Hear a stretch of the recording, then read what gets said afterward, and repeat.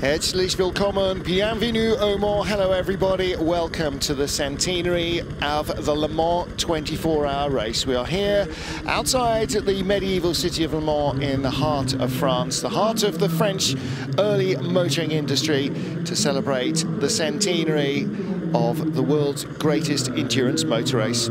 Starting the coverage for you today, Martin Haven, Graham Goodwin and Jim Roller. And Jim, perhaps the biggest day sporting crowd of any event this season, more than 300,000 people here packed around this 8.5-mile racetrack.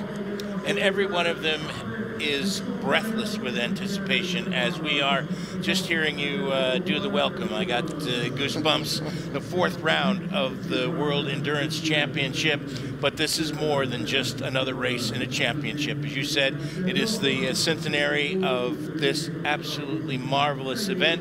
In 1923, a group of 3 men got together from the ACO and from a wheel manufacturer and put together a plan to prove the reliability of the automobile and to foster innovation.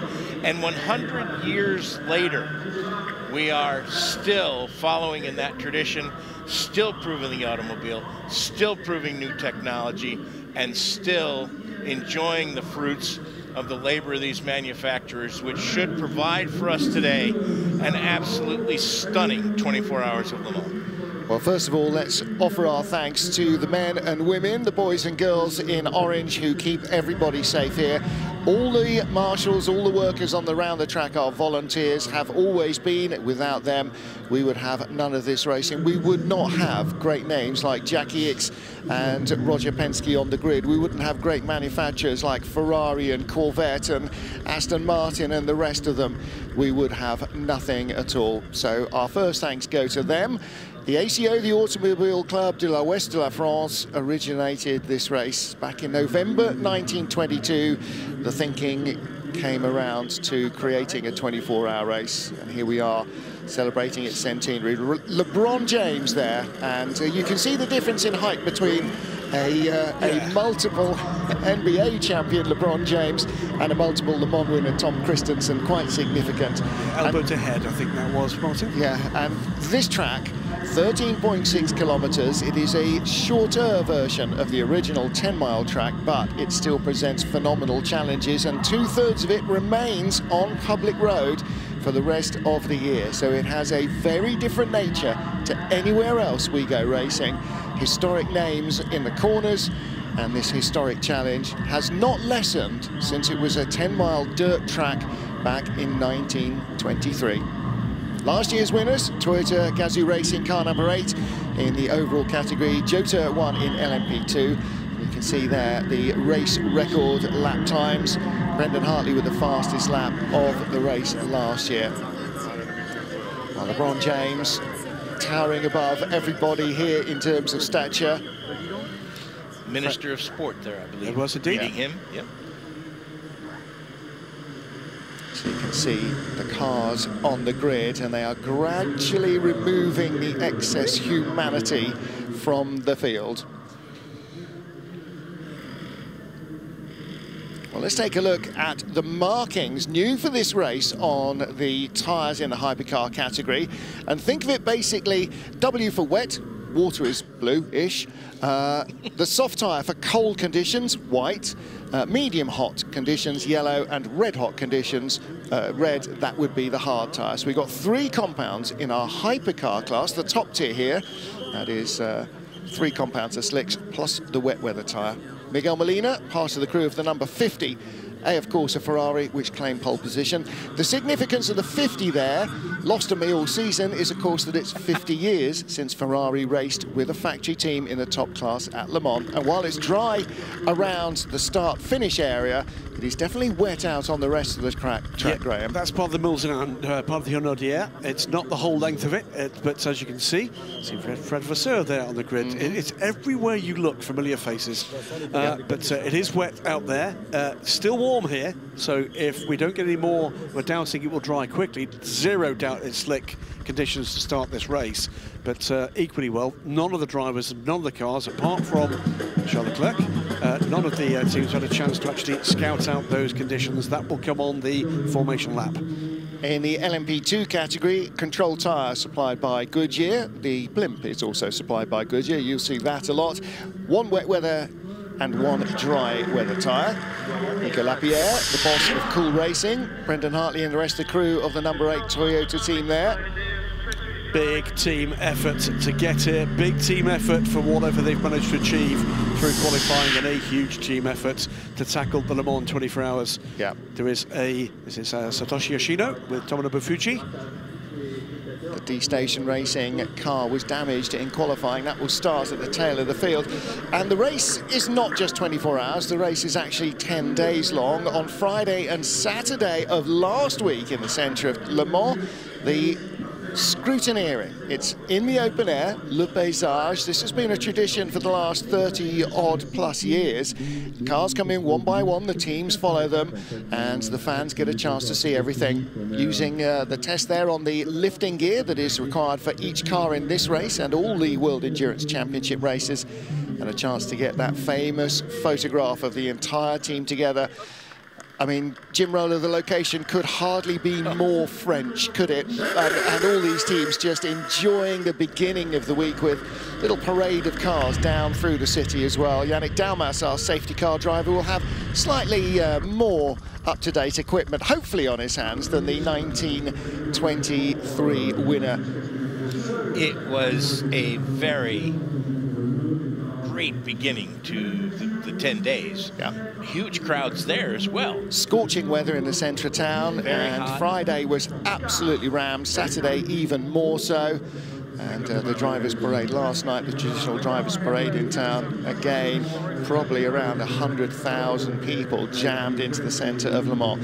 The cowboy hats for the Corvette racing team, they were brought by the starting driver of that car, Ben Keating, the man who put it on pole position in the GTE AM class.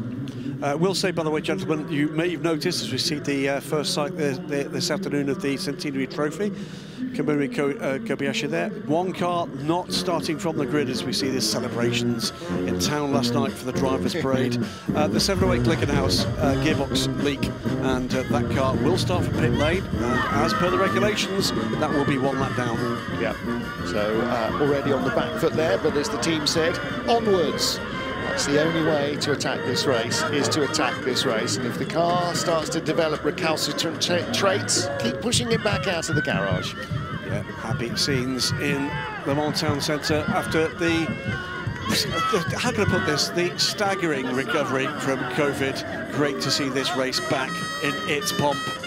Leo Henry told me only time in his life he ever felt like a rock star. Former class winner here, one of the gentleman drivers, and he said it was probably one of the biggest thrills he's ever had was being in the parade. Yeah, it's great to see first-time teams and drivers here as well. They are absolutely blown away by the reception from the crowd. So lots of friends of the famous down on the grid and in the pit lane. Still a little bit of rain falling. We've had a few drops of water in the air most of the night and all of the day. The weather is moving away to the west there on the Le Mans radar. Le Mans, by the way, is the local newspaper. That was the first section of Heures, the Mulsanne Straight, as was. Professor with the Toyota Gazoo Racing crew now. Philippe Leloup, who was a long-time member of Hugues de Schonach's crew at Orica. Mohammed bin Sulayem there, the president of the FIA. Greets the first ever race winner in an FI World Endurance Championship race. That's Lila Wadou. Yep. From last time out at Spa. Well, our top class here is no longer LMP1, it is now Hypercar. But 2 or 3 years ago, the ACO introduced a new element to qualifying, Hyperpole. The deal here is that the fastest 8 cars in each of our 3 classes got to go through into Hyperpole, and they had half an hour all together on track to try and set the best time. Ben Keating, again, pulled absolutely exceptional performance out of 33 Corvette Edex Sport. Paul-Louis Chatin, they were the perhaps surprise pole sitters in LMP2. A great Le Mans pole for them, their very first.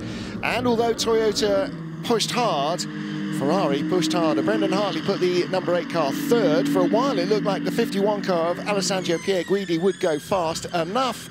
But an astonishing performance from Antonio Fuoco put the number 50 car clear and away in front.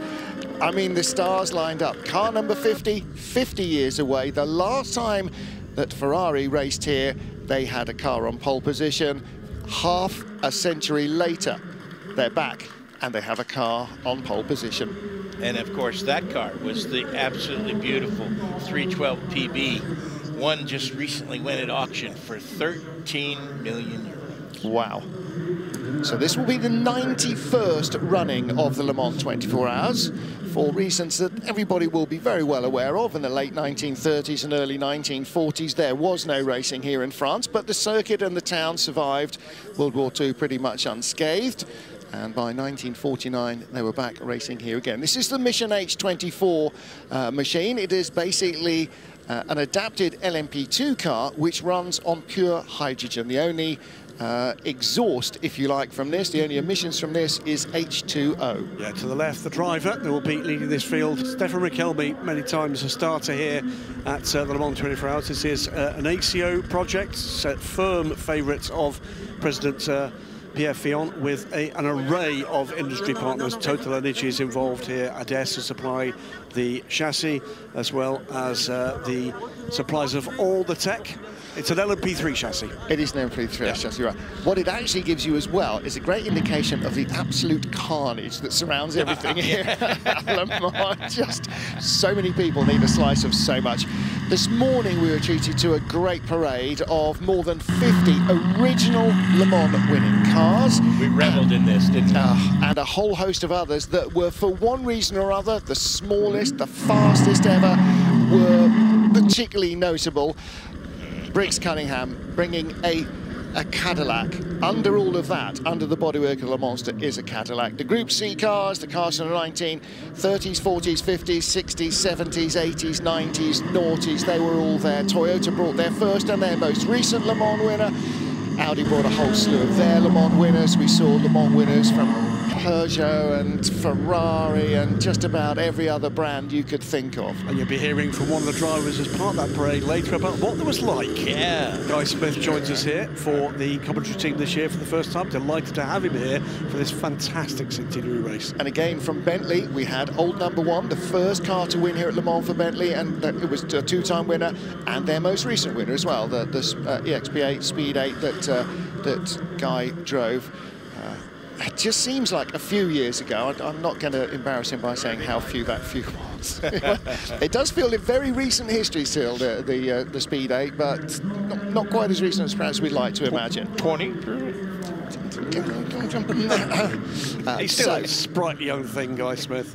He'll be. But remember, he's actually already raced twice here this weekend. Yes. Well, that's right. In the Road to Le Mans, part of United Autosport's LMP3 setup.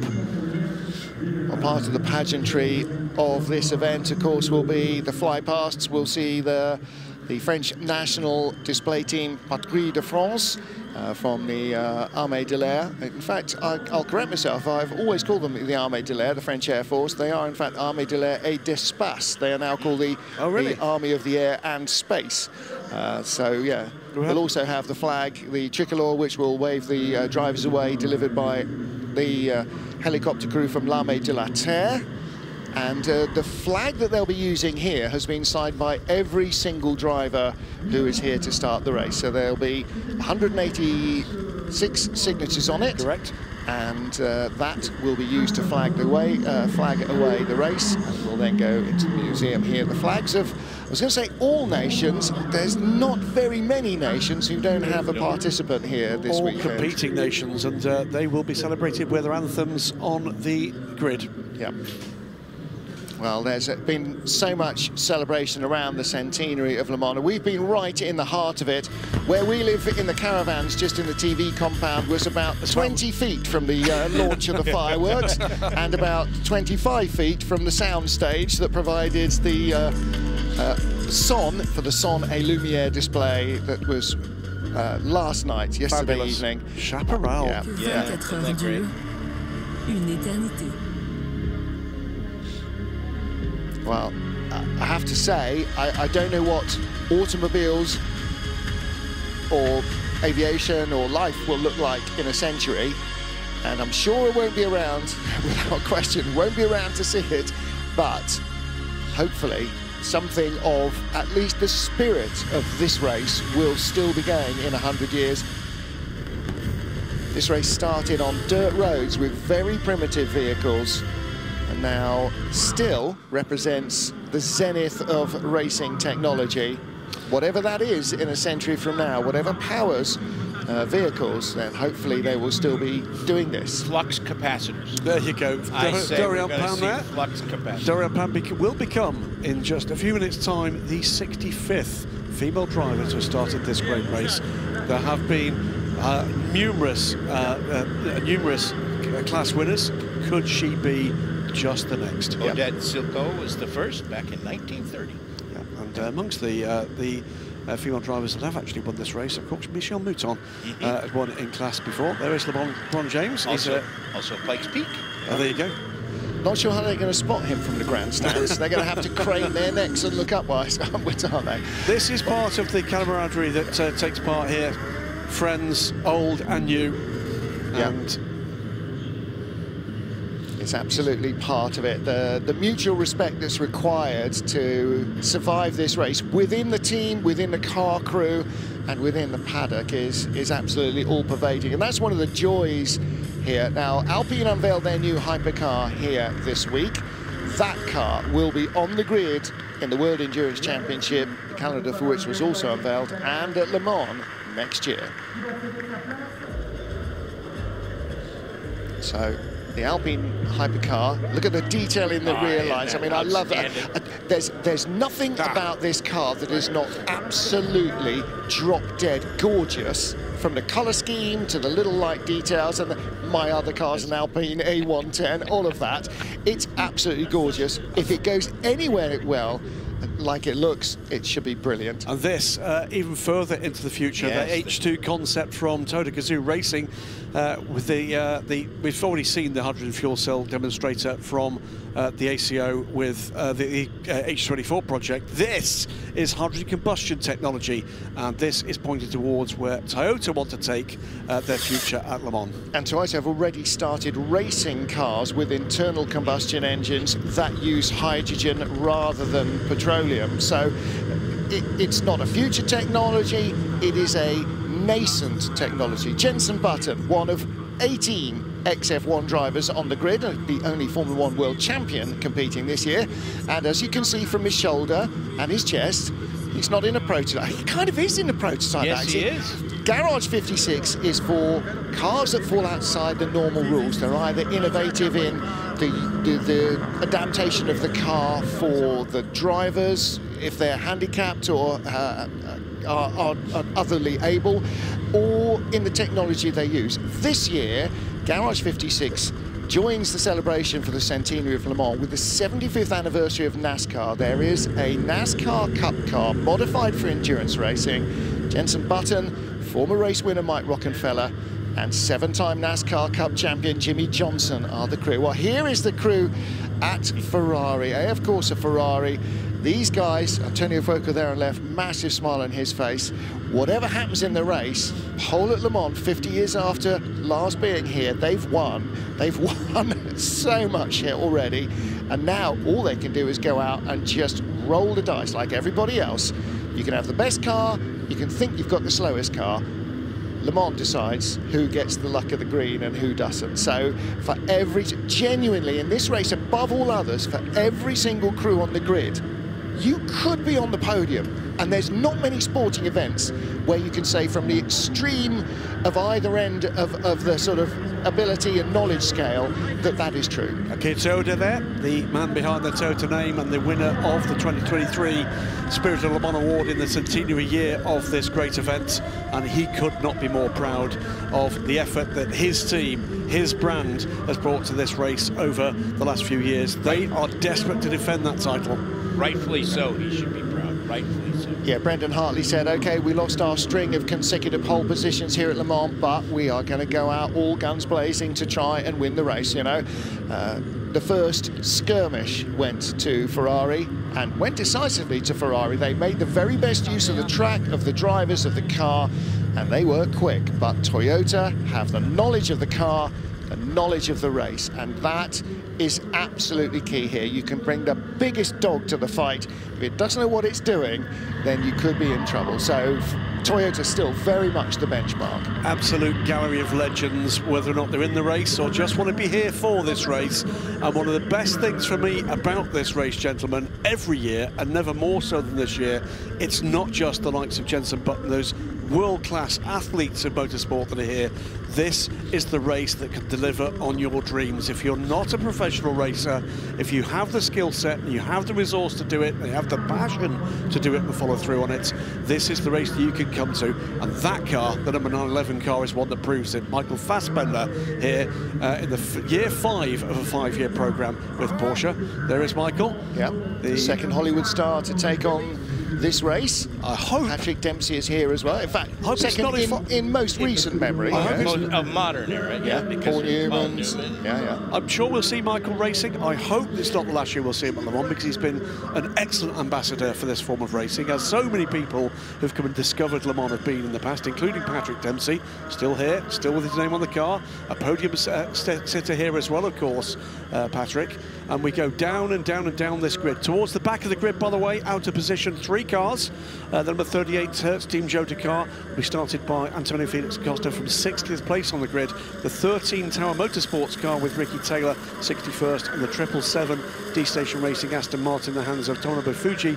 Those 3 cars failing to set times in qualifying will start from the back of the grid. One other slight change is the Garage 56 Hendrix Motorsport Camaro will start behind LMP2, but in front of all the GTE AM cars. It's about 6 seconds a lap quicker, so for safety reasons, instead of starting it on the back row, they've decided to start it ahead of the cars that it's faster than, and behind the ones it's slightly slower than. Tatiana, from the team manager from Kessel Racing, famously, she was the only member of the paddock that actually was in the paddock when our race director Ed Waller-Freitas made his debut in a driver's briefing a couple of months ago. She's absolutely stunning individual. Happy people on that crew, as there are on all 62 crews here. This is the pinnacle of ambition, not just for the drivers, remember, but for the team members as well. Huge pride on that grid.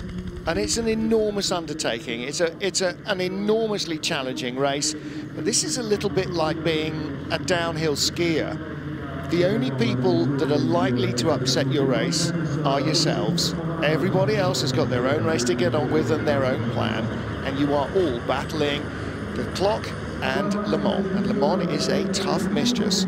If you win this thing, you know you've done something special with your life. If you become a world champion, that's an exclusive club as well. This is a tough race to win. You saw the Omani driver, Ahmad Al-Hati, his orange Aston Martin will start on the outside of the front row of the grid in GTE Am. Charlie Eastwood, you saw there in the shot with him, he will start the car. Nicky Katzberg was being interviewed just down by the pole-sitting car in GTE Am. It's the car with the lap set by Ben Keating. And Nico Varoni is the third member of that car. Well, let's hear from the talented Texan, Ben Keating, on the grid by his Corvette.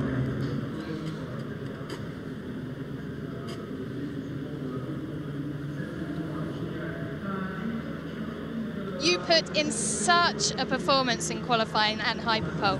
Yeah, it was really, really special. As a team, we were kind of struggling with how to set up the car.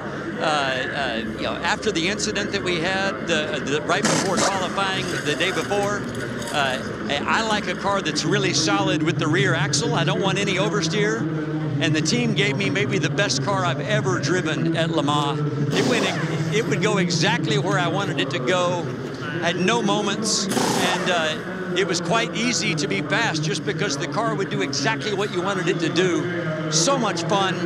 You know, it was quite emotional when I got done. I didn't think much about it. I did a good lap, but when they said, okay, you've just done the pole qualifying lap in the last year of GTE for the 100th anniversary, it's a big deal. It really is. Thank you very much. All the best for the race. Thank you. Middle name passion, Ben Keating, good to see there. Yeah. The team lineup and some of the passion that was around that NASCAR Garage 56. John Doonan there, captured as being the IMSA president, also the team principal of this effort, and doing so on behalf of his boss, Jim France. IMSA president's just his day job. He does this for fun. And he's having a big time, and Jim France couldn't be more proud of these guys. Jim's had phone conversations with John and is actually here today for the race. So absolutely fantastic. There you see LeBron James, and this whole NASCAR effort has really claimed everyone's attention. Let's hear from Jenson Button about it. I'm with the driver crew for the number 24 Garage 56 NASCAR Camaro here at Le Mans, and you're really blowing everyone away, Jenson Button. Yeah, it's pretty amazing. You know, it's such a special race, this. It's the 100th year as well of Le Mans. So to bring a NASCAR stock car here, it's pretty spectacular. I think the fans are really loving it. From what we hear every time it passes, there's a big cheer. So, yeah, it looks great, sounds great, and what an amazing team of people they put together. And I get to race one of my mates, which is pretty cool. And Jimmy. That's kind, isn't it, Jimmy? But also the times that you're putting in, the speed that car's got. Yeah, the car's been well prepared and a bit more pace than we anticipated having. So it's been nice as we're positioned here ahead of the GT cars, right on the heels of the P2 cars. All right, well, we look forward to speaking to you during the race. Thanks very much. I'm going to just counter something Jenson Button there. I'm afraid, I'm terribly sorry. I have to apologise to you, ladies and gentlemen, for the blatant lie from Jenson Button, because there's no way you can hear cheering over that. Because that is one very loud car. Well, I think there are loud cheers, but... We hear there are lots of cheering. Yeah, no, they absolutely won't be hearing it inside the car. What they will do, though, is see all the heads turning. Absolutely. And, I mean, they're very well aware. We were out trackside, as you know, all three of us at the test day, and it's just a smile spreader. That effort. It's absolutely fantastic that they're here. It's historically appropriate.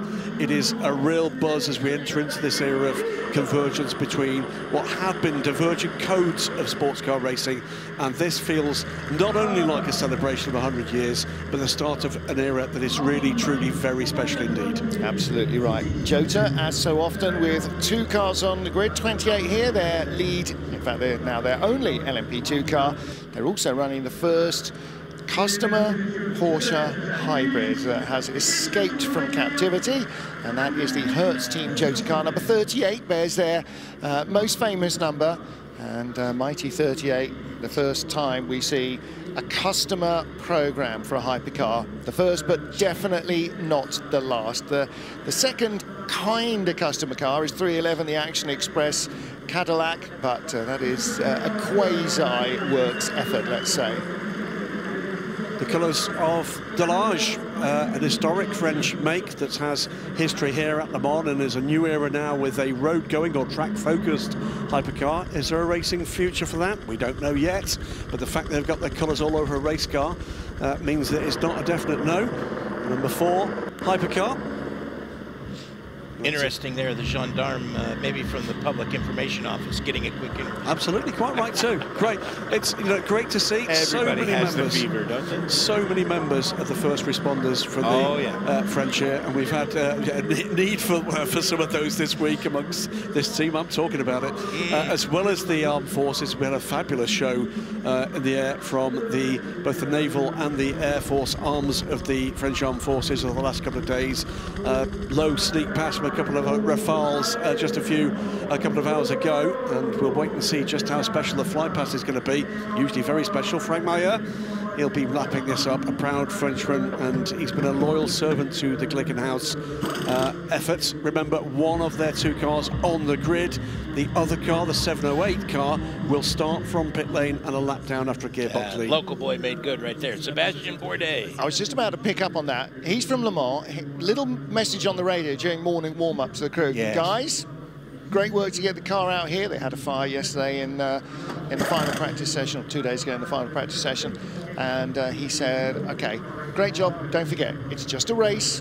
Don't overthink it. Let's just go and have fun. Let's do this thing. And that's exactly the way to approach it.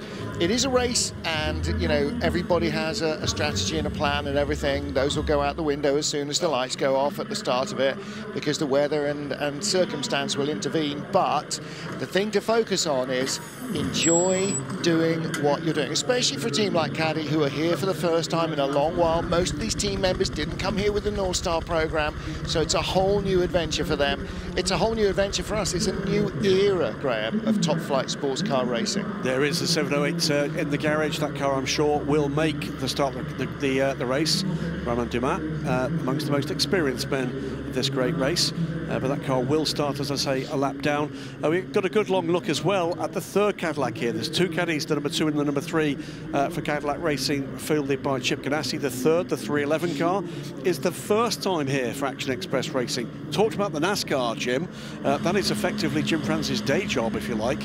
That's his Sunday roadster right there. Not this one, but the Action Express car. This is appropriate. This is the Centenary Trophy and a recreation, I believe, of the 1923 winner. I don't think the 1923 Shanghai Walker survived the subsequent years, but the most successful race winner, Tom Christensen, 9 victories here at Le Mans. So he's won nearly 10% of all the races ever held on this track. What That's a record. just greedy, obviously. 18 starts for Tom. 4 of those didn't result in a finish. The 14 that did, he finished on the podium every single time. And by the way, that trophy, it arrives here as the reward, amongst the rewards for the winning crew, after a global tour to promote this great race. I keep bumping into it. I don't mean literally. It wouldn't stand the denting. But it's great to see all sorts of major events, not all of them sporting events. The ACO have put in a great deal of effort to try to spread the word about this event, and boy did that work, with tickets selling out completely. And not a more appropriate person on the planet to be driving that replica with that real trophy, the man who's won the other trophy more times than anyone else. It's perfect. I think one of the things he's enjoyed most about the build-up to the centenary is the opportunity to drive lots of old winning race cars. He's done a whole bunch of films, you know, starting with Bentleys and so on, and a very different kind of atmosphere driving those cars. You know, he's now trying to go, okay, center throttle, right handbrake, center throttle, which is the neutral, where's the gear lever, all of that stuff. You know, he is. There you go. Ever the showman. Yeah, he is, of course, the ultimate pro. And absolutely the correct ambassador for this event this year. I'm sure his ex-Audi teammates in particular will be watching him, just trying not to make a mistake with no little glee there. AJ Foyt will tell you that the Indy 500 made him who he is today. Richard Petty will tell you the same thing of the Daytona 500, and the 24 Hours of Le Mans has not only made Tom Christensen a national hero in his home Denmark, he is a worldwide celebrity because of this event. And how many racers and racing teams are here or have cycled through this great race because of the example he set. Yeah, absolutely right. Here we are.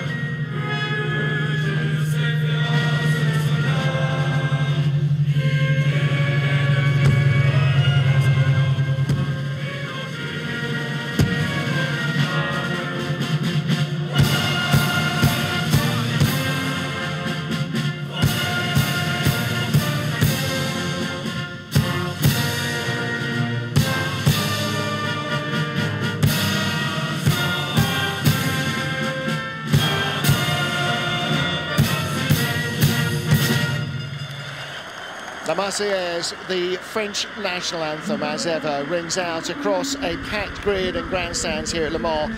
And to deliver the starter's flag, L'Armée de la Terre, bringing it in the now honoured tradition. This is the view over the circuit of Le Mans from the helicopters as they bring in. That's some firepower right there. That is some firepower. It's also got a camera pod, but this is on board the main delivery vehicle. Yeah, just making sure that that's a new element in race controls armory there. There's no solution for track limits, gentlemen. Limits, yeah. This will be punished by a 105mm howitzer. Yeah, this spectacle, though, has become part of the ceremonial of the last few years. Including the rehearsal on Friday morning. Yeah, and if you weren't aware that helicopter pilots were certifiably insane, just watch this. You will be. Not just the helicopter pilots. Why would you leave a perfectly serviceable helicopter without a parachute? Absolutely. Abseiling down with the Tricolor. Again, this, I'm sure, is a huge honour for those responsible. Not coming down slowly either. Brave men and women of the armed forces of this great nation. The flag has been dropped off. Two more coming down. Yeah. So the first two will be stabilising the drop ropes for their colleagues that follow with the slightly heavier load. And then one of these servicemen will have been accorded the honour of taking his nation's flag to the hands of the man that will signal the start of the centenary running of the 24 Hours of Le Mans. Traditional bow to the teams on the grid from the heli, I expect, at any moment. Ropes will drop shortly. There's the Tricolor. Yeah.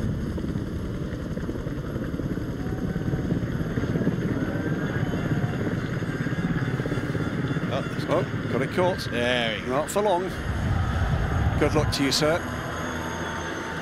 This is a proud moment for him. He's going to, I think he's going to be, is that quad bike it's going to be coming on? I think it is. Nose down, very low, and very, very loud. Yeah. And away they go. Tremendous. Eurocopter Tiger. That's featured on a Bond film some years ago. I was just going to say. It is that helicopter. It's the same basic piece of kit. Yeah, in the same family as the American Apache. Yeah. Frederick Leclerc in the centre of the group of luminaries, the CEO of LMEM. You just see Dr. Volkan Golrick in about the third row behind there. So LMEM, the organisation that organises the FR World Endurance Championship and its family of racing events around the world, which we're privileged to provide the words and pictures for you. There's the man that will wave the Tricolor, LeBron James, to the Los Angeles Lakers. Not the only top American sporting star on the grid, because the most successful quarterback in NFL history, there's the smile. Tom Brady, is here as well. There's a big man and a big smile, LeBron. And this will not be lost on him. No. Huge glories in his career, but this, we've already seen the public statement from LeBron of the honour that this represents, and he will remember this. There's not many times LeBron will have been in front of a crowd this big either. No. Yeah, that's for sure. I mean, same deal with Tom Brady. You know, a Super Bowl crowd is a big crowd. There's Jackie Hicks, 6 times winner of the Le Mans 24 Hours, just on the left-hand side of the shot. And until Tom Christensen came along, that looked like a record that might never be beaten. Ah, there you go. Right on cue, gentlemen. Thank you. Some of our colleagues walked in this morning through the pedestrian gate. Jackie Hicks was just in front of them, race suit in one hand and a briefcase in the other. Absolutely, yeah, just walking in through the normal gate, same as everybody else. Tell you something else. Jackie, Derek Bell, those guys, heroes of mine from my era as a kid, and I'm delighted to say they don't let you down in terms of their attitude, their outlook. Stunning human beings. Yep. Wonderful. And it's, you know, it's been a huge part of the spirit of this event to this point. Now the new guys, the modern guys take over, but to this point, the spirit of this event has been defined by their example. And it's a fine example. They have shown all of the young drivers coming up. This is how you act. This is how you're a gentleman. And more importantly, this is how you're a sportsman. And this is proper sportsman. This is how you show the respect for the event too. Yes. You know, it is that thing. It's very often in sport, in this celebrity-obsessed culture we have nowadays, it's not like that here. Yeah. There's no one that is bigger than this event. No. Well, we love coming here, but I can tell you Tom Christensen and Jackie Hicks love coming here even more than we do. You know, we've got links with this place. We've been coming here a while. Yeah. Jackie's been coming here a very great deal longer and has very much stronger links with this place, but they just absolutely love it. You know, it is just a delight. The teams, the drivers are so welcoming. They just embrace everybody because everybody's here with the same passion. Wherever you come from, whatever language you speak, whatever your background is, none of that matters. Everybody's here because they love this crazy event. You have some wonderful moments in this crowd, whether or not you're here as a fan. I've done that for many years, whether or not you're here just wandering through and enjoying the sights and the sounds and the smells of this place. There's always a conversation to be had. There's always a nod of acknowledgement that the passion is there for everybody. Stefan McElmey just suiting up and getting ready to lead this field away in the Mission H24 car. Second generation fuel cell car from that technology demonstration. So a very different looking pattern on the side of its Michelin tyres, and that's all going to be part of that as well. All the tyre manufacturers trying to remain as valid as possible, as recyclable and as sustainable as possible, while generating the same performance from their tyres. They too move the game along. So many things, from decent lights, windscreen wipers, disc brakes, decent tyres on your cars, have all been developed directly here at Le Mans. With a cloud of water behind it, off goes the Mission H24 hydrogen-powered prototype. And Monaco driver Stefan Richelme knows the track well. He knows his car well as well. He and Norman Nato, who's in the main race, have been deeply involved with the test driving in his car. It is a phenomenal engineering test bed because trying to overcome a whole host of challenges in terms of packaging, temperature control, you can see the big air scoops and so on, of these pure hydrogen fuel cells is not the work of a moment. And we're going to have to get used to saying off in a cloud of mist as opposed to off in a cloud of smoke or dust. By the way, that car has raced. That car has taken part in Michelin Le Mans Cup races, including here at Le Mans last year. Indeed. There is, I believe, potentially a third generation of this. And you can see there, our first opportunity, that's not the water coming out the back of the car. Well, it is, but it didn't start inside the car. Still very wet there, but looks to be starting to dry.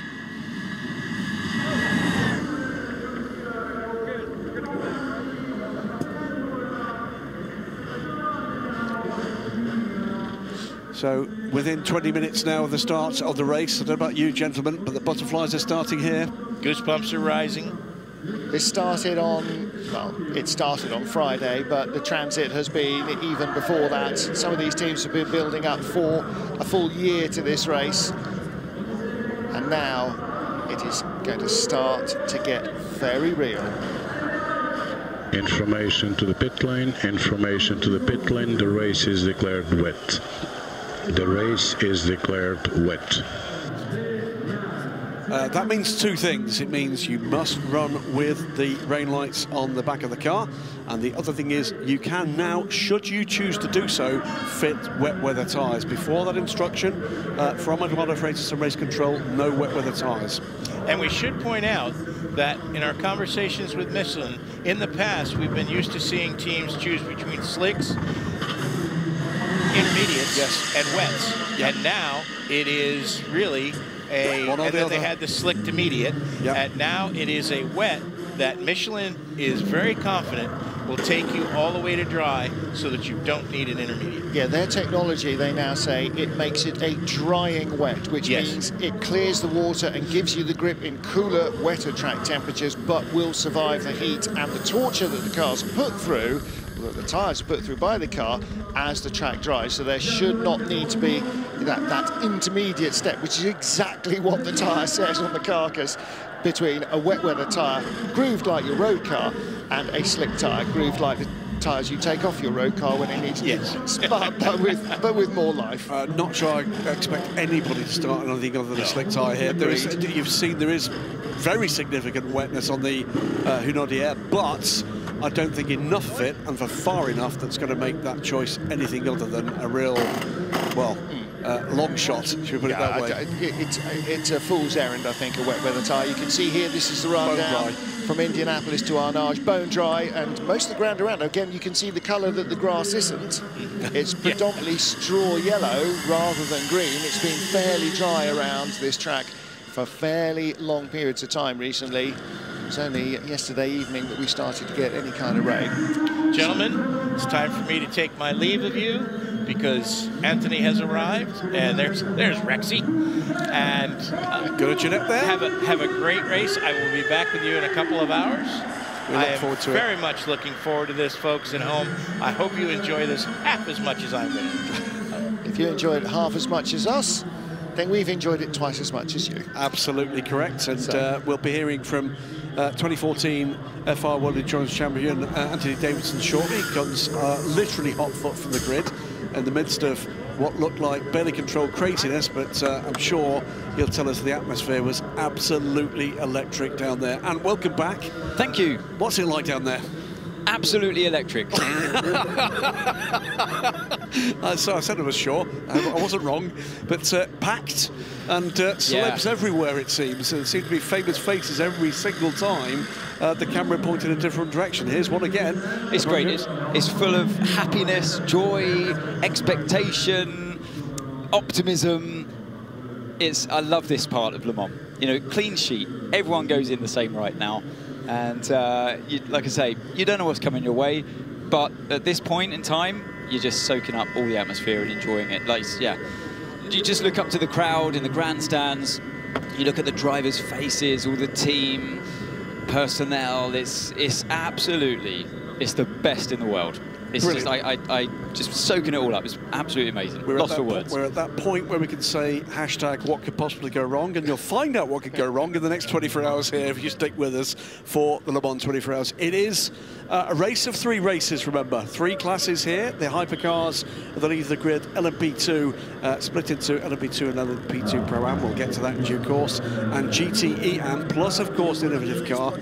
That does mean that 3 races are happening here at the very same time. There's a lot up for grabs other than just glory, and we are just minutes away now. And have you mentioned at all, obviously I couldn't hear you on my way down here, you've mentioned the fact that it's absolutely soking wet at the first chicane. Yes. I said, okay, good. Yes. Because that, I mean, you're on the grid, it's boiling hot, absolutely dry, and standing water on the Heures. Jose Maria Lopez came running up to me with a picture of someone had been out there and sent him a photo, and he said, no, have you seen what it's like at the first chicane? I couldn't believe he was talking about the same day. I said, are you winding me up? I'm live on air here. Are you winding me up so I'm going to go on and say the wrong thing? He said, absolutely not. That's genuinely what it's like. Yeah, there's been a little downpour there, and it is very wet, but it will, track is hot, it will dry fast, and I don't see anybody doing anything other than going on medium slick tyres.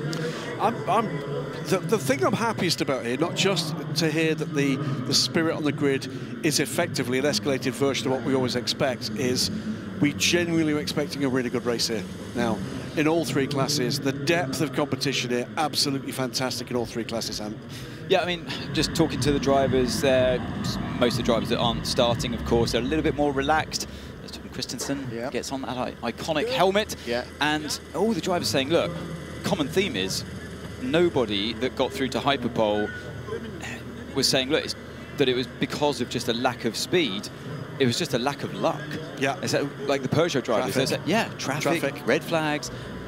We should be higher up, should be closer to the likes of Ferrari and Toyota, which is music to my ears. Yeah, as Tom Christensen climbs aboard the car, I could just see in the background we're about to get the fly pass from the Patrouille de France.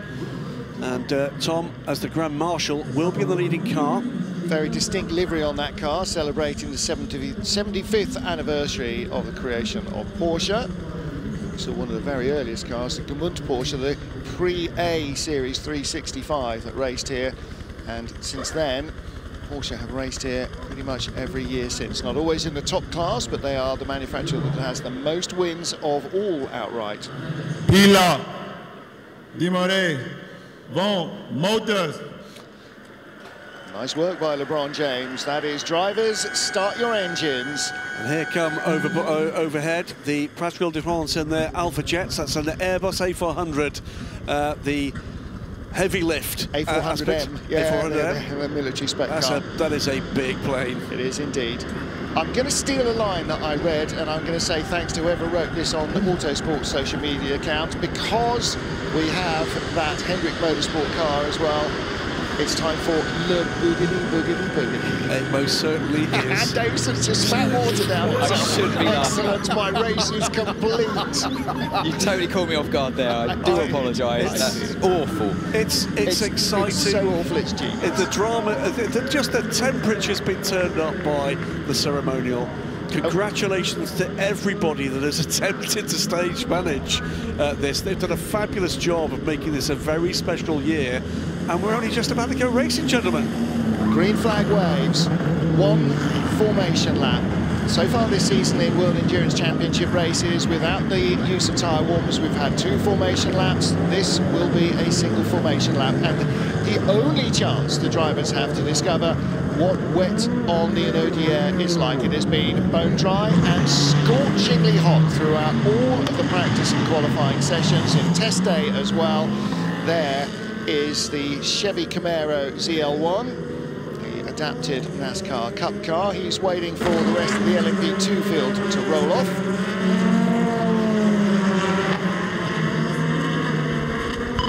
Reminder to the pit lane, car 708 will be starting from the pits. Car 43 has declared a mechanical problem. If that is the case, the gaps are to be respected. That's the 43's DKR Engineering's Orica, the all-Belgian crew Pro-Am car, starting in 33rd position. And in fact, you saw it down by the pit wall as the Hendrick Motorsport Camaro rolled off. I think it was still beside the pit wall. So here comes our GTE Amfield, and there will only be this single formation lap. So that's really bad luck for Kenny Jenklas's Luxembourg team, with the all-Belgian crew and their very Belgian commemorative livery. And here comes the rain. I can just see the safety car in front just kicking up a bit of spray, and yep, sure enough, look, riding on board the Ferrari, the sister car in front on pole position, doing exactly the same thing. It's just, as a driver, you drive around this part of the track right now and you're thinking, oh dear, what have we got here? Like we said, bone dry around one half of the track.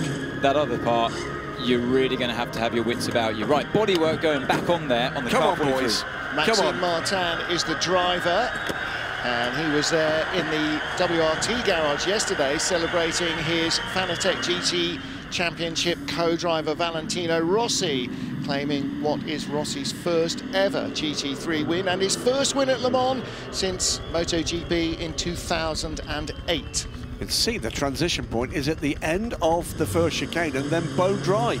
This is treacherous. Absolutely. On slick tyres, we saw it in Spa, didn't we? The last race we had in the World Endurance Championship.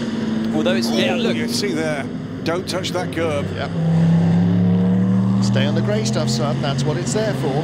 The big plus side is they've had a chance to see it, at least. They're not coming blind into this, but that's going to be precious little. And the other thing is, although they're going very much more slowly than they will be in a lap's time, they have at least had a chance to feel how much or little grip there is. The DKR car being rolled off, so that will take the rolling start, hopefully. To be pushed into the pit lane, it says on timing and scoring, but has he got a chance to go? We'll see shortly. No, that's changed. Stay at the back of the queue. So he's not allowed to rejoin his position in the queue. He will start at the back of the queue, but they won't lose any laps. Then it dries up going into the second chicane, so it is so localised. Yeah, it's basically just the first chicane and a few hundred metres before it. And again, the problem here is it's not just about what the temperature's like here, it's what the temperature's like there. On an 8-mile course, that's the problem. If I was race director right now, I would throw a slow zone just for that sector. Okay. That's not a bad shout. That is not a bad shout. Slow zones, the race director can have a section of the track where the maximum speed is 80 kilometres an hour. And that would be a pretty decent way of just protecting them from danger in the first couple of laps. But you can see how dry it is down the end of the Mulsanne straight.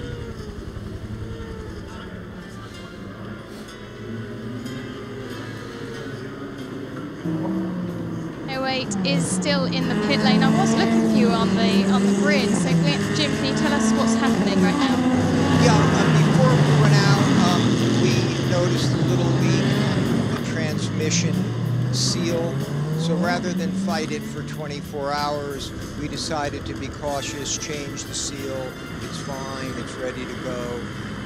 You know, with this new pass-around procedure, it's not really an issue. We're ready to go. Great, thank you. Thank you.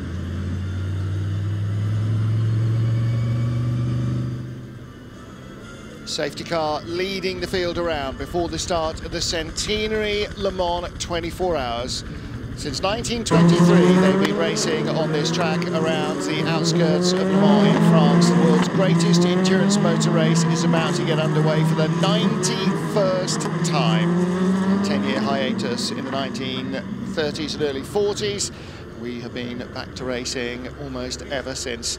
And for the first time in 50 years, Ferrari returns to the top class at Le Mans with a factory effort. They start on pole position with car number 50. It'll be Niklas Nielsen leading the field ahead of his Ferrari teammate James Calado.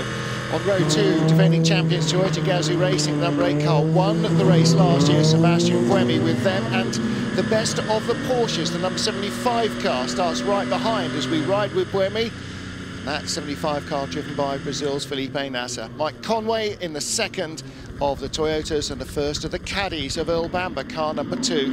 The Peugeots are in 10th and 11th position in our 16-car top-class fields. The 708 Glickenhaus, as you just heard from Jim Glickenhaus, will start in the pit lane after a change of a transmission oil seal. Always try and address problems as soon as you can. Pole in GTE AM, set by Ben Keating in the 33 Corvette Racing Corvette, and it is Nicky Katzberg that heads that field. EDEC Sports' Paul-Luc Chatin, the man who set the pole position in LMP2, heads the second prototype field away. And just quickly, the reference to the pass-around, there are new safety car rules this year, which will stop drivers or cars losing a lap to the leaders in their class, and will then bunch all the classes together before they're released. So Jim Glickenhaus is very much the opinion that will help them get back onto an even keel. We are getting ready for the start of the centenary race at Le Mans with Ferrari, Toyota, Porsche, Cadillac, Peugeot, Glickenhaus and Floyd Van Wall in our hyperclass. We've got 24 cars in LMP2, and we have Corvette leading our 21-car GTE AM field. It's a huge effort from these manufacturers to bring all these cars, most of them new, racing this season, to the grid here. Huge anticipation from more than 300,000 fans packing Circuit de la Sarthe. They could not have sold another ticket. Everything is full to the rafters, and we are ready to get the race underway. The challenge is known, it's well known. the factors that are going to be the stories told over the next 24 hours and for years beyond are completely unknown, and that's the best part of this. There are so many unknown factors with this race, that when it comes at you hard, and the fact there's so much newness here and the depth of competition in every class. We're about to go racing. We are about to go racing at Le Mans for the centenary race, the 91st running of this great endurance classic. Cars heading off what was once all public road, and back in 1923 was a 10-mile course. This is the permanent race facility as they head into the Porsche curves. Anthony, some of the greatest challenge on the country in the world of motorsport. We'll just hear from the race director. All cars to assume grid positions. All cars to assume grid positions. Let's close those gaps. Let's please close those gaps. Again, 2 lines of cars. Please, 2 lines of cars. Easier said than done somehow on those really tight final chicanes, and you tell yourself as a driver at this stage, keep it clean going into the first couple of corners. It's a long race, but again, that is easier said than done too. The 75th anniversary liveried Porsche safety car will lead the field around. Also Sprach Zarathustra reaches its conclusion. The clock is set to 4 o'clock Central European summertime. The centenary running and the centenary of Le Mans 24 hours will get underway. LeBron James waves the tricolour and we are racing. Ferrari locked out the front row of the grid. Will they still be in front in 24 hours time? The Toyota number 8 sweeping around the outside, looking for second place. Lock up from the Porsche, the 75 car. There's contact with the Toyota. They both survive. Peugeot and Cadillac both take to the runoff area. There was contact. It's a Ferrari 1-2, 50 ahead of 51. The number 8 Toyota in 3rd, and the number 7 Toyota up to 4th place, ahead of the 75 Porsche. That's the car you can see right behind. Then the blue nose, that's the number 2 Cadillac. The second Porsche is next up behind him. And then we get into the first of the Peugeots, the 93 car, with that distinctive, it hasn't lost its rear wing. That's the way it's supposed to look.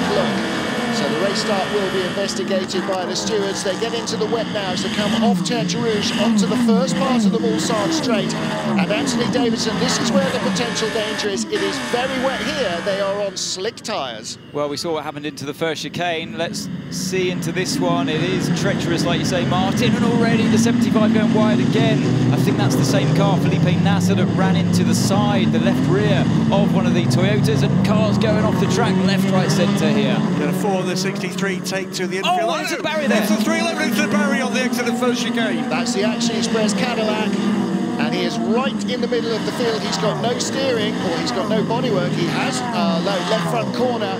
Now he's going to try and drag that back to the pits. Jack Aitken. One chicane in, Jack Aitken caught out and in the barriers. He will try and drag that back to the pits, because who knows what else might happen in this race. Well, we called it even before the start of the race that first chicane was going to be a little bit treacherous on the exit, just losing at that 3-1 mark. What do you spot, Martin? We need to see what happened to the 51 Ferrari. That's gone from 2nd to 4th. He's been jumped by the 2 Toyotas. Nick Nielsen still leads in the 50 car, but Toyota number 8 in 2nd. Sebastian Buemi, teammate Mike Conway in the other red and white Toyota. That's in 3rd place. There's the 51 Ferrari in 4th. And there is Jack Aitken, the British Korean driver, trying to drag the car back to Action Express. All sorts of body bits will be required, but it's going to have to go back into the garage and have a new front end put on that car. Look how racy the Toyotas are looking at the start of this. Yeah. Right up behind the car 50 now, and breezing by into Indianapolis. That's a surprise. Yeah, car number 8. Huge attack from Sebastian Buemi. There's his teammate Brendan Hartley and the rest of the garage applauding as Toyota retake the lead, or take the lead for the first time.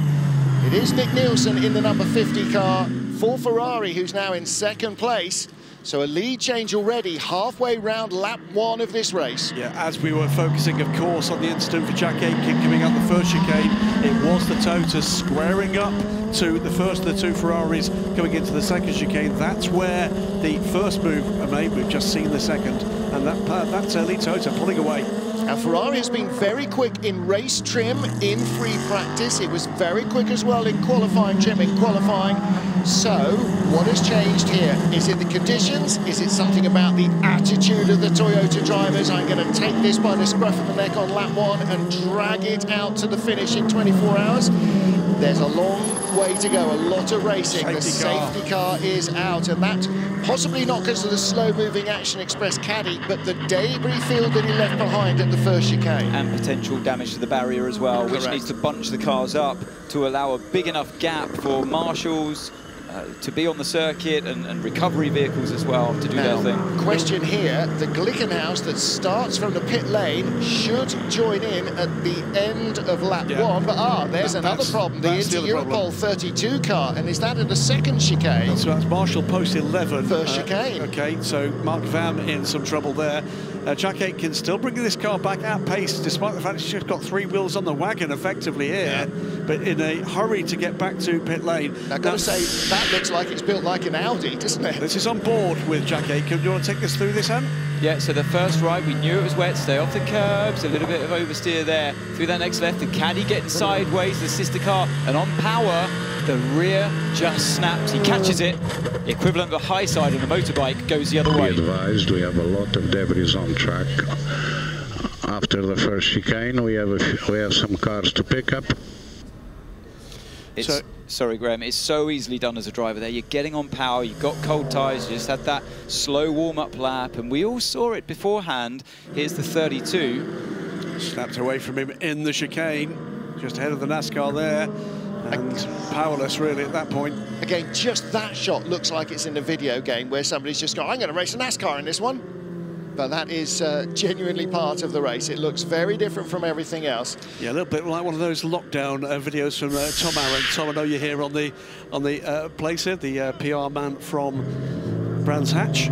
Well, great work by Jack Aitken to get back to the pit lane so quickly. Now, in the end, this will now be about making sure the car finishes the race. I mean, right from lap 1, their battle plan has changed. Fix the car, get it back out on track, try and make the flag, because they know with the field this competitive, they're unlikely to be a contender. But that was their battle plan all along. They would have had it in their debriefs before the race even took place, saying our strength has to be reliability, getting this car home. If we get through unscathed, we're guaranteed a podium. It's always the way it is when you're not in the fastest car, and they haven't been since the first laps we saw here. So I know it's easy to say sitting here, but it's a game of survival when it's wet like that in the first chicane. But it was just getting on power.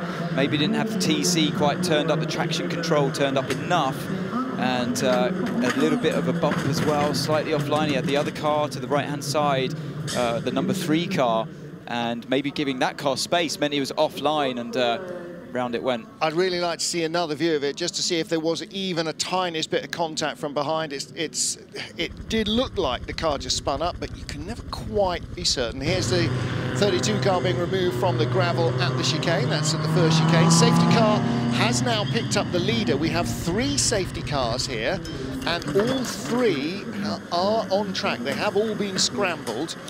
I'm not going to say we're not going to have to go through the new procedure, which we'll have to explain at some point. There's no cars behind the second or third safety cars just now, but we do have a car on pit lane. Also, by the way, to catch up here, we'll come back to the safety car procedure. On track now is the 708 Glickenhaus. That one has joined in a lap late, and we'll see how that works out with this process. The Inter-Europol car now recovered to the racing surface, and making progress up the order are the cars that started late. Now, this is the perfect time, in fact, to talk about the safety car procedure, because we heard Jim Glickenhaus saying, with the new safety car rules, starting from the pit lane shouldn't be a problem. Okay, they're not going to get...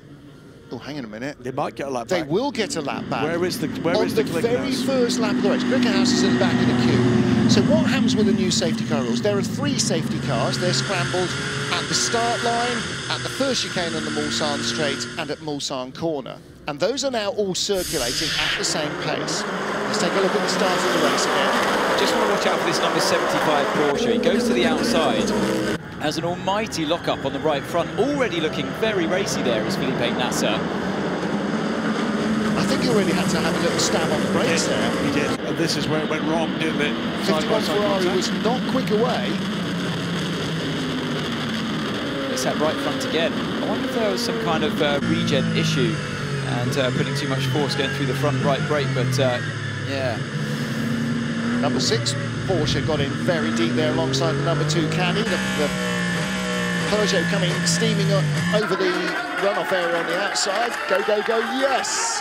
That was the number 8 car, Sebastian Buemi, taking the lead. This is the moment that led probably to the safety car scrambling, the 32 car going off in the wet. One twitch. Yeah, no sound of contact from behind. It just sounds like it just spun itself up there. And it was very subtle as well, wasn't it? It's almost like it wasn't under limited traction. It just too quick for the corner. Kind of like the Antonio Fuoco incident in Spa, where in a straight line it just sort of got spat across the road. Now, let's talk about the safety car rules. So 3 safety cars circulating. The entire queue is behind 1 car, but that's immaterial. Once the track is safe for racing again, the 3 safety car queues will merge. Safety car B and C will wave the field by, and once they're all in one long queue, then we get wave bys. So if you're in a queue of safety cars, imagine in the middle of the race, you're in a queue of safety cars, your class leader is behind you. Yes. You get waved by to the tail of the queue, so you don't lose a lap behind the safety car because of the safety cars.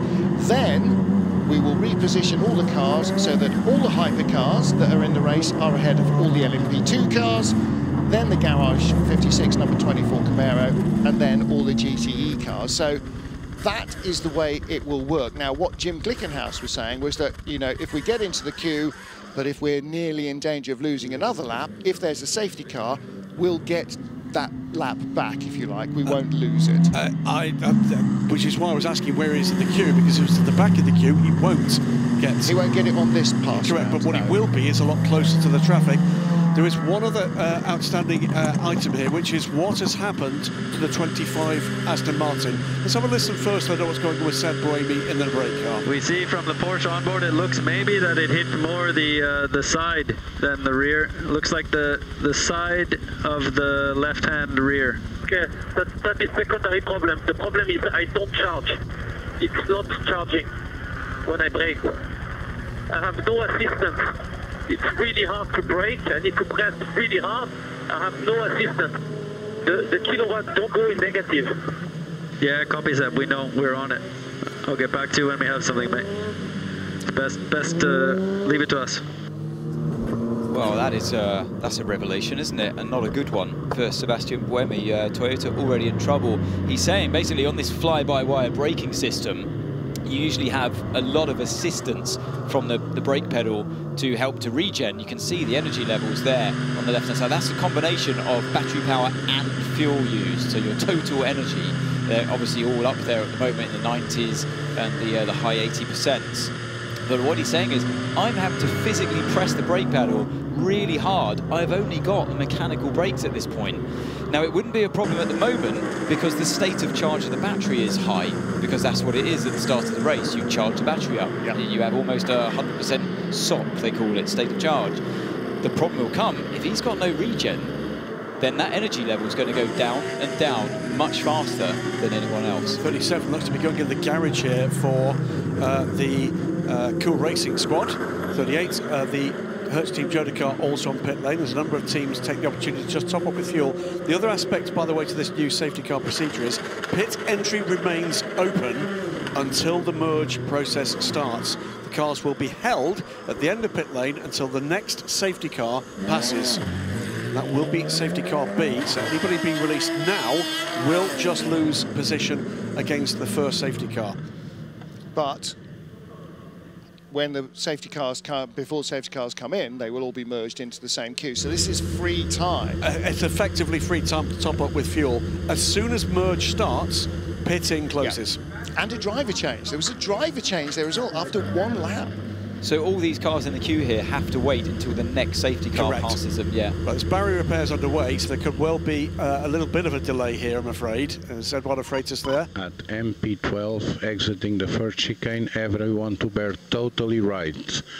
exiting the first chicane at MP12, everyone to bear totally to the right. I've got a lot of heavyweights on drivers left. That's a train of cars released behind safety car B. If you're wondering why it is that despite the fact there's only one safety car train, the other two cars were circulating, this is why. It's because this is part of the process. There will be a merging process. We will get to see that this early in the race. Slightly unwelcome. There's the Goodyear airship, the Zeppelin.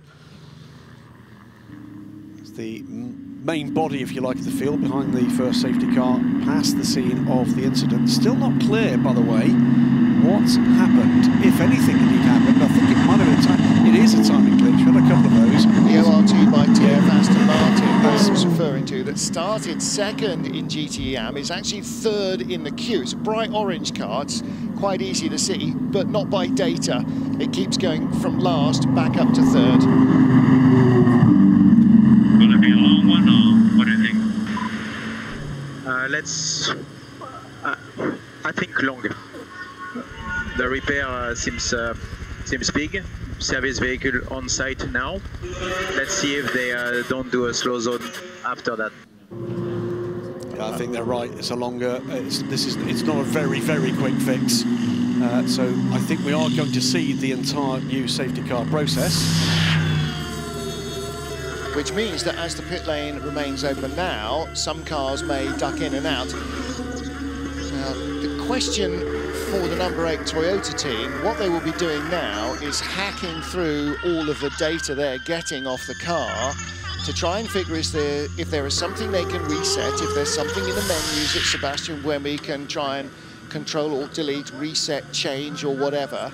Part of their problem is that it's not charging up the batteries and the hybrid power, although it's not used for a lot of the lap, probably no more than 6 or 8 seconds in an entire 3.5 minute lap. It is used and it is part of the power of the car. It doesn't add to the power of the car, no. It just takes the place of some of the internal combustion engine. But Anthony Davidson, the more significant factor, and we saw this in Portimao when the Ferrari lost brake-by-wire and they didn't get on top of it quickly enough, is that the brakes aren't built to stop the car on their own. And so imagine if you have 2 brakes on your bicycle and you're only ever using one, it's going to overheat because it's doing more work than it should do. And that's perhaps the larger problem immediately. Yeah, the safety car will mitigate that because he's not using the brakes very much. It's absolutely right, Martin. And what they can do as well, they can do half throttle recovery as well. So when you're not on full power, you do get the recovery that way. It uses the internal combustion engine to charge the battery, a bit like how a dynamo would. Hybrid on a road car. Exactly. So half throttle, you're getting all the recovery you need until the state of charge of the battery reaches a level that it's happy enough with, and then it does naturally hand over to the mechanical brakes. Trouble is, as soon as they're up to full speed, it's going to be doing that non-stop, and there's very limited room on this track to be carrying half throttle everywhere.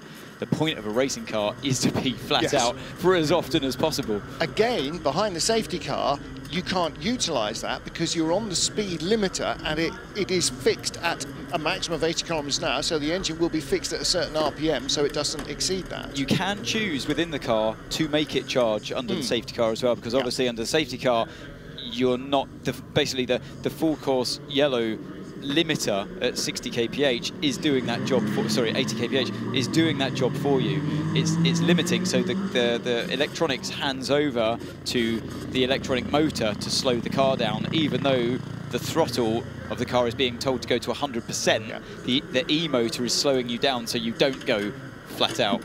Another thing I would like to see introduced is enormous A, B and C on safety car roofs. We just saw a shot of a little safety car queue. That's safety car B. Those were the cars that ducked in and out of the pit lane. And again, Anthony, let's listen. To be fair, you know, Jack, he was being cautious. He really was. He's just this unfortunate he had his positioning. teammate alongside. He knew it was slippery and greasy, and it wasn't like, wow, it was just... I was waiting for the, like you say, that high spike. Slip, the spike of the traction control not being there for him and just letting the revs fly up. But that didn't happen. He wasn't doing anything, in my opinion, irresponsible. It was just a racing car on slick tyres on a wet track. So yeah, it's your heart goes out to him. Well, there he is. Jack Aitken. Could have been anyone, mate. Yeah. Could have been anyone. I can't see anything he did. So here's the heli shot, and I'm trying to see where the Cadillac is here. I know the Toyota fight is interesting. Cool, the two Peugeots nearly taken. That's where it happened. That's where the pass happened, out of the first chicane.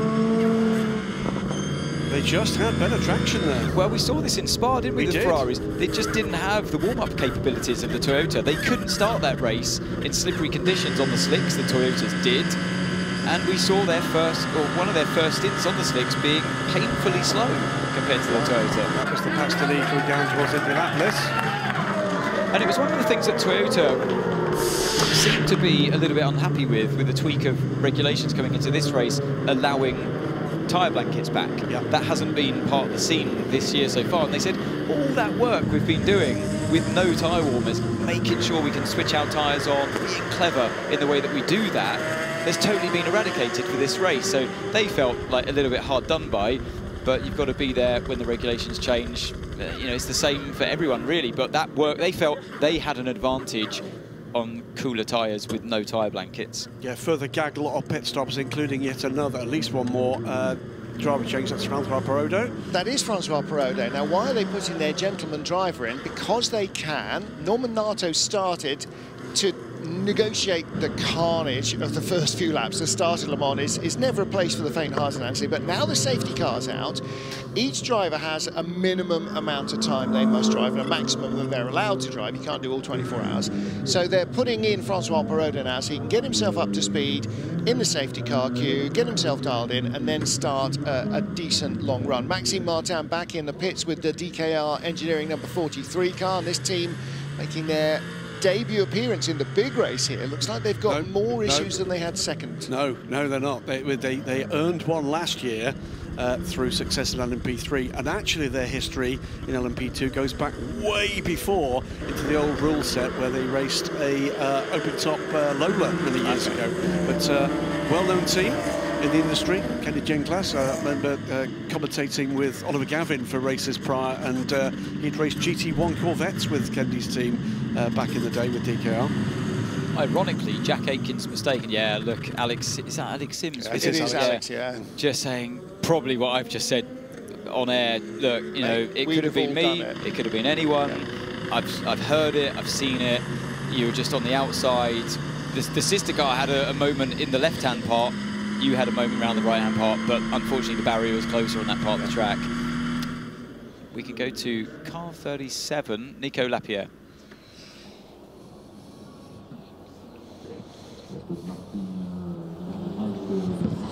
Okay, even if only one of the Toyota pits, you pit. If one of the Toyotas pits, you pit.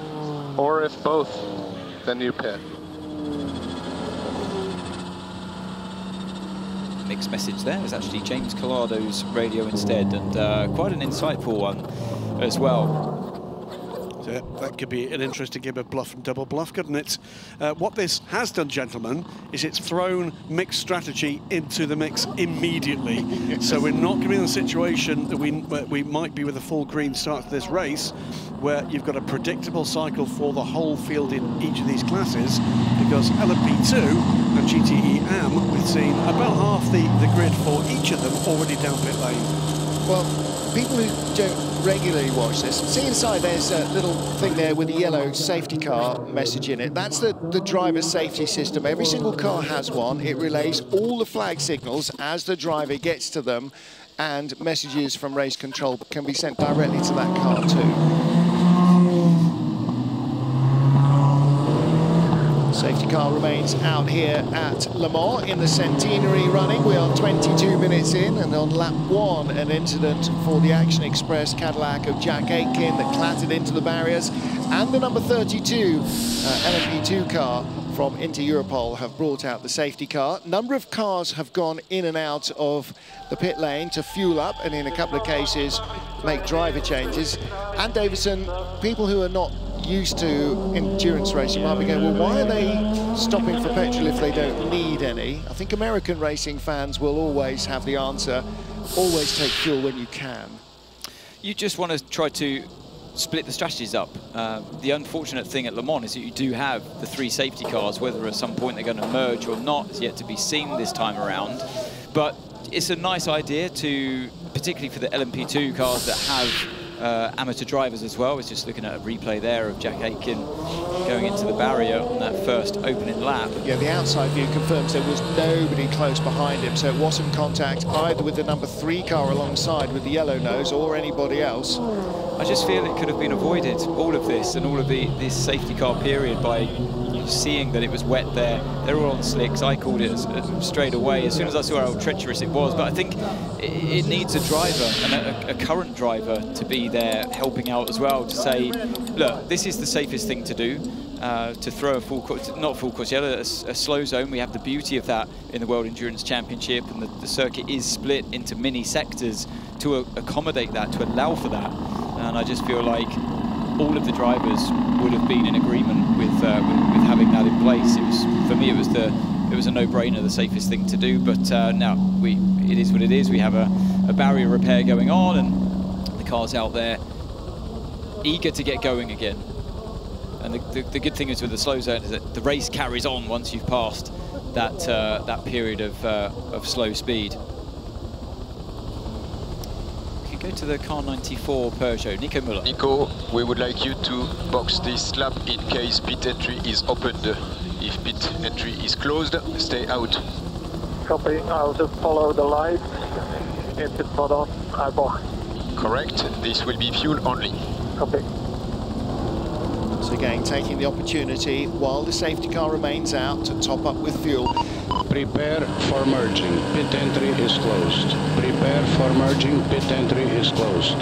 So now, Nico Müller will get a message going, do not box, do not box, pit entry closed. Now, in one of the 3 practice sessions, the pit entry closed light was on for the entire session, so that all the drivers would have a chance to see where it was, what it looked like, and then they'd have no excuses if they came in while it was closed.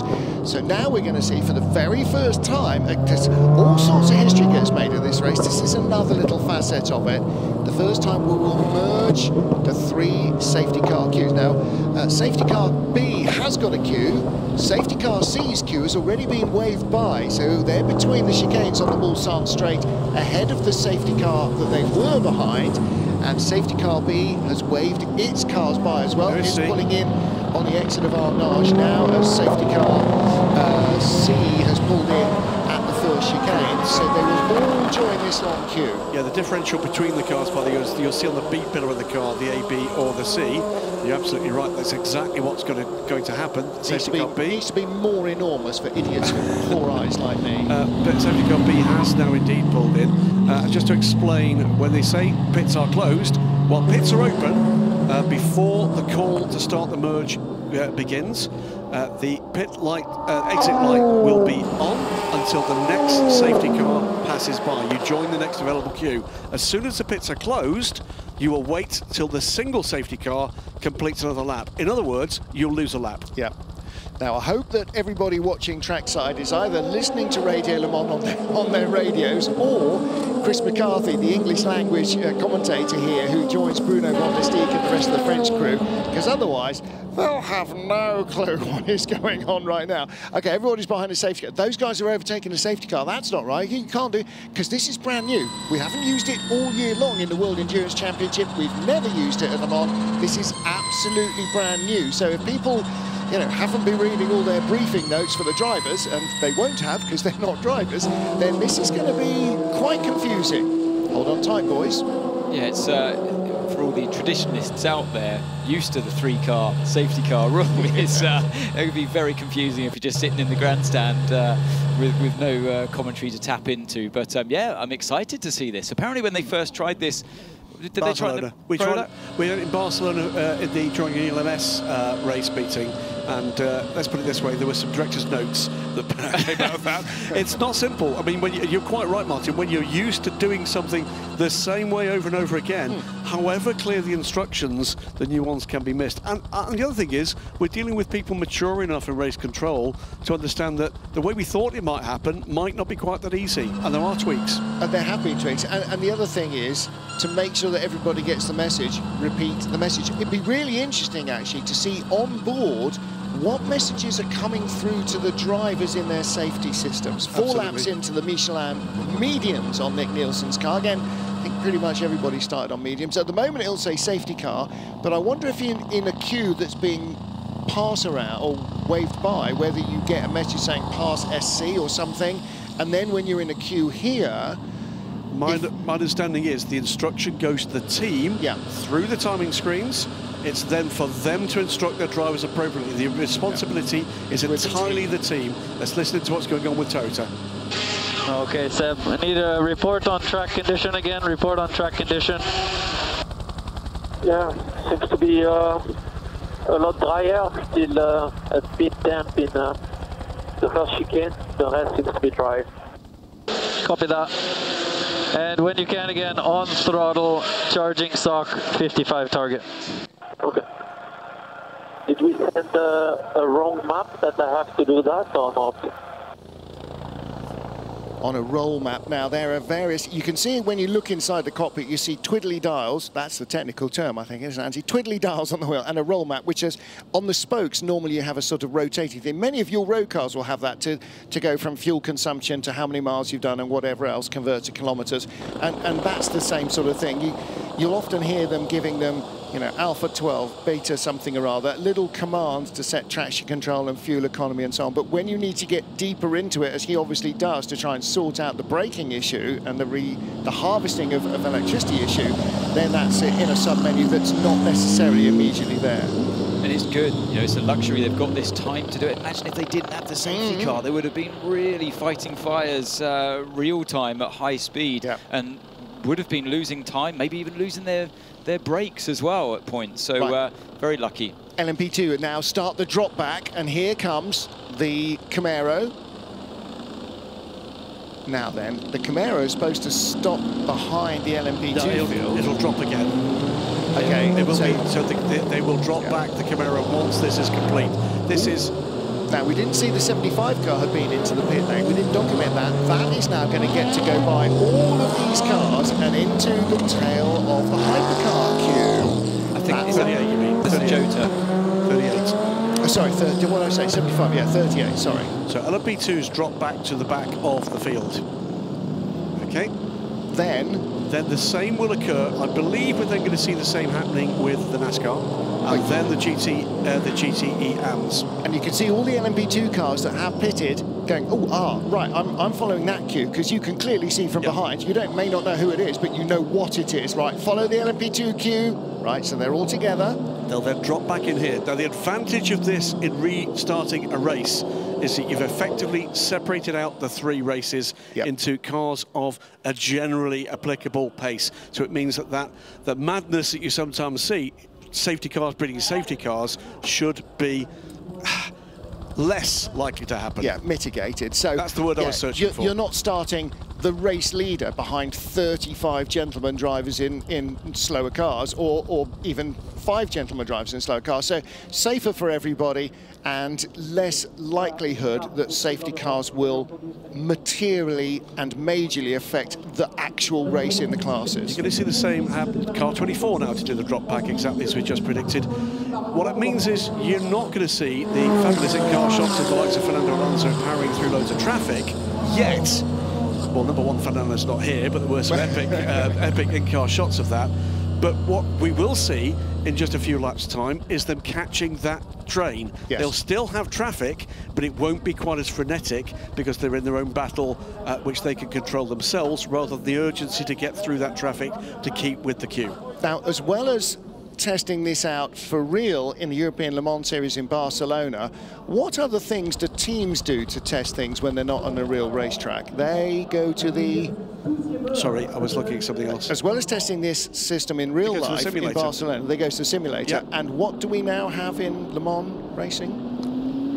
simulators. The virtual Le Mans. Virtual Le Mans drivers have done several races rehearsing this with the race controller and with race director Eduardo Freitas. So, as well as the teams preparing for this on the sim, the race director has prepared for this on the sim as well, using some of the teams and drivers from the Le Mans Virtual Series. Got to be said, very effective at doing this very quickly. So we've had two of the merge parts of this, or the pass-around parts of it, within a single lap. And I think we're going to get close to getting the third done, because the 24 car is now getting towards the position it needs to be.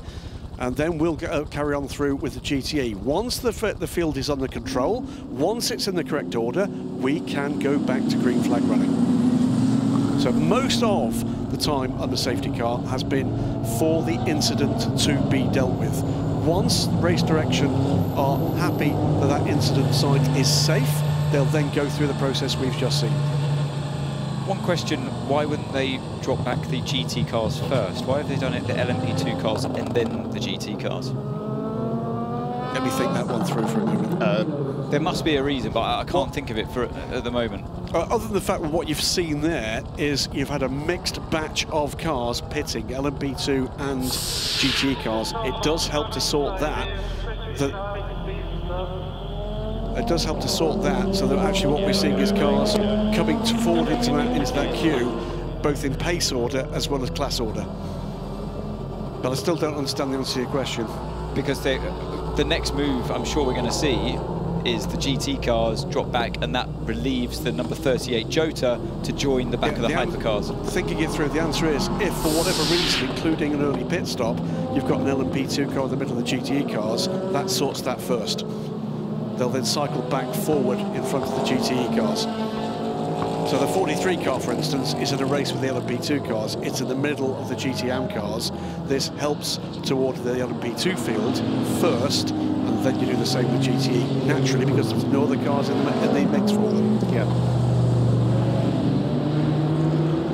And of course, once we get into real life racing, where the first car in the queue is the first car that the safety car picks up, because you want to neutralise the race instantly. It's not necessarily a hypercar, or the hypercar leader, or the race leader. Yeah. So all of that gets taken into consideration as well. What we're seeing here is that the hypercar was taken up first. The race leader was taken up first. Let's catch up with the Jota team. Louise Beckett down in the pit lane. I'm with Will Stevens from Heures Team Jota, number 38. Now, we've got a new safety car procedure. It wasn't great for you guys having to start at the back of the grid.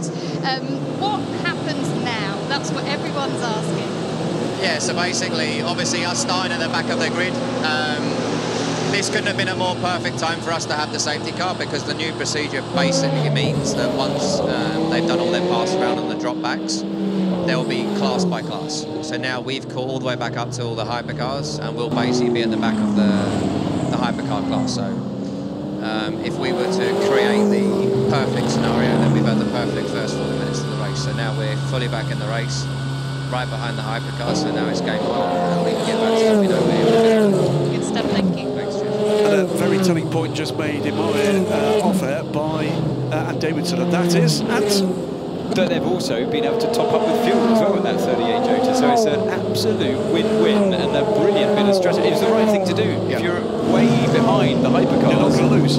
Nothing to lose at all, and it's been an absolute net gain for them. And the minute the safety car came out, fuel, get him in. Some drivers have changed, and what I speculated about when we saw Francois Peroni getting in, Nico Lapierre has confirmed exactly the same, that they have also had a pro driver start the race and try and keep the car in one piece, and the moment a safety car came out, okay, great, let's get our own driver in, let's get a lower rated driver in, let's get them in the car, in the race, just, you know, alive in this, but start them off behind the safety car, and nothing to lose. What that also means, gentlemen, is we are highly likely, if we don't get dramas when this race goes back to green, within the next hour or so, the Heures Team Jota will lead this race. Also, we are being told on their media channel that there is absolutely no problem at all with the number 8 Toyota. It was just Seb worried about settings in behind the safety car. So all that talk about being hit on the side and doesn't look like there's much damage and what map is it in? Absolute standard stuff. Yeah. So as ever, there's been a discreet veil drawn over anything that might be of any interest whatsoever to anybody by the Toyota team. But this is, you know, racing driver's mind when you're in the lead as well. He's very experienced, and he's just flagging up potential issues. You know, it's better to do that. What's the next thing that could go wrong? That's always the question you have to ask. Damage on the rear of that is 63, I think. Yep. There is Dorian Pat. That car's been hit or has had some kind of contact at the rear. And that is it's the light in the legality panel, and I think that's going to need to be fixed. They will probably get they will probably be allowed to fix it at the next Safety stop. car will come in at the end of this lap. Safety car will come in at the end of this lap. Right, 40 minutes ago, I stood up to start the race. I'm going to stand up to start the race. As we only got one corner, what, 3 or 4? So we are getting ready to go back to green flag racing, and that means that the safety car driver will race away ahead of Phil Pedro-Cachero. Well, the great thing is we haven't had to explain how the safety car is going to work. We've now seen it. What other new rules are there that might be applicable in the next 2 minutes? That was pretty orderly. Yeah. That was pretty orderly. And with the incident cleared, by the way, done very quickly. Yes. Now, there was 2 things about that. First of all, it was bone dry and broad daylight, so everybody got to do it while they could see it. And secondly, it's also given them half an hour for that wet first chicane to dry up a bit, and it has. I mean, it's a bonus for that, but what you're going to see is that the safety car will naturally only really come out when you've got a barrier repair going on. They're not just going to throw it at any time. Please remind drivers, no overtaking before the line. No overtaking before the line. And again, that's a different rule in the IMSA WeatherTech series. When the track goes green, it's green everywhere. In FIA rules and here at Le Mans, you can only pass when you start the green lap. It's not green here. It will only be green once you get past the line. So that's a very different deal. And a different deal as well, in that you don't have to stay within a certain length of the safety car. You can let that go.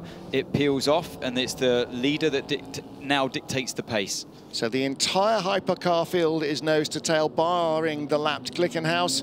It's on the back of the queue, but is a lap behind. Then all the LMP2s, then all the GTE AMs. Race leader Sebastian Buemi brings us back to green, ahead of Nick Nielsen, Mike Conway in the second of the red and white Toyotas, then James Collado in the second all-red Ferrari. Felipe Nasser in the Porsche number 75, not staying right with the leaders at the restart. Well, he nearly was in amongst them as he outbraked himself at the first time of asking in the Dunlop curve. They all get safely through this time. They feel a little more strung out Anthony Davidson than they were at the first time, so hopefully there should be no repetition of the bumping and boring at the start of this 24-hour race. Absolutely, I think they were much calmer this second time around. It's almost like you need to get the first one out the way and reset. But yeah, all completely through, as you say. Mike Conway was putting immense pressure on the Ferrari in front of him through that the end of the first sector. But now Nick Nielsen's managed to get a little bit of a breather, and it's Mike that comes under the attack from James Collado in the slipstream as they head down towards turn 1. What's the dampness situation going to be this time around? Side by side, one of the Porsches in the back against one of the Peugeots are going to mark one piece of Le Mans history. Fastest lap of the race as we go back to green is the NASCAR. 4 minutes and 57 seconds, 0.906. It won't stay for much more than another lap or so, but it's a nice to have. And that's, by the way, slightly better news for Jim France than what he's got happening on pit lane at the moment. So here we go, side-by-side battle, 2 Ferraris, 21 car with the yellow highlights and the red livery, and then the JMW Ferrari, and coming down the inside, steaming down the inside comes one of the Dempsey Proton straight Proton Racing Porsches. They're running 2 different cars with nearly identical liveries. That is Harry Tingle in the number 88 car, the teal dazzle livery car, past the veteran number 66, the 7 years here at Le Mans, number 66, JMW Ferrari 488. Tower Motorsport didn't get a lap in qualifying. They're involved in a clash with a 777D station racing car. Their race is not getting much better. They've been given a 3-minute stop and go penalty because of that incident in free practice 1. That will now need to be served now that the race has gone back to green. And here comes the second Toyota again, Mike Conway, hovering up behind Nick Nielsen, and exactly as Sebastian Buemi did, going by in a straight line. So the The Ferraris looked like they had good top speed in free practice. The Toyotas look like they've got very good top speed in the race. Toyota back to 1-2 after the first half a lap of racing from the safety car. It's interesting speaking to Kevin Esser on the grid and in the number 6 Porsche, Penske Porsche, and he was saying, yeah, you know, we're quick in the Porsche curves, but the straight line speed of some of the others, and he named particularly the Ferraris, we can't quite match. But you've just seen there the Toyotas blasting past. And we haven't seen that all week so far. 75 car being warned about its earlier contact. It does look as though the 51 Ferrari, the car in 4th place, James Collado, might be looking to get by Niklas Nielsen in the 50 car. First those two red cars with the yellow stripes. Then the rainbow colours, that's the first of the Porsches. That's car number 75, that's 5th place Felipe Nasser. The blue-nosed black-tailed caddy, that's number 2 Earl Bamber. Then 2 more of the Porsches. Those are both the Porsche Penske Motorsport cars. Christensen in the 5 and the 6 Lawrence Vanthoor, we just saw going by the Peugeot of Paul de Resta about halfway around the lap. So Porsche moving up. Cadillac at the moment sort of a little bit in stasis, not going anywhere fast with the number 2 car. And I think he's going to come under attack, Earl Bamber, in the next couple of laps. It's a warning flag. It's going to go to 75 for Felipe Nasser's contact to the side of Seb Buemi at the start of the race, so no further penalty for that. We heard Seb talking in the car about potential issues arising from that, but no sign that's an issue at the moment. Race director has said that the 63 Prema Motorsport car that was trailing that bit of bodywork will need to repair it at the next pit stop. That won't be just the tail end of the car removed, it will be a few seconds longer on pit road. It's not a big repair. Lawrence Vanthoor looking pretty racy in the number 6 Porsche here, pulls out to go side by side with the number 5 of Michael Christensen. Christensen not really keen on giving this one away. Meanwhile, the Ferrari coming back. This is Niklas Nielsen, the 50 car, having a look for 2nd place. But through goes Lawrence Vanthoor. And again now, Christensen under pressure because he's the Peugeot right behind of Scotsman Paul de Resta. He's got Nico Müller behind him. Then the yellow-nosed caddy, that's the number 3 car of Sebastian Bourdais. Here comes the Peugeot. Yeah, I think that Christensen could have been a little elegant in the way that he let his teammate pass there into that first chicane. He kind of fought it too long. Got on the slippery stuff, and now is potentially going to lose position to de Resta, but it looks like he's just got the straight line speed to hang on to it into the second one. Even Stevens in terms of straight line speed there, wasn't it? Fascinating moment to see the comparison performance between these two very, very different cars. It's the difference that this new class is bringing to this field. How close they are. One sort of half think about a pass that didn't happen, and suddenly the two Peugeots have got a caddy of Sebastian Bourdais with that yellow nose all over the back of them. And again, at 50 Ferrari, Nick Nielsen sort of had a bit of a kind of a little look at Mike Conway. It didn't happen, but he was offline, and he's lost, you know, half a second to 3/4 of a second, dropped 3 or 4 car lengths further back. And this is why this class is going to be so fascinating, because the cars are all totally different, and yet they're so similar in the performance window. Collado's having a look. He's having a look at Nielsen on the inside of Indianapolis, but thinks better of it. And I think there must be a headwind at that part of the track, because he got a pretty decent run out of Mulsanne corner.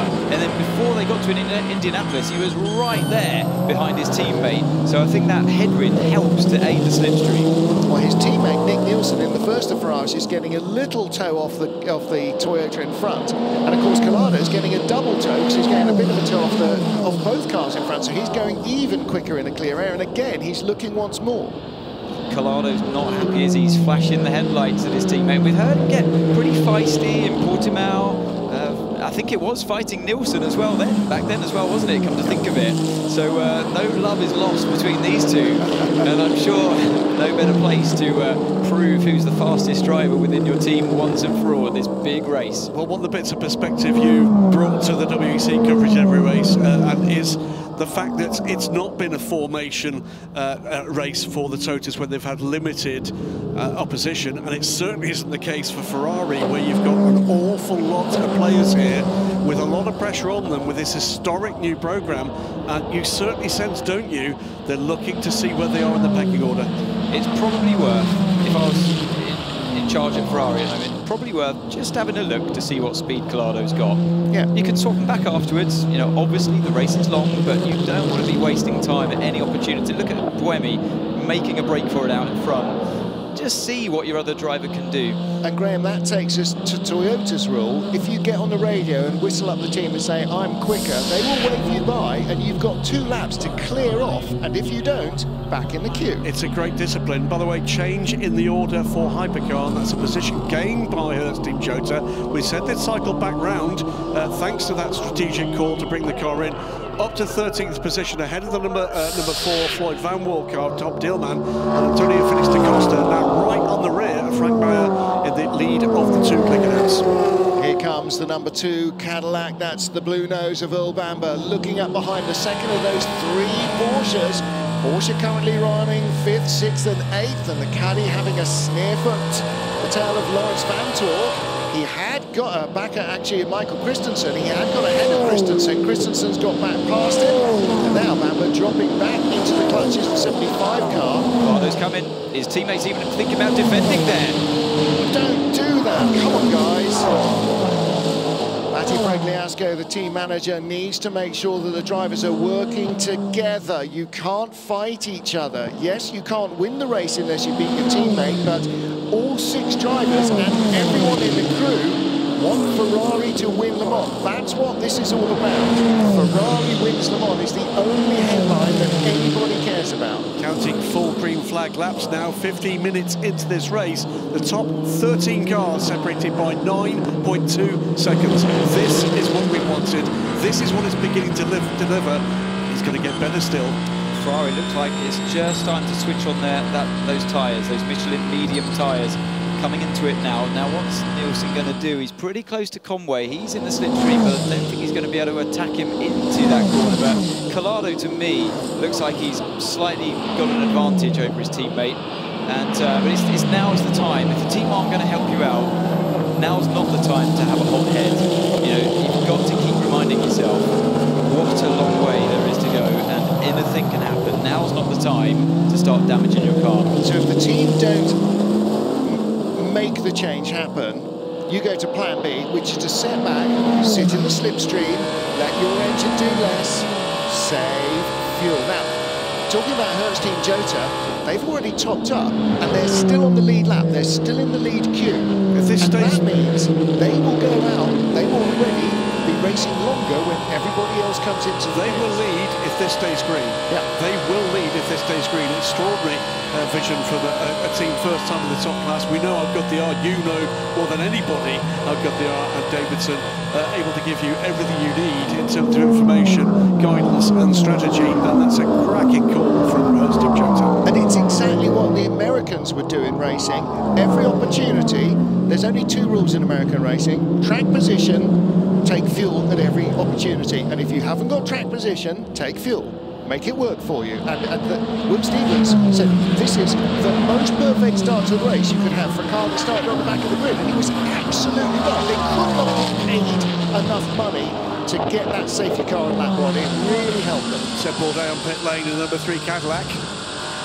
Now that's... that early? That has to be a problem. It must be early if they've been 35 minutes behind the safety car. Well, if we'd been green from the start, he would still be going in 3 laps at least early, because they should do at least a dozen laps. Oh, 3-way battle in GTE. Falcon Horse going by the Iron Dames. Toyota is on soft, they will struggle with tires, start to put some pressure on them. We want to put some pressure on Toyota, they are on soft, they start to struggle. I think we might need to double check that. When we looked at pictures of the car on the grid, I'm sure we saw M on the side of the Michelins. Now, because they're rotating at speed, it's hard to tell. We don't have full coloured sidewalls. We do have a little coloured tab on them. But there's the graphic. He's absolutely right. The number 2, second place, number 7 Toyota is on soft tyres. And really? Well, I mean, maybe Toyota decided to do what they did in Spa. Start on the soft tyre when there's wet on the track, but he's under massive pressure now with Mike Conway, so it all completely makes sense that that's why the Ferraris look stronger. Whoa. Mike hanging on in there. I thought he was just going to let him slip past, but I mean, this is the point of the race where Mike's got to get his elbows out and put a halt to that Ferrari's pace. Now their medium tyres have switched on. But how long is the soft going to last? We know from Michelin, here we go, both Ferraris looking to combine the same move. First it's Nick Nielsen, then James Calado. We know from Michelin, they expect the medium to at least triple stint, very likely quad stint. So they're probably going to be on these till sort of 7 in the evening. Alpha 611, Alpha 611. Seb is looking after the tires. You're doing a good job. That I'm guessing is just keeping back, and he's not managed to do that. Through goes Nick Nielsen into second place. The young Danish driver who's won a title with either or AF Corse and Ferrari every year since 2018. That Toyota's got a lot of top line speed on the straight, hasn't it? So Conway was really fighting for that, wasn't he? What he was trying to do was be smart and stick behind Nielsen to put himself at less of an attack from the threatening Ferrari behind. So he played that pretty cleverly, but they're fighting a losing battle here. If they're the only ones on a soft tyre, they're going to start falling further and further behind, and Seb doing the best he can to preserve those softs. Look at the queue of traffic behind him. It's like Seb's, well, no, now that Seb's gone, it's like Mike Conway's towing a caravan. He's just got a long queue of cars behind. I mean, he's not that slow, but everybody is now bunched up. They have dropped the Porsches. The Porsches are all now running line astern, 5th, 6th and 7th. They've got ahead of the caddy of Earl Bamber, then the 2 Peugeots, then Steve Chioto. I mean, they're all queuing up to have a go, and Seb Webby is trying to race away. Hopefully he's cured his regen problems with that front axle and is getting the full power. Otherwise he'll have to come into the pits early. Split strategy from Ferrari. Did they set them off on not full tanks? That's early, 10 laps. We were expecting 12-lap stints, and they have been behind the safety car for half of those 10 laps. They're splitting the strategy come what may, aren't they? We heard, remember, the instruction to the Ferrari driver: if the Toyota pits, you follow him. Didn't get to that point. The 50 car comes in.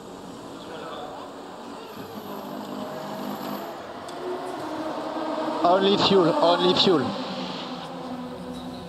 Yeah, that makes sense, because on the medium tyre, you only do the fuel, you keep them going. We're expecting they can comfortably, the medium tyres, do 3 stints. But I'm still perplexed as to why they're in so early, particularly under the safety car. Well, don't forget, it was that car that started on pole. Maybe they wanted to make sure that it had a chance of staying at the front. 51, here comes James Calado. This is for second place, trying to get round the outside of the Toyota Mike Conway. If he opens the door, the Porsche's coming in as well, Felipe Nasser, and behind him, Lawrence Van Toor, and behind him, in the 3 identical Porsches, Michael Christensen. Yeah, Porsche right there, and another Porsche absolutely flying at the moment. The fastest lap of the race goes to the number 38 car, now into the top 10 in the hands of Antonio Felix da Costa. They're going to be waiting for this to cycle back to them. They're going for it right now. Last year when he was racing the 38 Toyota in LMP2, he was announced as a Porsche factory driver for their Formula E team. Now he's a Porsche hypercar driver. Okay, Seb, we see you're doing a good job on tire energy, protecting the fronts more than Mike in high speed. Good job, mate. Can we get feedback on the tires when you can? Yeah. So that, what is Mike doing in terms of tire energy compared to me? Such a calm head there for Sebastian Buemi. He's really doing a good job looking after those tyres. He knows exactly what he's doing. He works obviously with the Red Bull racing team in Formula 1, and it's all about tyre preservation in that category. So he's using his experience wisely there to put himself in the best possible scenario on those softs. One of the things Mike's doing to keep his tyres alive is sit in the slipstream of the fastest Ferrari.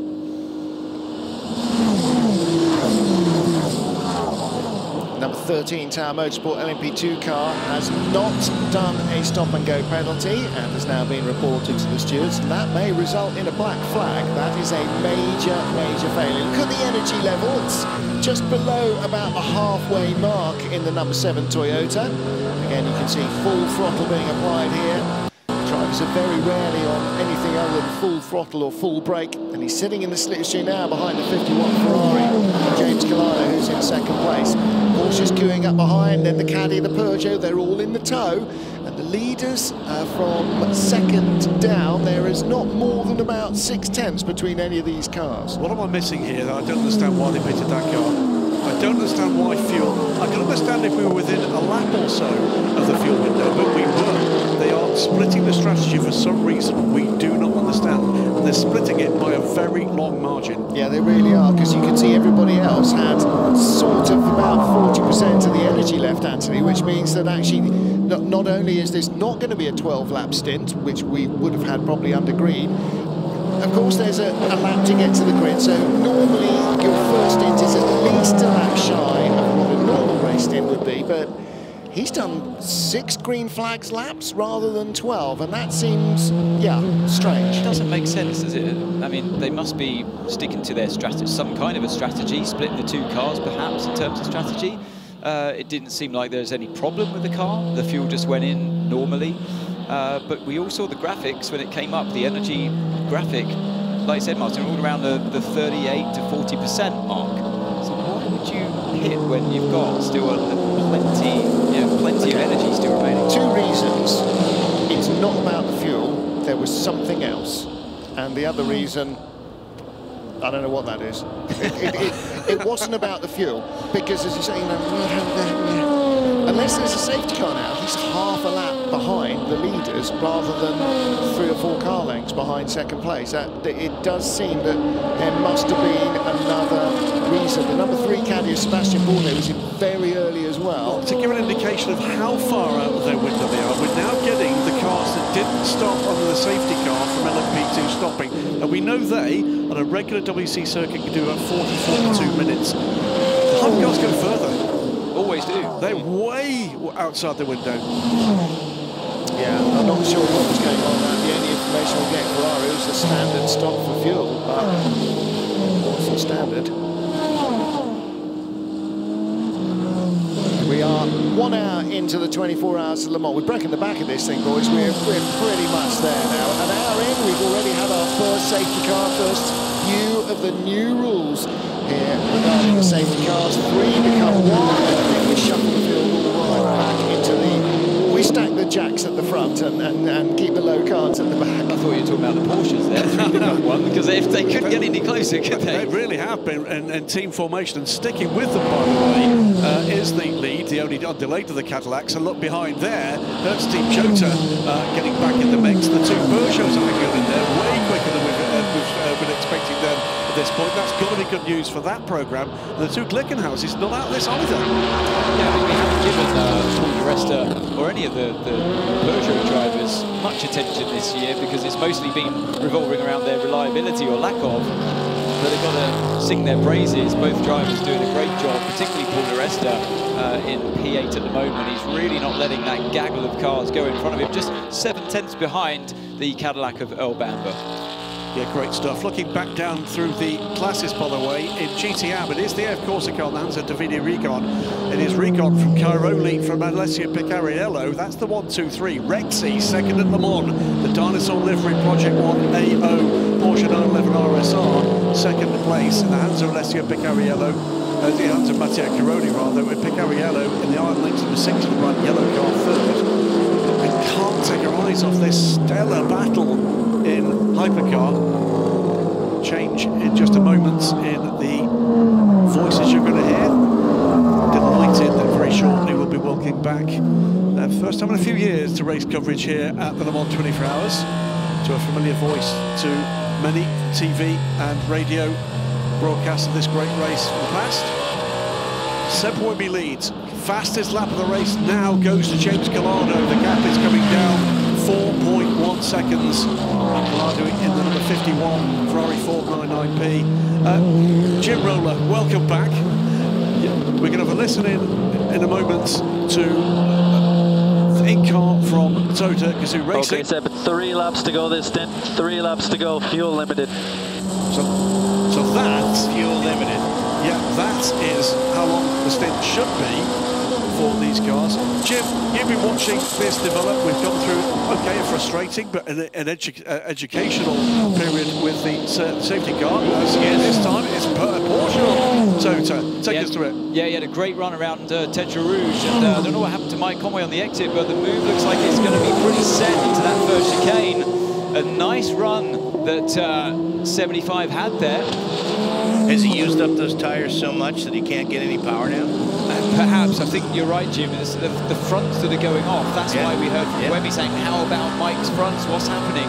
Give me some more information. And sure enough, Tetra Rouge, a front limited corner. By that I mean the fronts are slipping away from you, quite literally, as you go through that high-speed corner, and Mike just couldn't get down on power as much as as soon as Felipe Nasser could. Is there any chance, also, Anthony, that maybe the Ferrari's dialed back a little bit for reliability? The Ferrari, I don't know. I don't think so, Jim. I still stand by what I said in qualifying in the hyperpole that the Toyota should have been much closer to the Ferrari.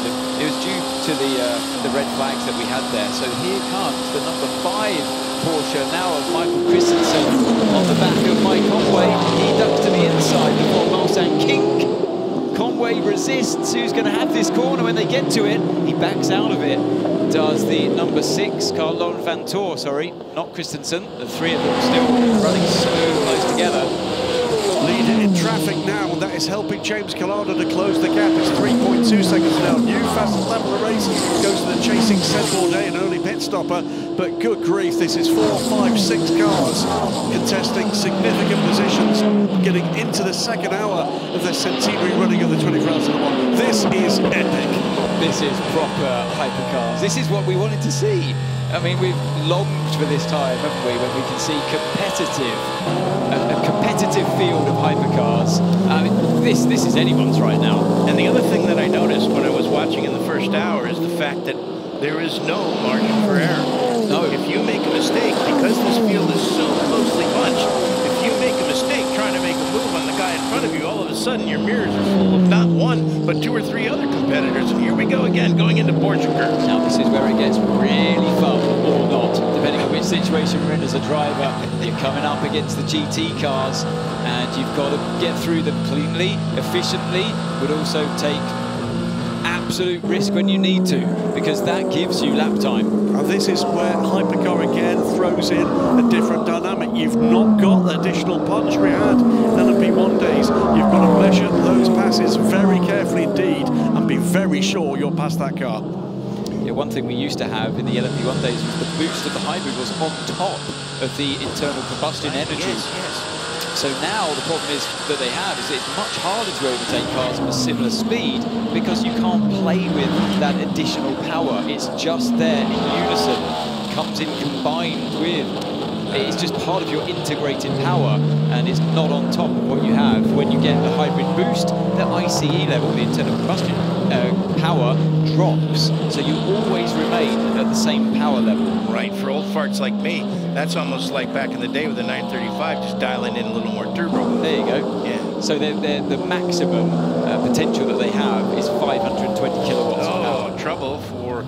That's the 16 car. That's the 16 car. 16, yep, the Proton competition. So that car Richard Hardwick started behind the wheel of that car, the American getting back underway. Yeah, so he's got away with that when he goes. The yellows and Marshall's post 3 just for that car to recover to the track.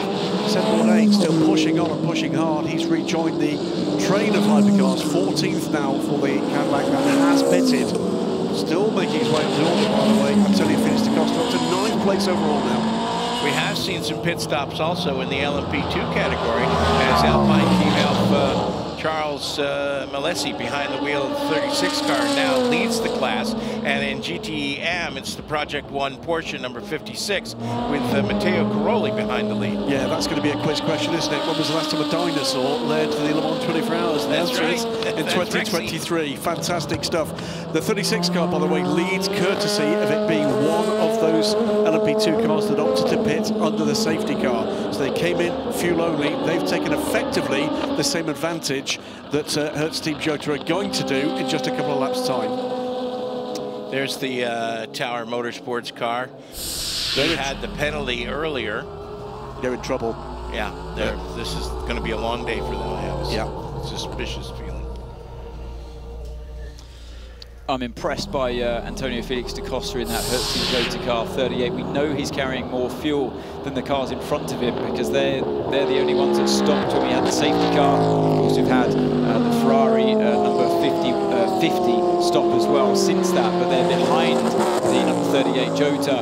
And, you know, da Costa is starting to close in on Bamber, Christensen, Vanthoor, Conway, the cars in front of him. He's passed the first of the Peugeots and he's caught all the rest. So it's an epic run here from Antonio Felix da Costa. On the screen now is Rexy, he's well named. That's the AM leader, that's the Porsche, and the Rexy comes from the Hyatt's daughter wanted to see a T-Rex on the car, so that's what the teeth are, and they got the little Rexy arms on the door. And here is our overall leader, Sebastian Buemi. He has driven a phenomenal first stint here. Really, really impressive stuff. He's opened the gap to Mike Conway. They're usually nose to tail, those two. Buemi, this is an absolute masterclass in how you preserve tyres when you're not on the correct compound for these conditions. He's out there in front, and you can see the difference between how he's played this compared to the sister car. Yeah, okay, the balance might be slightly different as well. We've seen the two cars during this season have a bit of a difference in performance as Conway is now into the pits. He's clearly not happy with those soft tyres. I wonder what they're going to do. I suspect a set of M's are going to go on that bit. And then get the car completely out of strategy. With that, do you do a driver change as well when you go for the tyres? You probably would.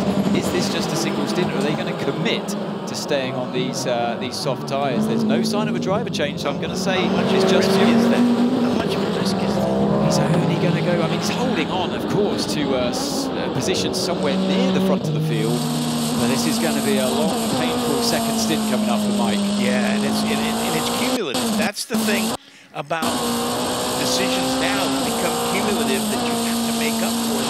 And it's only going to get worse once you stack a whole load of extra fuel. All that weight goes in around another 40. Like waiting with tires. They're waiting with tires. Yeah, they're waiting with tires. There they go. They're going to leave him in, but change the tires. So he'll do a triple stint. The tyre only did one stint, and then now he's going to go on the double with the mediums. There you go. That makes sense. Also on board here with the number 94 Peugeot, Nico Müller, for his first stint. Nick Nielsen cycles round and now ahead of the number 7 Toyota. He had that earlier pit stop. And still, this battle goes on. I love this graphic to show you the amount of energy left. This is not how much fuel is left. This is how much energy the car has left, both with fuel and with the amount of energy the regen will develop while that fuel is used. Really interestingly then, so yeah, look, Felipe Nasser using an awful, almost double the amount of total energy compared to his teammates. Yeah, a bit too, is that he's been mashing the throttle pedal a little bit too aggressively. He's getting a bit carried away there. He's going to have a cramp. He's been mashing that gas. Top 8 in this race, still with an hour and 11 minutes elapsed, still within 14 seconds of the lead.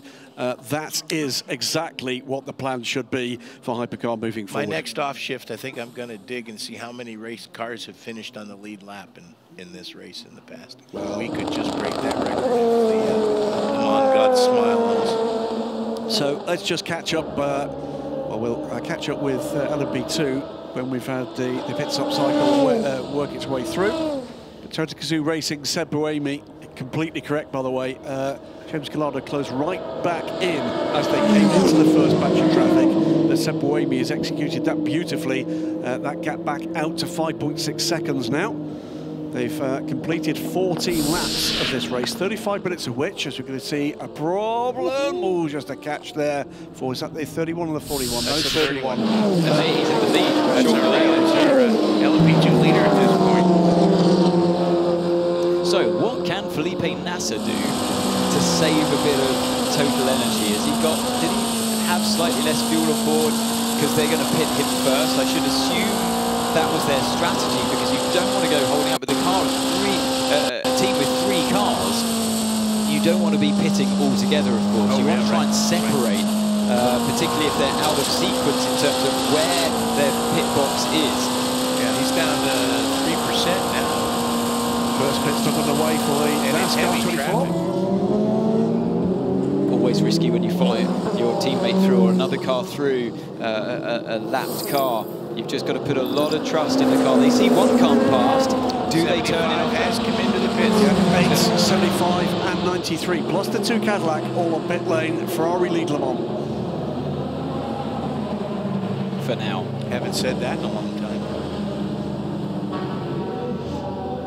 And he's going to be due in soon. He's down to 55%. James Collado is in that AF Corsa Ferrari. There's the Peugeot in the pits. Now, do they leave Buemi on those soft tyres? He's been doing a great job. Remember, as Martin Haven just popped in and told me when I went off air for a while, he said they've got to see those soft tyres again at some point in the race. 100% they do. We'll get into tyre allocations rather deeper into this race, but they absolutely do. And watching the gaps here, James Collado, who will be down pit lane shortly, 3.6 seconds to the good ahead of the 2 battling factory Porsche Penske Motorsport cars, but a really impressive stint in this group is the car that's now running in 4th. Will not have to pit at the same time, and that is Antonio Felix da Costa, under 8 seconds off the lead, pitted on the safety car. None of the other leading hypercars did so, and will cycle round and will become our 4th leader of this race. Got double yellow flags being shown at the circuit at the moment. Can't see exactly what's going on at Marshall's Post 13, which is between, so the exit of the... Just past the exit of the first chicane. Keep an eye on that remove. Someone's had a moment. It's all over and done with. Hour and 15 minutes in. Just 22 hours and 46 minutes to go. Separated just slightly now between those 2 Porsche teammates. The car 6, car 5. They're the regulars of the World Endurance Championship. Car 75 has got the driver lineup, which competes in the IMSA Championship. Yeah, that's car 4, Warren Van Wert car that's been struggling for pace, but it's still staying ahead of the LMP2 battle. Big flame at the rear of that car on start-up. It's nice to see the Penske Porsches running further up the field now. You know, they are part of this. They're part of this fight for opening. I didn't think they would be, based on the knowledge of what we've had so far this season, what we've seen from the car. Kevin Estre was saying the car feels so much better to drive around this circuit compared to what we've been used to up to this point. So that's really nice to hear, and it's nice for us as well to see. Well, and let's face it as well, I think that most of these cars have been designed first for this place. 100%. It's all, yeah, of course, you come back, this is your 75th anniversary, if you're Porsche, you know, what better way than to be super competitive and try and win outright this year. We're talking about pit stop strategy and execution in the pit lane as well. There's been a variety of things happening here with driver changes and with tyre changes. One thing that absolutely has happened is the number 50 Ferrari has jumbo Toyotas. So Nick Gilson currently running in 5th position, and is the first of the pit stoppers behind that Heures Team Jota car that will be the last to stop. In come the remaining 2. No, they don't come in. And the Jota. And the Jota. Now, why has that happened? The Jota has got 46%. Is that no? No, he's down to 3% according to the graphic. Did they short fuel the car? They may have. Don't understand that. That's bizarre. Unless they're going through energy, you know, using a bit more electrical energy. Who knows? But here are the 2 Porsches. That's what I was talking about. You've got separate pit boxes in the World Endurance Championship. Unlike Formula 1, you have to share the same one, and other series around the world as well. So you have to be in sequence when you come into the pits. Otherwise, it gets all a bit awkward. You have to be like this. Yeah. Well, I mean, this was right. Car number 6 in front of the car number 5, and they followed each other in that order. What gets a bit complicated. Yeah, that's an excellent. Don't want to. That's why they pitted 75 earlier as well. Yep. Oh, is that Mike Conway getting down the inside of the Peugeot into the second corner? Just using. Of course. Just using those Michelins. Of course, Graham. They were always going to get jumped to the pits by this car we see on screen, because they did the tyre change on the Toyota and they would have kept the mediums on the Ferrari. So this is our new race leader. Nick Nielsen leads them on from Sebastian Bourdais, the other car that pitted early, remember, the number 3 Cadillac. So now is that why we now see what was the Cadillac strategy seeing? Of course, the Ferrari 50 was it was a bit of a benefit to stop earlier, because then you can. It's not just the undercut. Well, it is an extreme undercut because you're not out there lapping slower GT cars as well. So it's not about a tyre undercut coming in because they kept the tyre on. It's the traffic undercut. Oh, this is going to be good. Confusing. Yes, but this is part of it. It's always been a little bit of cerebral sports, hasn't it? Here's Seb Bourdais, by the way. He's not far back from. It's 2.5 seconds that all of a sudden the lead battle is not Toyota and Ferrari. It's not Ferrari and Porsche. It's Ferrari and Cadillac.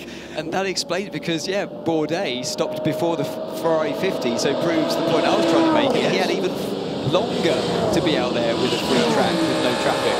Good luck winning an internet battle about cynicism about this formula. Well, if you are, then you're just not watching. Now look at this. You've got the 2 Porsches, the Toyota and a Peugeot.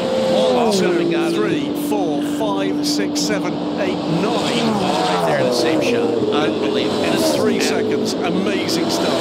We're going to need more of these energy graphics the longer we watch this race, because they're all out of sequence. Most of them are out of sequence. Here comes the Jotam, and a look down the inside. How cheeky is that? The plucky Jota team with Antonio Felix da Costa at the wheel, trying it on with the big boys of the main team. Yeah, they're taking names up there, aren't they? And this is great stuff. The thing something else we're going to need is a lot more coffee, because I'll tell you that nobody off shift is going to want to leave this booth. Here comes Conway. He goes to the outside of the 38 Jota. Can he make this one stick? It's going to be a brave move if he can. He does it. He does. Carried a lot of speed under braking, didn't he? Oh, the last of the great late breakers. Mike Conway takes the position on the exit of Mulsanne. And it's exactly what you said earlier on, Jim. It's all because of what happened in the previous corner with Antonio trying it on the way. He got himself a little bit out of line. And, you know, when you're looking forward, suddenly you're going backwards. And Conway's at it again. He's not done yet on the run down to Indianapolis. Mike Conway takes another position. That is going to move him up to 8th, I think. New tyres, though, don't forget, go out. New tyres. He's got that huge advantage. Huge advantage. That's why he can brake later as well into Mulsanne. Great point. Better traction. You know, he's just got the new tyre effect right now. It is clean as a whistle as well. We've had a little bit of a brush here and there, but fantastic wheel-to-wheel action between cars from multiple teams with multiple makes. It is trains of 2, 3, 4, 5, 6 cars throughout. Okay, gonna replay here. Oh, hello. That shouldn't be happening. Got a little bump from behind there. That was the Glickenhaus getting tagged by the number 60 Ferrari. 708 car, by the way, that started a lap down is now beginning to make its way up through the GTM field. So it is coming up the order. So we've got 14 undelayed hypercars. Still the 311, I'm afraid, is in the garage after that incident for Jack Aitken. So, did they keep the same tyres on Wemmy? I'm guessing they did, because he's so far ahead of Conway still.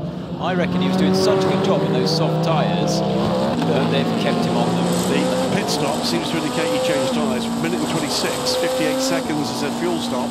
I think he's changed all 4. Probably did. That's what I'm taking from that. Unless there was some other complexity in that pit stop, that's about a full 4-tyre stop for Seb Bourdais around that time.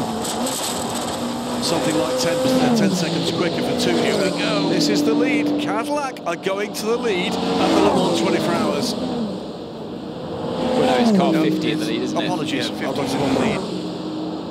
It's another Cadillac-Ferrari fight. This time around, they get oh so close, does Bam, but... It's the battle for 4th, 5th, 6th. The 2 Porsches.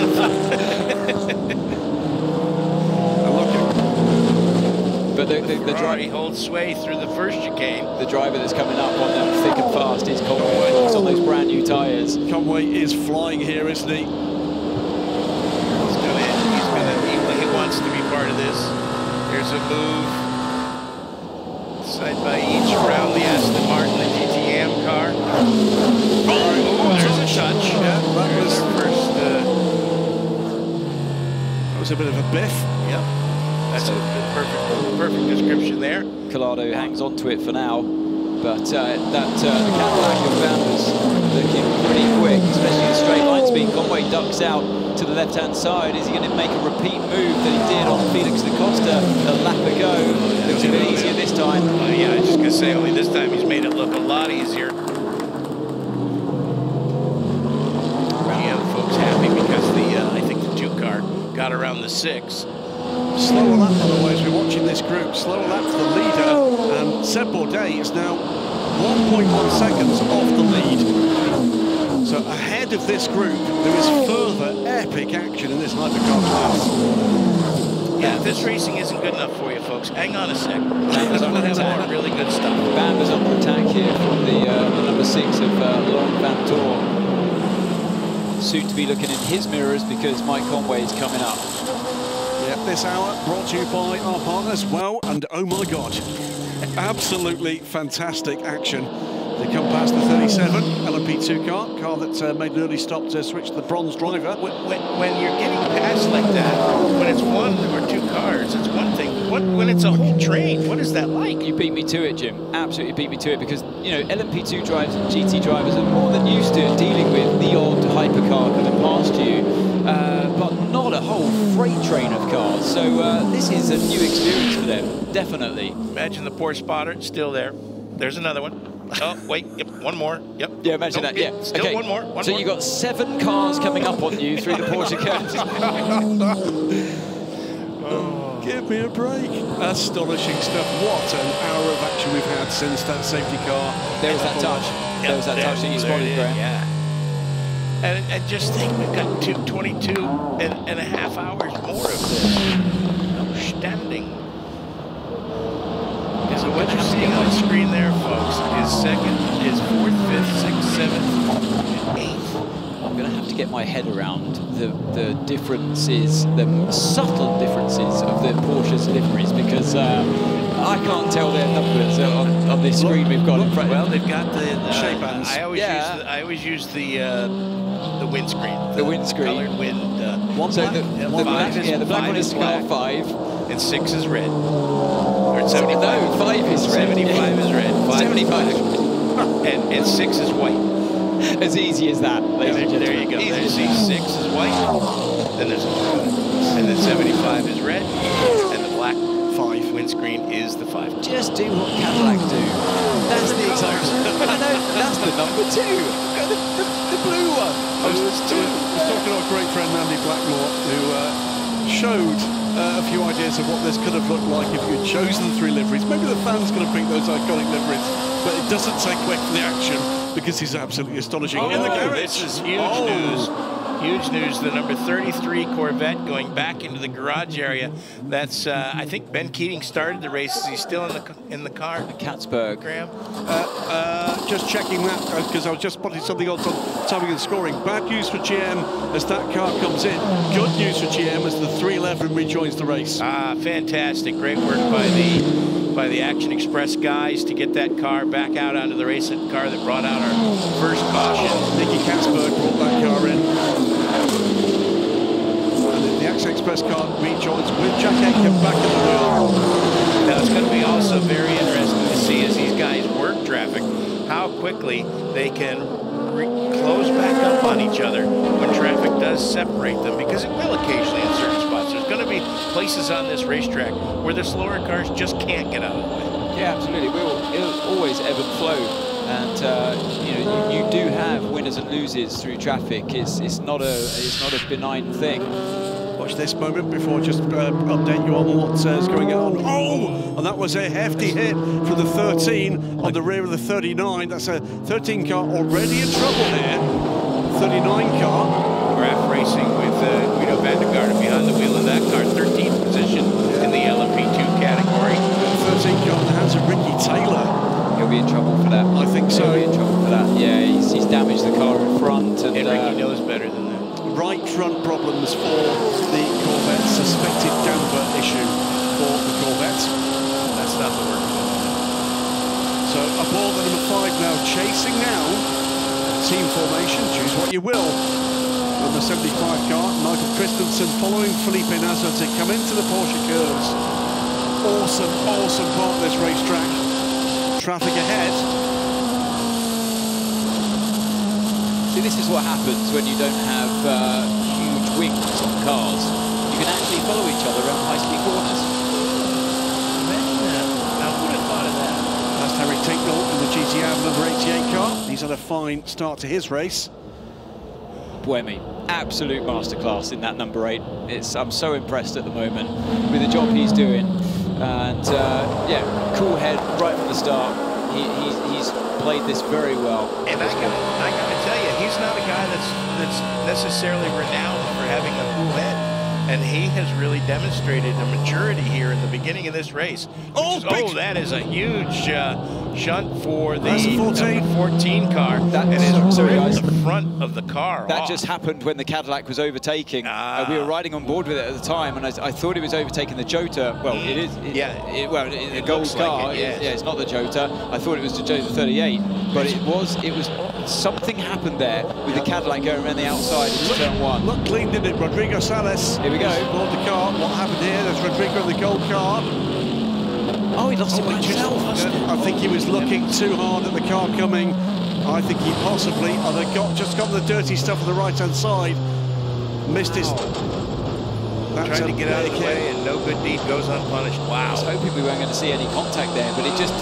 I saw the Cadillac when we were on board, and of course you don't see what's happening at the rear, but so rare just to lose it there in the dry conditions. 90 minutes in, the 2022 Asia Le Mans Series champion, Rodrigo Salas.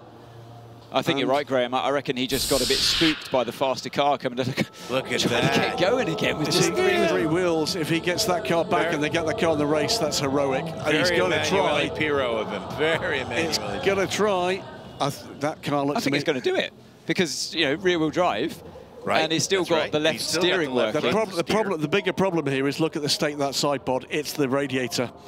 Could be a chassis. There's fluid coming out the bottom of that car. I think that car is done. You're right, Graham. I think losing too many fluids to do a whole lap like this. If that was at the end of the Porsche curves, half a modicum of a chance. But with fluid coming out that car and the reduced, there's no airflow either through that side of the car. That car, I'm afraid, is done. Poor Rodrigo Salas. It's a small mistake and a massive consequence. That's an 8-mile. That's an 8-mile truck, and that's not going to happen. On 3 wheels. Yeah. So, it is only a slow zone, though. We have not seen a safety car yet. We have a battle for the lead. Local boy, Sebastian Bourdais, never won this race in the top class. Putting pressure on the lead Ferrari of Nick Nielsen. Great to see. I didn't think that Cadillac were going to have the speed against Ferrari here, but they're certainly, and Seb certainly proving me wrong. I'm glad they are. This is great stuff by all of these teams to this point. All of that pace, all of them. The Minnows maybe, Cadillac, the Glickenhaus and the Floyd Van Wall team off the pace, but now in comes this battling pair. Now who does what? What do you go for here? Stick with the plan? Take track position? What do you do? Brilliantly done there by Bourdais. He has absolutely nailed that pit entry, and look at the distance he's gained on the Ferrari in front just from that one move. Well, I'll tell you, I mean, we're looking at some pictures from 22 years ago. A picture of Sebastian Bourdais in a gallery there. We'll have a quick listen into what's going on with Ferrari. Service, full service, maximum push, full service. Fuel, driver change, and tires. Driver change. So, Caddy. Double stint here. So this is a double stint. Driver change, tire change, fuel. Nielsen getting out. Keep an eye on the Cadillac. What are they going to choose to do? Sebastian Bourdais, remember, had that earlier stop. Bourdais looks like he's staying in the car, unless they've already done the driver change. These were the two teams that stopped out of sequence. Yeah, Seb's still in there. I can see the helmet design. Yep. There are the tyres ready for the Cadillac. There are certainly for the... What's going on there? See the logos. No tires for the Cadillac. Cadillac go ahead here. So a third stint now for Bourdais and the Cadillac. interesting. So, of course, he's going to get eaten up. Yeah, eaten up by the Ferrari that's on new tyres when we go green again. But he's got that 30 or 40-second gap left over right by the tyre change. But that will quickly come down. You know, us Americans, we love that strategy. That's another stop for Jota. There's another stop for Jota at the same time. So that's a third pit stop. They've got to have an issue making that move.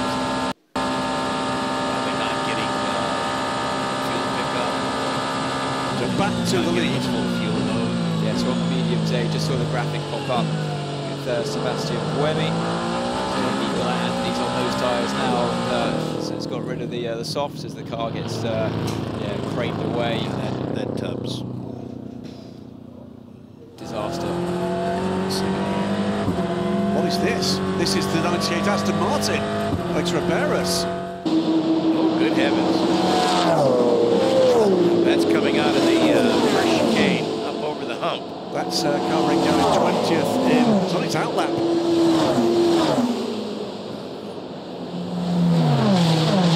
Pushing too hard on fresh tires.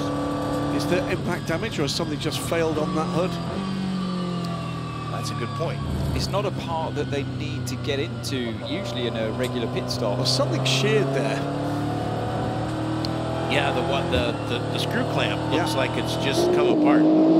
Meanwhile, as they head into Mulsanne, it's the 2, the 6, and the 7 still at it. This is the battle for 3rd, 4th, and 5th. That's Earl Bamber now, Lawrence Vantour, and still Mike Conway, who is on his first set, his second stint, his first set of medium tires. He started on the softs, and he's trying to work his way back from really having trouble with those soft tires. The slow zone in operation at the end of this lap. This means we can still go racing for much of it. That's right, that's how.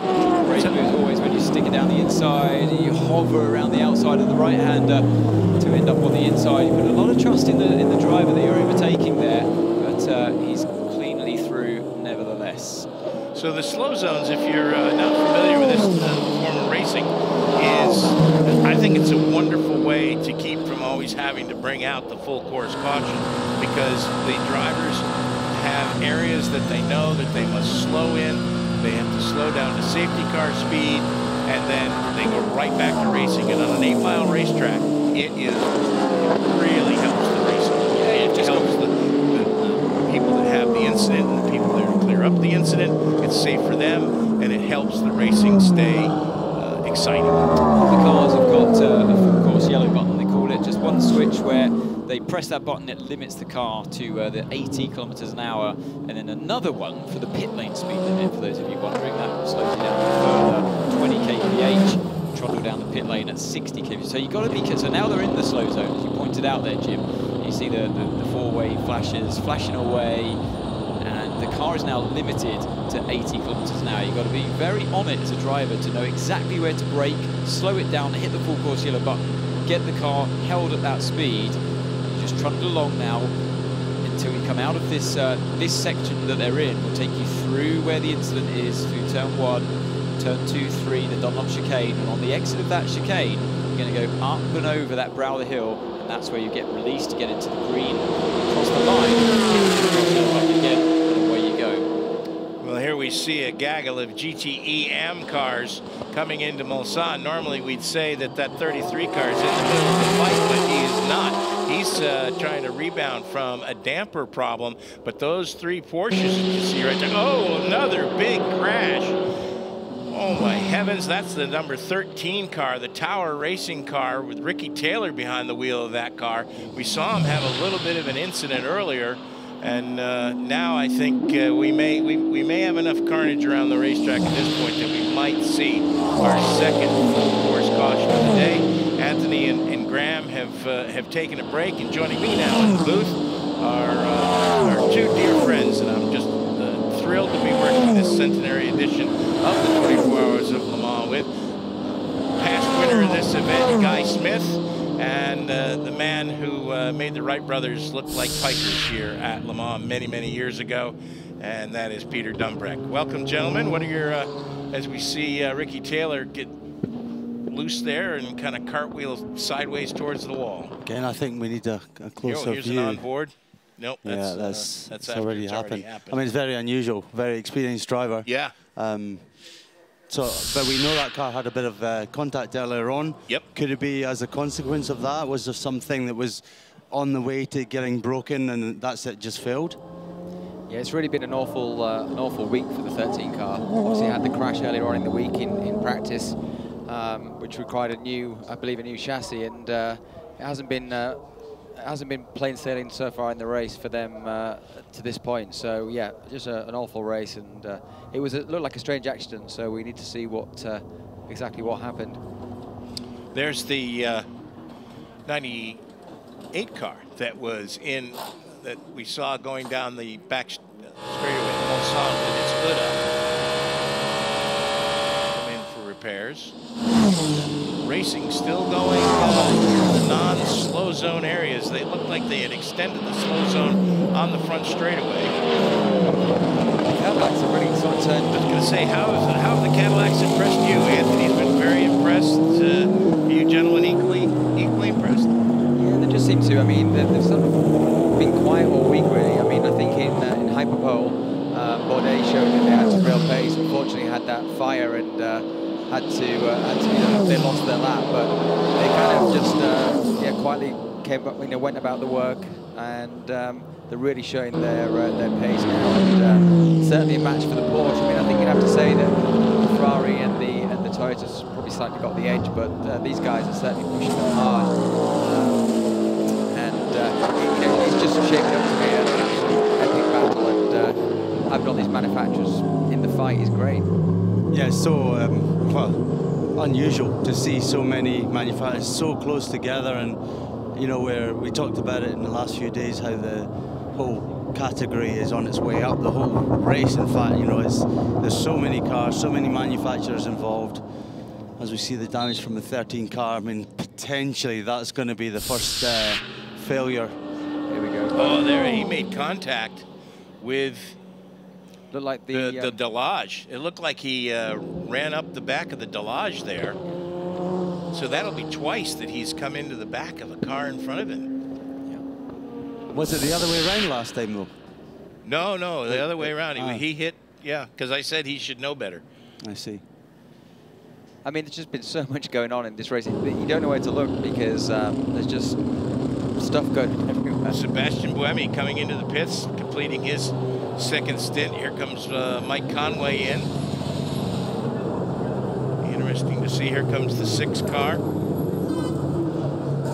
Of course, and this is almost a free pit stop as well because the slow zone is on the front straightaway. So might as well make your pit stop as opposed to going through the slow zone. Yeah, because these cars are losing that much time. They were in just a couple of laps ago, weren't they, before this happened? So they were probably 10-15 minutes ago, these cars were all in. Yeah, because you can see the energy for most of these cars is still in the 50% range. So this is a short stop. Yeah, it's almost like obviously when there's a safety car or a slow zone, they're all taking the opportunity to make the stops and get in the pits while they don't lose too much time. And there's where the slow zone for the 14 car incident ends at the top of the hill as they go under the Dunlap Bridge, down through the Dunlap S's, used to be called the Forest S's back many years ago. And then here it goes right back to a slow zone for the Ricky Taylor incident, coming out of Tatrouge all the way down through the first chicane and then partway through to the second chicane. Probably the slow zone will end right after, right as they get to the second chicane. So yeah, as you enter the slow zone, basically the marshal post before that, there's a board which says next slow and a waved yellow flag, and basically that's to warn you or pre-warn you that the slow zone's coming up. So by the time you reach the next marshal's post, that's where it's wave yellows, and at that point you have to be 80 kilometers an hour, and it's so easy as a driver to just push that a little bit harder. If you overspeed into that slow zone, then with the GPS they know and they'll ping you for speeding. So likewise, if you release the button too early on exiting a slow zone, they'll ping you for that as well. So it's quite easy to make a mistake, and when you've got multiple slow zones, you've really got to be on it, you know, because you can gain or lose quite a bit of time. But the worst thing you're going to do is get a penalty. The other thing that I need to correct something. I said that this happened after the first chicane. That was actually the exit at Tete Rouge is where that happened. So it's before the first chicane. So the slow zone will end at the end of the first chicane, and then they'll be able to carry on racing. So apologies for that. In fact, there you see the first chicane, and there's no incident there. Interesting what you were saying about how the warning is coming up for the slow zones, etc. That's now coming across to Formula 1, Formula 2, Formula 3, so all the FIA championships are all getting that same system. It's a great system. And here we go. Back at full race speed. That is your race leader, the number 51 AF Corsa Ferrari, the factory effort, 499 with James Collado behind the wheel. It's been a long time, gentlemen, since we've been able to say Ferrari leads Le Mans. It's kind of fun to say. Oh, it's great. It's absolutely fantastic to see. I have to say, I think it's such a beautiful car. It really is a pretty great car. So far, it's been super, super fast. Has he got the reliability? That's the question. Yeah. Now, he had his hands full a while ago of the number 3 Cadillac, Sebastian Bourdais, but Bourdais has pitted. So now he has dropped back to 8th position. Now he's got another Cadillac. It's the Alabama car. Rinse and repeat. Rinse and repeat. It's just a blue one now. So instead of having a yellow caddy chasing him, he's now got a blue caddy chasing him. So again, is that caddy keeping the pressure on? They've got some pace, haven't they? So let's see now they're up and running. Can he catch the Ferrari? 3.7 seconds, the last interval for the distance between the Ferrari and the Cadillac.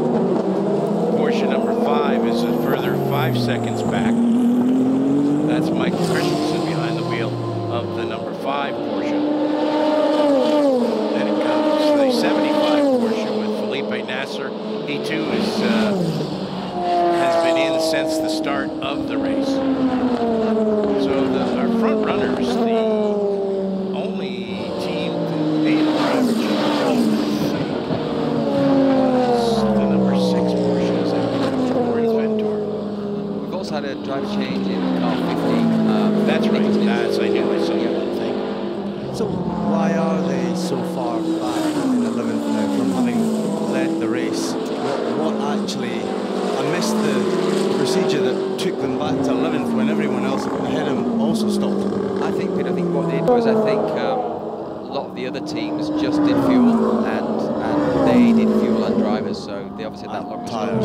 Tires, sorry, and that was the it was full service, which is what we're seeing is full service was about 1 minute and 26 seconds, and just fuel is 1 minute 5. And you can see what happens when they get into the slow zone from the onboard as the leader James Collado does come into the pits.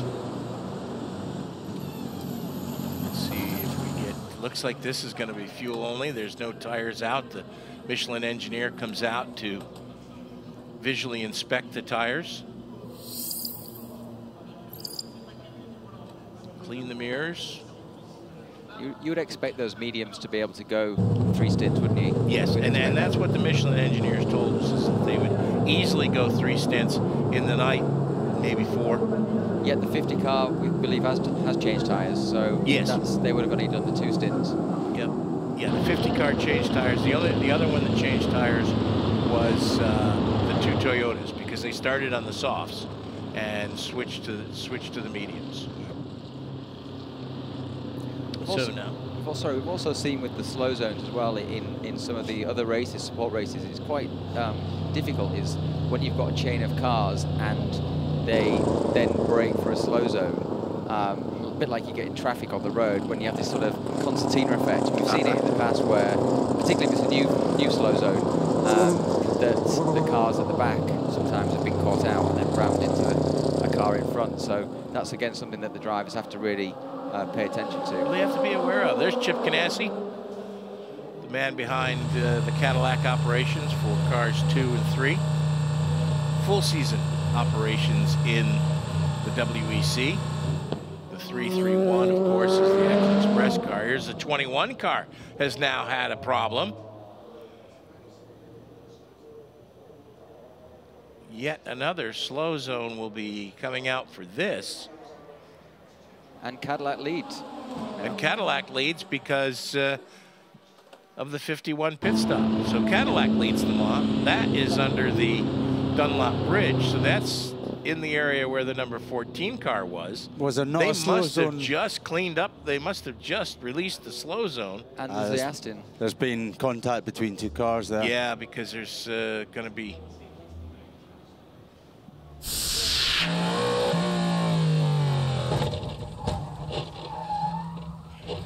contact between a lot of cars. So that's the Cadillac. Got hit from behind as it went into the slow zone by what it looks like an Aston Martin. Wow. So it looks like either the Ferrari or the Aston Martin ran into the back of the Cadillac. And on this lap, remember earlier we were talking about the slow zone. Well, prior to this lap, that was where the slow zone ended, so everybody was getting on the gas there. So that was not a slow zone where that happened. Now it is, but at the time it wasn't. So more bad luck continuing for Sebastian Bourdais and the 3 car. They survived the fire. They battled for the lead of the race, and now they've been hit in the back, and there's obviously some damage there as they go into the slow zone down at the end of. Need to get a view of the back of that car and just try and. I'm sure the team themselves would like a view of the back of that car.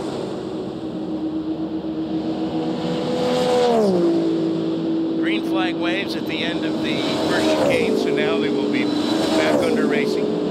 Yeah, I would screen somebody that's got damage. Straight away back. Yeah, it's back bodywork. Yeah, definitely going to be pit stop here. Certainly.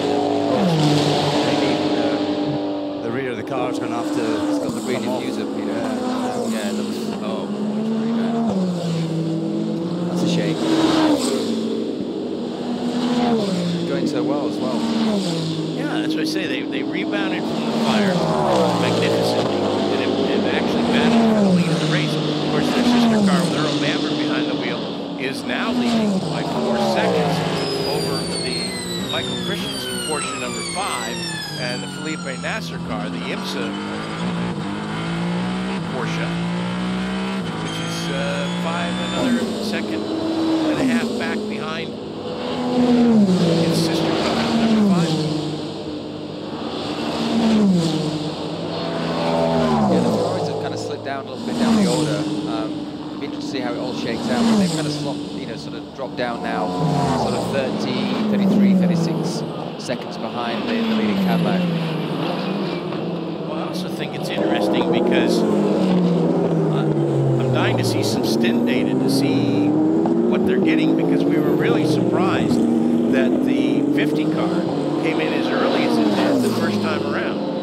We weren't really surprised that Mike Conway came in because he had just absolutely crashed those tires.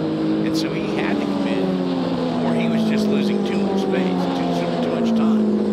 Yeah, unless they're carrying a problem or they found spotted an issue that they needed to check, or they needed to do some kind of reset in the pits. But yeah, it does seem like a strange call. A little preventive maintenance kind of thing. Absolutely. Right now, both of those cars look like they're on rails. In the LMP2 category, it's Team WRT with Robert Kubica behind the wheel, the number 41 car. And yes, it's a slow zone, but still got to try to think, see if that is, I think that's the 55 car that is also involved. I mean, that's the thing about Le Mans. You know, you can see already the attrition rate. There's some seriously damaged cars now. That's probably now 4 cars out of the race. Yeah. Yeah, and this is actually kind of early for that many to be out. Absolutely. You might get one early shunt or something that leaves someone out. Here comes the Sebastian Bourdais in the Cadillac. This will probably be a driver change and fuel and tires, and then they'll wheel the car back in. They're going to do the driver change back in the garage area. Multiple IndyCar champion Scott Dixon ready to get in the car. Hopefully it'll just be a case of the rear wing assembly comes off, rear bodywork, and no suspension or anything damaged to the car. A new diffuser, just kind of the whole back module of the car. They're putting the trolleys under the car. I suppose it depends on whether the actual rear corner wheel and the connectors all took any kind of damage at all, whether they're bent or... Because he wasn't, you know, coming back quick, was he? No. He was taking it, relatively, but just being safe. Yeah, he was being smart. When these cars are designed, I mean, obviously designed for speed and performance, but in this type of racing, they're designed to fix quickly, so that they're as simple as possible to make quick repairs to, because obviously for this very reason, that if you can make a quick change or a quick fix, it doesn't ruin your race. So let's hope that they can make that change, get the car back on track, and hopefully not lose, certainly lose a lap, especially with the amount of slow zones out there. Hopefully they can keep them on the lead lap. Right now we've got about a quarter of the racetrack under slow zone. The slow zone goes from right before the Ford chicane all the way through the end of the first chicane.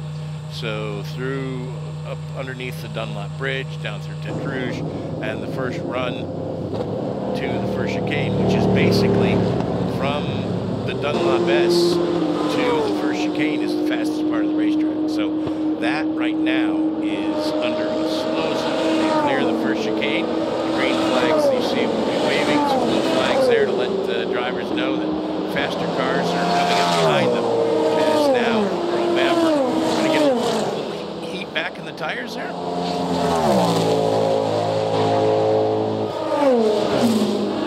3-second advantage over the number 5 Penske, Michael Christensen, then Felipe Nasser. Sebastian Buemi, after his full service stop to get off the soft tires, has now climbed back up to 4th position.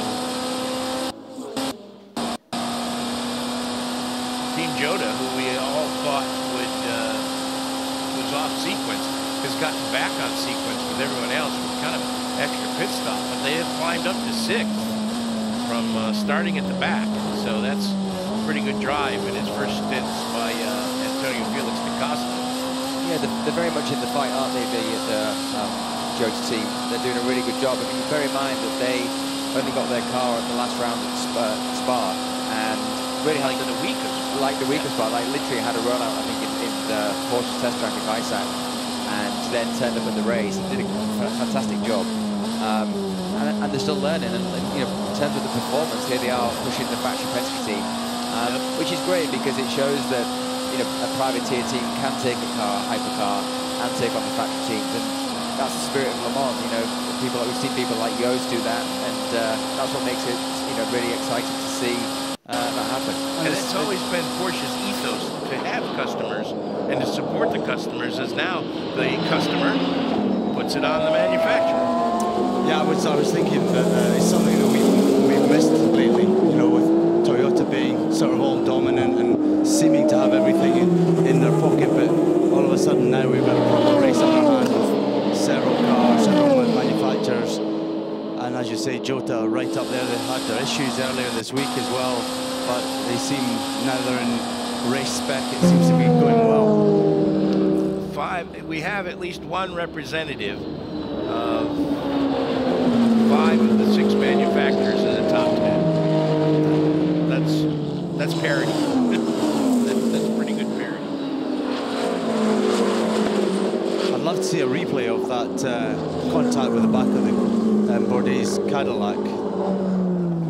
I think to try and figure out what happened. I think we've seen all they had.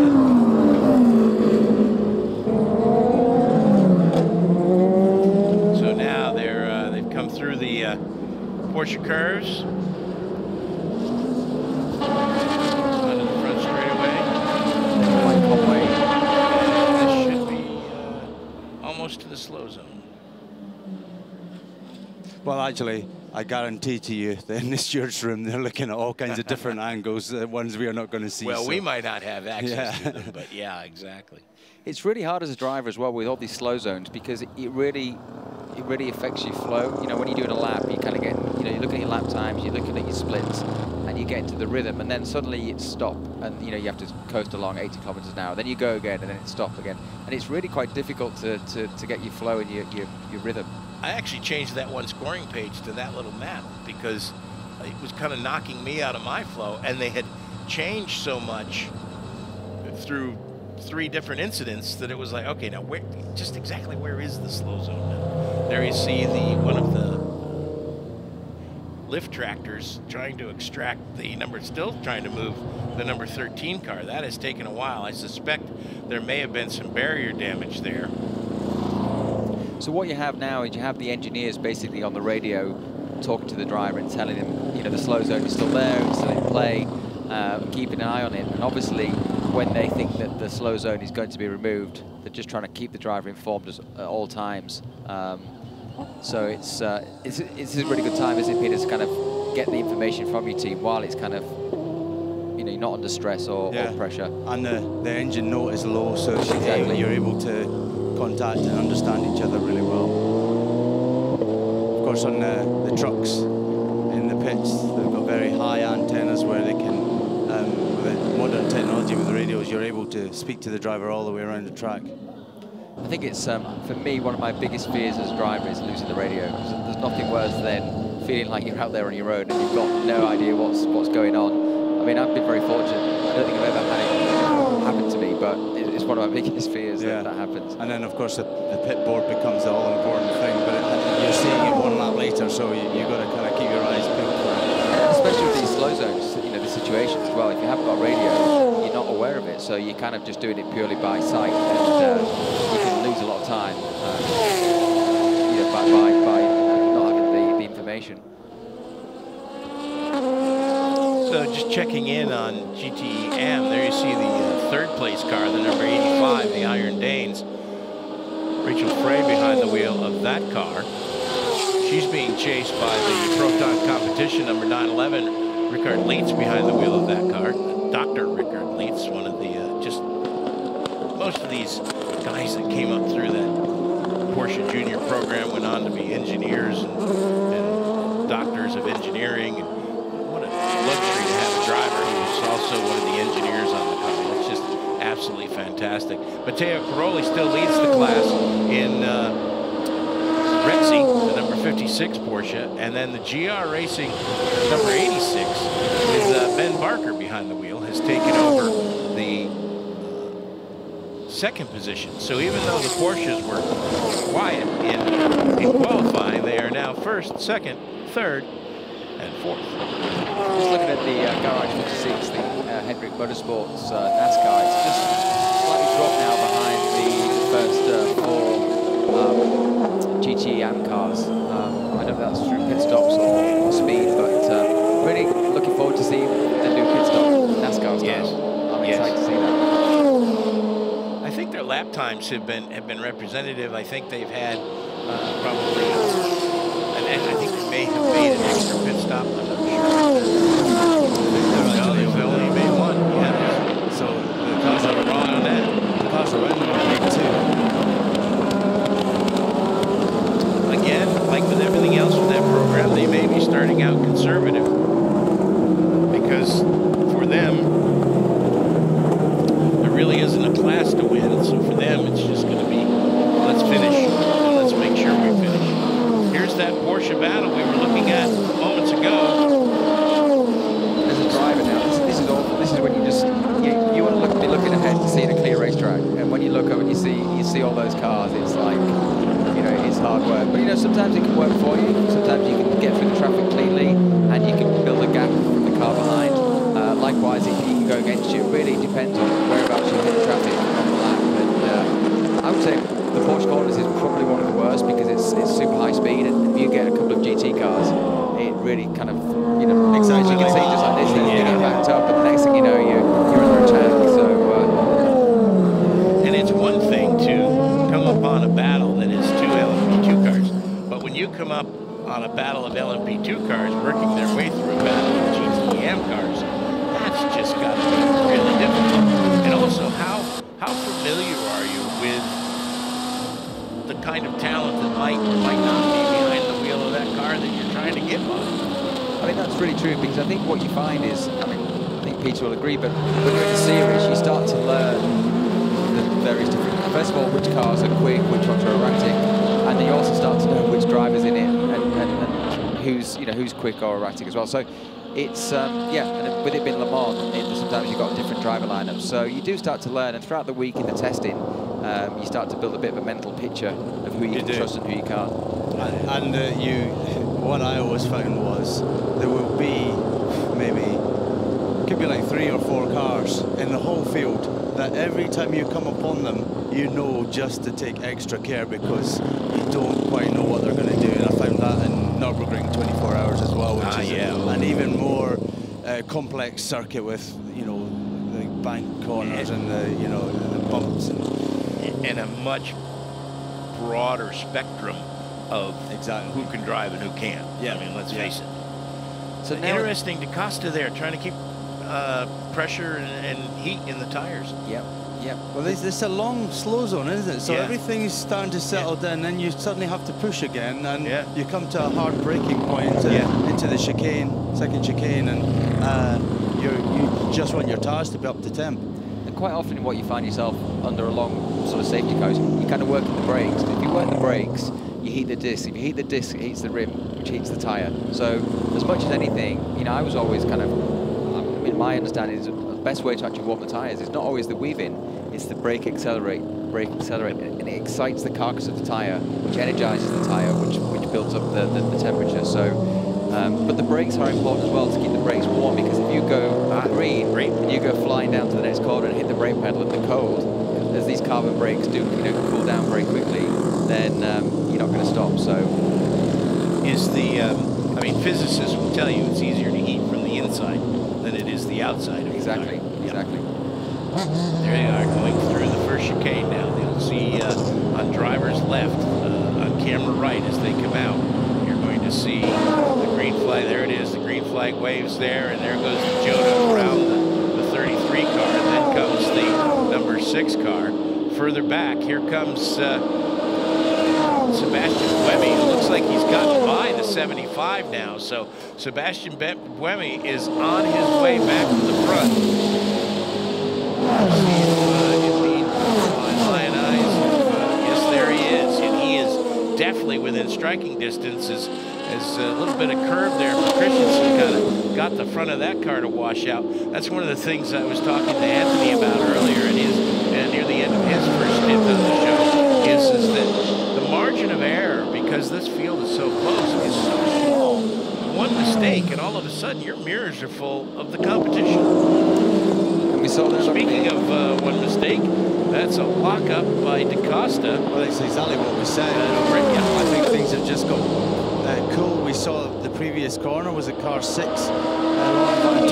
had a bit of a moment into the chicane. So, yeah, the cars, I think, they're getting hard to drive because you're not pushing them all the time. There's a big zone where you're just cruising along at 80k an hour. And also, the older the tyre, the longer the tyre's been on the car. If it's second or third stint, every time it cools down, it takes that a little bit longer to re-energize and get the temperature back in it. So, yeah, it is very, very tricky. I mean, you see backed up here behind the Ferrari, they're kind of queuing themselves up. Want to get a good run here up Arnage and try and clear this car nicely before they get to the wall. And then it's going to be two P2 cars ahead again. Super fast, also probably equally as fast as the Bosch corners, probably not a big amount in it. Want to try and clear these cars. Yeah, I apologize, I've gotten very carried away with myself here. This is the battle for 5th, folks. That's how good this race is. The battle for 5th looks just like a lead battle. There's so much action going on. So much action. This is the battle for 5th. So the Jota with DaCosta is 5th. 6th, the 6 car, Ventura is 7th. Then it's Mike Conway, who is the Toyota in the back there, followed by the 2 Ferraris, who are also on the hunt, trying to chase down the guys at the front, who is the Cadillac number 2 of Michael Christensen in the number 5. 5 with Porsche and the number 75 with Felipe Nasser. So, got myself straightened out there. See the power of the NASCAR. Sounds amazing, doesn't it? Yeah. Wiggle under braking there. How disconcerting is that?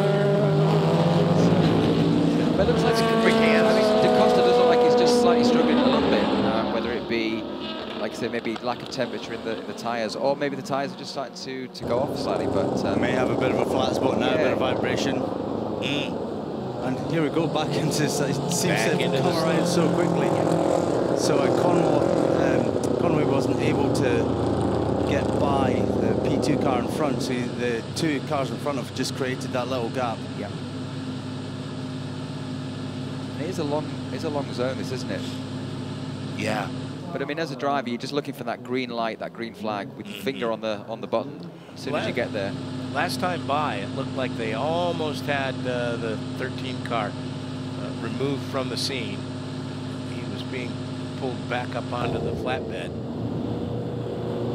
The other thing is that, you know, when the release comes, the green flag, and there's a lockup again into Mulsanne corner. Yeah. When the green flag comes, you're kind of, how close do I really have to be? You know, there's got to be a little bit of tolerance. So you're trying to just take those tolerances. That's a serious lockup because there's a big dark line. I mean, it wasn't like a little lockup. I mean, that was so he's going to have vibration. He's definitely going to have vibration.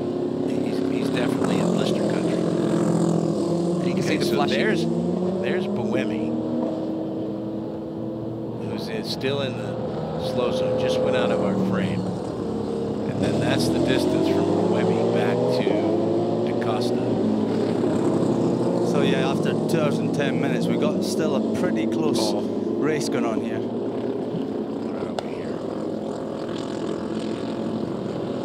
Yeah, just a note, the fastest lap of the race so far is from the Cadillac of Bourdais at 2:28.2. So the Cadillac has definitely got some pace. In fact, is the Cadillac back on track? Is it fixed back out? Doesn't. I think it maybe is. I think it's a lap down. Is it? Scott Dixon, yeah. Yep. So there he is. He switched to Scott. Yeah. So okay, they are back on track. That's good to see. Currently 13th overall, 13th in class as the green flag waves as they exit the chicane. They'll barrel down this short chute to the second chicane. Second chicane is left, right. The first chicane is right, left. The second chicane is left, right. Then it's a hard sprint through what used to be the kink. And then late break. So this is much like Indianapolis. Folks think that the breaking point for this is much earlier than it is. You're really waiting a long time before you get on the bike. Right there. Well, yeah, I think they're just going into Mulsanne now. Yeah, that's what I'm talking about. It's actually super bumpy as well, braking to Mulsanne.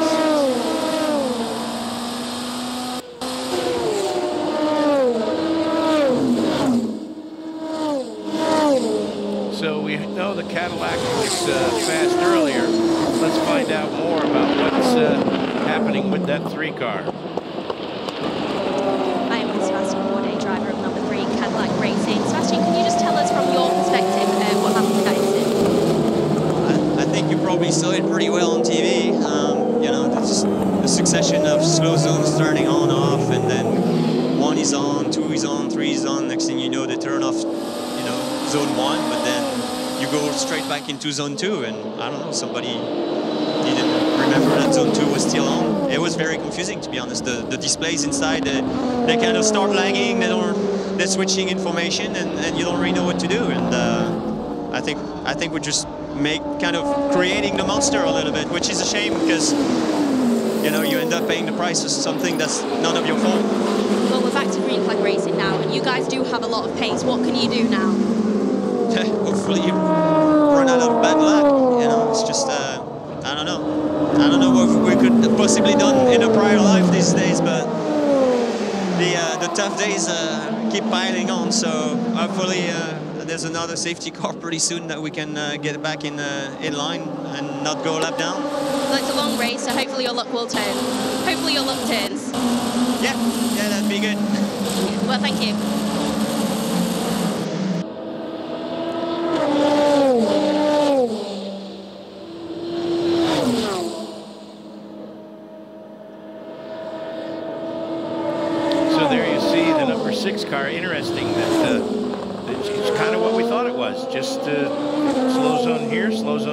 slow zone here now. Oh, oops. I think he just alluded to the fact that the whole process is very confusing, full stop. And I think, you know, just take somebody that's maybe a couple of cars back or whatever, that you know, they just haven't clearly seen it, and they've hit the back of Sebastian and caused that incident. So yeah, it's very unfortunate for those guys, because they were having a great race up to that point. But hopefully, you know, they can get back into the race, get back on the lead lap. As he says, I mean, that's a new thing for this year. If there was a safety car now and then the wave by, they'd be able to get back on the lead lap again. Whereas in previous years, it's pretty much impossible unless you fight your way back. I think if there's a team on the grid, you know, Chip Ganassi Racing, they're smart enough, they've done this enough times to figure out how to get laps back. So be interested to see how they do. We've got the Penske Porsches now, first and second. Very strong. So far, we've got to say Toyota leads Le Mans. We've got to say Cadillac leads Le Mans. We've got to say Ferrari leads Le Mans. And now we can say Porsche leads Le Mans.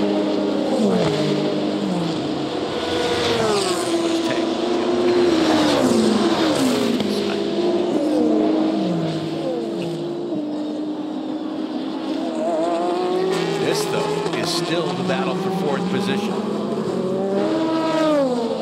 In fact, right now, it's Porsche, Toyota, Porsche, and Toyota. So this has turned into, and then the two Ferraris, followed by the two Peugeots. Cadillac, number 2, coming out of, back on the track on his out lap after his pit stop. That's Earl Bamber. And then Frank Mailloux in the Glickenhaus, number 709. And then, as you said, rightly so, Guy, the number 3 car now being driven by Scott Dixon in 13th position. Olivier Poix in the 708 Glickenhaus, which had to start from pit lane, has worked his way back up to 29th. Yeah, both Peugeots still going strong.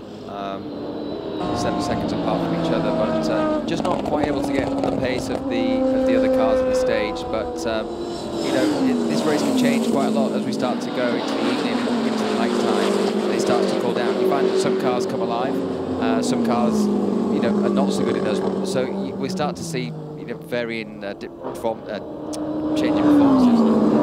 And also, we've seen one little intervention from Mother Nature at the beginning of this race. I'm sure that's not the last intervention we're going to hear. So the 5 car we've been talking about a lot, they now lead. Let's check in. Box to start, Michael. Box. Driver change. So that's going to be it for Michael. This is the completion of his second stint. This is only the second pit stop. So Jota is the one. Jota has had, I mean, given the fact that they've now made 3 pit stops to just 1 pit stop for the 5 car. They've got some pace in that car. Definitely. We saw the 50 car there on a bit of a slide into the corner. Clearly that downhill turn 6, it's a little bit slippy. I think this is the 3rd stint on those tires for that car.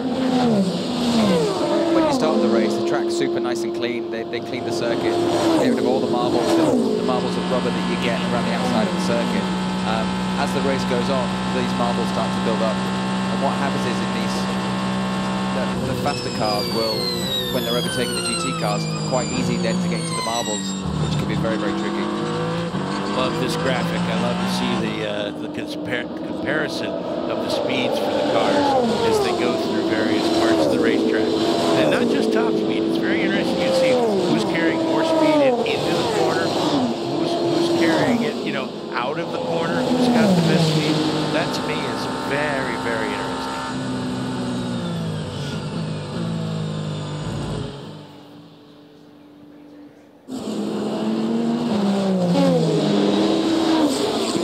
So this is the battle now. So we're going to get a good sense now. The pole man, behind the right corner. Let's see what the speed difference between the 2 cars. We know Toyota flew by early on, didn't it? But the Ferrari seems to be right there, loses a little bit on the initial power. Well, I think part of the reason the two Toyotas flew by him is because they're out of the sun. But that didn't, you know, they used those up for, Conway used his up a lot quicker than I was very impressed with the maturity that Wemmy showed on that first it doesn't seem like it's that bumpy, but boy, when you see that kind of almost that, it wasn't quite porpoising, but that was certainly riding the bumps. Volko, who had that absolutely outstanding qualifying lap, has proven to be a rising star in the sport in the first 3 races of the season. First 4 races. This is the 4th race of the season. First 3 races of the season. He's been very impressive, and he has continued to do that here.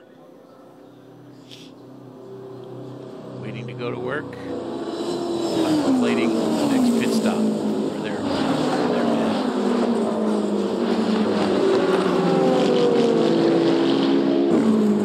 Through the Porsche curves. This is a real rhythm part of the racetrack, as now the number 5 car, as we heard moments ago, box for Michael Christensen. He comes into the pits. It will be a driver change. Wemmy now moves back into the lead of the race with the Toyota. Dane Cameron, the young American, still a young American. Of course, all of them are young compared to me, but watched him come up through the open wheel ranks and then into the support series of IMSA, and then getting full-time rides in IMSA, past IMSA champion. He has really, his father was one of the great mechanics of Formula Atlantic and open wheel racing, and helped Johnny O'Connell get his start. And so through Johnny, we really got to know Dane quite well, and he is fully, it's going to be fun to watch him in this Porsche. He's right in the Roger Penske too. Real kind of clean-cut kid who minds his P's and Q's and is all about the process. So Wemmy leads. Let's find out what they're talking about on the radio. Power control between turn 10 and turn 11. I was running at least 10 kilowatt down. Copy. Yeah, Seb, it's correcting for higher illegal out of turn 7. It's nothing we can do about it. How is balance at entry to turn 2? Question. How is balance entry turn 2? Big problem under braking. Big problem under braking. So we've heard Sebastian more than one time this weekend complain about this car under braking. That's interesting, yeah. It's, we just seem to be slowing him down too much. He's obviously leading the race and seems to have a strong pace, but clearly he's not totally happy with that Toyota. So yeah, we just have to keep an eye on that and see whether it becomes more of an issue. So was that something to do with the harvesting of energy and the brake performance and the mixer? They did talk about that the other day as well, didn't they? So I think they still haven't got to the bottom of that. Perhaps the harvesting is happening too strongly. We've had a change of position now as Fuoco has gotten by Mike Conway. And now he sits in 4th position. Conway has dropped back to 5th. That happened while we were watching and listening to Sebastian Buemi. Here comes the pass. That was out of It does seem that with these hypercars, they do get proper toe. I mean, it seems that whichever cars follow it seem to have quite a bit more straight line speed, and then we certainly saw that at the beginning of the race with the Toyota, and then we've just seen the opposite of that with the Ferrari sort of powering past the Toyota. So assuming that they're all running similar power levels, it looks pretty evenly matched. And Fuoco set a personal best in the 2nd sector when he was making that pass. So that tells you he's carrying a lot of speed, and he's going to join these two Porsches that are battling here very shortly. Like Buemi, he has the bit between his teeth. I think Ferrari is very cognizant of not wanting to let one of the Toyotas get too far down the road.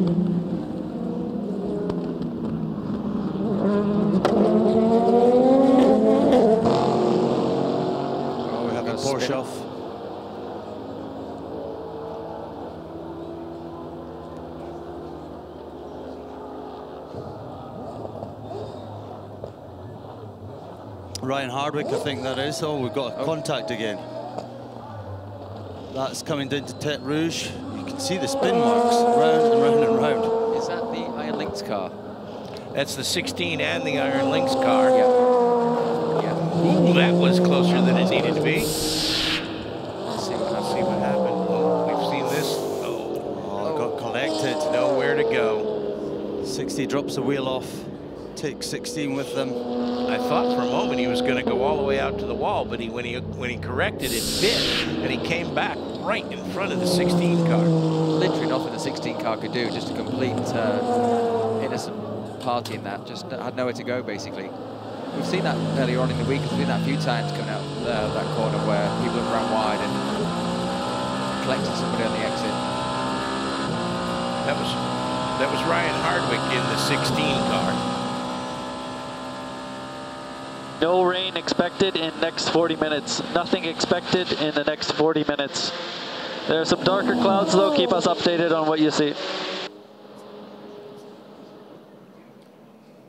Claudio Schiavone was behind the wheel of the 60 car. So Ryan Hardwick in the 16 and Schiavone in the 60. Joe Takar getting very racy there, taking to the sort of perimeter road almost to make that pass on the Porsche. So that's third, fourth, fifth. Yes. Yeah, like I said earlier, that's third, fourth, fifth, sixth. Oh, yes, there you go. Yeah. Early in the race, boys. I told you he was coming, and he has arrived. Making the pass on the entrance to Mulsanne. Now the Jota knows that he's coming, letting him know with the flashing lights. Coco is on a mission. Yeah, everybody's a bit elbows out. Everybody's feeling feisty still. It's still 21 and a half hours to go. A long way to go, but it's there bouncing around. You would think it was a 6-hour sprint watching this, but this is what we want to see. This is the excitement of hypercar and Le Mans racing. This is what it's all about. And, can they keep this up for 24 hours? Well, we're going to find out. It has become a 24-hour sprint race over the last few years because of the reliability improvements in cars and the technical advancements and teams just knowing what they're doing and everyone being on top of everything. But this is the first time that so many teams are coming here for the first time with new equipment when only Toyota and Glickenhaus have been here before with this equipment. So it's, yes, they know what to do. They know how to handle issues, but are they fully prepared enough to be ready to go for 24 hours at this blistering pace? Yeah, we're turning 131s, 130s, 128.8. Last lap for Volko. Yeah, that's their fastest lap of the race, so they're pushing hard still. Going to hear from our race director. Caution at MP6, bear left at MP6. Track is partially blocked.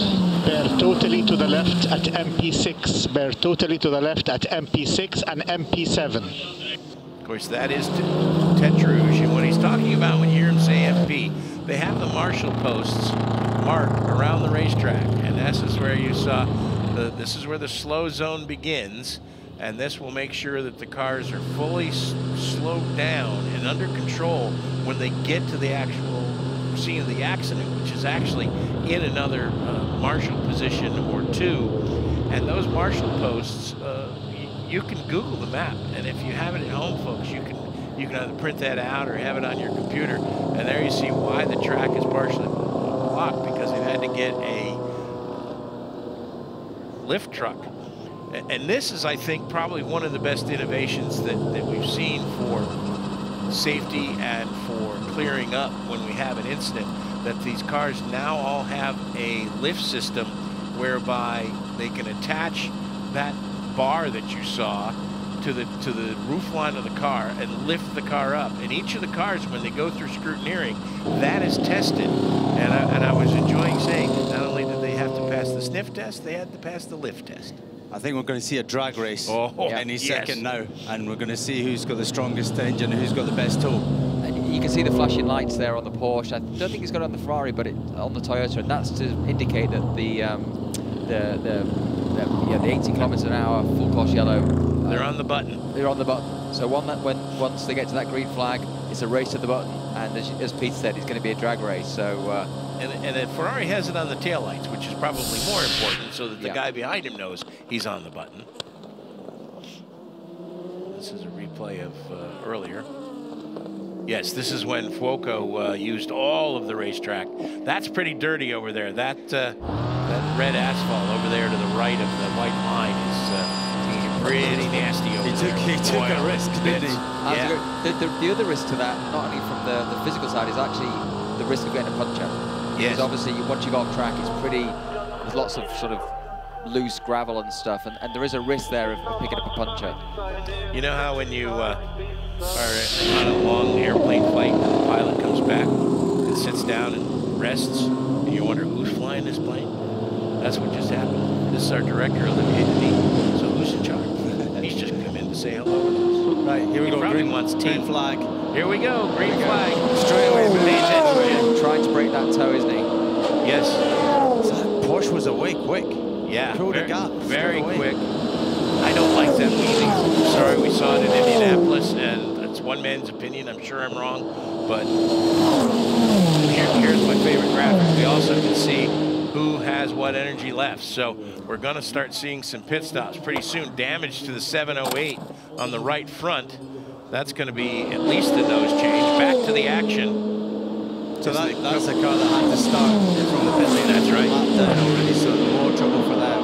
Yeah. Here they come into Mulsanne. They've made it through the kink, under the Total bridge, and almost to the braking zone. Onto the binders. You hear the whine of the regeneration.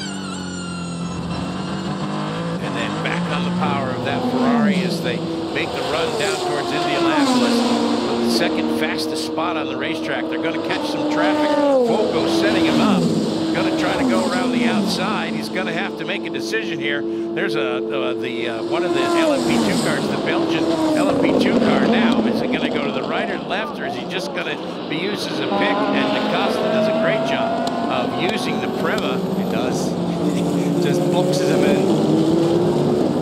I think that was the 63 car. Yeah, it was the Prema 63 car that he used as a pick to just hold off Fuoco in that fast part of the racetrack. Now they go through the slowest part of the racetrack, which is Arnage, and now they make the run to the Porsche curves, and hopefully they won't catch any traffic here. There's a Porsche there in front of him. Yellow flag zone. Yeah, the yellow flag zone is still... no, the yellow flag. Yeah, there it is, double yellow. We're taking into this area. So I wonder what's caused that. It's back to green again. The number 16 car is stopped at the Porsche curves. That's the reason for that double yellow. So that was easy for them to dispatch. We've still got the slow zone once they get to the top of the hill. Coming to the pits. The 38 and the 50 both come to pit lane. Right together, get down to the pit lane speed limiter. So that's what you were saying earlier on. That's the fourth stop now for the Jota team. All the other cars have either got 2 or 3, and yet they're right up there in the fight. So it's interesting. The other Ferrari is also in. This has been there. The Toyotas split their stops because Wemi was able to go further on those soft tires. The Ferraris have been pitting together. Oh, that's going to be tight. That's the problem. Yeah. And well, they're set up for that. You can see they're set up and ready for that. There is the way they have the tape on the front of the pit area. They can either come in parallel like this, or they can come in on an angle, and everything's been measured out so they know where to stop. This is the Jota pit stop, fuel first. As is the rules, you can't work on the car until the fueling is done. Then, once the fueling is done, then the tire changes and any other work that you need to do can take place. So, looks like it's going to be full service here. Nope, the 50 car is away, no tires, just fuel. Well, if you remember, they had a driver change last time. That's right. So they did the full service then. So different sequences, a driver change also for the 51. Good spot by you, Peter, and looks going to be a tire change there. The 50 is out of the pits now in sixth position behind the number 2 Cadillac. So and then right into the jump to Jota there. We've got 51 has still got James Collado in the car. He's been in now since the start of the race. It didn't look like they were changing drivers. Yeah, I think they did. Did they? I think they did. Okay. We'll have to wait until he comes across the line to see. So we're hearing that potentially Giovinazzi is now in the car. Oh, that'll be fun. And here they are in the slow zone. If you're not, if you lose your attention span for a moment, you look up and it's like, is that a replay? No, they're in a slow zone. Now we're expecting rain off and on throughout the 24 hours this year. And right now they're calling for rain at Marshall's Post 25 to 35 in about 8 or 10 minutes. And as they go back to green, as they enter the first chicane, Wemby was making his intentions very clear all the way down the straight there. Yeah. Please just stay out my way, I'm coming through. Yeah. Jensen, just stay right there, big guy. I'm coming by you.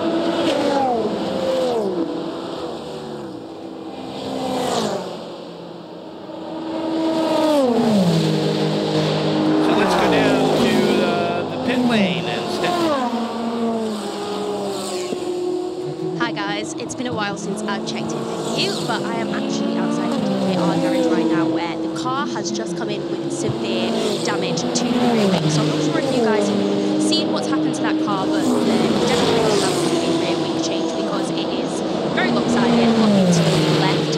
And yeah, so that car is going to need some servicing. Thank you, Stephanie. That is car 43, Maxime Martin. Yeah. DKR. Yes. That was the car that we saw going slowly on driver's right. Because they had the grid, they needed the grid, so they were already probably a lap or so down.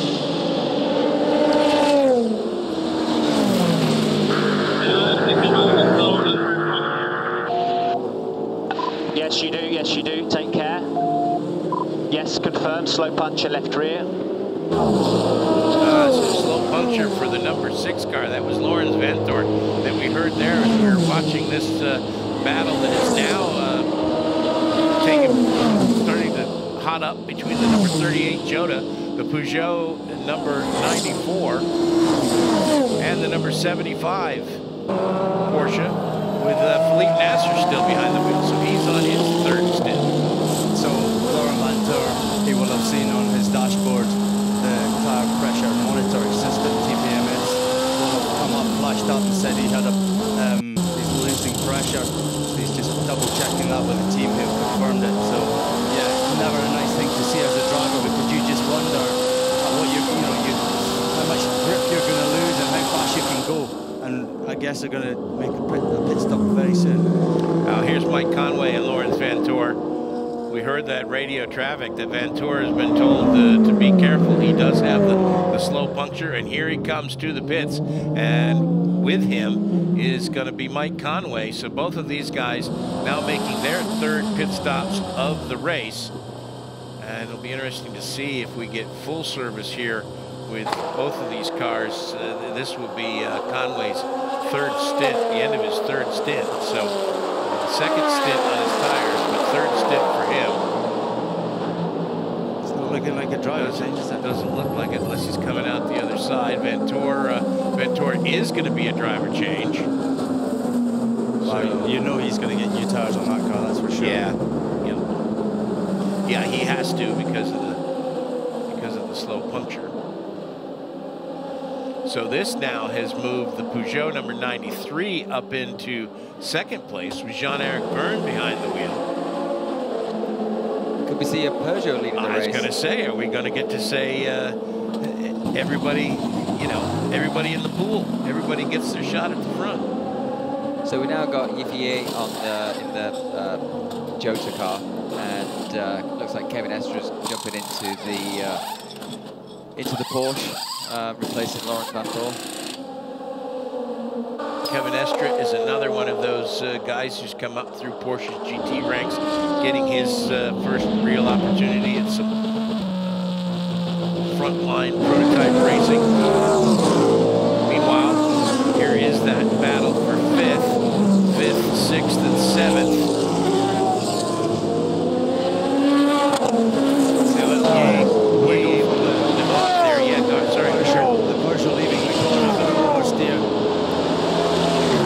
Just a little bit on that exit. Two P2 cars racing. LMP2 cars are seriously fast race cars. It just shows how fast these hypercars are when they just kind of flash past them. So it's really impressive. It's pretty tight there into that second chicane. Porsche's kind of got boxed in behind the...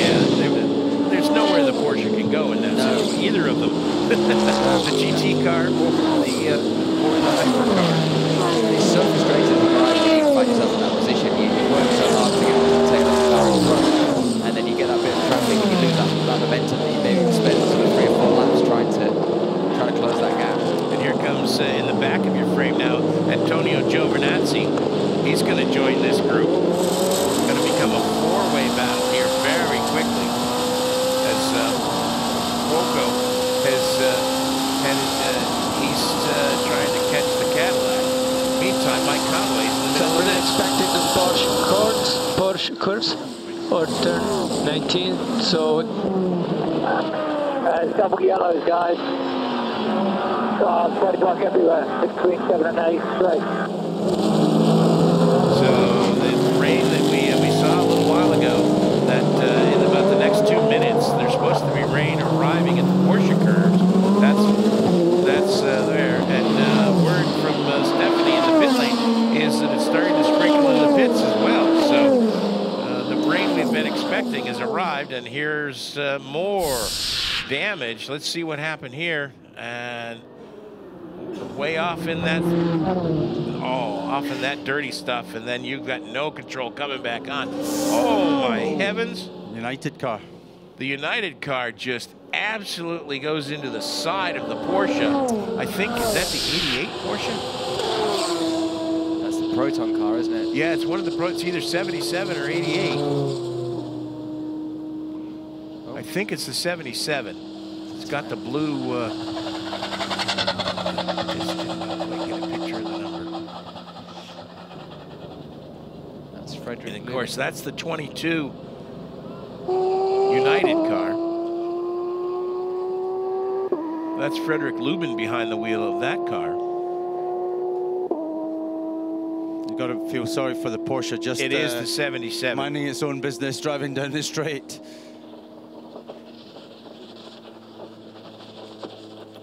He will be fuming in that car.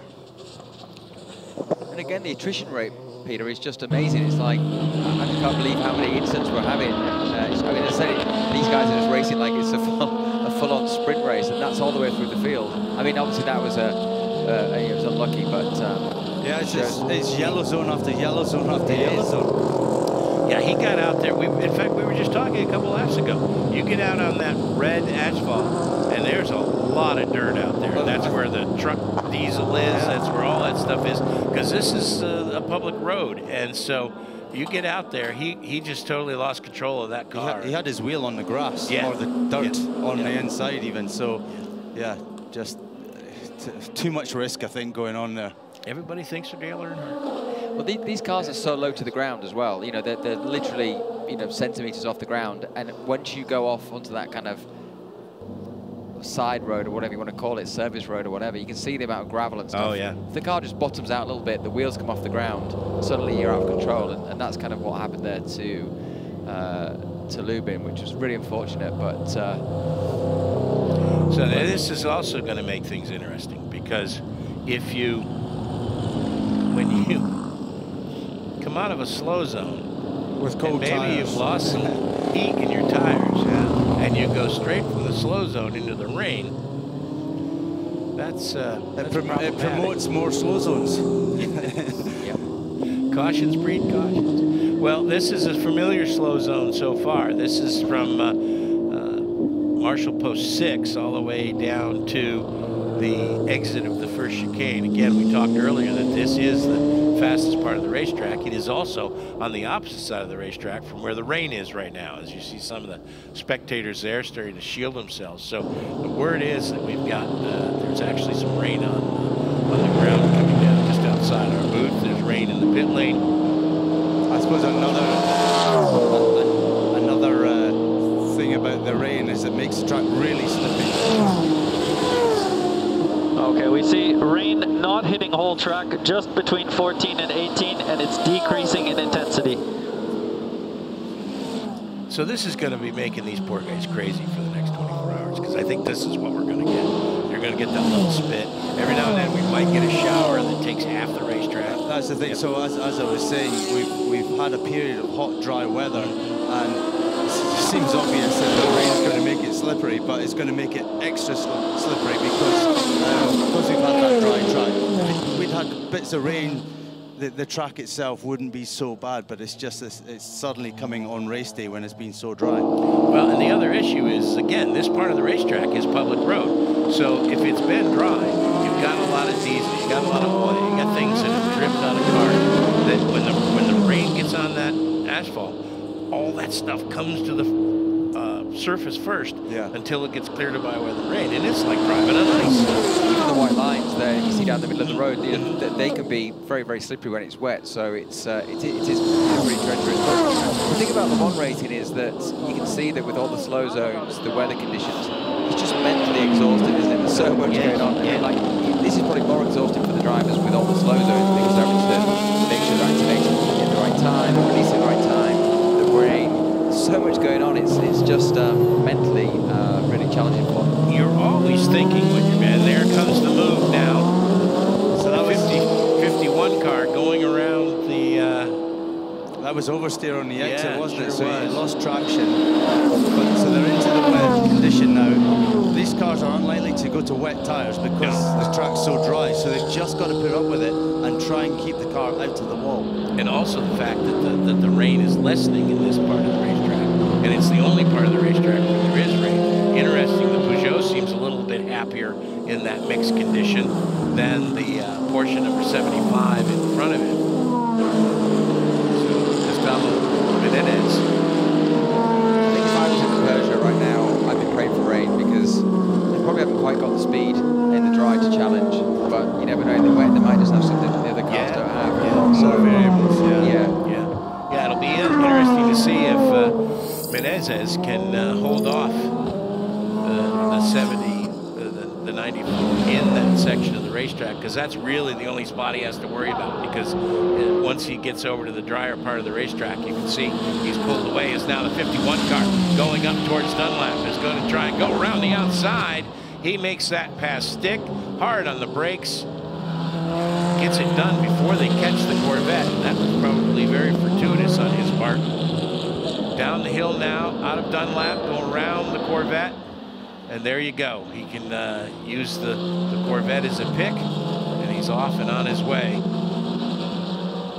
Now in third position, as the 75 car has a look as they get to the slow zone.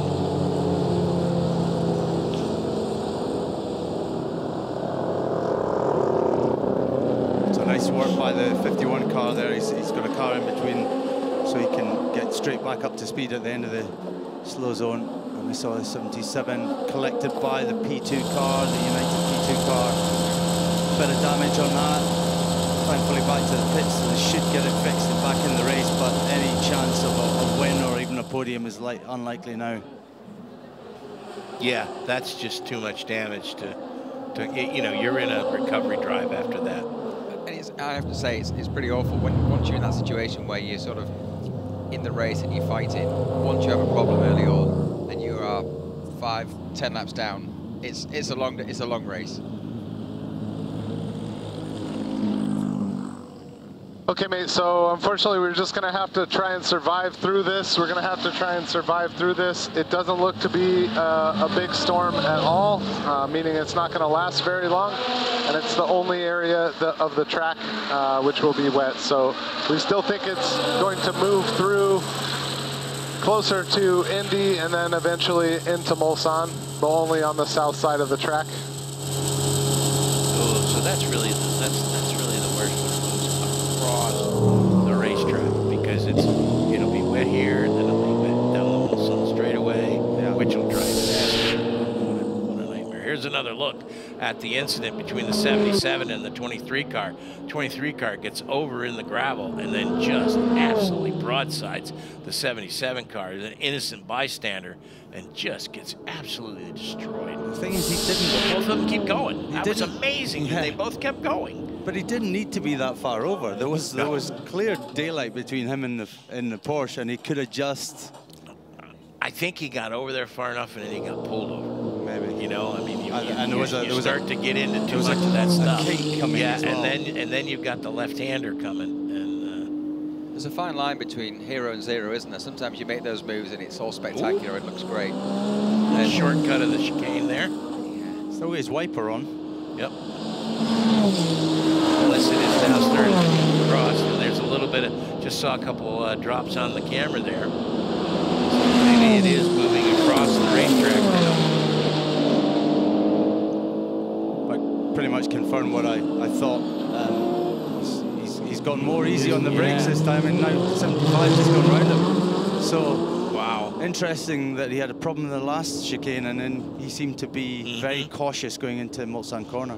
And it looks like the Peugeot's going to get him as well. He does. So 2 positions in 1 corner. He is not happy. Maybe he's not comfortable in the slick conditions.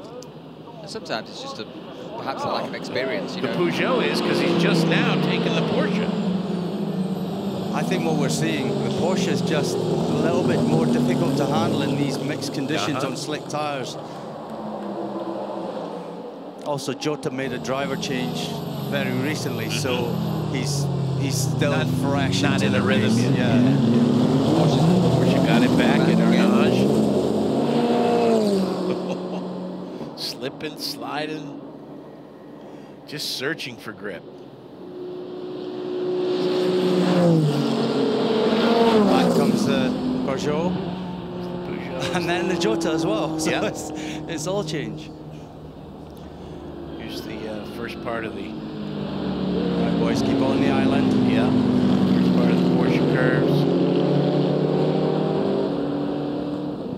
Everybody's staying right in the middle of the road, just kind of tiptoeing through there. That's amazing how they've had to just find that comfort zone. You really see the rain coming down. And then just here around you go. the corner. And then in 2 corners, you got rainbow. The Peugeot's through. Yep, the Peugeot has gone through on the Ferrari, but I'm sure Giovinazzi is going to grab that back as soon as they get on the front straightaway. Let's check in the pits.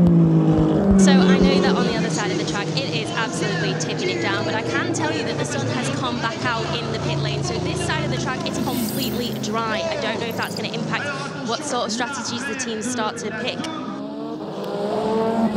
Well, it probably means mostly, guys, that they're going to stay on slicks, as now here comes Giovinazzi. How long is it going to take? It's going to be interesting to see just what the performance of this Peugeot is. So it seems like the Ferrari on this dry part of the track has got the advantage for sure, and then once we get onto the wet part of the track, the yellow zones again. Slow zone. Yeah. So he's held him off for now. Held him off for now. Great for Gustavo Menezes. Yeah.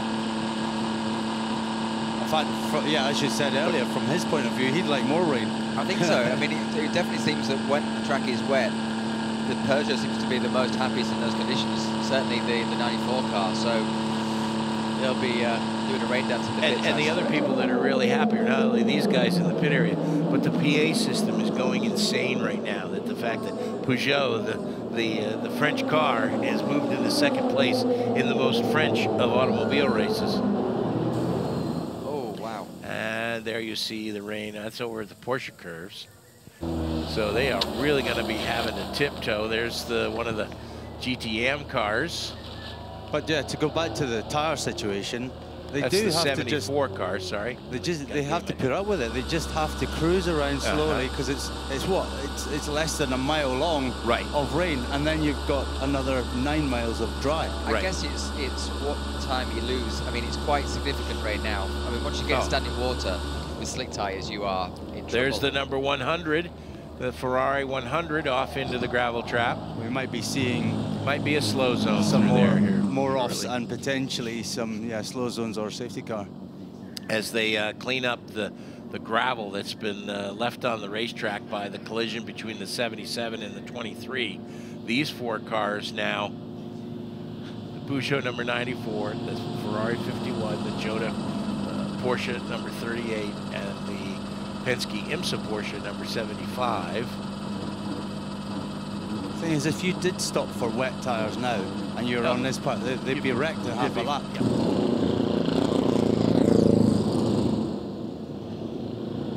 Mind you, if you're driving a GT, you can have drying tyres on the car. Or if you're driving on wet tyres in a slow zone, you're not tuning tyres. Well, that's true. That's true. It's a real. I mean, somebody could be brave with the strategy in terms of rolling the dice here, but yeah, you're right. That looks like a while as well, because they've just kind of brought that machinery down there, haven't they? Yeah. To fix the barrier. So we could be in for a while down there as well. These barriers are going to be like brand new by the end of the weekend. Safety car. Safety car is coming out, and that is without a doubt because of the rain. I would suspect over in the Porsche curves. It's just probably a little too dangerous right now to be running flat out. And there's a Glickenhaus, the 709. Olivier Pla. But is that actually just pulled up? That's not actually. Caddy. Three car, just very narrow. Here Dixon, comes the Porsche. You see, it's too much standing water for the. And now what you get is car complaining, hitting another car. So these cars are parked. Yeah. And the issue you've got now is having a multiple car pileup. Yep, and here comes the safety car. The 3 car has gone off.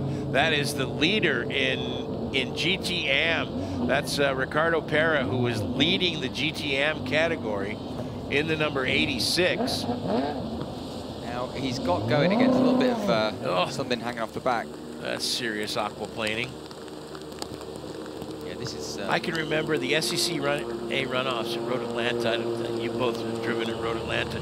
You get to the top of the racetrack and there's the double right-hander. And it was the same kind of situation. It was bucketing down at that part of the racetrack. The rest of the racetrack was dry. It was the national championship for what was then the category. Here's the 79 car just trying. That's the 41. This is what happened. Or 31. 31. That's the 31. Oh, and then the Ferrari goes through. Good heavens. Wow, that came in super Came in really hot. Dixon kissed the barrier, but I think he just barely kissed it if he kissed it. Yeah. He got away the Ferrari kissed him on the way by as well. Yeah. There you go. And the caddy, again, just a small touch. Just missed it. And got lucky that he didn't get collected by the Porsche, who then hits the barrier. Wow. Yeah, but the point of my story was that all but 2 cars literally ended up down that hill and in the woods, and 2 cars finished the race. Right. And here we see more spinning as that's now down at Mulsanne, so the Mulsanne corner. So that has no, that's Arnage. My apologies.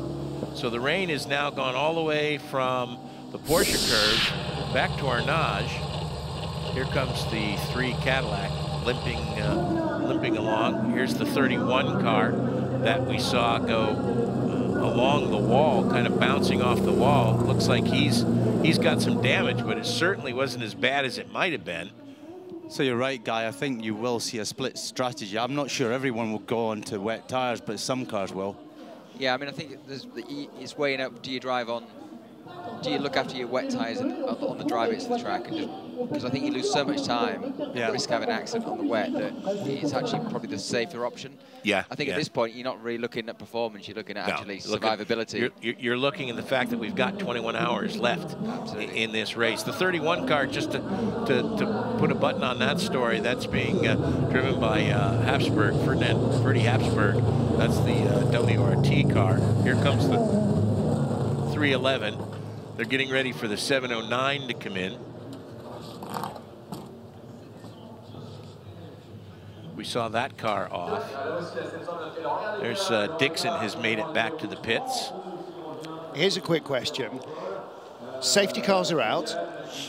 Is it survivable on slicks in a safety car queue? In which case, don't go wets, because half the track is bone dry. Look at the pit lane here. Can you survive, Guy? Come on, I mean...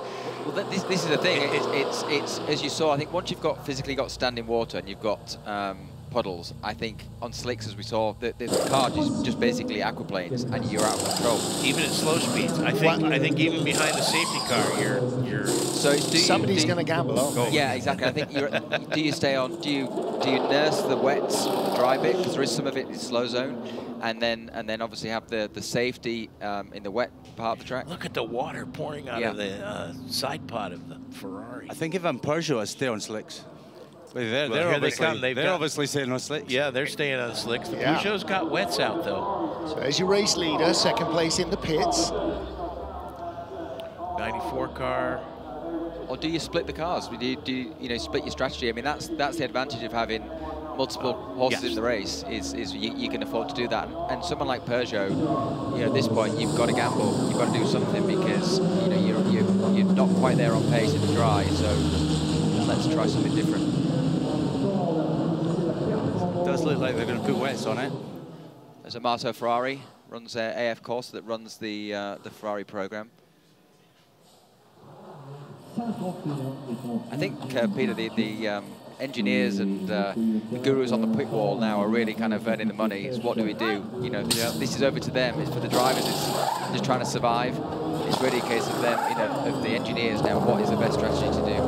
Dixon's back out now. We saw problems for the GR Racing Porsche. That means that when the Iron Danes, who are in the pit currently, come out, Rachel Frey will be leading the class probably. So we might have the Iron Danes leading Le Mans as now we're on board with the 50. And we didn't get to see if they actually put the rain tires on the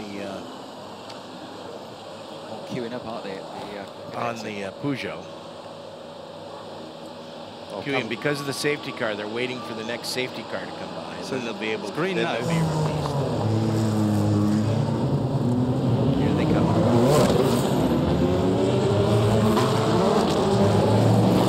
Yeah, wets on that Porsche now. Here comes the 100 car, which we saw, and there's wets going on the Porsche. See the W trap was over there. 75 car getting wets. I suspect that Yi got wets. He was not comfortable at all. I think Conway has stayed out. I think Buemi has stayed out. There's the 5 car. So that slicks on that just now. So mediums or softs? Could you see? I couldn't see, no. Well, I could have, but I didn't. And wets going on. A set of wets just going on the 5 car. So they were fueling, so they hadn't gotten to the tires yet. So do we think the number 50 Ferrari that's currently leading is still on the slick tire? Yeah. Yes, because he stayed out. Okay. So it'll be interesting to see how they... And Joe Renazzi stayed out, and I think the 2 Toyotas have stayed out. This is Tête Rouge. Yes, it is. So they have definitely stayed out. We have, on the drier parts of the track, we now have rain. Yes, we're just starting to get the rain as it's going across the racetrack. Well, gentlemen, I've enjoyed my my 2 hours with you. I'm going to take a little bit of a break, and our man Tutal will be in. So the next voice you hear, after you hear these 2 guys talk for a minute, will be Martin Haven.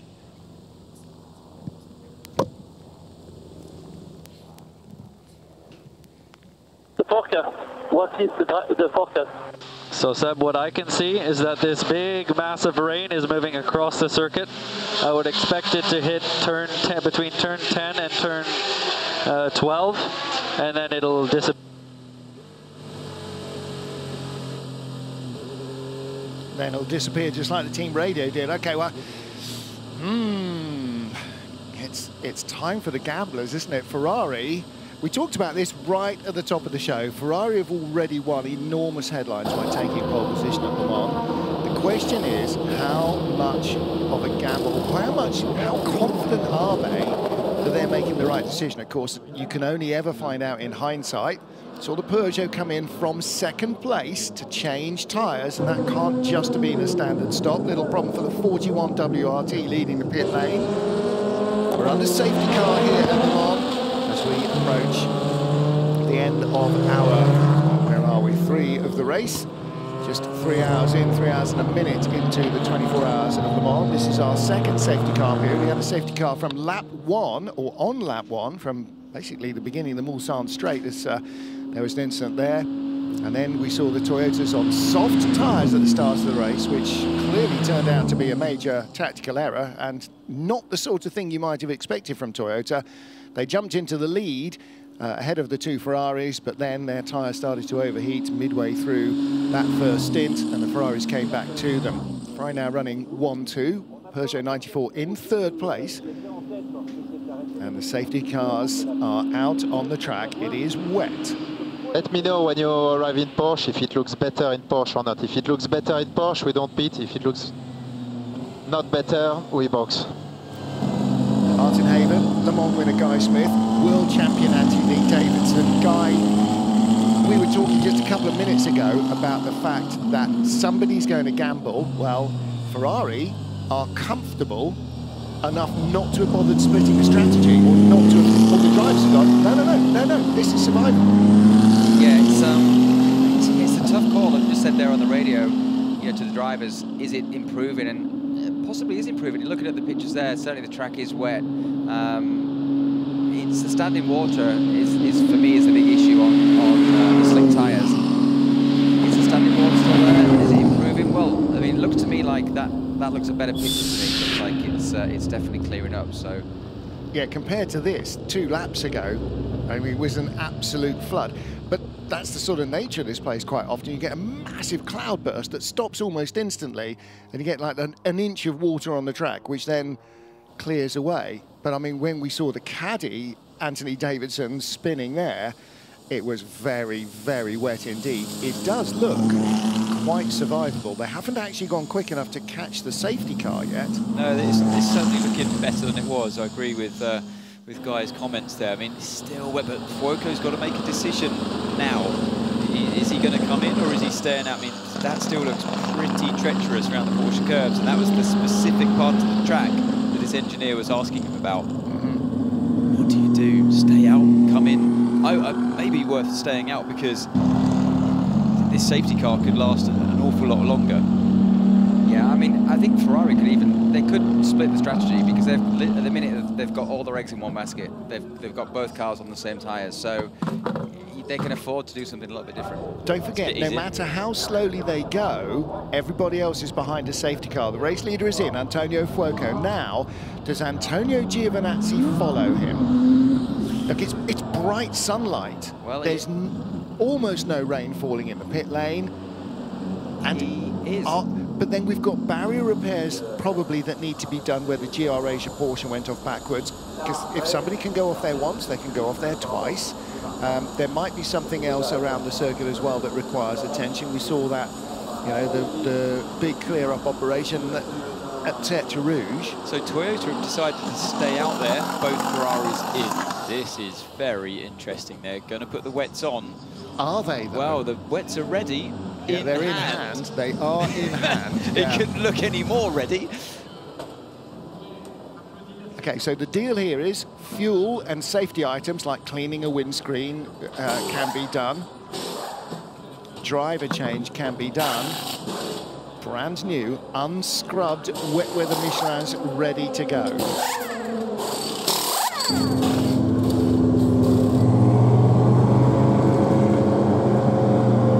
Safety car queue in the Porsche curves. How quick can Ferrari be? Is the pit lane going to be closed when they get to the end of it?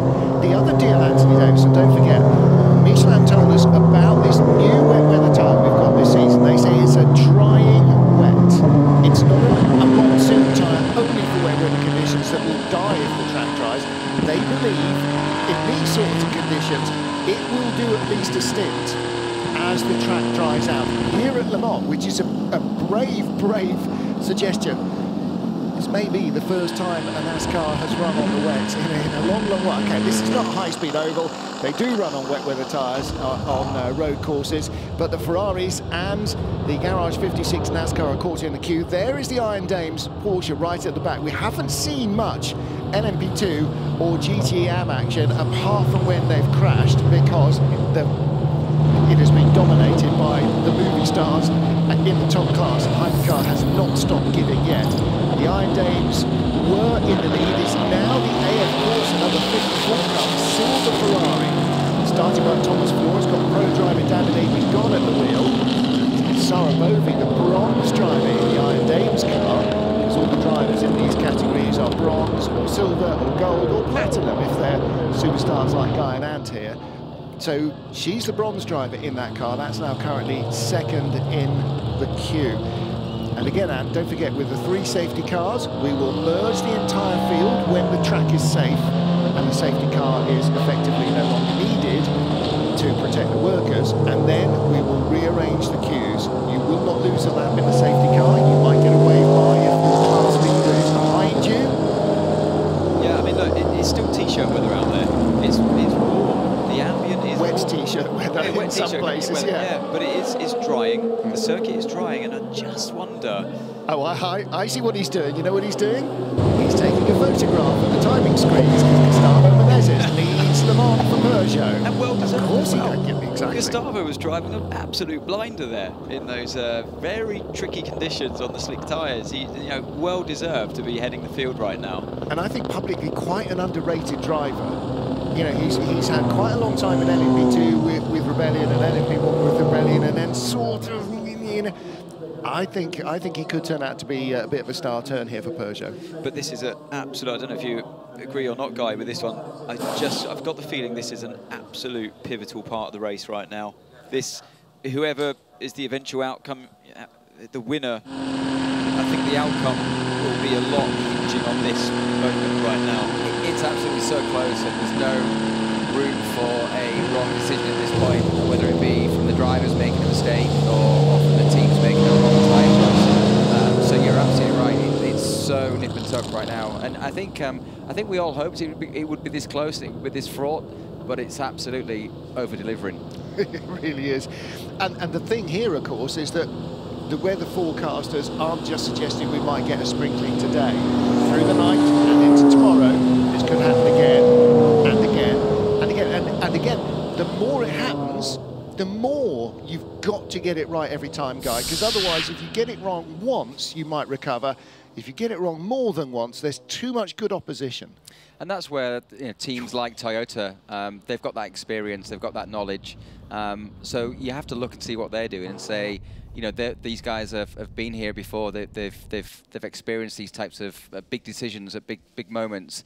The other teams are, while they've got experience on board, they've maybe not found themselves at Le Mans in this situation. So I definitely looking to see what Toyota do, and I'd be sort of trying to mirror that.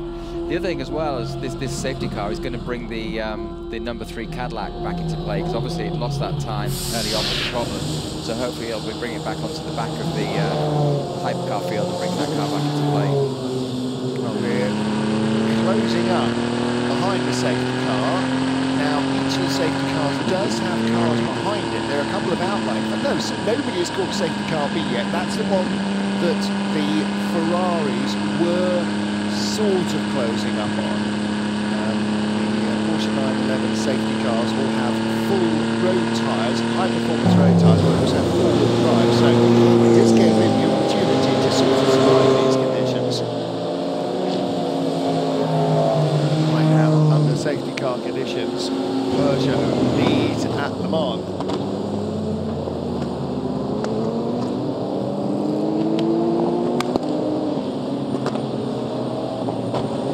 Weather has returned to the Circuit de la Sarthe. We are 3 hours and 10 minutes into the 24 hours of Le Mans. For the second time in this race, the safety car is out. And because extremely heavy wet weather arrived, Porsche goes on the quickest parts of the circuit. There was a number of incidents, and that incident having going on the track. And Eduardo Freitas, the race director, scrambling safety car. There's the Garage 56 NASCAR, Anthony Davidson with Galen there. We were laughing at a shot of work going on at Terre-Rouge. There was a big tall blue car in the corner. Oh, is that it? Oh no, it's just a Peugeot 406, one of the Marshall's cars. But it looks so different here that it stands out quite notably. Well, let's catch up with some of our teams then. Expected the rain or was not in the radar? It definitely looked a lot lighter. It looked like it was only going to affect the south side of the track, not the whole side, and not be near as intense. We see now it's the opposite of that. And again, weather forecasting is more of a craft than a science. There is science behind it, but you can never predict entirely how much is going to come from the clouds and where. So they went with the information they'd been given. Clearly it was much more than Dennis and Antonio was just going, did we expect that much? The answer is no, we really didn't.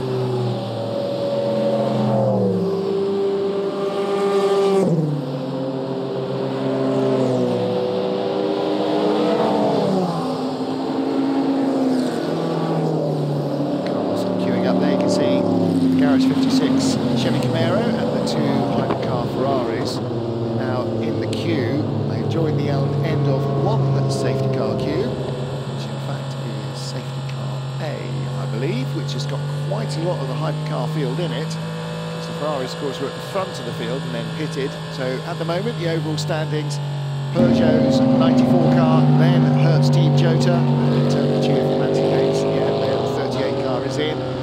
Second place ahead of the two Ferraris. The caddy that, oh, I shouldn't say this, should I? Hasn't had any trouble yet. I know.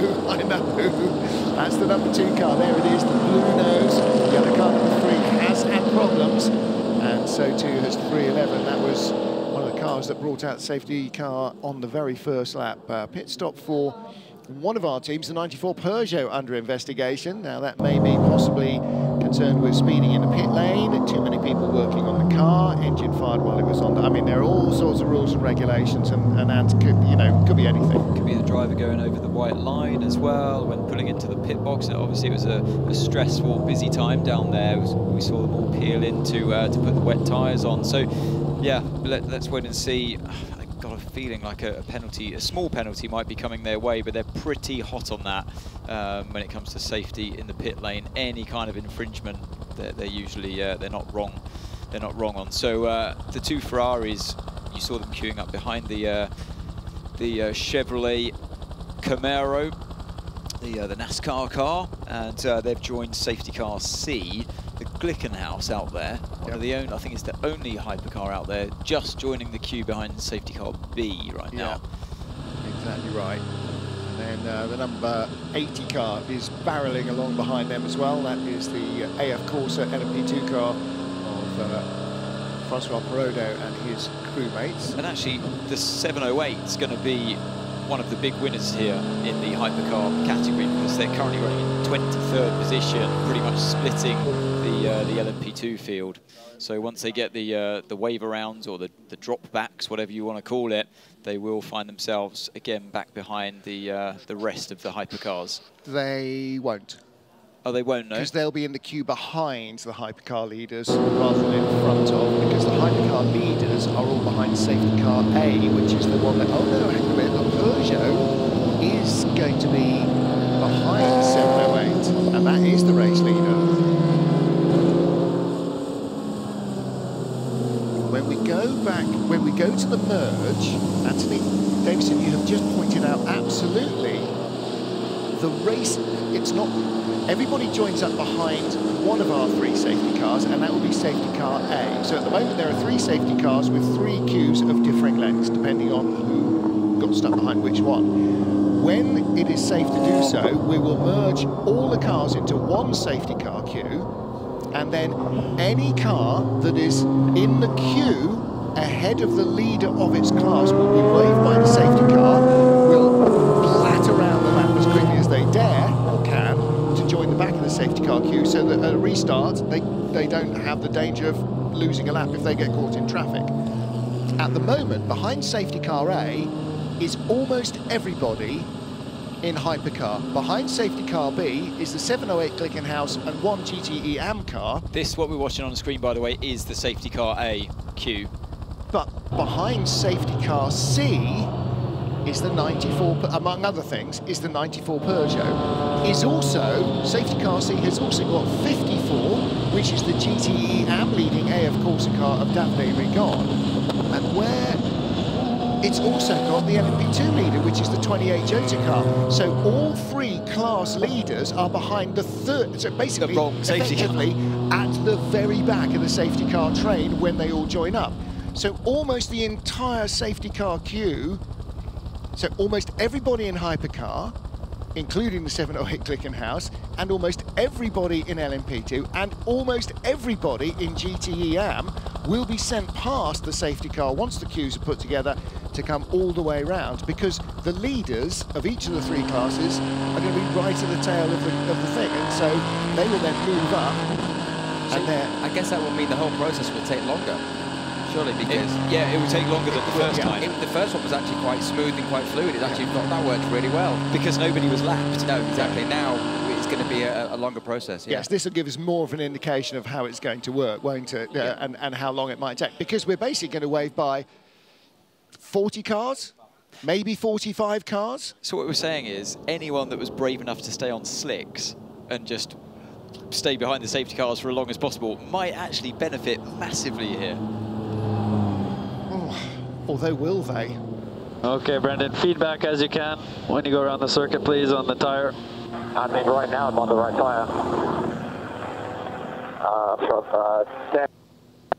From 10 to 14, it's crazy wet also through the Porsche curves.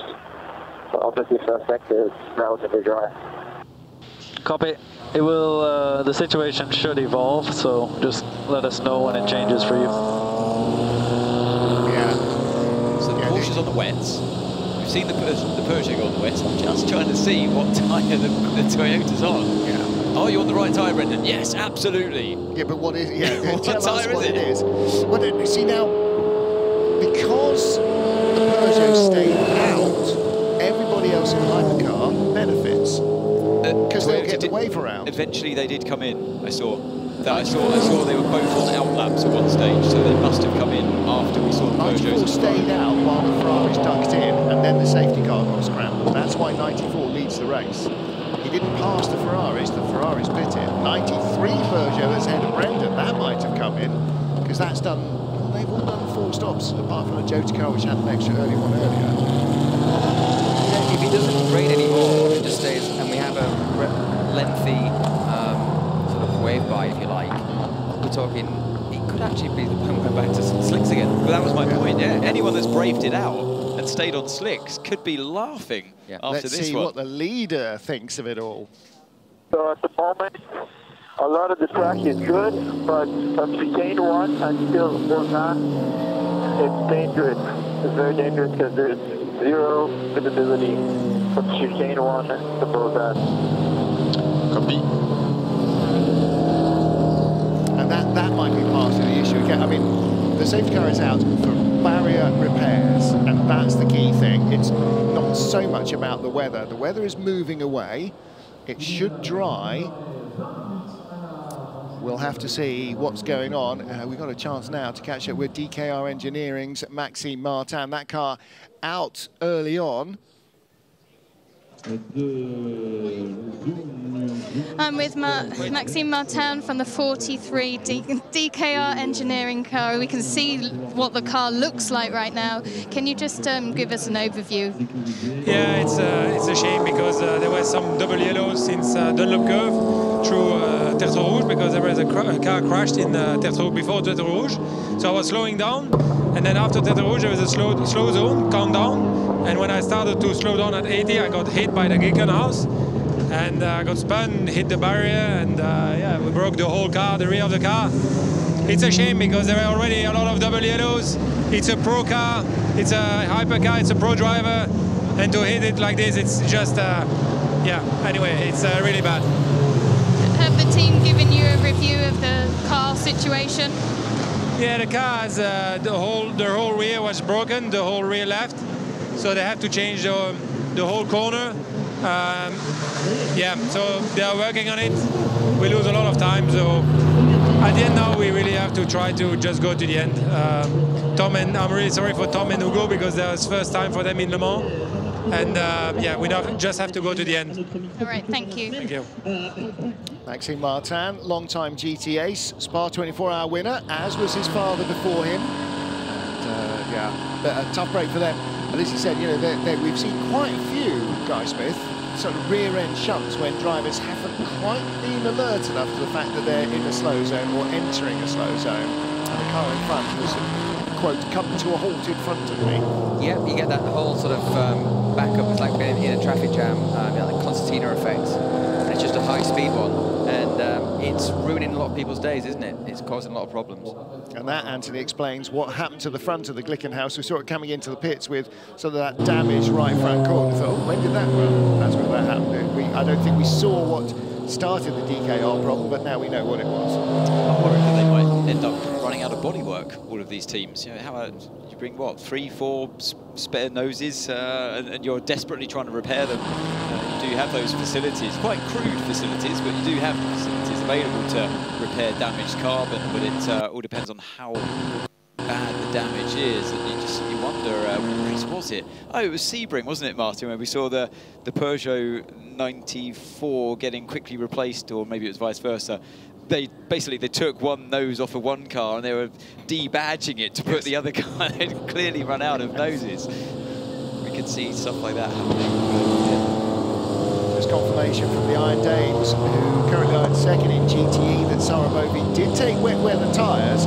Now, in the GTE category, it is a straightforward wet, and in LMP2, it is a straightforward wet as well. It's the hypercar category, the fastest cars on the track, that have this drying wet. It's a new tyre concept, a new design from Michelin. Previously, they had a tyre that looked like a slick, but don't ask me how witchcraft or something also managed to clear water away.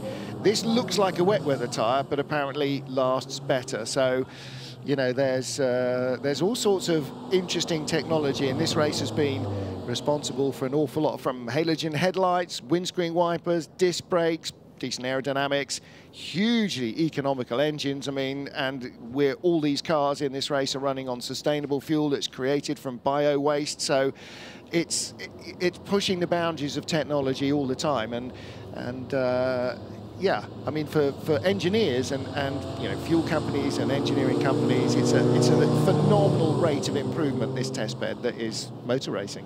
And did you ever drive on the wet slick? Yeah. It's like witchcraft.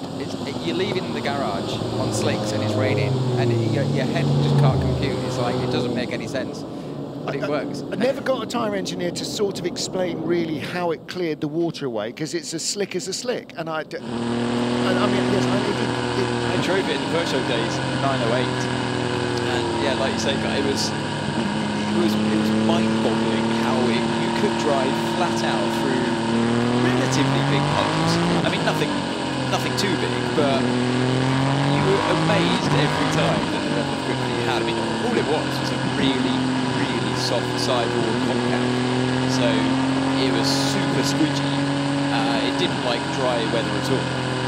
It was like the best intermediate tyre you could ever dream to have, because it could run far longer in a dry scenario, because you didn't go through that painful process of all of the blocks of rubber getting feathered up and rolling around on itself. But they were incredible, but obviously very costly as well to manufacture and produce. Seven-time NASCAR Cup champion Jimmy Johnson has had his first ever stint racing at Le Mans. There's his charge. Rocky started it, so it was a 54 now in the hands of Jay Button, Esquire. It is 18 former Formula 1 driver. We don't have any current Formula 1 drivers in the field. We did have Charles Leclerc here with the Ferrari team, but I don't suppose any more Formula 1 team will allow a current driver to race. It seems that those days are possibly a bit beyond us. It would be good though, wouldn't it? It'd be great to see. I mean, it'd be great to see a current Formula 1 driver here. Yeah, a third car for Ferrari with two F1 drivers in, that would be pretty epic. Didn't Hulkenberg do? Was he still in F1 at the point when he won? Yeah, he was on the weekend off, wasn't he? Yeah. But he was under contract. He may be the last current, well, he certainly is the last current F1. Oh, no. Yes, you know, of course, because Alonso wasn't a current Formula 1 driver. No, when he raced, yeah, he was retired. He was on holiday. Yeah, he retired from the first. But to be fair to him, he did say it's not full retirement. I'll probably be back, or something to those words. Yeah, if I get a chance, and I've won Le Mans twice in one season, maybe people will look kindly on me again. But I do believe that Le Mans and sports car racing in general, amongst other things that he's raced in since that first departure from F1, I think it's made him not just a better driver, a much better all-rounded driver, but it's made him see the bigger picture as well within the team. I think the driver we see today, maybe it's come with a bit of maturity as well, maybe it's a coincidence, but since his return to Formula 1, I've definitely seen a different character, not quite as selfish. Obviously, he's still such a hard character, but you know, I feel like he's a more rounded driver than he ever was, which, you know, of course, he was brilliant to start with. He's such a mature racer these days and thinks about the team. We saw back in the day, in the Group C days, when people like Martin Brundle, they would, if they couldn't find a competitive Formula 1 drive, they'd come and race in sports cars to keep themselves sharp. And actually, they'd come back to Formula 1, and again, more, as you said, more rounded driver. So I think you're absolutely right. You know, the sort of working with the team to get any chance of success is a salient lesson that you don't so easily forget. Plus, of course, there's the maturity. And when he went back, less desperation to prove himself than there had been, you know, when those World Championships with Renault were a long time ago. And Seb had won 4 since then, and Lewis had won, I don't know, whatever, 5 of the 6 or 6, whatever. You know, that's a long drought for somebody who's been a world champion and is now all at sea. Coming back here did 2 things. It reinvigorated that sort of blending with the team is the key to success. And also, actually, you can still drive. And somewhere in your psyche, I mean, I'm not a driver, but I'm sure both of you can think of a time where somewhere in your psyche you're going, have I still got it? Well, yes, given the right opportunity, clearly he proved he did, and has now probably even more than ever. Because, you know, you are, to a certain degree, you're only as good as your car. And that's why it's great. That's why this race today has been so great so far, because we've, you know, there are so many cars that look like they're fast enough to win on outright pace. And that's great for a driver. It's brilliant when you've got the unfair advantage of being in the best car on the grid by miles, but you don't get quite as much satisfaction out of it somehow as a driver. Like, you don't feel like it was all your own ability that won you that race necessarily. And if you're, you know, equally if you're in a slower car, then you can never prove it to yourself that you are deserving of being right at the front. You do start to lose a little bit of that confidence.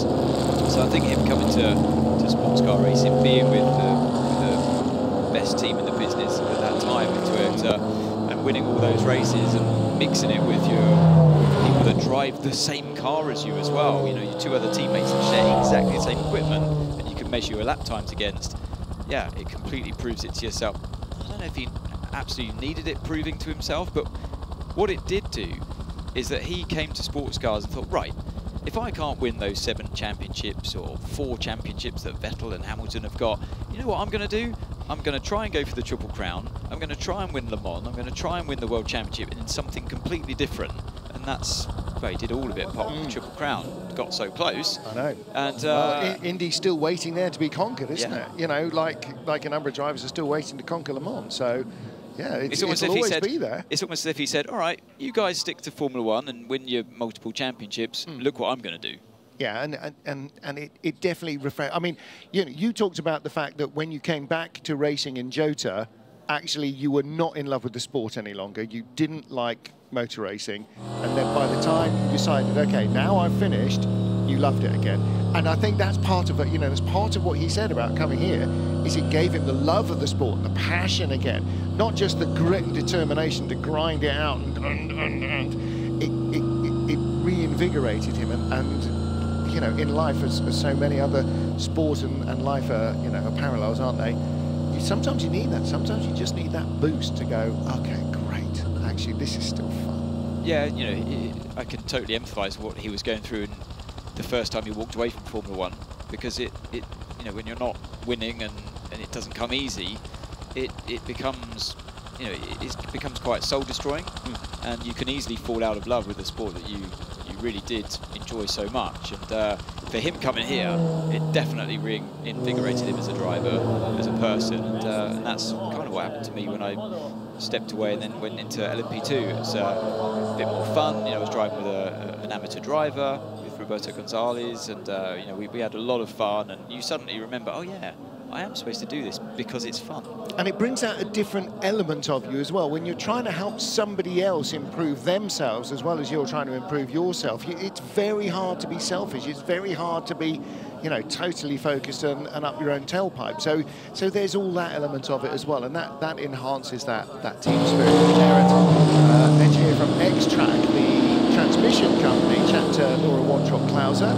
Laura is a former engineering student graduate. She worked in production engineering in General Motors, and joined as a weekend warrior, one of their nascent junior tier racing programs in the Cadillac brand, I think, and then has steadily become more and more influential. Is now the global head of GM Racing. That's a lot of hats, Graham Goodwin, for one person. She's effectively in charge of the Cadillac program. She's in charge of Corvette racing. The Action Express Caddy not necessarily. That's part of her remit. The Garage 56 car, not part of her remit, but being the bow tie being a GM brand, that she'll be paying attention to that as well. But critically this weekend, the other thing she's responsible for is with a team around her, is the development and rollout of the Corvette GT3 program to come, which is a completely new marketplace for the brand. This is on board now with Jenson Button, on board the Hendrick Motorsport 24 ZL1 Camaro. And he's absolutely loving this. Every time he talks to me about this car, about this challenge, he's just grinning from ear to ear. He loves conditions like this as well, we all know. And I saw him driving it, the off-board shot coming through the Ford chicane a couple of days ago in free practice, and I thought, that looks really neat and tidy, really smoothly done. I wonder who's that. I bet that's Jenson. Looked at the timing screens. Sure enough, it was. I've known him, feels like for a lifetime, since 8 years old. You just saw the graphic there. He's 43, I'm 44, and it's funny having known somebody you've competed against so strongly against pretty much your whole life, and you know, certainly in terms of my racing life, and you just know their style so well.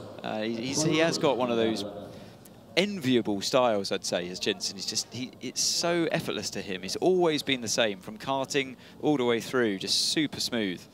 Well, and you were always really regarded as having a very fluid driving style. So I think you know what you're looking at. But rougher than the Badger's backside. When I walked back into the booth, you guys were discussing, I think, Fernando Alonso and the course that he chose to take a couple of 3 years ago, and the difference that's made to him and his outlook. And it's equally brilliant that what's not happened with Jenson Button when his time in Formula One was up, that he walked away. He's going out there, he's having experience, he's raced here before the LMP1 car, probably not the campaign he would have liked to start this adventure with.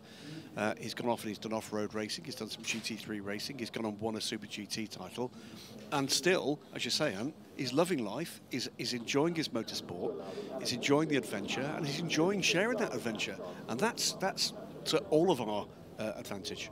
It is not raining there also. It's T-shirt weather somewhere around the track. Yeah, absolutely. Lots and lots of areas around the track. It is definitely not raining, even if it has been a bit rainy. But 54, this is our GTE AM leader. You saw Thomas Floor in the garage. So he started the car, and this is Davide Rigon. They're going to change over to their third driver, rotating their guys through. You would have missed this chat probably, Graham. You weren't here at the time, but Martin and I and Guy were trying to decipher, are we going to see the Glickenhaus that's in 23rd position? Back to the back of this row. He is, let me get this right. He's behind safety car B, and the leader, the 94 Peugeot, is behind safety car C. So unless the leader pits and joins the back of safety car A, he gets right back to the sharp end of the field. He will still... Yes. in most of a lap. No, he won't. Yeah, but he won't get the lap that they were in the pit lane at the start of the race for. So he won't lose another lap, but he won't get that lap back. No, he'll get back to the lead lap. Oh, sorry, it'll be lead lap plus the length of the safety car.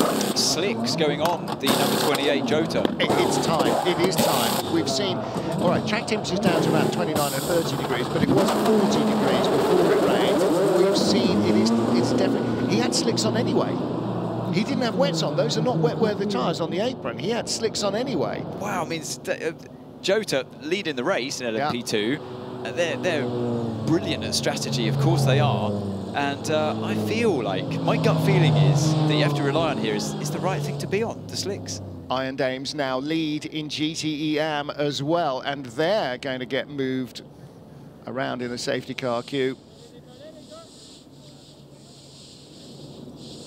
Here's Besh, 14 Nielsen Racing. Matthias, it's never nice to walk into a garage and see that, and I'm just so sorry for you guys.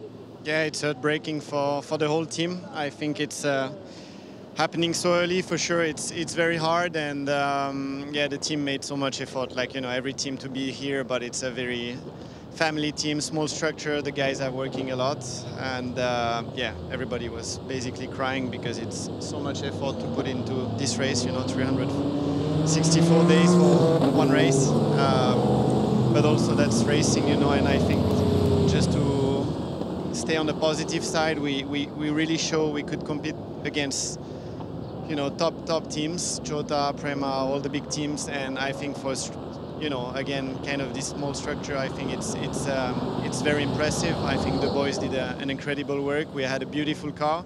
That's why it's also hard to swallow, because we really felt like that was our day. We would like to switch to slicks. Yeah, no restart before 2 laps for sure. It's like this, you know, it's brutal. Le Mans is brutal, and it's part of racing, and that's why it's so beautiful when you win it. Obviously, it's even harder when it's the 100th year. Everybody really wants that one, but that's how it is, and you know, we have to investigate what happened. We're not sure yet what really caused the accident, if it's just a driver mistake or if the car on the back touched him. It's very hard, so we need to analyze it. All right, thank you for talking to us. Thank you. Tough break for Nielsen. Now, cars coming in to change off wet weather tyres onto slicks. This is in preparation of the safety car queues being shuffled around again, but Anthony Davidson, you're right, anybody who, again, you know, I talked about this with Guy and with Peter, somebody was going to stick it out. Because the safety cars are going so slow, 80 Ks, 50 miles an hour, maybe a little bit more, but the track has held on. You've got to try and gamble. The thing is, the track has held on to the temperature. Yeah. We haven't got any information here. And it's not night. Well, it was just about 29 degrees before I flicked back to see who was on the second page of timing. So from my experience, when it rains on a warm circuit, it always dries faster than anticipated. So especially when the sun is still out, and it has come back out. What are we looking at here? Floyd Van Walt tightening up the wiper arm. Yeah. You know, these are things you don't think about, but at 200 miles an hour, wipers come under a lot of pressure. It's whatever it is, whether it's the adjustment, the length of the wiper arm, it's taking out the shape band. Yeah. One quick thing, we've got the 93 Peugeot at the lead of the queue coming out of pit lane. Yeah. That car in its pit stall, when the car went up on the jacks, a lot of fluid. Now, it may well be just rainwater, but I didn't see that from any other car. There was a lot of fluid under that car. Early on in the safety car period, when we saw the Ferraris coming out of the first chicane when they hadn't pitted, every time they moved one side or the other, the sort of like double floor just sloshed. I think that's around everywhere. That was look, that was early on. That was half an hour ago. Not here to cause drama, but the subsidiary point is, it does go to show, doesn't it, the way in which these cars are constructed and work are fundamentally different. Somehow, that car was retaining water in the car where the other cars were. Fluid retention, sir? No, sir. Yes. I did see, yeah, I did notice that. My first thought was, oh, that doesn't look good, and then I just assumed it must just be. I assumed the same, and then I watched the next 3 pit stops, and none of the other cars did it. And they've all come from the same track in the same conditions. Now then, here's another question. There are 2 things potentially going on here. One is who's on what tyre and dare they stop before there's a wave around, or what's going on. And secondly, who will need to stop for fuel and when? Who's got what energy left in hypercar? Who's got what fuel left in LMP2? There's a bunch of LMP2 pit stops starting. Yep. Are they just tyres, or are people going to do a full service? You don't want to. You've got to be very careful. If you're 2 safety cars ahead of your leader, Slicks coming, yeah, Slicks with and that's a soft again, Anthony. Now, makes sense. Yeah, track temperature is lower. It's certainly not in 40s like it was in qualifying. Yeah, we've seen them go play it safe, in inverted commas, play it safe at the start of the race by putting the soft compound on. It served them well, to be fair, through the first chicane that was pretty treacherous, and you know, they've been here many times before.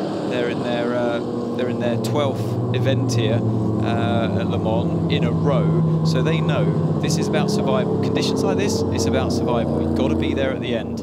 One quick question, and simply because I don't know. Can I presume we're on a safety car for weather conditions? Weather and shuntery and barrier repairs. But we've not seen a barrier repair. Yeah, it was at Tertre Rouge. Fine, that's the... probably among others. We also saw... Immediately. Yeah, we also saw several cars going off at Porsche curves, so there may be work going on there as well, yeah.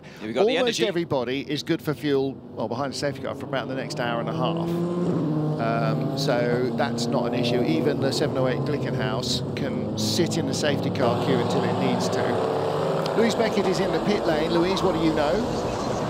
I am just at Ferrari, and I can see that the team are getting ready for both 50 and 51 coming in to change to a set of soft tyres for both of them.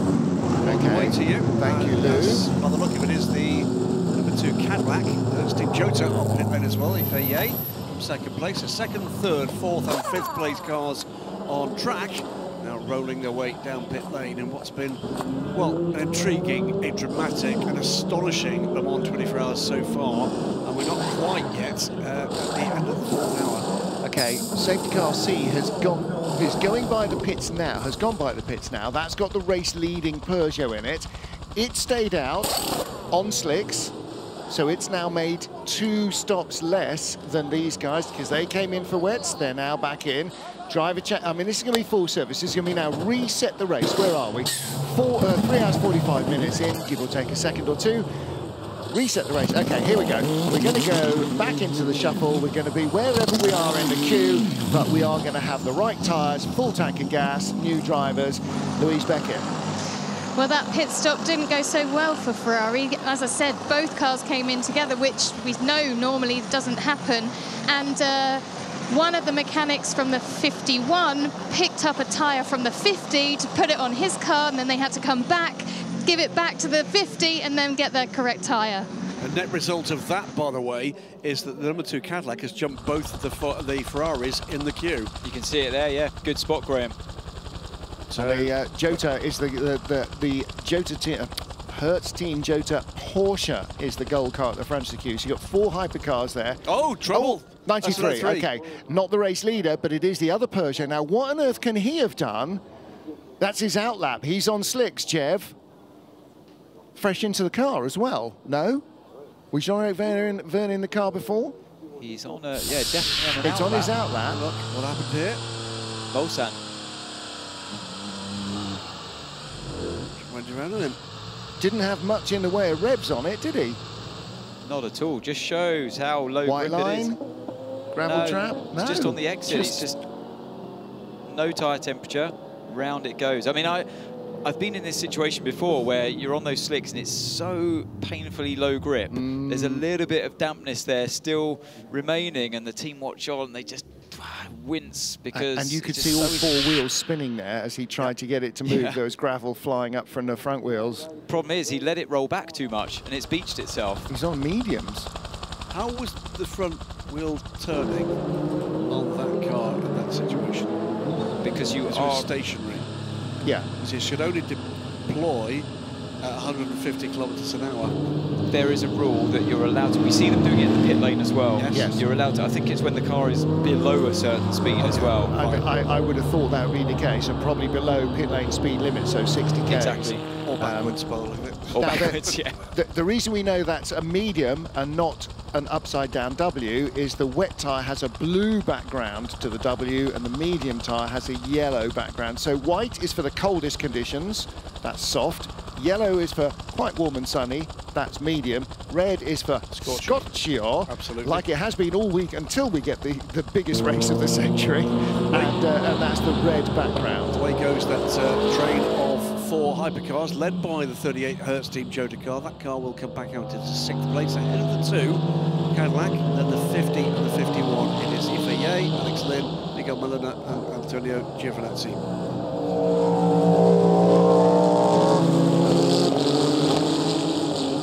Attention, first chicane and second chicane, that's from Antonio, okay. We will go behind safety car A. We'll go behind safety car A, they will do the merging, and after we should be eligible for pass around. I will confirm to you, but for the merging, nothing you have to do. We are already behind safety car A. I was just checking that on the tracker actually. Have they come out behind? No. They have come out behind safety car A, but the leader is behind safety car C. So 2 safety car for Q's further back. So again, we're looking at nearly a full field wave route. 38 Jota, the Caddy, the 2 Ferraris, they all get the wave by. They'll stay on the lead lap.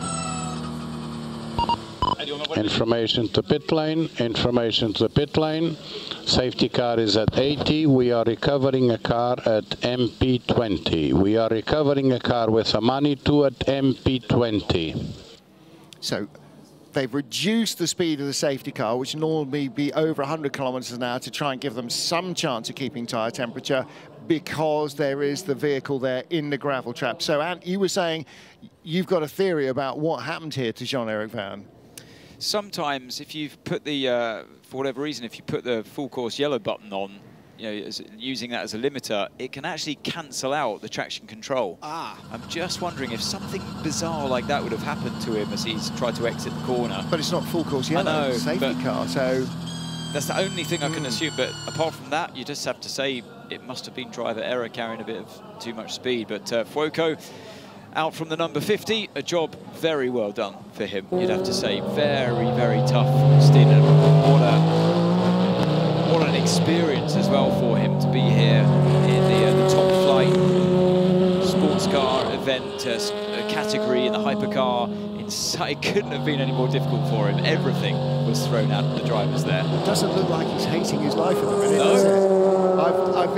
We said after qualifying, it's just as well there's a day off, because it's going to take him that long for the smile to recede to get his helmet back on. But again, you know, he's going to need to have two double stints off to get it over the smile that's currently on his face. He's just, and actually, everything we've felt from this team, it's always the same. They're just loving doing this. Something different, something new for some of them, and something different, something new for the other half. Whether they've come from Formula One or from the GT program, it's all new, it's all discovering, it's all learning. Well, there's the 94 car. That is our race leader, 93 being craned away. It will, I think, be put on to terra firma and then sent back into the race. So hopefully, I mean, it probably won't cost them a lap, because there you go again. Oh, I don't know. I think it is going to cost them a lap, isn't it? If they don't get that car moving soon, I can see on the leader screen will go by. Safety car A is quickly approaching the Mulsanne corner, and he's waving, saying, "Come on, come on, come on, get it down! I've got to get going." Put me down, gently. He's going to go a lap down here. This is going to be very marginal indeed. To his own teammate. He's not even facing the right direction. Look at the gravel on the car as well. He's going to go a lap down. Oh, Jean-Eric Vergne. Here we go. Yeah. So this was coming into the Mulsanne corner, no one around him. He's just minding his own business on the right racing line, as number 5 did as well. And just, you can see it's a little bit slick there. 2 wheels on the outside on the wet. I mean, it's greasy. Oh look, this is the onboard. No, this is the safety car queue, isn't it? Oh, yeah. No, replay. This is replay, okay, top left corner. Yeah.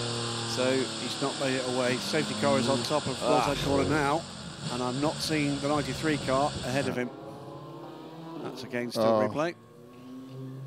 So he is going to lose that lap. Massive penalty for such a simple mistake, such a small mistake, yeah. So no, 93 still at Mulsanne corner. Safety car A now shown. Hello. Into Europol and what's going on here in the queue? Something is boxed those back. Okay, pit entry is now closed, which means we are getting ready to merge. But I'm not sure what happened to the Into Europol. And what LMP2 car was that behind you? Was that the 28 Jota? 34 into Europol. What is these cars come by? You can see it is. That's the 80 car. It is the 80 car. You're absolutely right. Yeah, of course, a car. Didn't recognise it from the front because it's got much more of a red, white, and blue tricolor on the front than is normally the case.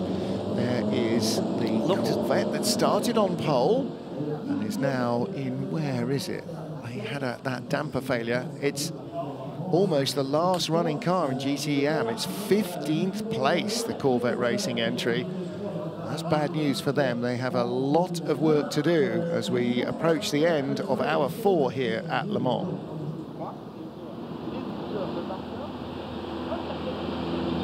So the safety car remains out, but with the pit entry closed, Graham Goodwin and Davidson Martin Haven watching a debated action with you, let's say.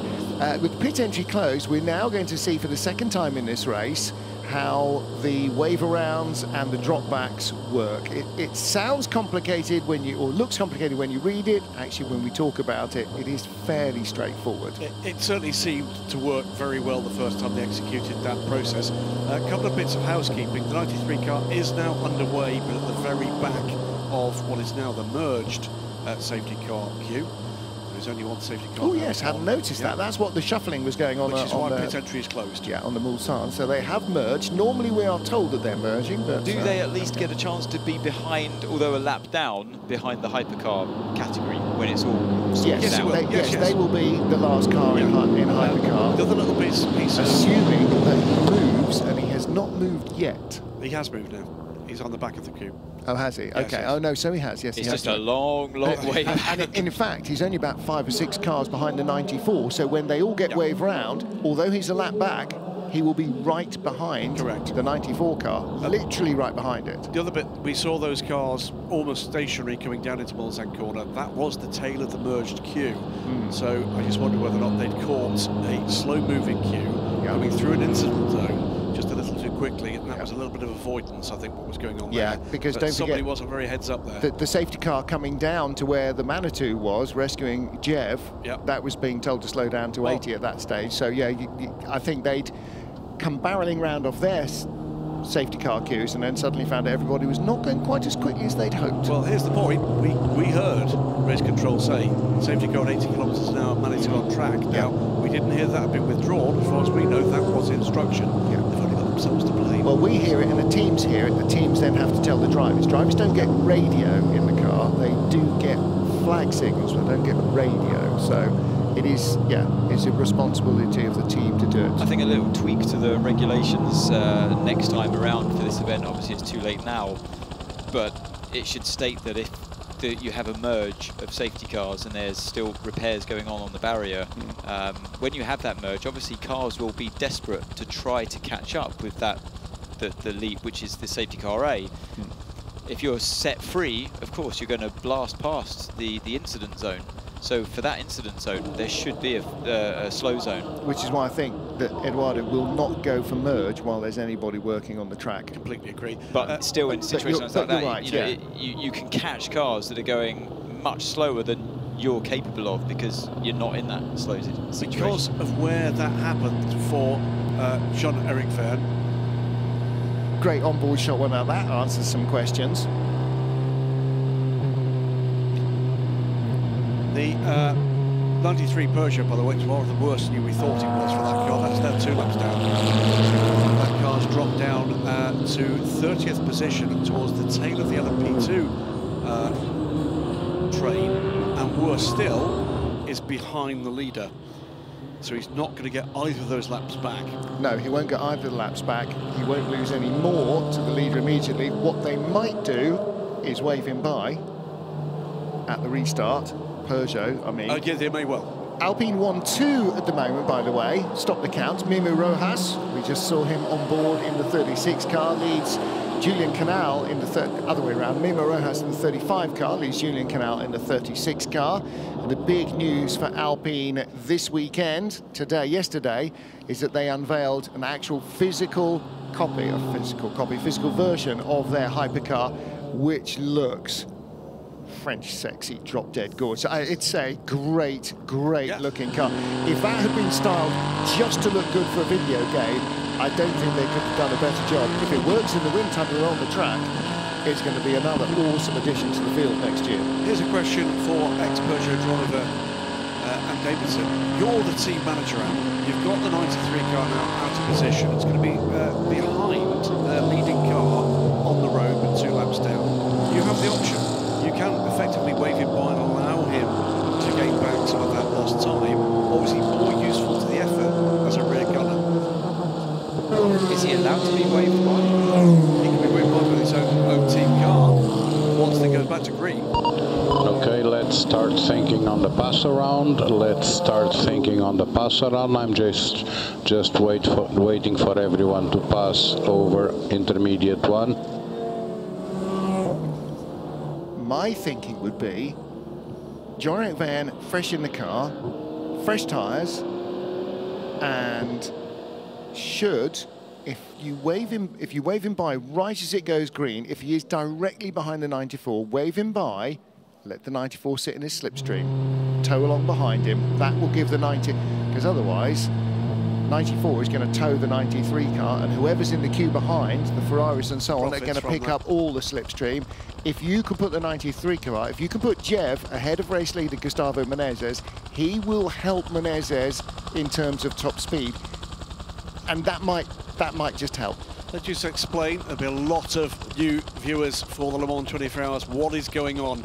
Well, the answer is this is wave by. Yeah. This is a long safety car queue.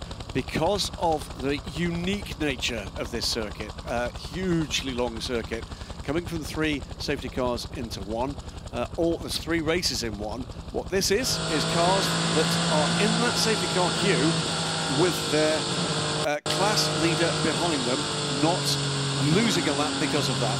So listen what's going on with Johnny. Let's try to take as much fresh air as we can to cool down the steering. Let's try to take as much fresh air as we can to cool down the steering.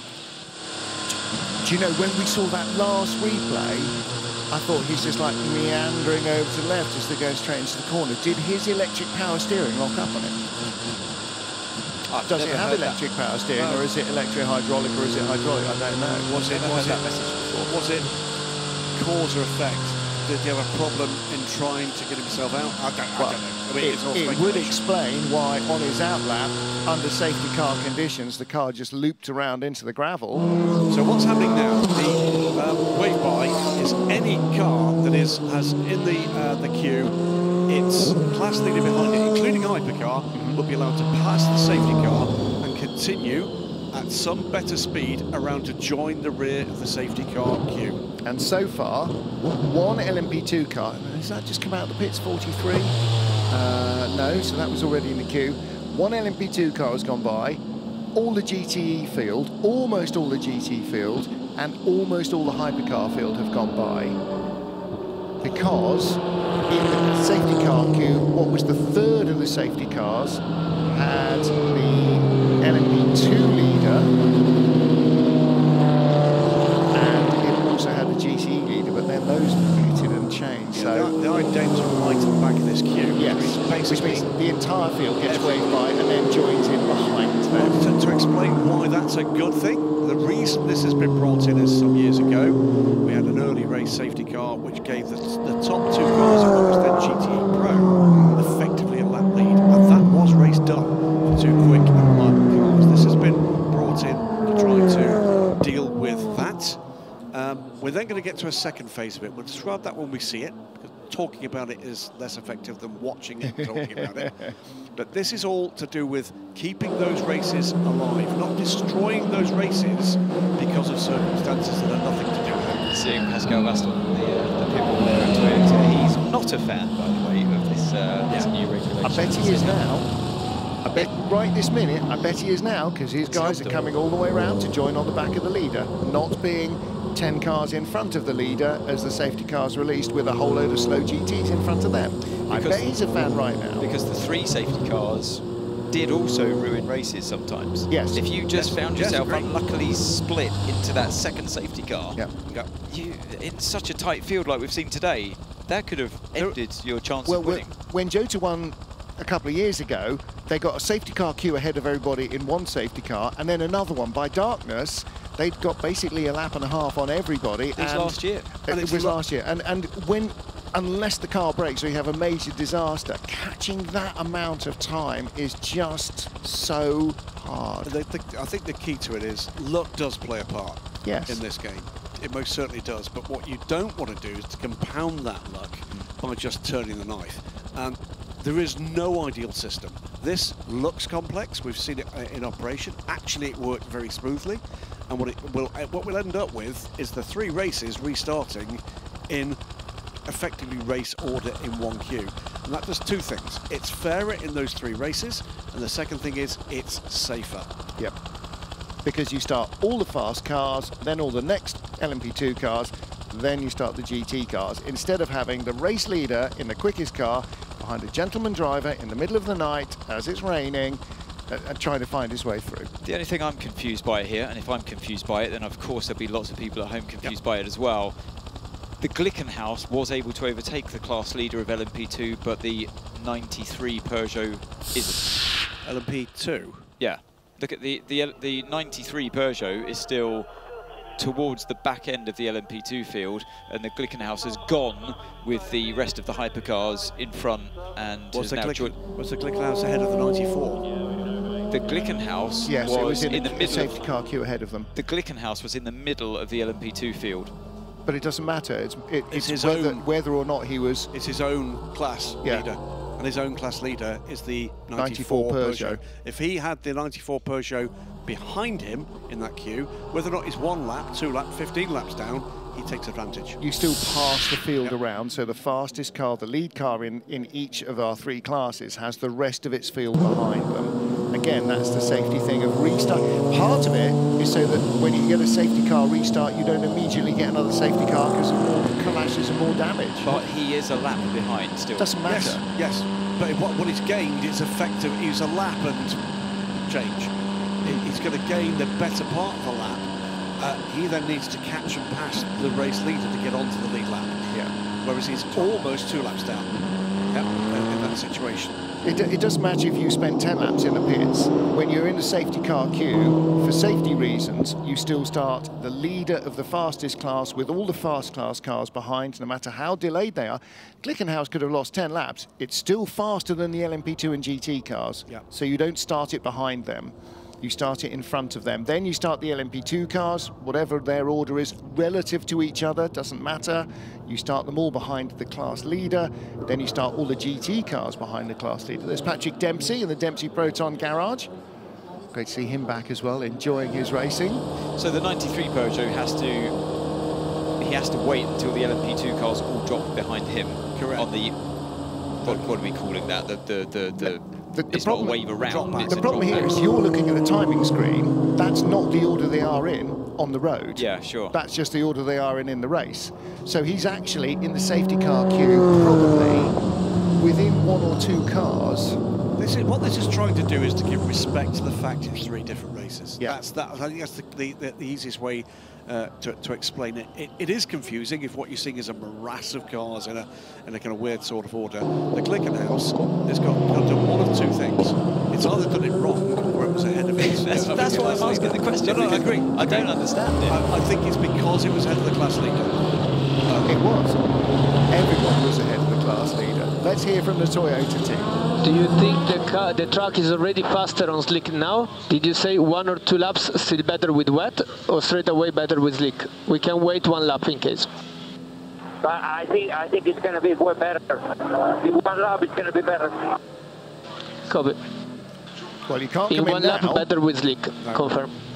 Can't come in out. That die is cast. You're committed to the wets, clearly, which is the answer to the question we wanted half an hour ago. They're on wets. But, as Michelin said, it will work in drying conditions as well, so they can pace themselves and decide when they want to come in. One other quick message we've seen on the screens here in the TV booth, but we've seen reflected on the TV screens, is the 98 car. That's the Northwest AMR car, the Heart of Racing car, yes. and the 911, that's the prototype competition car. Both reported to the stewards for not obeying race directors' instructions under the safety car. Now, when I was just off air a little while ago, bumped into one of the guys who's responsible for our full access program, Cedric.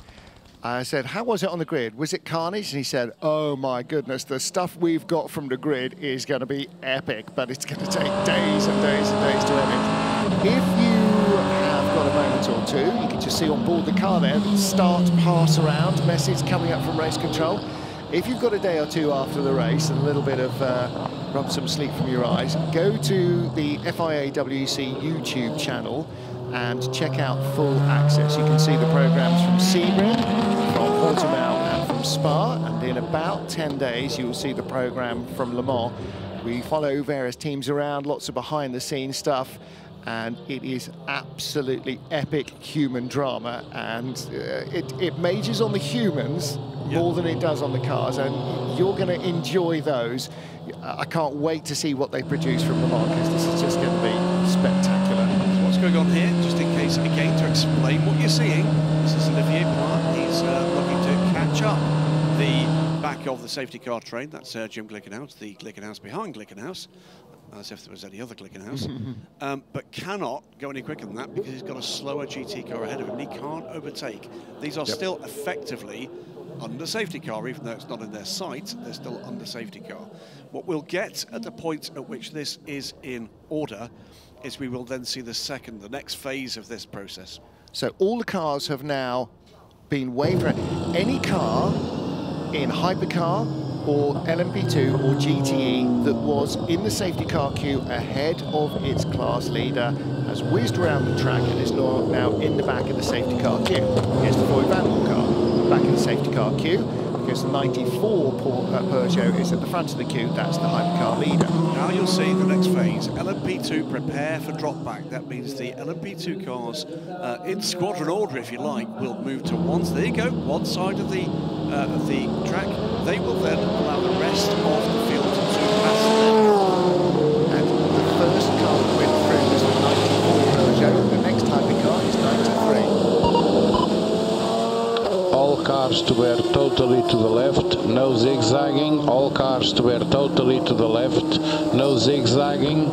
LMP2 prepare for the drop back. LMP2 prepare for the drop back.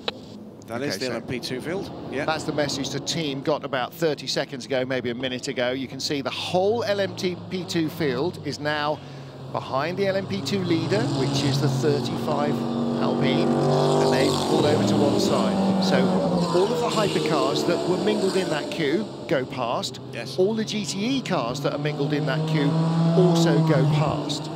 Then what happens is LMP2 drops to the back of the whole LMP2 field is at the back. Then all the GTE cars pull out, and then they drop back behind LMP2. Let's go first. Okay, but yes, all right. You're right. Yes. So yeah, the Garage 56 NASCAR will drop back because it is behind LMP2 but ahead of GTE. Okay, so there you go. Again, great.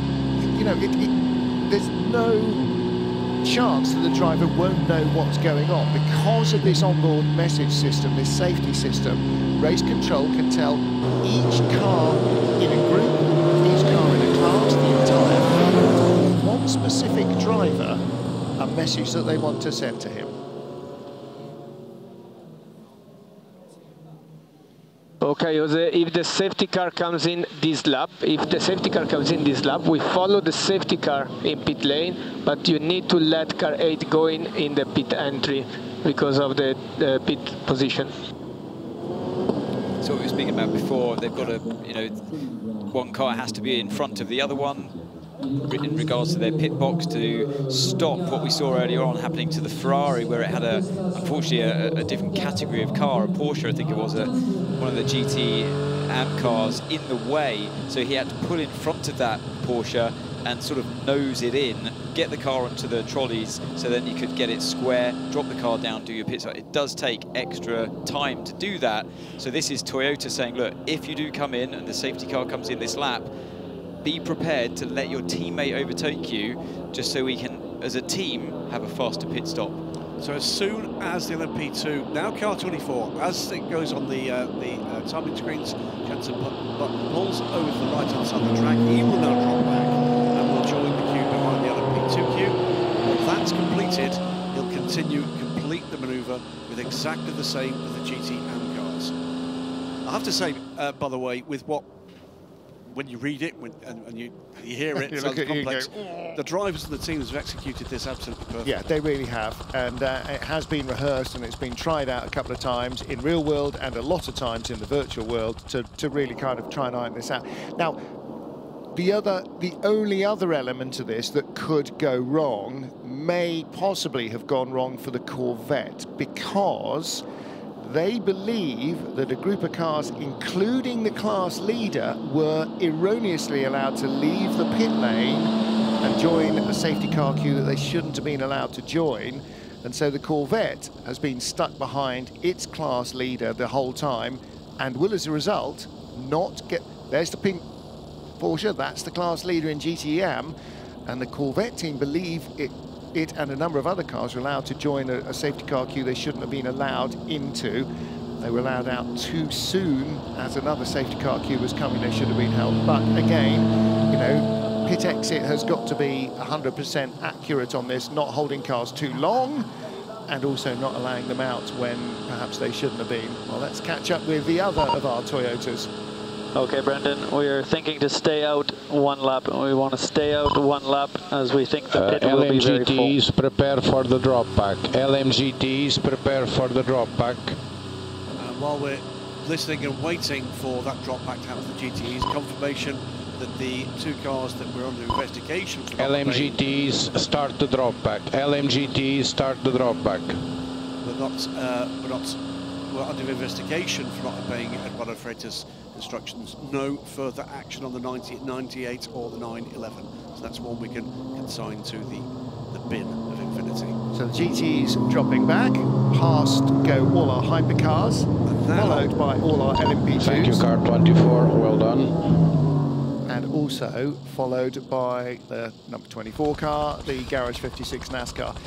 When we get a chance, couple of things, bit of housekeeping. First of all, if you're enjoying this, then why not sign up for the WEC app? You can enjoy the rest of the season, which will include the races in Monza, in Fuji and in Bahrain for the Grand Sum. Oh, and the rest of this race, by the way, if you choose to swap from wherever you are, £9.99 in the Safety UK. car instructed to go at full speed. Safety car instructed to go at full speed. And immediately does so, pulls away from the leading Peugeot. So two Peugeots at the front of the field now, but that is Peugeot leading, the Peugeot that has a lap down, 2 laps down in fact, and in 14th. Yeah. But again, Peugeot can be neat with their strategy if they really think about it. And I mean, as a punter, I'm thinking, okay, wave the 93 car in front as soon as you can and try and use him to poke the hole in the air. For the 94 car, the two of them will go quicker together than for 94 to try and hold off the rest of the hypercar field. The number 6 Porsche, the number 7 and 8 Toyota, which are second, third and fourth. They're right behind in the queue. It's going to be a tough job to shuffle because look at Kevin Est. He's right up the gearbox of Jean-Eric Verne. So I'm not sure that Peugeot even have that opportunity now. I think as well, you know, you do have the blue flag, so as soon as it gets going, he's going to have a face full of blue flags from all around the track, and also the marshal system within the car that we just saw in operation with the drop back. So I can't see any other way around it, Martin, that he's just going to have to allow this huge stream of hypercars past and not be in their way.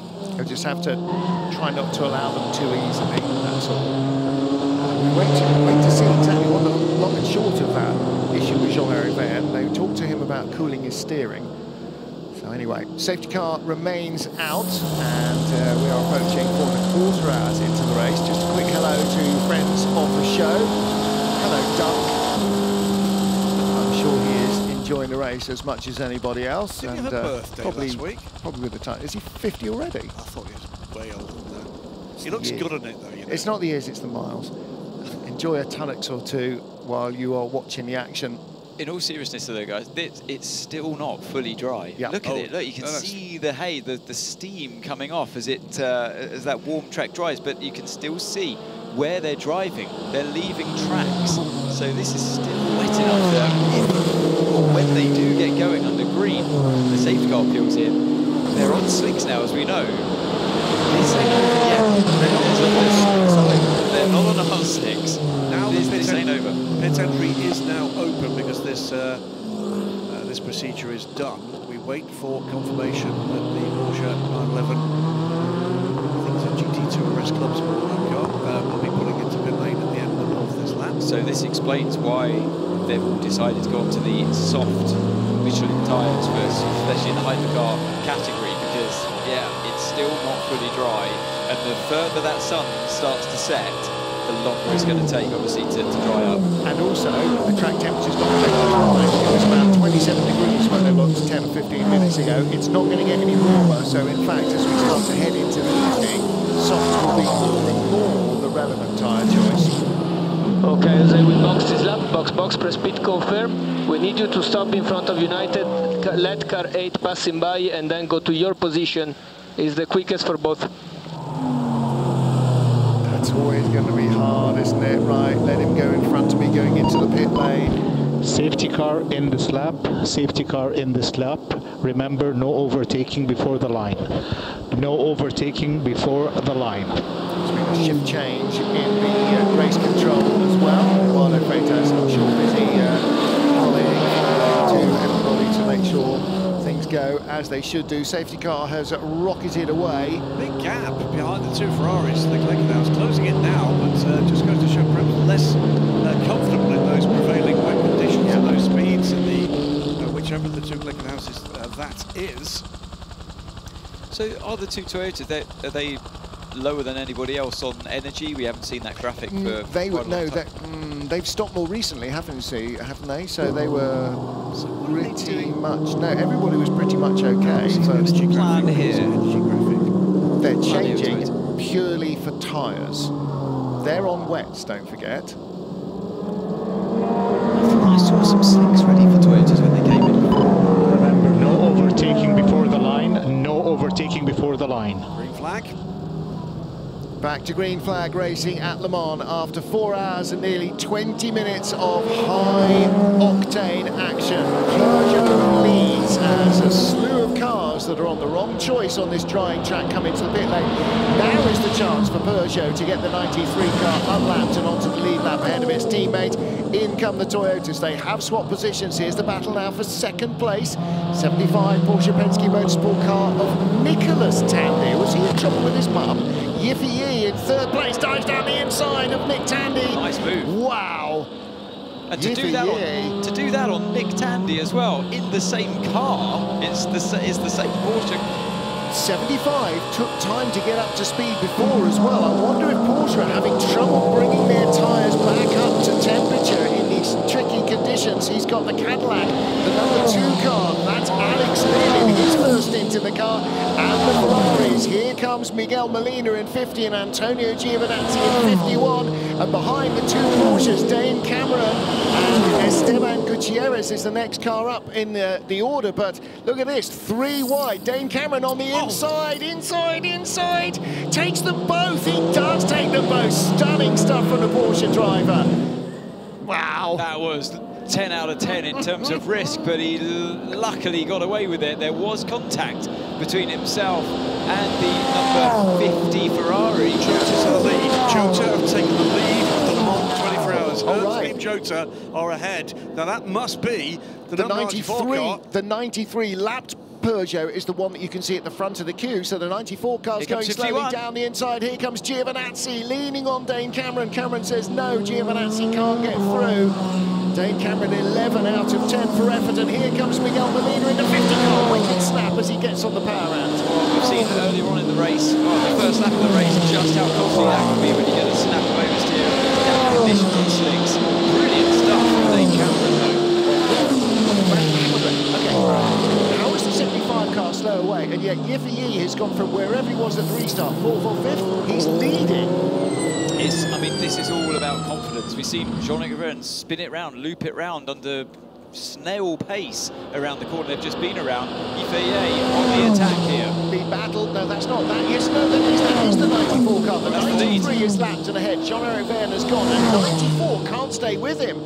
So Yiffy retakes the lead from Gustavo Menezes. Menezes looking again, and right behind him is Dan Cameron. Cameron is absolutely on the tear. Outside, around into Indianapolis. That's not a brave move, is it? Brilliant move. He's absolutely on fire here, but Yiffy is doing exactly what he's doing. So this is a quality showdown now between these two. Epic stuff. Then, cooler track temperatures, and suddenly the Porsches are electrifying. This is phenomenal stuff. And look at the Peugeot. Both Ferraris just going straight by it, out of Arnage. It's the different strengths in different parts of the circuit. We talked about the start of this race, gentlemen, coming into play before our very eyes. Changeable conditions, partly dry track, partly sopping wet, and of course the transition between the two. Magical stuff again. This is absolutely brilliant. I really do apologise to teams and fans of teams in LMP2 and GTE AM, but I defy you to tell us when we should cut away from this to show their battles, and their battles will be equally epic. Jota still lead in LMP2 from Vector Sport, and the Iron Dames lead in GTE. Hey, mate, I'll say again, we're going to have to look after this tire, so I know you can do a better job than the cars in front. If you do that, we'll get them in the second stint, so no risk, okay? Very early. Julian Canal out of the pits and into the barriers. This is his outlap. This 36 Alpine is one of the two cars that was running 1-2 early in the safety car. They came in and changed for tyres. They've come in and changed again. Clearly, he has not got to grips with that car in the slippery conditions. And Dane Cameron pulling, Yiffy pulling away from Dane Cameron. And this is exactly where Yiffy's WRT car died on him on the last lap of the race 2 years ago. Hertz Team Jota lead the Le Mans 24 Hours. This is the instant for 36, snapped away. And that's what could have happened to the Ferrari. A very similar snap, but Julian Canal just couldn't catch it. The other point here is Jota lead both prototype categories right now. What a moment for the little team from the UK. Absolutely astonishing. In only their second race with this car. More pit stops. Leader, the former leader is in 94, so he was clearly on wets as well. Now he'll be on to softs too. And oh, look at this, lots of LMP cars coming in. Nick Tandy's car, 75, that's why he didn't get up to speed. He's come in for tyres as well. Clickenhouse, 709, that's in for tyres from 8th place. So 6th, 7th and 8th as they came into the pit lane. Here is now Jota in the Hertz Team Jota Porsche. Penske Porsche Motorsport with Dane Cameron, that's the 1-2. The red Ferraris, 3-4. The yellow highlights, that's the 50 car. The white highlights, that's the 51 car. Interesting message, wasn't it, to Joe Benazzi saying, look, we know if you just play it safe now, we know we can come back stronger in the second stint. Yeah, they're confident of their tyre management pretty clearly. Jota, at the moment, just out of the pits, and people working their way back on the field as others work their way through their strategies. Phenomenally different strategies. Past the 708 Glickenhaus, so further lap down for that car. That is for position, by the way, at this stage. Sorry, that's the 709. That is for position. Glickenhaus in 8th position as we currently stand. That car is on the way out of the pits. So it's been a solid race so far for the Still just out of the pits is Alexander Sims in the Action Express Cadillac 3-1-1, the car with the red nose that crashed on the opening lap in the really wet conditions of the first chicane. 16 laps down that car. They're running well, but 16 laps is a long, long way back. Hard on the brakes, see how much energy still is in the tank of the number 6 Porsche. Fresh out of the pits on the last lap, going by the 777D station Aston Martin. Aston Martin struggling here, 98 cars out. The number 6 car steaming up behind. Kevin Estra really pushing hard, trouble for 311 on the outlap. Just said he only just left the pits. 3 minutes stop and go for the 22 United car for causing that collision that was right at the beginning, just before the beginning of the safety car period. There is the Toyota. just ahead of the number 6 Porsche. That is the battle for 8th place.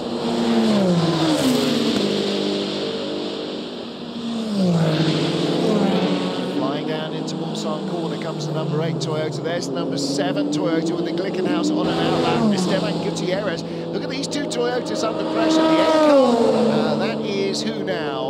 Brendan Hartley under pressure from Kevin Est. And behind him, Jose Maria Lopez. 4 position Esteban Gutierrez in the Glickenhaus. Absolutely. We've seen Dave Cameron hustle this Porsche. Kevin Est will be looking to see that, show that he can do just exactly the same. Again, we come into another phase. Yes, it's frustrating. We've been for quite some time on the safety car, but again, they've flipped the blue touch paper. The home field's coming alive again.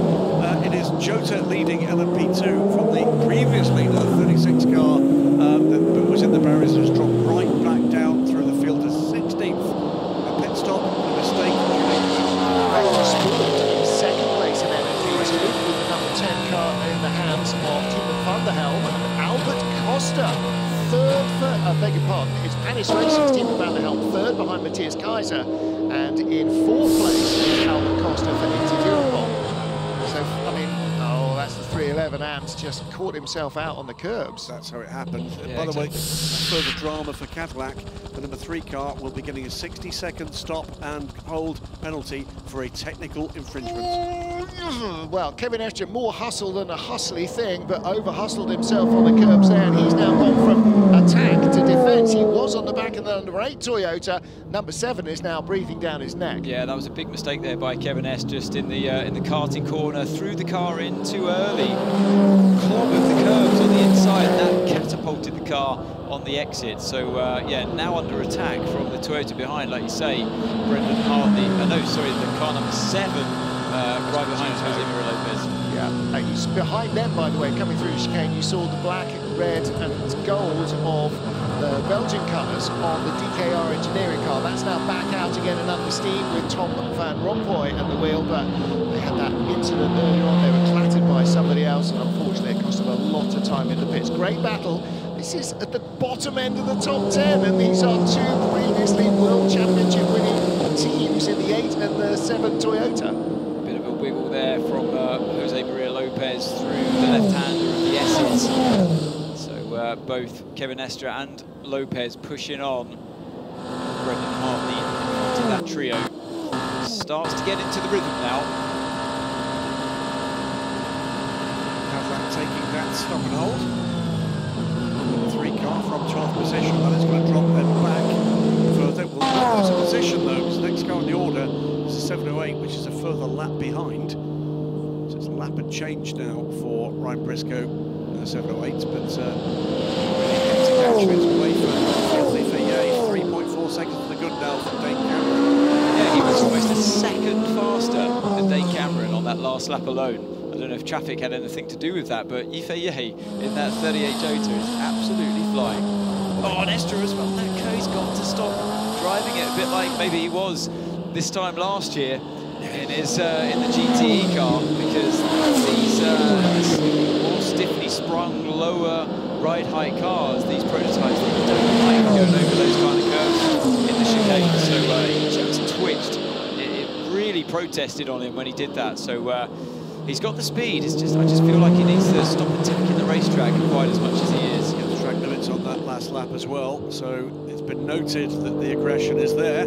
Yeah, lap time was deleted. It doesn't affect the overall standing of the car, but counts towards a potential penalty later in the race if he keeps doing it. Exactly so.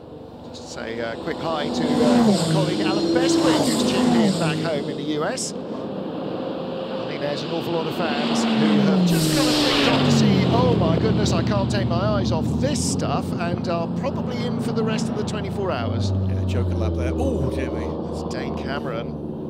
And that was a big moment for the number 50 Ferrari as Miguel Molina went through for second place. He'll get a penalty for that. You're supposed to stay on that road to the right-hand side. He's rejoined.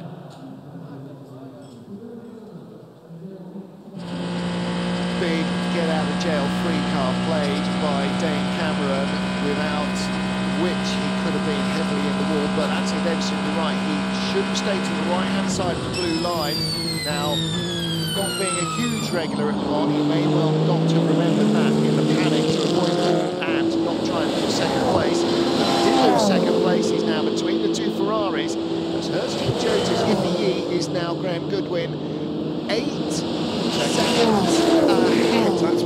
helped him, obviously, because with Dane Cameron having that moment, and there would have been a minor lift, I'm sure, from Miguel Molina. That's made all that difference.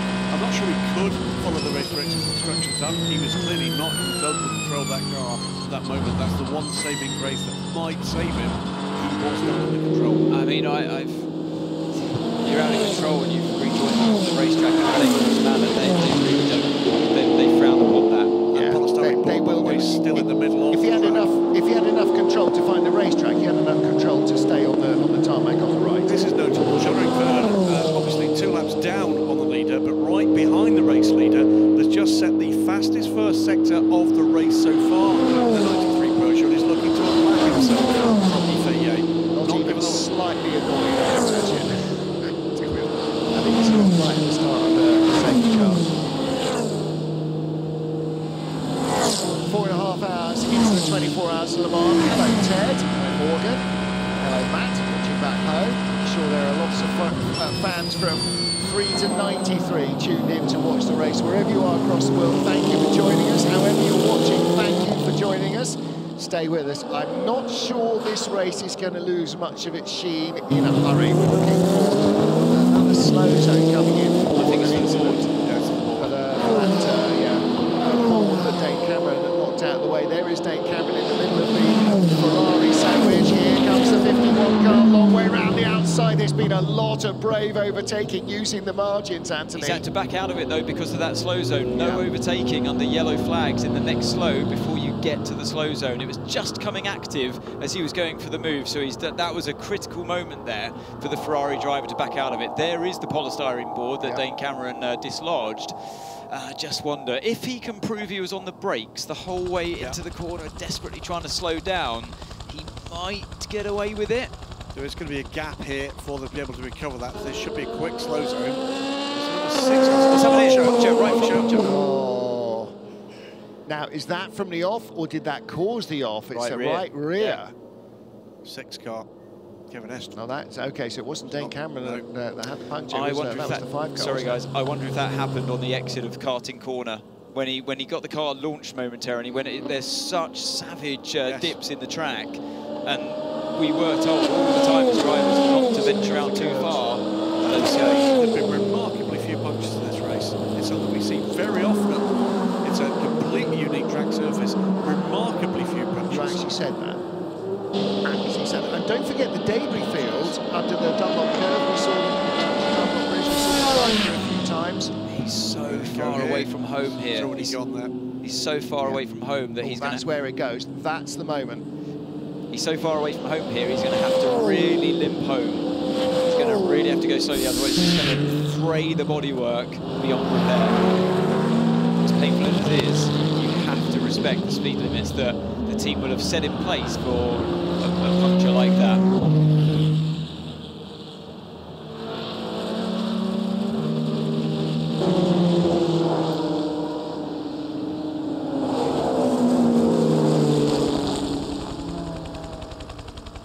So the number 51 continues to chase down Dane Cameron in front.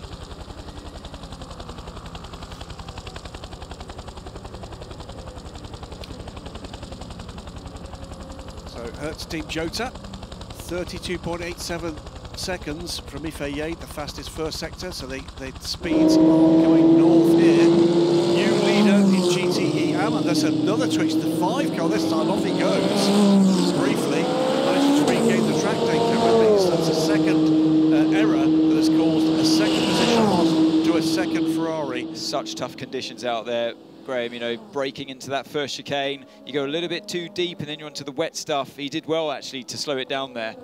There's a similarity, by the way, between all 3 class leaders right now.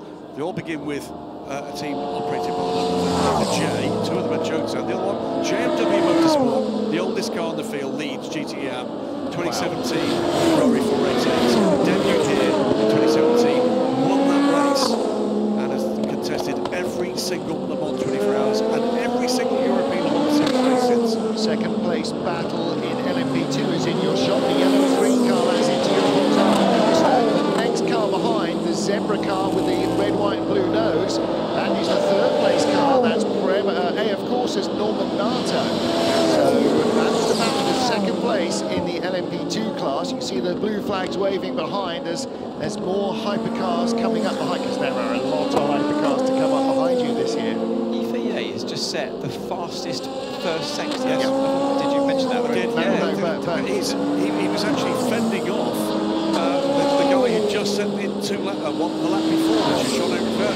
By the way, it's just gone extremely quickly again. So probably bad here. EFA, yeah, he did Sean Rivera laps. Quick look aboard the 51 Ferrari. This was the moment where he just couldn't hold it, could he, Dane Cameron? Yellow flags at Marshall's post 24. We'll come to that in a moment. JMW Motorsport from Protons 88. It's Harry Tinkler, by the way, who'll be in hypercar next race of the FI World Endurance Championship with the next debuting hypercar, Proton Competition's new 963. Then the AF Corsa 54 Ferrari completes the top three. GTM, well alight. LMP2, well alight. Hypercar, a burning inferno. It's been ridiculous. Thank goodness we've had a couple of long-each safety car periods because of weather damage, because otherwise I think it would have been too soon. We'd be needing to go for a lie down in a dark run. Here are your two Toyotas, the number 8 car, number 7 car running in 8th and 9th place, and didn't have either the ability or the confidence to change from wet weather tyres onto slicks when most of the rest of the field was doing so behind the safety car. Maybe they just felt they were in the wrong safety car queue and couldn't do it, but either way, they stayed on wet weather tyres too long. It is a wet that will survive on a drying track, but the track was pretty much a guaranteed slick track, slick tyre demanding track, and Anthony, they lost out because they just didn't react the way that everybody else did. I just feel like Ferrari caught them napping a little bit there by changing onto the slick tyre. It was clear that it was going to dry up in that lengthy procedure with the safety car, and Toyota stayed out there for whatever reason. They stayed out there on the wet tyre, only coming in with the safety car. I think as soon as they started to do, the thing that Ferrari realised was they were going to obviously do the merge of the safety cars, and in that situation, in-light closes, it comes on. So when it starts to merge, you have no option to come in anymore until the safety car comes in. Yes. And that's what Ferrari read perfectly well. Stop and go for the number 3 Cadillac, by the way, was a tyre pressure issue. There is a mandated minimum pressure and maximum camber angle by Michelin, the tyre supplier for hypercar. So clearly, it was under the minimum tyre pressure, which will have been a heating, pressurising error by the team. But nevertheless, that's what the penalty was for. Lots of monitoring done, live monitoring of these cars, some of which is monitored directly from the rule makers, some of which has to be provided, mandated by the teams.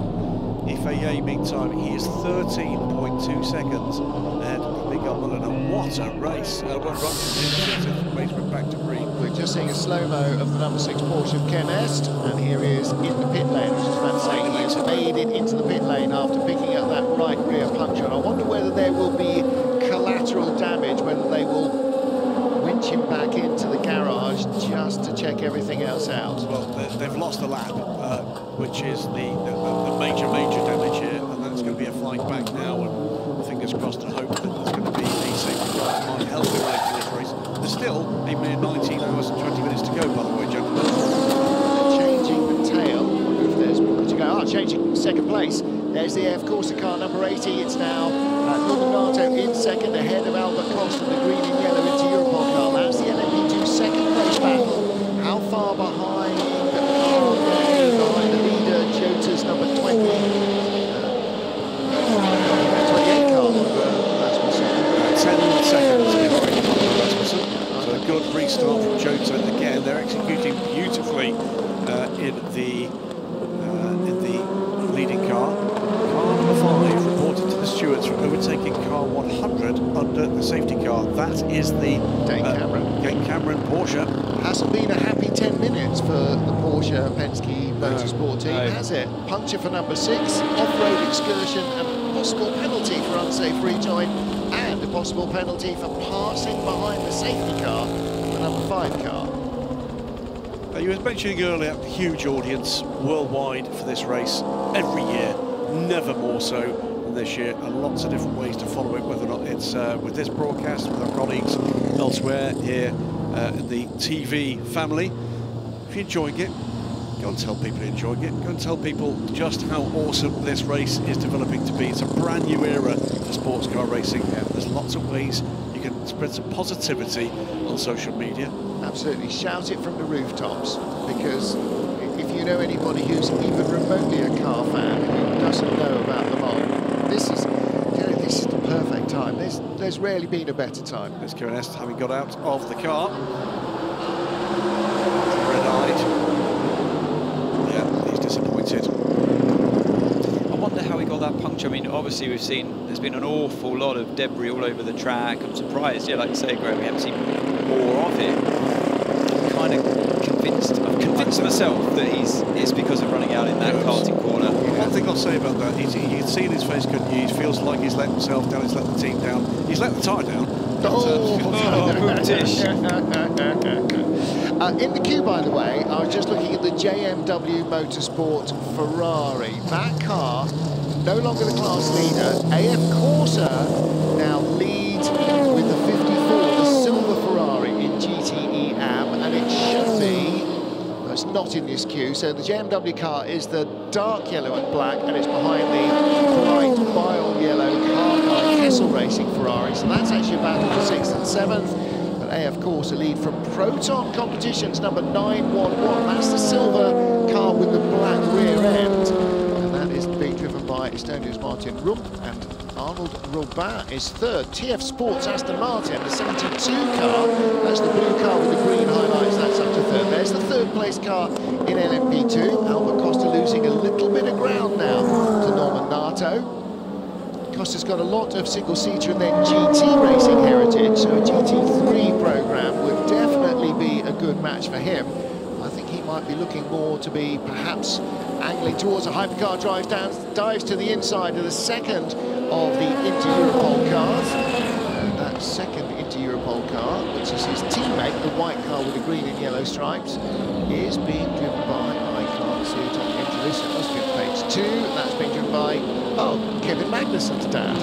Kev's dad? Yeah, so Albert Costa tucked up Jan Magnussen right like that. There he is, the Dane. I think that car is just at a penalty. I'm trying to recall, and I'm struggling to do so, but 32 car not had a very error-free and trouble-free run so far. It was dropped off the road in the wet weather running earlier. There's Michelle Gatting in the Iron Dames garage. The next car in the queue, by the way, in the blue car with the orange highlights, that's 65. That's Olivier Panis's Panis Racing entry, and that's got Matthias, beg your pardon, Tiemann van der Helm at the wheel of that car. So that car is in 4th place in LMP2. Fastest sector time set by Alex Lynn. He's robbed it from IFEA, so he's flying in the Cadillac number 2.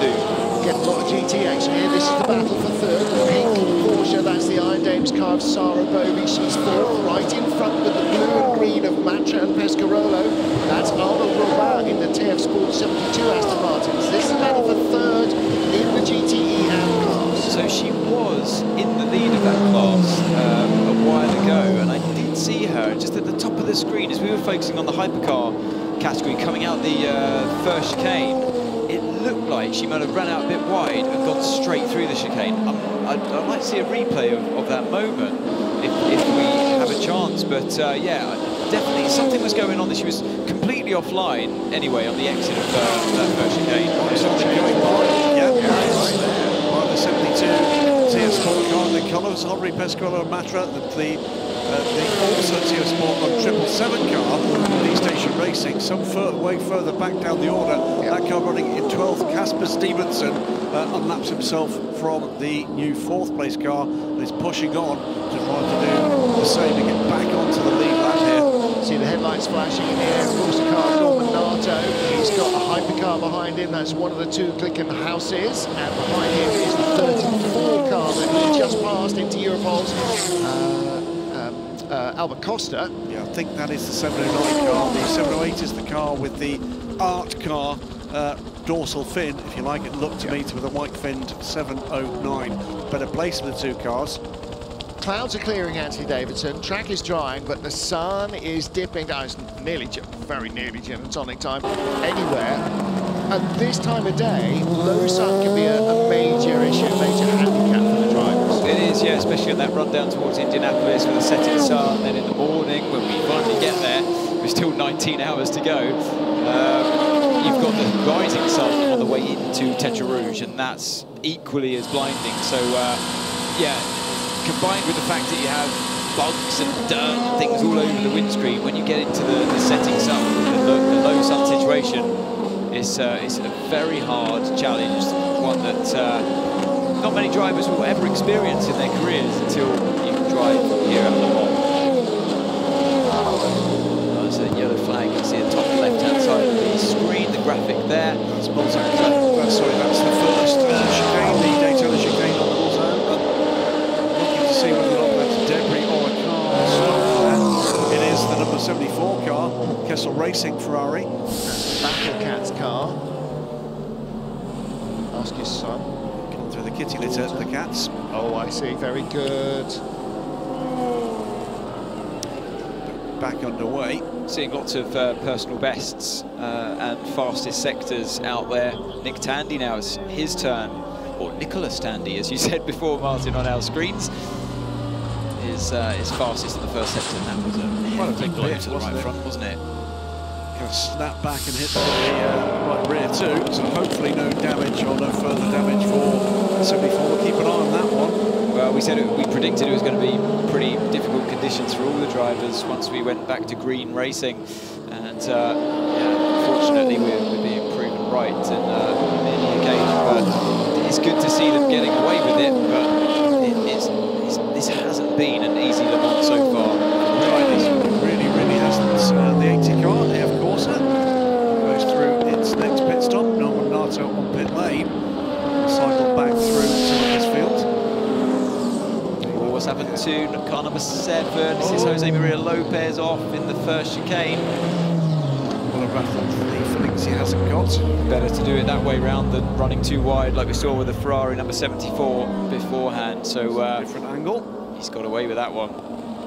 Rode it well, didn't it? Fair to say, mixed reception to the new safety car rules among the audience who have been reacting to them on Twitter.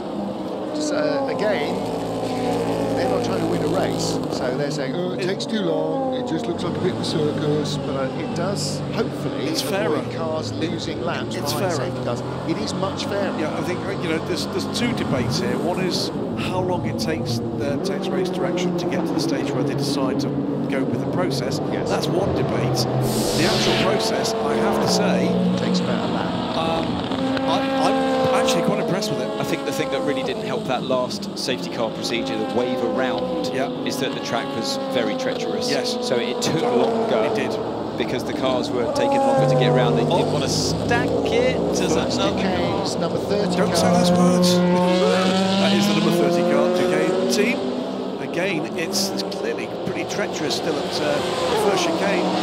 It's the same rule, isn't it? Stay off the curbs. That's where all the water is, because that's not where the tyres are drying it. He's got in offline. But that wasn't the curbs. I mean, he ended up on a curb, but it's to do with the braking and turning in, that phase you go through on the run into the first chicane. It's still wet there. And like we said, with the setting sun, that bit is taking longer to dry now than anywhere else. Nico Pino it is. Yeah, 18-year-old Chilean driver. So drive-through penalty for Dane Cameron for overtaking under the safety car. So he passed the Valkenhorst Ferrari.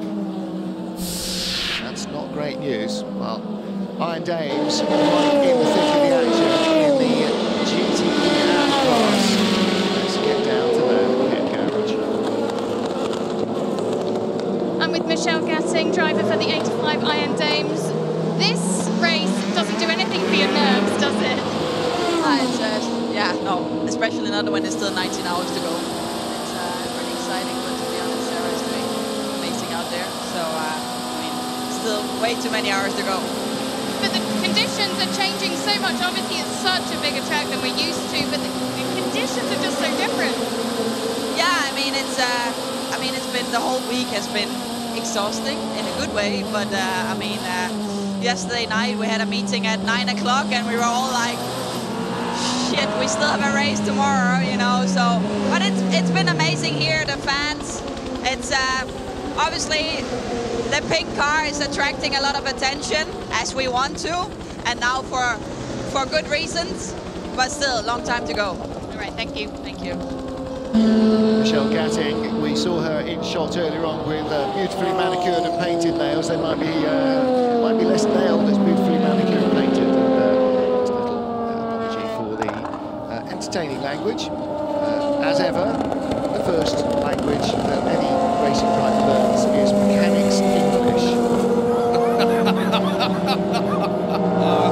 It's not funny, Graham. It's not funny. Sorry. My children are listening. I'm still bidding for more TikTok coverage.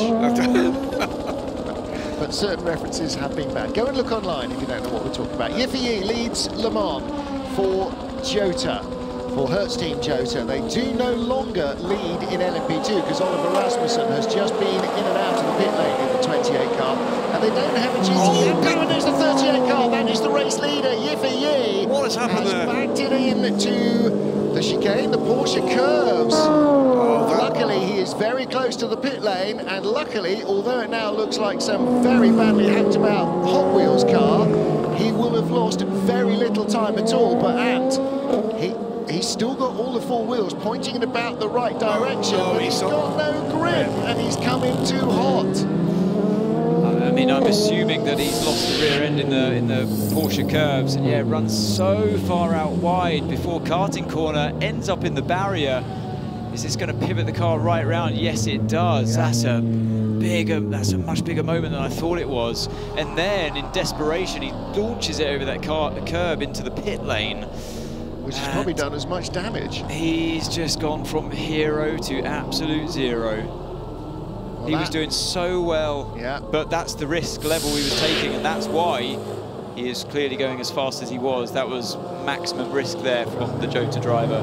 And Ferrari now 1-2 again, as Heures Team Jota will have to set about this car as quickly as they can. Louise Beckett. Just walking down to the Heures Team Jota car, but on the way, I could see the number 5 Porsche mechanics. They were lying on the floor, 30 seconds to full course yellow. As the 5 came through the pit lane. So something's going on the bottom of that car. All right, and that's the car Dane Campbell's just come and gone. 20 seconds for full course yellow. Course yellow. This will bring everybody down to 80 kilometers an hour, but will not use the safety car. Now 10, 9, Ferrari need a pit stop. 7, Penske 6, Porsche number 5 car needs a pit stop, and so 3, has the 93 Peugeot. 1. Full course yellow. We are under full course yellow. We are removing debris at several places on track. We are removing debris at several places on track. Almost all of it, Heures Team Jota bodywork. Well, very substantial chunks of Heures Team Jota bodywork, including the entire rear wing assembly, the underpart of that tail section, and much of the engine cover, which are in big chunks. Well, you can guarantee it's going to take less time to clear up the damage on the circuit than it will do the damage in the pit lane for the team. That's such a shame. I'd love to see the shot from earlier on. How did he end up there so far out in the Porsche curves? Did he lose the rear around the last left-hander, or the penultimate left-hander before the right where we saw him go wide? Well, was he overtaking a car? You know, what happened? When you go offline to the left, I mean, not as a driver, I don't know this, but watching, we've seen when cars are out wide, they really bounce. The road is really ripply off the... Of course, you're on the other side of the camber, so the road is going away from you there. Whereas when you turn right into the Porsche curves, it's cambered to help you in. If you're the wrong side of the camber on the public road part, you don't get that benefit, and then you're out on the ripply stuff. Remember when we saw the Peugeot bouncing up and down? It doesn't do that anywhere. Only when you're offline, you get really bumpy there, where the Porsche curves, the modern bit of racetrack, peels off the old public road, or I say old public road, off the public road. He's either lost the rear, like I say, on the second part, the second left of the Porsche curves, lost the rear momentarily, collected it, but then you're offline, you get onto the wet stuff, and the car just simply won't turn right. That's what it first looked like to me. Or he's done what Dane Cameron did beforehand, but slightly earlier in the corner, so he's brought the car back onto the track over the grass and not followed the perimeter road round to the right-hand side. I'm going with the gut instinct again. The first thing is, well, the only thing I can imagine. We've seen 3 or 4 incidents now for multiple Porsches where it sort of feels as if the grip's not been where they expected it to be. Well, it was in the start for Yifei, wasn't it? Well, it certainly was. That was an amazing stint. He pulled out a 15-second gap on the field. It was masterful. Absolutely brilliant. But whether or not that was overconfidence, whether or not there's a problem, whether or not there's whatever it is, that was a big incident, one of the biggest we've seen so far in this 24 hours of Le Mans. I mean, I'd like to, like I say, I need to see it from earlier on. I need to see a different angle from the one we get. Maybe it's unfair on him. Maybe he had a left rear puncture or something, or a left front puncture. But I'd like to hope it wasn't driver error. And the other thing there is the belting that holds the tyre walls together has been damaged by that. That might require an intervention and a replacement or a refixing of that. But high drama again. We're not even 5 hours into this race. Good grief. Like I was saying, guys, it's, you know, this has been honestly some of the hardest driving conditions I've ever seen at this Le Mans event. And it is that point, isn't it? You were making it earlier in the show, or the race rather, where, look, we have seen extreme rain at parts of this circuit, but it's almost better if that's all you've got. What we've had is this constant facing from bone dry, heavy shower, into dry again, but not quite dry, then wetter, and then drier again. And they're looking for where the grip is on every other lap. The problem is, like I said, the circuit isn't fully dry, and they're still out there on the slick tyres, and they're just about okay for these conditions because they're losing track temperature all the time. If it was a hotter track, the tyres would be much more pliable and they'd be able to extract that grip and have a bit more confidence, but it's getting more and more tricky as we go. As the sun continues to set, the temperatures come down, and they're having to basically re-evaluate every single time they approach the same corner over and over. Just noted, by the way, there Will Stevens, as if Yifei is looking distraught, isn't he, really? Will Stevens was suited and booted there. I think that might have been his in-lap. Yifei's in-lap. Why otherwise would Will Stevens be sitting there, hands device on, and helmets on? Within a lap or two. Don't forget, we said they needed fuel. The Ferraris need fuel as well. The Ferraris are going to gain big here. If they're not going to, because we're going to go to the end of the full course yellow. They're not going to be able to pit under full course yellow, but we're going to be close to that as there was further damage that needed replacing. Recovered quickly, but unfortunately, the thing's deconstructing itself. There's a big job for the Heures Team Jota guys and girls. Oh, I bet that hurt. Yeah, you would have felt that.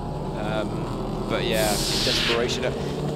Yeah, green flag. I think you're right. It was, as we go back to green. You know what? The way that Ferrari approached this, they didn't care that the Jota Porsche was pulling away from them, as we see a swap of positions there with the Ferraris. They didn't seem to care. They weren't bothered. They've done what Toyota did earlier on, where they to get track position for the pit stop position to save the team. Generally speaking, more time. So, yeah, just get them in the right order before they stop.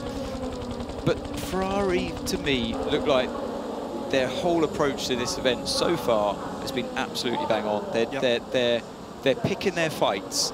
They're not going with that Jota car pulling away in the distance. The engineer's quick on the radio to say, look, we'll build this up nicely over the second stint. Look after these tyres in the first stint. We'll be there in the second stint.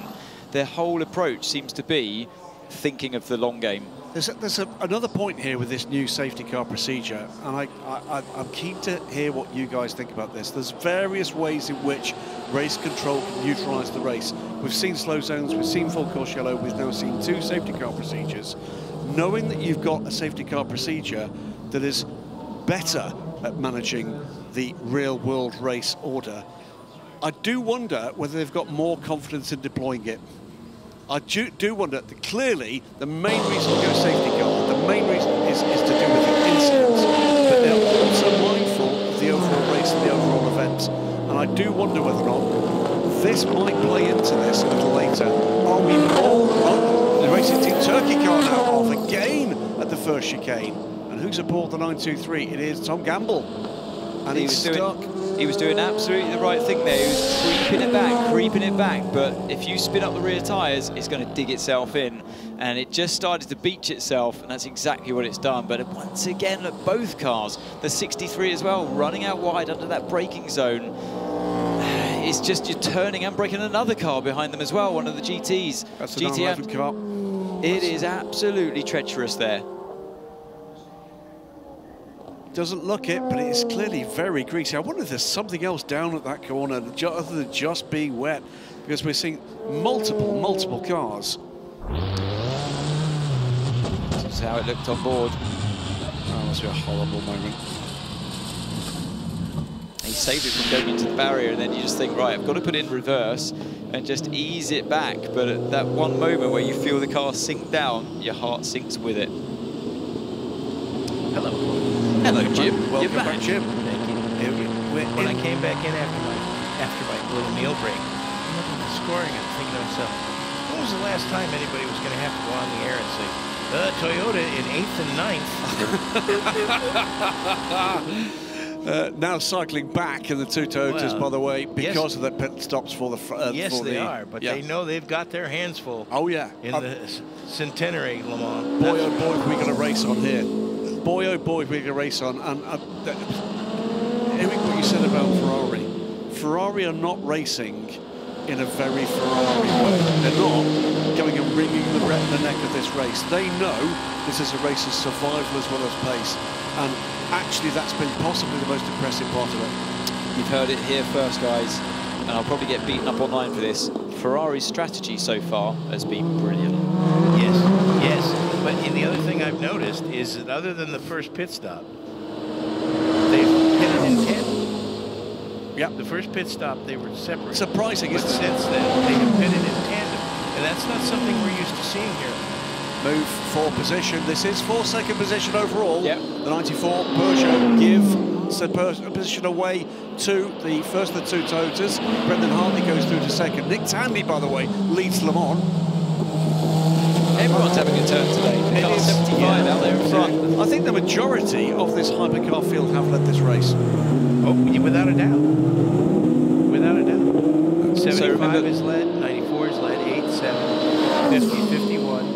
2, 3, 5, 6, 38. Yeah, 11 of the 14 cars. I'll tell you something. The race. You can tell how good a race it's been. Because, not for the first time, one of our co-commentators has completely missed the point at which they should have gone to eat, and a racing driver missing out on the meal because they're enjoying the race too much. Hank Davidson leaves us. Welcome back, Peter Dunbreg. Like a quick slap. I've eaten already. Oh, there you go. He ate with me. He's the smart man. That strategy. Follow the fat guy. He knows where the food is. I ate twice, in fact. In comes to number 94 from third position. Peugeot have led Le Mans. Porsche, Toyota, Peugeot, 1, 2, 3. Let's go down and speak to Jota, and it's Louise with Dieter Gas, the team principal of Team Jota. I'm with Dieter Gas, team principal of Hertz Team Jota, car 38. There's a lot of work going on to this car, obviously, which is why we're trying to stay out of the way. Dieter, I've seen a lot of body work going on and off. Do you know the extent of the damage? Yeah, I think very much so. We obviously have seen the front end, rear wing engine cover going as well. And from what we have seen, the elephant foot, that's what it's called, the part behind the front wheel and the forward part of the floor. That's the extent of damage that we can see so far. Suspension seemed to be okay, we hope. So we're trying to repair the bodywork, and then we'll go again if everything confirms like that. What's the Yiffy saying happened? Yeah, he said he lost it under the braking in the Porsche corners, and then obviously hit the tire barrier, and that made quite some significant damage on the car. Was he ready to come in? Because we saw that Will was ready in his helmet. Yeah, he was up for a planned pit stop in this lap, yes. Correct. All right, thank you. Yeah, sadly, that lap was not to be completed at speed. The VA's hero run to the front and away at the front was afraid spoiled on the little lap by a bit of a miscalculation into the Porsche curves. And the racing in LMP2 is no less exciting at this point. than it is in the hypercar class. We've got the team WRT number 41 leading with Louis Delatraz behind the wheel, chased by the United Autosports, the remaining undamaged United Autosports number 23 with Oliver Jarvis behind the wheel of that car, and they are nose to tail as they head into Indianapolis. We're back to full track green running now with the end of that incident caused by FAA shunt, and the clear-up is complete. Sorry, it was the second one was Tom Gamble, wasn't it? Since the first one was actually chicane. But well into double figures for Carlos on the lead lap for LMP2. Time lead lap in hypercar is the top 10. Nick Tandy in the number 75 Porsche from the two Toyotas down, second and third, 8 and 7, Brendan Hartley and Chito Lopez. Then it is the two Ferraris, 50 and 51, run 4th and 5th, Miguel Molina and Antonio Giovinazzi. Loic Duval on his outlap now in the 94 Peugeot 968 that has led this race, with Alex Lynn, who's shown real pace in the number 2 Cadillac, the quickest of the caddies. We've seen some troubles today. Second of the Porsches is the second Porsche Penske car. Dane Cameron runs 8th. And then Glickenhaus run in 9th position with their 709, the untroubled the two SCG 007s. Second of the factory Cadillacs, Renger van der Zandt with the number 3 car. That car runs 10th. The 23 United Autosports car, Jim, comes to a stop on pit lane. Comes out of second position. Jarvis brings the car to a stop. So this is going to be a standard scheduled pit stop. 75 and 8 on the racetrack. It hasn't changed. I've been away for 2.5 hours, and there's been a lot happening, but it is still the same 8 or 9 cars at the front. It's almost like we used to call it when we were kids in athletics class, Indian running. You know, you get in line and the last guy in line you have to go to the front. Go to the front. That's what we've got here. I mean, it's just, you know, okay, your turn to lead for a while. Okay, and now my turn to lead for a while. The interesting thing now is that, for me anyway, that Toyota is gradually finding its way to the front again. So they're running nose to tail, top 3 cars after, what, 5 hours of racing. And now the 75 car is on mediums and the Toyota is on softs.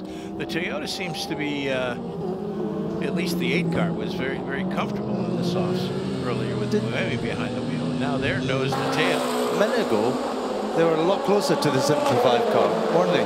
So they must have been held up somewhere. I think traffic got it. That LMP2 car got it. 2.5 seconds is the gap. Nick Tandy pushing on. And those 3 cars are all due a pit stop, as you can see from the energy graphic. 75 car down to 16% virtual energy. The pace has been good. Yeah. The battling has been epic. The drama, sometimes unwelcome, but boy, it's kept us awake. Overall, Peter Dunbrek, what's your assessment of this expanded hypercar class? After the hype on one side, cynicism on the other side coming into this, are a very different top class at Le Mans.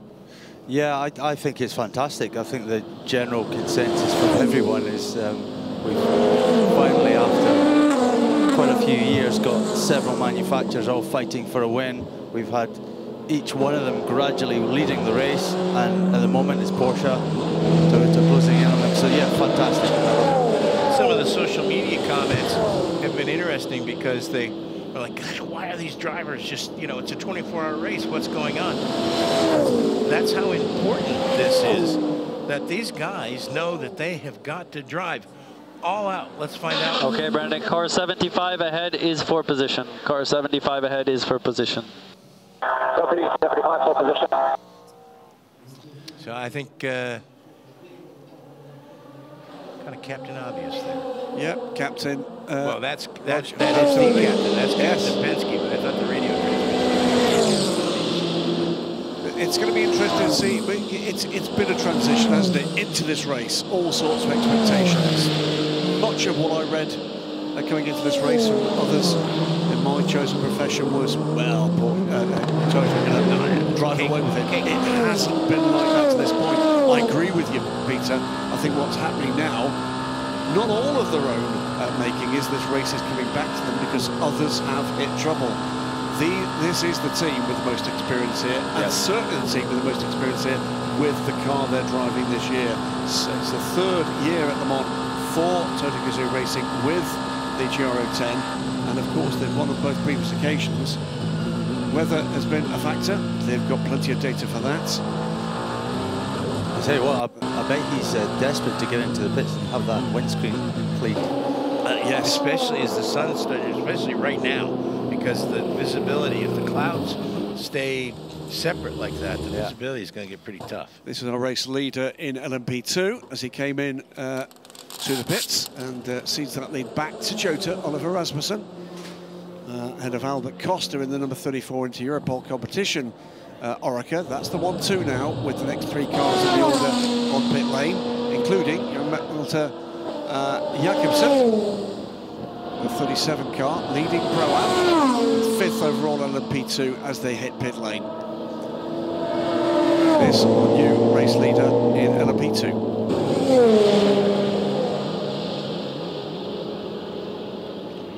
Trouble for Dane Cameron in the number 5 car. Now what has happened there? Has there been an incident as he hits some kind of mechanical or systems trouble as the NASCAR goes blasting by? I can hear it. It seems to be. You can't see damage on the car. I think that is all the hallmarks of mechanical, electrical drive. And there goes the 38. The Jota Porsche back out onto the racetrack. That was pretty quick. It was. Let's have a look at just exactly how quick that was. Toyota double pit stop here. Working in tandem, much like the Ferraris are. That was 20 minutes on pit lane to effectively rebuild most of the top half of the car. Yeah. On the bottom of it as well. So 8 and 7 in that order. In their race order, again Cena position or 2. Ferrari cycle back round into 2nd and 3rd. Miguel Molina now 10.5 seconds back from Nick Tandy. Antonio Giovinazzi up to 3rd, but the drama at the moment, the latest drama, is for Dane Cameron. Just looking to see whether or not that car, it is moving, but it's back up to some speed. I think that was a power recycle. Control Alt Delete. Yeah. Hello, by the way, standing out at the Mulsanne Golf Club to previous Le Mans leader, briefly, Martin Shaw. So Martin. And a nice chat with... This, by the way, is what Heures Team Jota repaired in 20 minutes. So when you're at your Porsche dealer later, if you've had a bit of a biff, that's the kind of service you should be expecting. That's right, $150 an hour.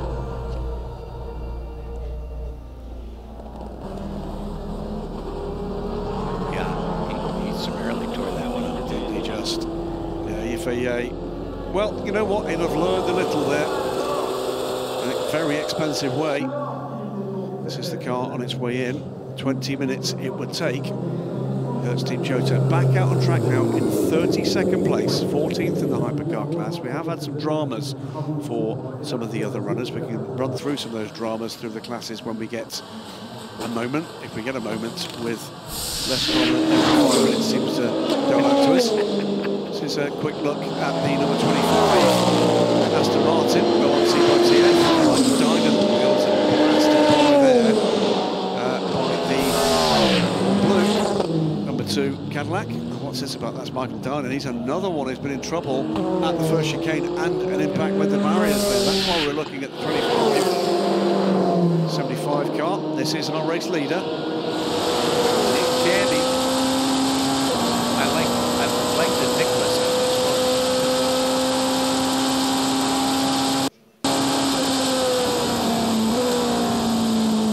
So Nick Tandy continues to lead. What'd you see there? I was wondering whether that was a P2. I think it was. Wonder why I was going so slowly. So 75 make its way through the Porsche curves.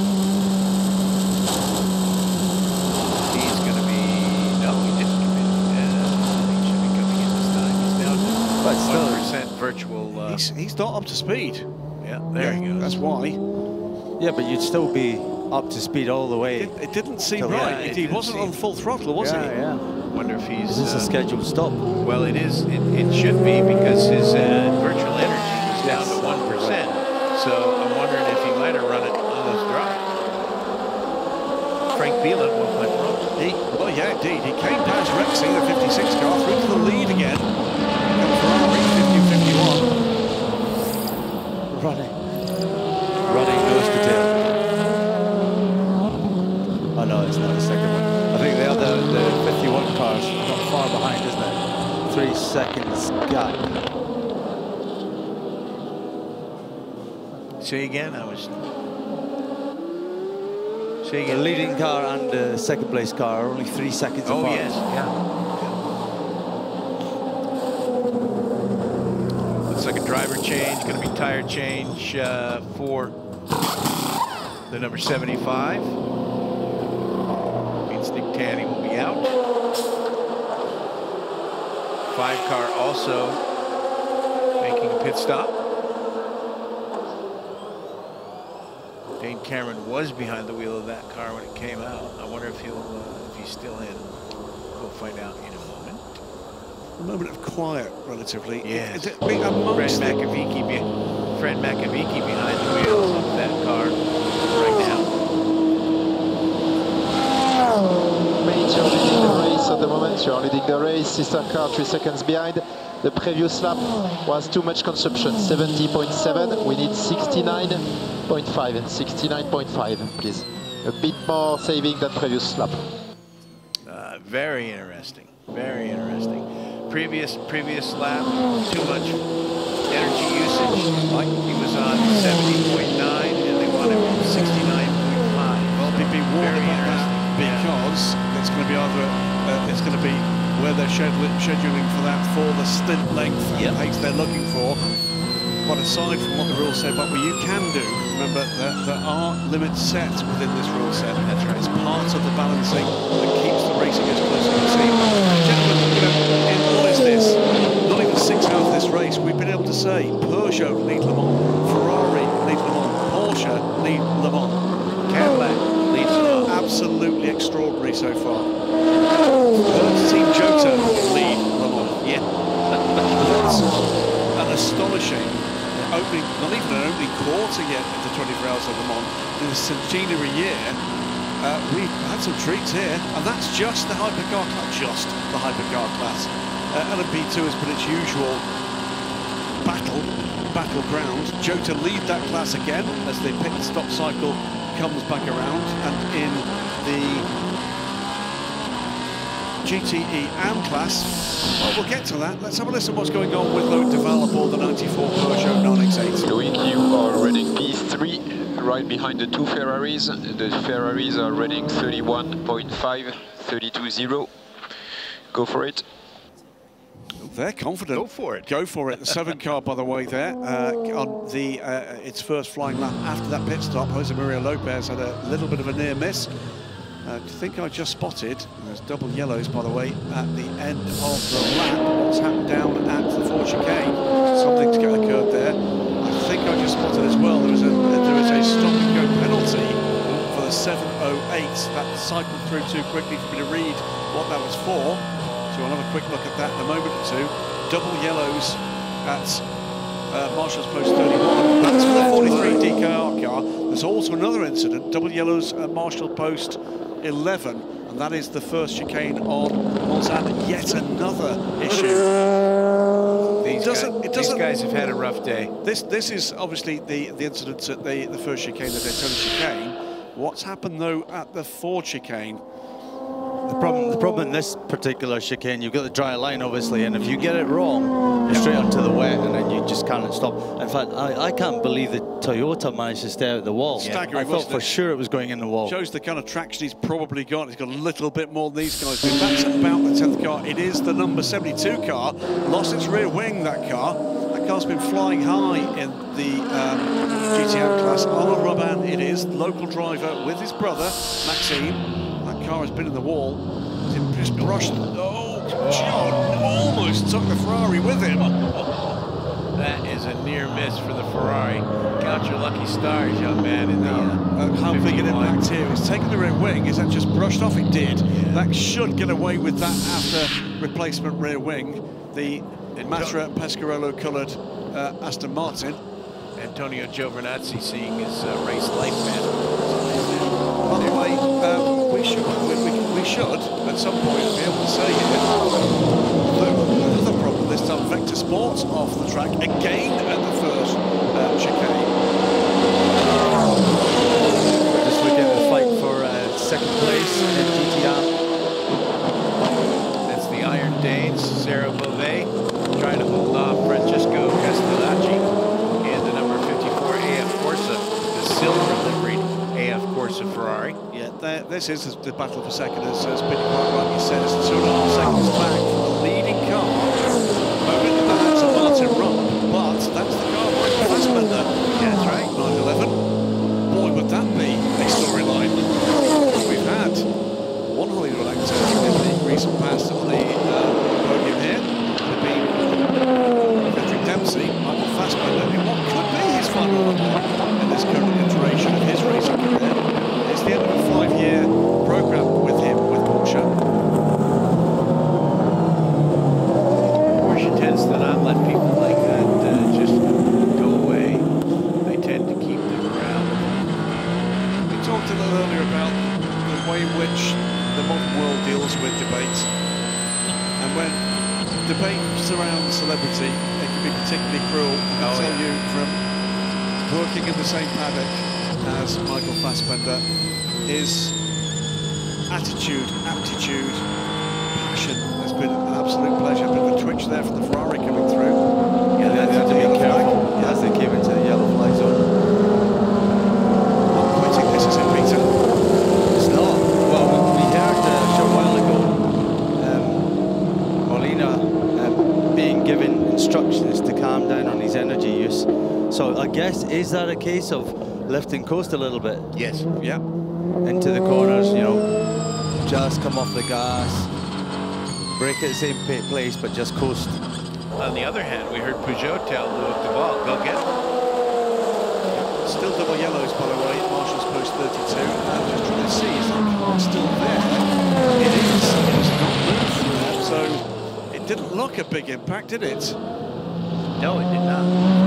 But it also did look kind of squatted down. I wonder whether the rear, because I think he got a rear right picture. That's the mark. Yes, yeah. That car is still where it hit the wall. The other thing we've not mentioned much of, but they're constantly on our screens, are drivers' laps deleted for using too much of the track limits.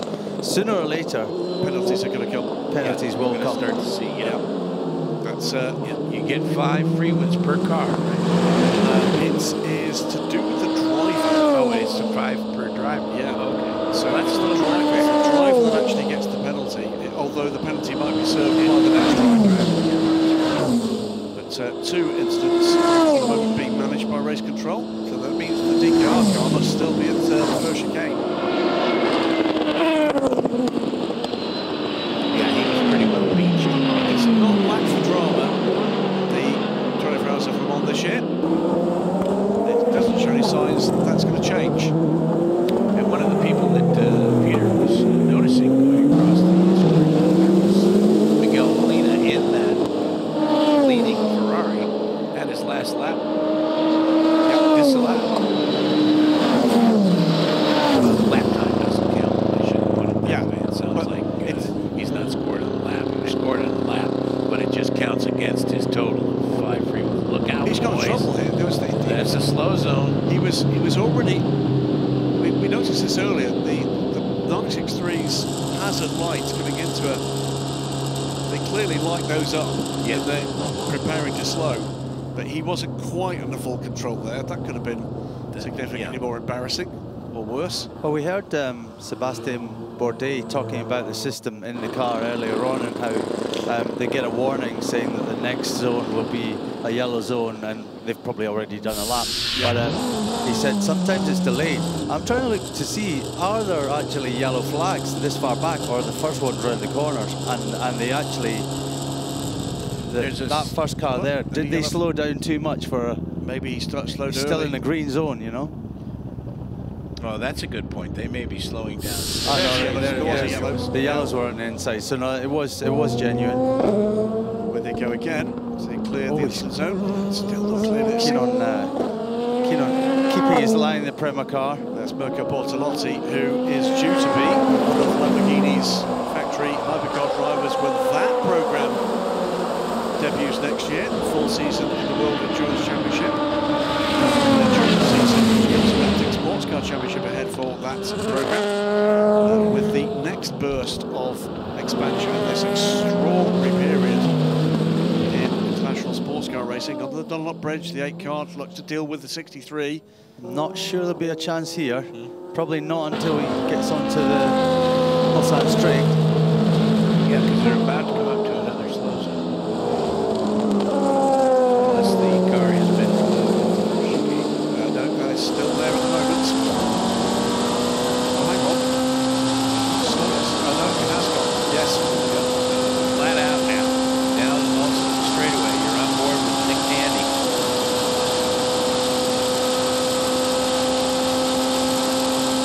Using the slipstream, he'll go by the LMP2 number 63. Significantly bigger challenge for the top class drivers in this era, hypercar era. Hypercars well balanced between each other, but the margins between them and the LMP2s in a variety of parts of this race significantly smaller than they were back in the LMP1 days, and that is making things significantly more exciting. Here's the 708 serving the penalty that Graham spoke of earlier. Yeah, 708 car, by the way, number started a lap down at the start of this race, did not join the grid. That was to do with a gearbox oil leak. Sits in 13th place now. We'll see how that pans out. I think it is 2 laps down now. That's just put it back onto 2 laps down. This is the 43 car that was off the road at the Daytona chicane. Why is it called the Daytona chicane? It was part of the convergence process. Yes. Daytona chicane now is the chicane on the Northern Straight, whereas conversely at the Rolex 24 Hours of Daytona, Daytona International Speedway, usually called the bus stop, is now the Le Mans chicane. Funny how. Yeah, and indeed the curbs are painted. That's Their partner circuits at both circuits. Here's a recovery drive for Vander Rangazanga. Let's see what's going on with this car. The drink bottles are working, so at the stop I'm gonna need some, guys. Making sure it's not a drink bottle from my name on it, but the one that actually sucks something through. Yeah, 10-4. Let's check into the pits. We did indeed hear from Steph. I'm outside the number 10 Vector Sport. As you know, it had a little issue out there. It turns out it was a braking issue. So the front bodywork is off the car and the mechanics are working hard on the front left of the car. There has been a driver change, so I don't anticipate they shall be in the garage for too long, but they are working hard away at the minute.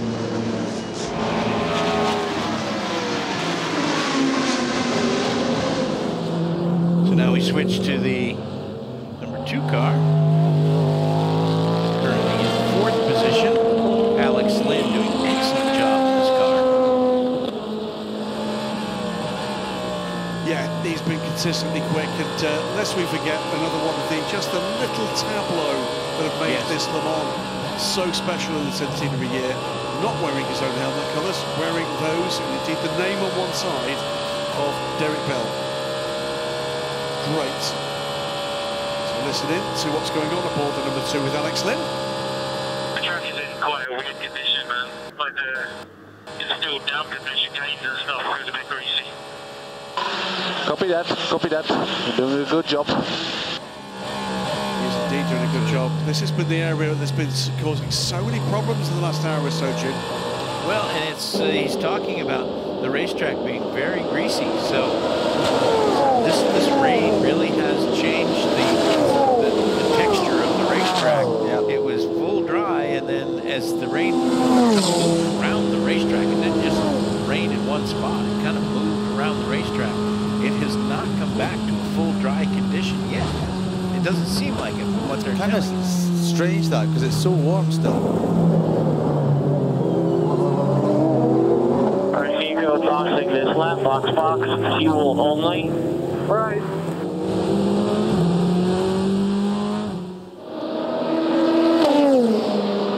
So again, another car that's on a bit of a recovery drive is the 33 car. After the stunning performance by Ben Keating in qualifying, the beginning of the race did not really go their way. And as he comes into the slow zone at the Porsche curves, this is of course still for that Aston Martin.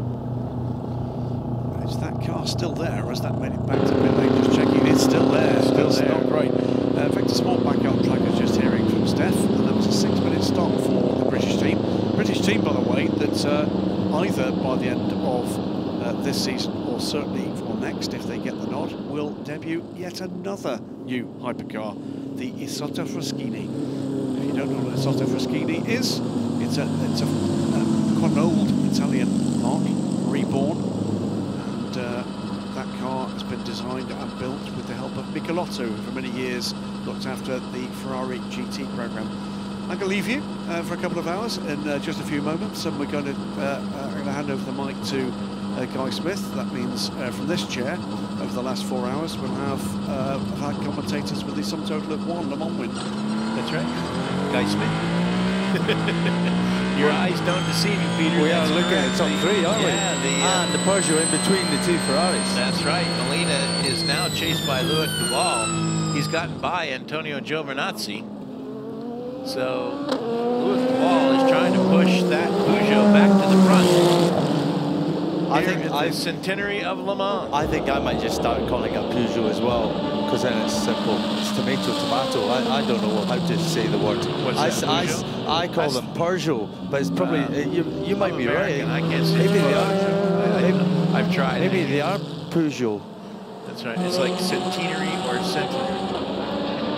Bahamas or the Caribbean. Tomato, tomato. Caribbean. Guy Smith, welcome. Your thoughts so far? Well, what a race. Yeah, I mean, I'm struggling to keep up with it. It's so much going on throughout all the classes.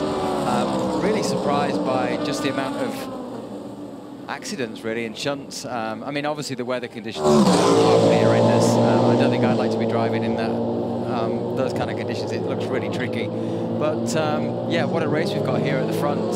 2 Ferraris still going strong, and it's great to see the Peugeot of Loic Duval in 3rd place, actually, you know, holding station. It's actually making some small gains, drops back a little bit in traffic, but they're very much in the hunt. They really seem to like the mixed conditions, those cars, the Peugeots. They seem to handle well. Okay, we had the Jean-Eric Verne mistake down in Bolsard, but in general, I think that the Peugeot does like the mixed conditions, and if rain comes back later in the race, then you might see them pop back up to the top again. Yeah, I just popped down to the paddock. I just saw Paul de Resta doing a little rain dance outside of his garage. So yeah, who knows? I mean, I think they'll be definitely welcoming some showers for sure. Magic number here on the straightaway is 322. That's 200 miles per hour. It's great to see the Cadillacs back in the mix again. Yes. I think the one thing about the new safety car rules, I mean, while it works, it doesn't work for some, it obviously does work for others, and it does allow that if you have had an issue, albeit a small issue where you've maybe lost a lap, as we saw with the Cadillac, the safety car does help them get their lap back and brings them back into contention, whereas previously they would have kind of spent the whole race just trying to gain that 1 lap back. So it's kind of doing what it was designed to do, to keep cars in play. But obviously if you're in a situation where you've got a big lead, it maybe doesn't quite work out. Yeah, exactly. Giovinazzi has now gotten himself past the... We swap positions in Arnage. We swap positions in Arnage or Indy, whatever is easier for you. There's no traffic in front. We swap positions now. So we're coming out for the 50 and 51 to swap positions. So I think that's all right. So 50, yes, 50 was Giovinazzi in is front, leading. and That's now exactly right. Yes. Yeah, that's already happened. So why? But now we know why it happened. That they were told to do it. They're getting ready for a pit stop, and that will put them in proper order when they come into the pits, so that 51 is in the pit stall that's closest to pit out. So they'll come in tandem, nose to tail, and leave that way as well, as opposed to one stopping and the other having to work his way around. Is that a fight for position? Sure it is. It sure is. Is it the 75? Yes, it is. So that is the battle for position. Fifth position, number 8. Hartley aboard the Toyota. That will become the... Nick Tandy looking at the back of him. Yeah, that will become the battle for third position here shortly when the 50 and 51 make their way to the pit lane. Right now, that is the battle for fifth. So tight, you know, the hypercars, the prototypes are so much quicker through these corners than the GT cars, and if they get stuck behind them, they really lose so much time. So they have to take these big risks going around the outside, not to lose too much time. But really, it's kind of heart and mouth stuff, really, when you see them go around the outside. How distracting are those strobes that you get during the... Well, annoying, but maybe that's distracting. Maybe that's why they're wrong. Just to annoy the car behind. Well, that's a sign that they're harvesting, which is that's important to know. Again, we're seeing the Toyotas, especially the 8. Pardon me, especially the 8 car, being able to be very quick and put a lot of life in those soft tires. Porsche on mediums. It's kind of a Porsche in a Toyota sandwich there.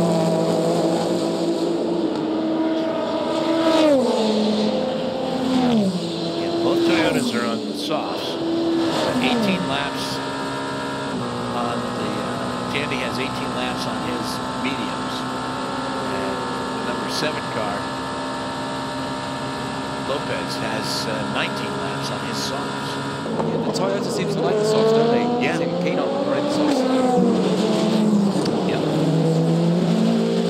And that's what allowed Buemi to lead, his ability to handle the soft tires.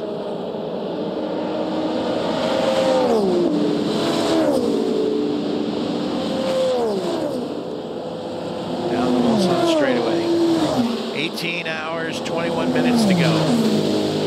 And this has been, I'm going to tell you what, boys, if this was a 6-hour race, this thing,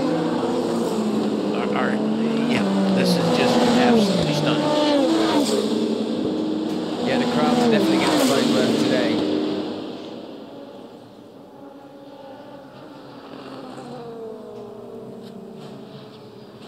Matthew Jaminet getting ready for his stint. Private preparation that you guys go through. Everybody has their own. Did you put your overalls on a certain way, put a certain boot on before the other, put a certain glove on before any of those? No, I didn't have that. I didn't have that. Yeah. How about you? Not really. I mean, you get to like maybe there's a certain pair of gloves that you prefer or a pair of boots that you prefer. So I think I know a lot of drivers are quite OCD. You know, everything has to be neat and tidy and kind of prepared. So we all have our own little ways of doing it. But yeah, everybody's different. Yeah, you don't have an OCD bone in your body, do you?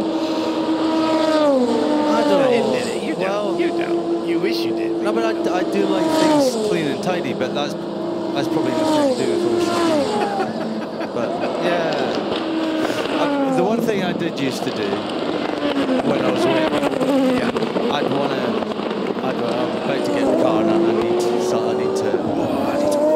read my energy up. I need to, and I would sing "O Flower of Scotland" in my head. Did you really? Yeah. Before getting in the car. That's outstanding. I'm going to go and fight now. There you go. Outstanding.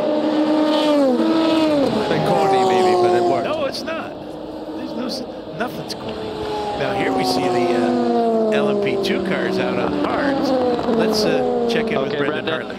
We can see that you could do one more step on the front or rear anti-roll bar. That's what our suggestion would be for balance. And also question, are you open to doing one more stint? Could you do one more stint? Question. Yeah, no problem. Not sure how the tires are going to go though.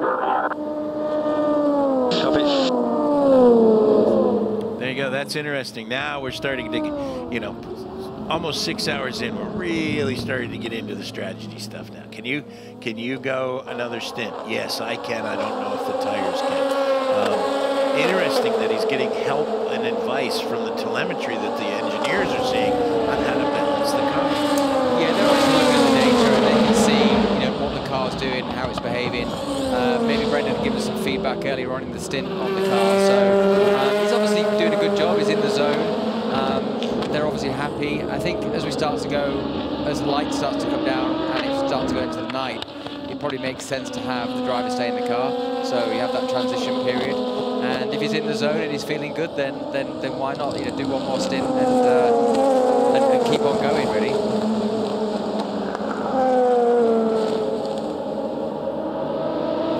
So here is that lead battle, or second place battle, I think, in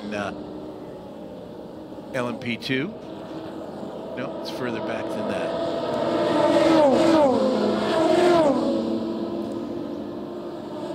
.35 car, 8th place. And the Jota car still leading in LMP2. Yep.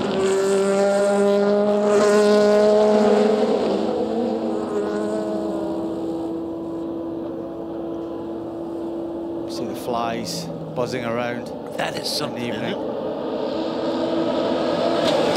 I wonder why when we get the onboard shots, they're all, it looks like they're pitted. This is the time now for the photographers on the circuit. You get some great shots of the cars, what great light as we start to go into the night time. You see the headlights really kind of shining and you see the car spitting flames and you see the brake discs glowing and lighting up. It's really, really kind of magical time. If the, no, we're not too early yet. We'd be about, if the sun was, if it wasn't so cloudy, we'd be in the It's actually quite a nice time because it's kind of, the track's actually quite quick because it's, you know, it starts to cool down. You've still got the daylight so you can see. So it's actually quite a nice time to go into the car. And I think Peter and I were talking about it earlier on, you know, going into the night time. This is a really, really kind of nice time to be in the car. Probably the only time that's better is what we call happy hour, which is sort of early morning as you come out of the night into the morning, into the daylight. First and second place cars in the pits together in LMP2. Oliver Rasmussen and Albert Costa. Rasmussen is one of 14 Danish drivers in the race. Yes. Yeah, tell me Tom Christensen and Jan Magnussen haven't had an influence. When I was driving around this morning in the parade, I was behind Tom Christensen and there's a mass of Danish fans at Arnage. So I'm sure there'll plenty of Danish flags flying at Arnage for these days. It used to be last one out, bring the flag, because the entire country would come to this event. That's how I know there's 14 because I met one last night in town, a Danish fan. Oh, you mean 14 drivers? I thought you meant 14 fans. No, there's a few more than that. I think so. This is the battle for 8th. 35, then 47. No, that's not the cool race.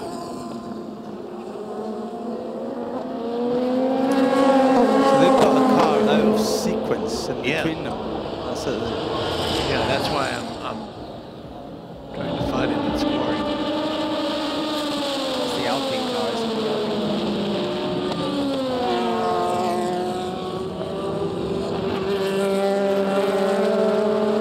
35, 31, and 63. So that's so 31, 63 are fighting for position, but they're further down. That's the battle for 16th and 17th in the LMP2 category.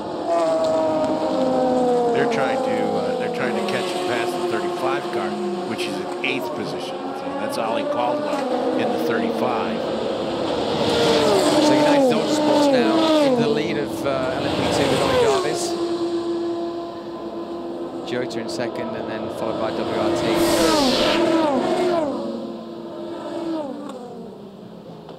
Here's the 94. Again, the first chicane. Proving to be problematic. Yeah, doing the clever thing though, if you think you can't make the corner and you're a bit locked up, just straight line it. Just straight line it.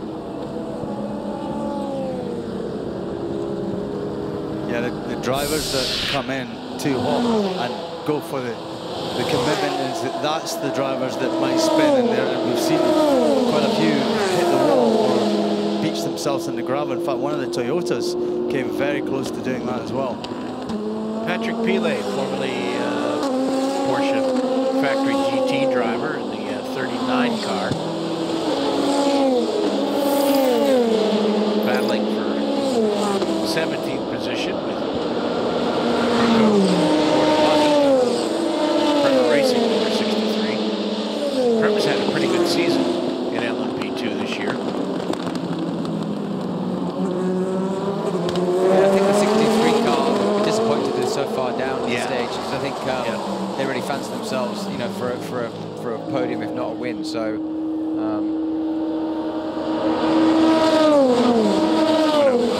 They're almost on the level of AF Corsa with numbers. I think that's one of 3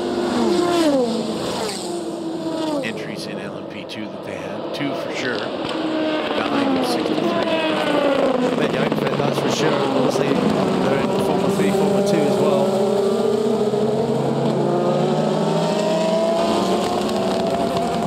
The graphic may have been erroneous because it's the 31 and the 63. The 63 is gotten by the 31 and now scoring clicks over. Should that change? Because the 39 car and 39 car wasn't involved in this little battle. There's Alex Lynn with his Derek Bell tribute helmet on. I spoke to Derek yesterday, and he was very, very thrilled that Alex had done that. I bet that meant a lot to him. That's the kind of. He really did. There's a certain amount. He understands. I think Derek understands not only the history, but his place in that history, and I think it means a lot to him to know to see a younger driver acknowledge that. Yes, thank you.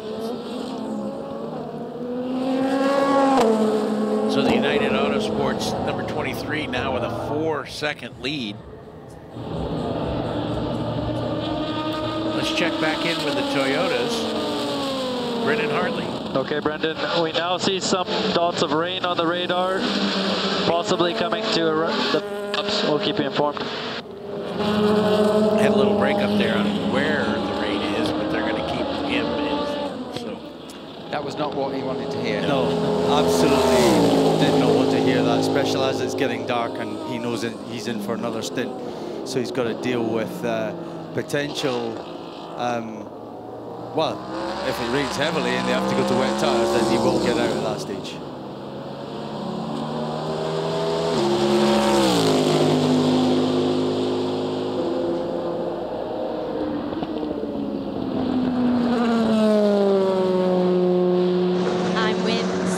The driver of number 85 at Iron Dames. Congratulations. It's going well for you so far, isn't it? Well, so far so good. Finger crossed, to be honest. Last year we had a puncture, I think, after 10 minutes and lost 2 laps, so clearly it's starting better. The conditions were apocalyptic out there. When I did the first time the straight line and the safety car, I was like, I have no idea where I'm going. If there is a car in front of me or not, I have no idea. So it was really, even on the safety car, quite difficult. But I'm quite happy with the goal the team has made so far. The car is really nice to drive.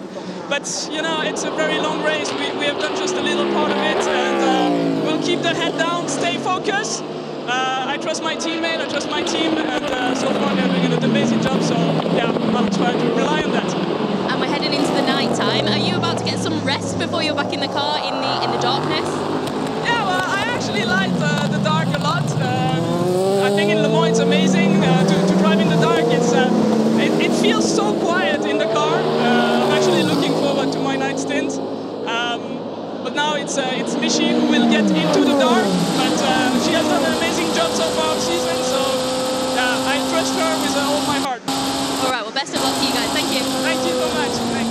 Michelle, that she's talking about, is Michelle Gadding, who's in the car now. The car circulates in 4th place behind the JMW Motorsports number 66 Ferrari, the Corsa number 54 Ferrari, and the number 25 TF Sport, but TF Sport car, the Aston Martin. It's good to hear her so buoyant, isn't it?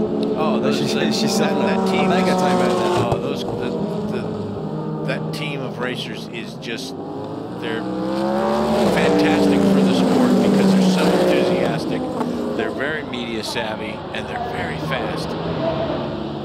Sarah had a wonderful race with Ben Keating, I think it was in Portimao, where the two of them were just nose to tail, lap after lap, swapping spots back and forth. The two of them got out of the car, it was like they rushed down to the pits just to shake hands because they both enjoyed racing. Fantastic.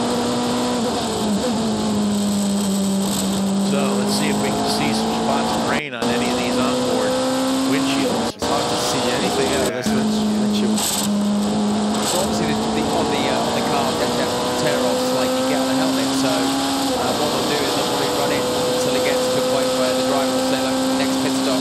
You don't want to use them all obviously in the first few hours because you've got nothing left for the rest of the race. So as soon as it becomes much worse, they'll take that tear off and have much better vision, particularly when you go into night time. We were talking to the optics people about that, and they put windscreens come with 12 tear-offs applied. So you got to make each one last at least 2 hours. So double stint tear-off. Got a double stitch tear-off. How different the light is on this racetrack at this point because the cloud cover is so much thicker. Also on straightaway, it's darker when they get to the other side of the racetrack, up around the Porsche curves. There's breaks and clouds, so the sun that's going down is still giving it another light. It's completely different. You see how light the sky is as you see it occasionally as the camera pans. The Toyotas are back on top. 7 and 8, Brendan Hartley, Jose Maria Lopez, Nick Tandy chases in 3rd, and then the first of the Ferraris, Giovinazzi. Now it looks like the 50 car has made another pit stop because he is now on an outlap. That was certainly unscheduled. We didn't see it. And then Nicholas Nielsen on the wheel now. That's the wheel now. Louis Ball continues to circulate now in 6th position. Although it says both on 7 pit stops, so if it was an extra pit stop, it would say 8. That's not very lot of track limits violation. Rain expected now at Marshall Post 2 through 5. So that's pretty much the start of the lap through to almost to Tetris. Yeah, almost to Tetris. Because Marshall Post 6 is Tetris.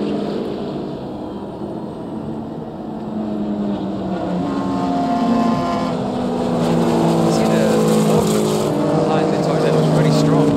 Through the Porsche corners there, he actually gained a little bit of time. I think the Porsche lose a little bit on straight line. Toyota's certainly very strong. That could be, of course, downforce on the car, and that's why the Porsche is so good in the Porsche curves.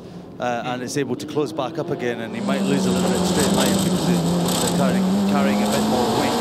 There's that bright sky I was talking about. You can see how going through the Ford chicane, that little bit of sunlight just wreaks havoc for the drivers in these dirty, piffed up windshields. It's always a challenge here at Le Mans with the setup. You know, do you go for a car that is low downforce and super fast on the straights, or do you go for a car that's got a little bit more downforce, it's a bit more secure in the corners, but you obviously get more drag with that. So it's always trying to find that trade-off of what the balance is. And of course, in the wet conditions, and we are likely to see more wet conditions, you want more downforce as well. So that should come back towards the Porsche.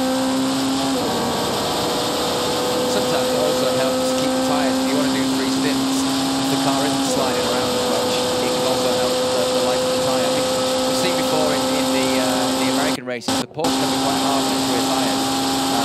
But I mean, there's certainly nothing wrong with the 75 car. They're really having a great run here, and certainly put the Toyotas under more pressure here. Tandy hits 337. That's 209 miles per hour. Before the braking point for okay.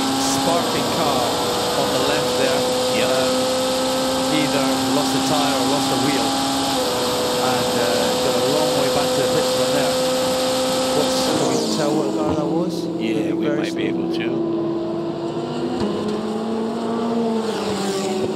Let's check in with the 709. We expect rain at the Dunlop at Tête Rouge in the next 10 minutes. So there's what we were talking about earlier, the report to the LMP2 leader that rain expected from Dunlop to Tête Rouge. That is the 709, which is on an outlap. So I wonder if maybe they didn't get the wheel nuts on correctly or something. Definitely front and left, isn't it? Yeah, has he come out of the pits? Yeah, he'd just come out of the pits. It was it's on his outlap. Oh, that's a long air. That's frustrating. Now this is the longest lap ever. Yeah. The crew discussing. He stopped.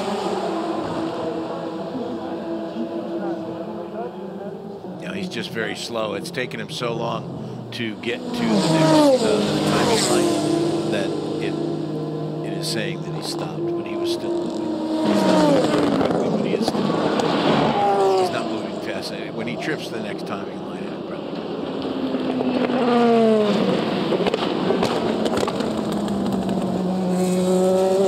he's almost in the Yeah, you're right. I think his damage is so great now that he's decided, well, I'll just bring this one very slowly. Otherwise, it'll cause way more damage.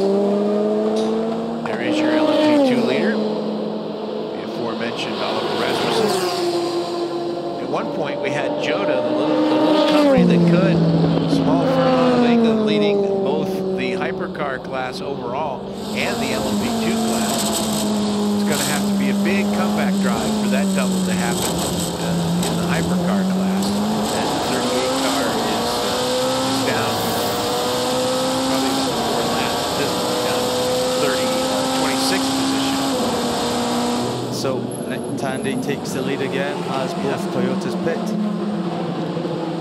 Uncharacteristic mistake there is the car overshot his pit box, unless that's what happens when you don't come in order, in proper order, in tandem. You have to go past and back yourself back in. So we've seen the Ferraris organise themselves on track before they come into the pits, and it looks like the Toyotas didn't do that, and they came in the wrong order, because we did have Brennan Hartley, who's sitting in the car there.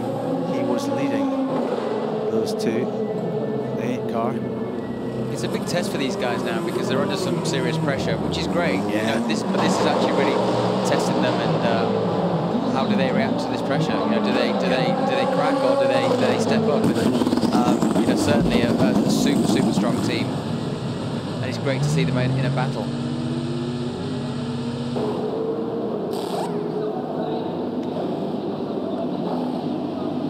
And it will test their mettle, and they've been waiting for that. They don't have a problem with that. There is the 709 carrying on, and right, there you go. The wheel was the wheel obviously was not the nut was not secured. Is that if the nut wasn't secured, surely the wheel would just come off. Was that not more suspension? Well, if it got jammed up under the bodywork, as long as it doesn't go too fast, it may stick. But yes, it could also be suspension. That's or a shame as it for was them. coming off, it may have damaged the suspension. They were having a pretty good run.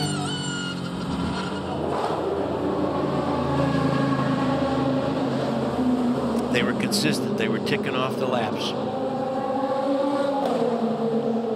Discussion down in the Toyota pit.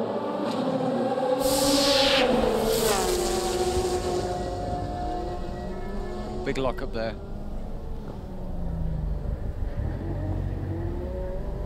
That's the 30 car. That's Duquesne. Yeah, Duquesne team. Neil Yanni.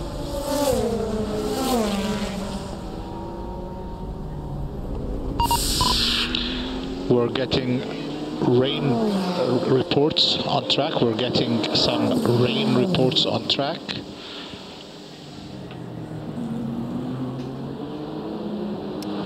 So rain reports on track. Also, they've asked the drivers to put their rain lights on low mode. I've seen slippery surface is removed now at March 6, so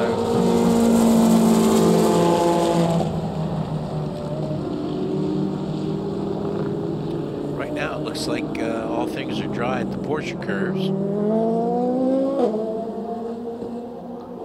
And in comes, I suspect, the number 75, which will put,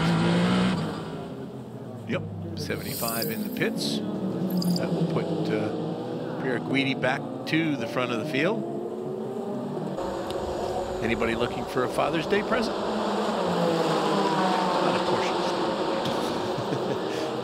the JMW team doing a really good job. They've got quite a healthy lead now in GTE over the Iron Danes car, 33 seconds. So they're doing a strong job. And that's a comeback drive for them because they had the big crash in the first free practice. So that's rewarding the guys for a lot of hard work. Yeah, they've had a fast car all week, actually. They obviously were not able to qualify, and they've not had the smoothest of weeks, but they have been quick when they've been on track. So they've obviously managed to work their way forward in the race and in a strong position right now. Looks like it's going to be a steering wheel change for the number 75. Once the fueling is done, then they can do work on the car. Left side, right side tires are going on. New steering wheel going on. Old one comes out. So who's out of the wheel now? Jaminet. Yeah, that's our Long Beach winner in IMSA. This team won. We have the winners of Sebring are here. The IMSA Sebring winners are here in the 311 car. The Long Beach winners are here in this 75 car. So, wondering why these teams are competitive. They have had success in America, like other teams have had success in the World Endurance Championship. Oh, look at it. Is that wet? That's the wet now, yeah. It's starting to get wet. We had the yellow flag up at Marshall Post 3, which was under the bridge, and then now we're seeing... That's straight out of the pits on cold tyres, straight into the wet. Under the wet. That's not... Well, there won't be cold tyres. Stephanie says it's now chucking it down in the pits, so... They'll be cold now. Yeah. And wet. And then here, once they get through Tet Rouge, on straightaway, looks dry as a bone. I'm looking at the gap up between the two Ferraris. Remember, not long ago, they were running nose to tail, but Pierre Guidi is a 13-second gap over Nicholas Nielsen now. I think this is, rain. yeah, Look you at can the see rain. the rain coming down, and that's the 911, I think, going around. Right, back on the throttle, yeah, good, got out of there. There you go, got out of there. And then further on, tricky. Once they got under the bridge, the 34 going by the 911, so he was able to get back going.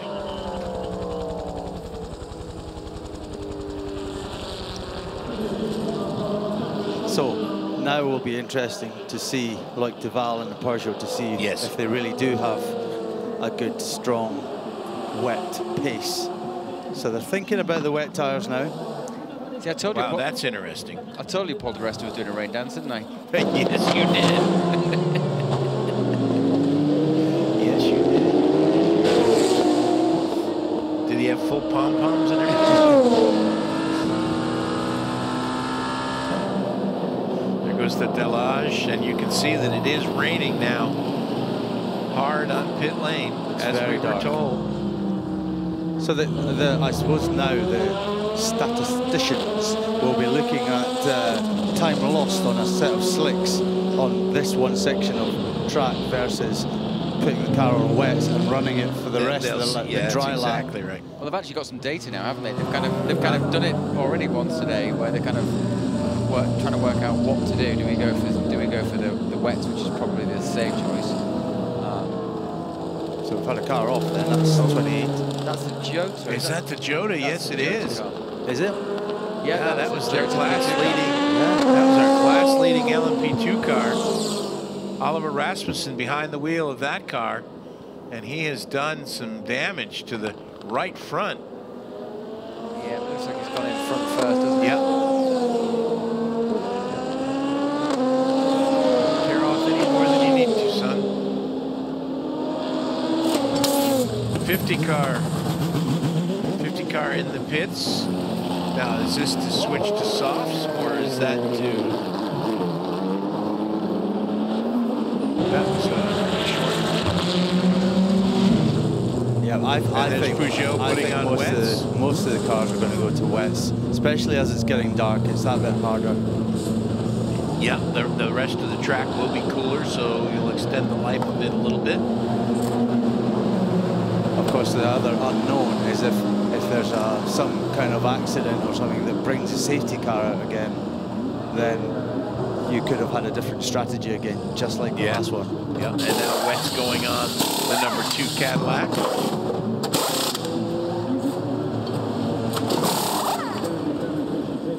And the same with the Toyota. So everybody's pit strategies have now been thrown in disarray as they've had to come in to put wet weather tires on. So teams that have only been out for a little while, of course, they'll only have to fill the tanks for a brief moment. Too early to roll the dice and just stay out? 51 car, I think they have it. I think they are on... he's a minute 11 ahead, he's still out. Yeah, because the 50 car pitted, 51 didn't pit. So let's see what he does now. So we're to the pits. The 51 is going to come in for drying wets. And that is the 75 car putting his wets on. Remember when Michelin came out with the maxi wet, and now they have the drying wet. So the drying wets aren't on the prototypes. I think they're only on the GTs, aren't they? Here's the Jota. Well, he just made a move on the United car. Yep. And it didn't pay off. Nope.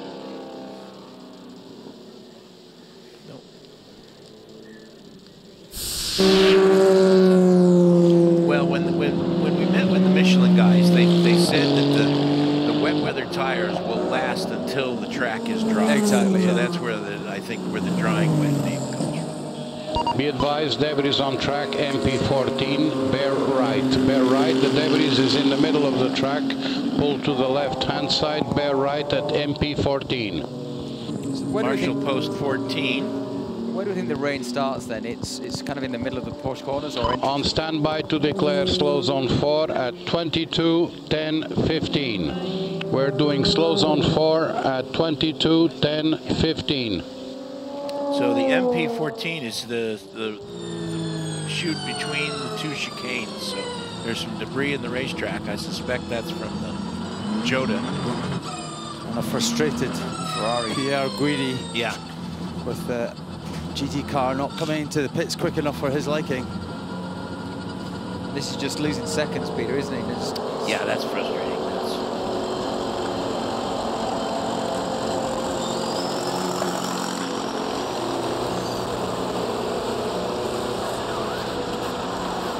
We've also got to be so careful entering the pits because all that Michelin, as beautiful as it looks, it's probably quite slippery. Very slippery. So, and there's a difference between the concrete of the pit pad and the asphalt of the fast and slow lane. Acceleration lane and the fast lane. So that's one of the Porsches? Is that the Jota car? Oh, and that's the Ferrari. Another one. Yep, that's one of the Ferraris. Oh, here we go again. That's the leading. That's the leading BMW car.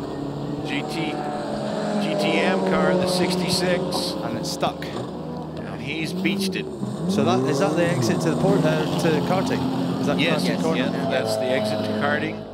And it's very slippery. Is that the other Ferrari? The other Ferrari's already pitted, and he went through the gravel. He went through the gravel, carried on down the road. Was able to avoid into the wall. The pits. Yep. Now the 7 is coming through here on wets. I think. No, he's now. Oh, good heavens!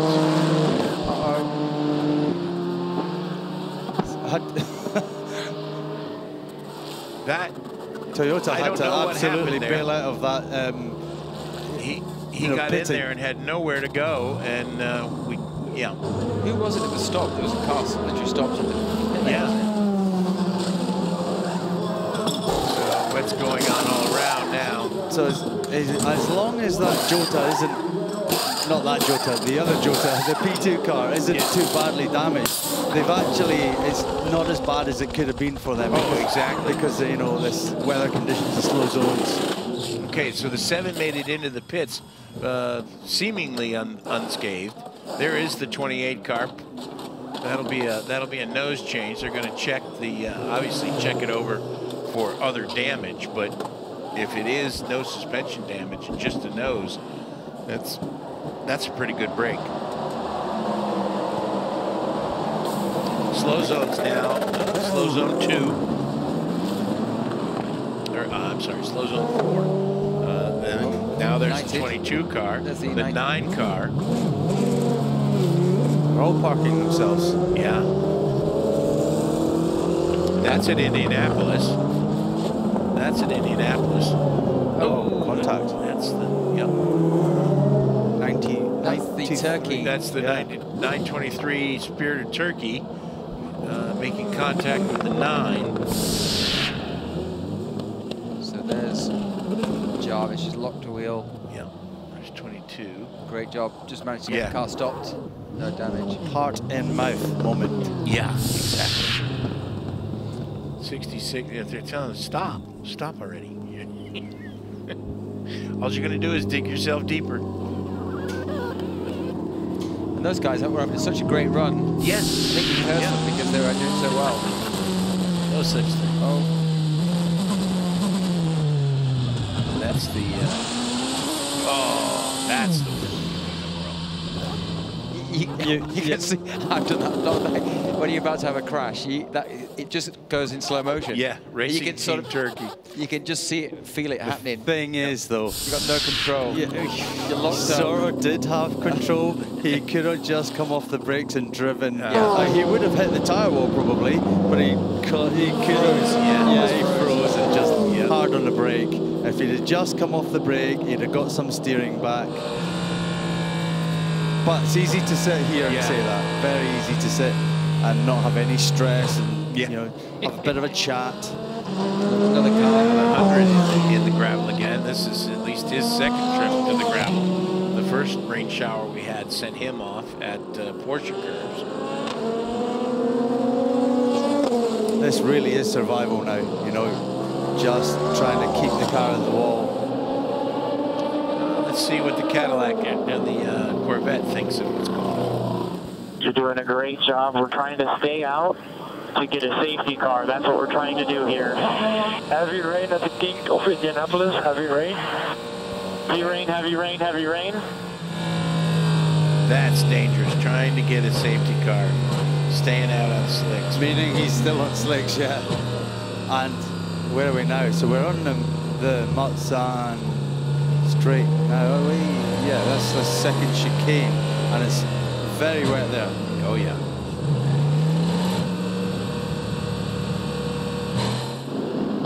There's the 66 car being brought over so he can get back underway. That's the thing. You would think that they would just say, okay, you can drop it there and you can drive away, but I think they've got different ideas where they take it right out of the way, don't they? And then let him get started, pull back out on the racetrack where he's not going to be in danger of anybody. So the Turkey car's still going anyway, just in front after its little bit of contact. There's the 9 car has made it back in. I'd imagine it's got damage on the rear. Look at the rear left. Because it took an impact, so the wheel will be pointing out the way. He'll have to go back in for repairs for sure. 63 car, there's a 66 back underway. I wish we had a carbon shop, guys, because I think we're doing quite well now. We're going to be running out of parts soon at this rate. Oh yeah, look at that. That's It's a shame. That's looking a bit second-hand at this point. Luck of the draw, very unlucky there. Obviously, several cars going off in exactly the same place, and 2 of them made contact. I mean, in LMP2, quite a lot of the front runners you would expect to be contenders for the win are actually now dropped out. Yes, yep. This is going to open this up. Right now, Inter Europol is leading. Fabio Scherer behind the wheel in the number 34 car. United Autosports, Tom Blomqvist in the 23 cars hanging in second. Third is the other WRT team, number 41, with Robert Kubica behind the wheel. Now there's a guy who can pedal in the wet. And all his rally experience, his Formula One wet experience, that car's in good hands in the wet, I would think. Here's the 51 car, Alessandro Perguidi. But you could barely see anything. Hitting the brakes on the straightaway. Just had a message from Karan Chandok. He says, absolutely under no circumstances are we to have another safety car. All right, mate.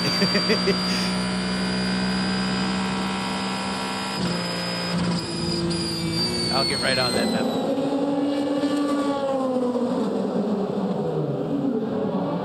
So the 66 car has made it back to the pits. And I am sure that Eduardo Freitas is loath to put out another safety car. But these guys need to, you know, the accelerator goes in both directions. And they just need to be a little mindful of that. Let's check in the pits.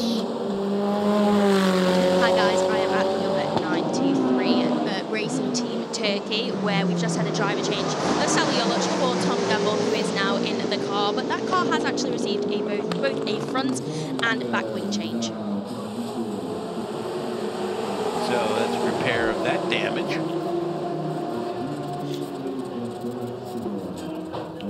From the wreck, 50 car is now on an out lap. So how have things shaken out so far in the pit stops and the rain?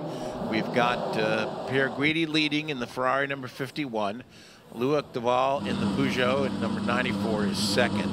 Cadillac with Richard Westbrook in the blue number 2 car is third. Fourth is the first of the Toyotas, Kamui Kobayashi. Under 15 seconds to remove slow zone 4.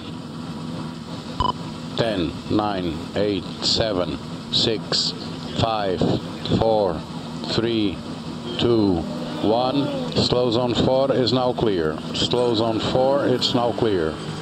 So the racetrack is yours, boys. Have at it. There are no slow zones currently on the racetrack, but the racetrack in some spots is very wet. So I would imagine the car, what was the car that stayed out on slicks? I imagine he's probably That's the F33 car. Yep. Oh. And you can see just when he goes to power, the car moving around. It's just... It's like... He went between 2 cars there, didn't he? Yeah, sometimes when you're in this position, you feel like you're driving so slowly. You know, you feel like, oh, I'm not really pushing, I need to... Yeah. And actually, you're actually going quick, you know, for the conditions, and it's so difficult to know how hard to push.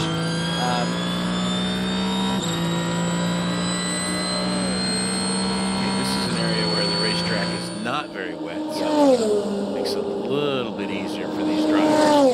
Still a little bit of spray, still a little bit of moisture. So the 2 winners out of that whole situation were the 51 Ferrari. Pierre Guidi's got a 27-second gap over Loic Duval. Let's keep an eye on that, because as we thought, the Peugeot is pretty handy in the wet. So let's see if you can bring it down a bit. And also the other one that did pretty well in that was Richard Westbrook in the 2 car. Yeah. He's only another 14 seconds behind And actually, one of the big losers was the 50 Ferrari. Yes. I think, is it because they had to make 2 stops? They just pitted and then they had to come back in again. Right.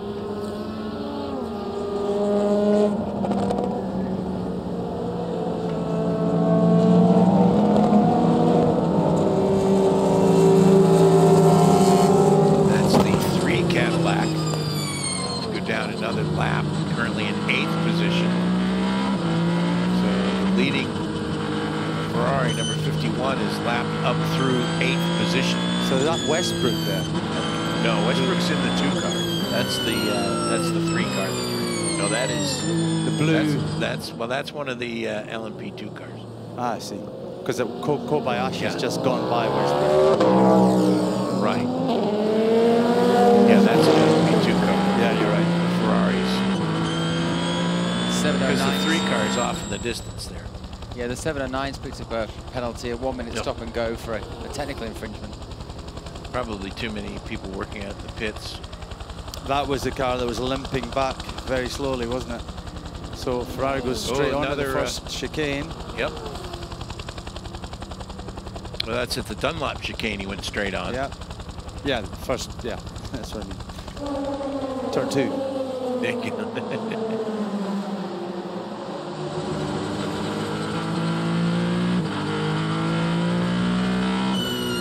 So gentle on the throttle. Oh, yeah. Just hit a little bit of water, a puddle, and you're hard on the gas, and the car will snap. You can see there, yeah, Peter, he's just wobbling around. It's as if drop your wheel off the an exit curve and get some of the paint there. Yeah. It's with a little bit of steering lock on, yeah, car goes round. Okay, there's Richard Westbrook in the 2 car. Currently in 4th. There's the 7, which just passed him moments ago. Pulled out a little bit of a gap. Kobayashi's always been comfortable with, though, hasn't he? It's Richard's probably his first time in a prototype around here. I think he's done the race many times, but in GT. I mean, look at that lack of visibility. I mean, it's horrendous. And actually, what you find, you see with the wiper itself, it's not actually that effective. I mean, they're kind of there, but I was speaking to some of the guys from Cadillac yesterday, and I don't believe they've done any or very little testing in the range. Right. So this is kind of their test, as it were. So these are the sort of things you find that actually the wiper doesn't work so well, and water starts to come in from all these different places in the car, and it starts to steam up. So.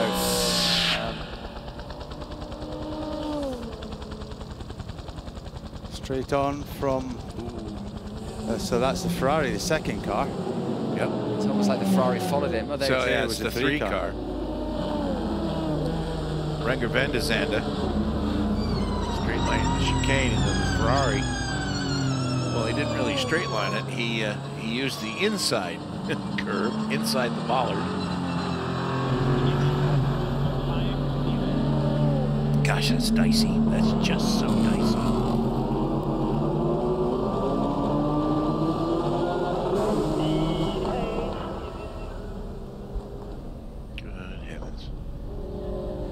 So Inter Europol's now got a bit of a lead in LMP2, 30 seconds. Yep, that's over Tom Blomqvist in the United Autosports, and then Blomqvist is being chased by Kubica in the team WRT number 41. He's just 4 seconds behind. And also the Iron Dame's doing a great job in the lead now. They're moving to the lead of GTE. So we've got, Porsche 1-2. This is a little bit better representation, guys, of what you can see. That camera. He just locked. And around he goes. He kind of locked the rear wheels as he was downshifting, and just kind of lost control and spun. So luckily he didn't hit anything. So hopefully he'll get going again and be on his way. Coming up behind the Camaro. First time that car's raced in this kind of wet weather. I wasn't sure whether he was actually locked up trying not to go into the back of the Camaro, and he kind of...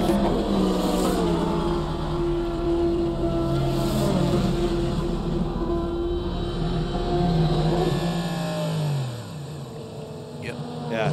But rear wheel was completely locked, as you say. But you can see the visibility is a little bit better. That other camera was down in the area where all that water was running. So the visibility wasn't quite that bad, but it's still not stellar, I would say. So the leading car, the 51 car, is pro at 45-second gap now to Lloyd Duval in the last lap or so. He's gained 15 seconds on him. Wow. Yeah, and the 50 car now is 1 minute 40 behind the sister car. Back on board with Richard Westbrook. Much drier here. Still looks like it's a little dicey. That's going through the Porsche curves. Remember, this is where the rain started first, and we were scattering cars all over the exit of karting. Just trying to find the grip with the car, commit it, but then just, you know.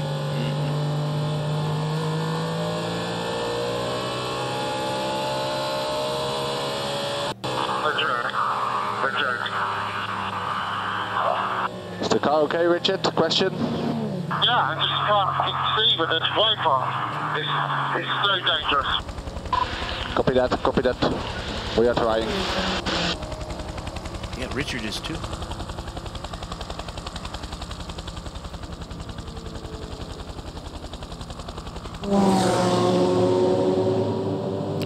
We talked about the 33 car earlier. Let's find out just how that strategy didn't work out. I'm here in the pit lane at number 33, Corvette Racing with Nico Veron. You've just jumped out of the car. Tell us about the conditions out there. Yeah, well, for us, it was pretty crazy. So we were full of water, you know, it was like a swimming pool out there, and we were on slicks also, like in the last part, so it was pretty crazy. I was just going into Mulsanne straight, like 80 kph, 4 gear. I was aquaplaning, going really slow, and the hypercars, everyone passing me like really fast, so yeah, it's scary to say. But all in all, we can keep the car clean, we can make it back to the box and continue the race, but yeah, it was pretty tough out there. Yeah, so earlier on it was very difficult for you, but you guys have so much pace today and during this race, don't you? Yeah, I just got out. I don't know how it was the pace. Maybe it was good, but yeah, for sure I was giving my all. I feel like, yeah, we tried to stay out on slicks, but then a proper rain came out. So yeah, I think there we lost a little bit of time, but you know, this is racing and this can happen. It's just about managing the risk and see where we end up. Okay, well, we'll see you in a few hours when you do your next stint. Thank you so much. You were saying, Peter, that Pierre Guidi had pulled out about a 45-second lead on Loic Duval. Well, that's because, a quick look at the last lap, he was 18 seconds quicker. He's turning 409s in these conditions.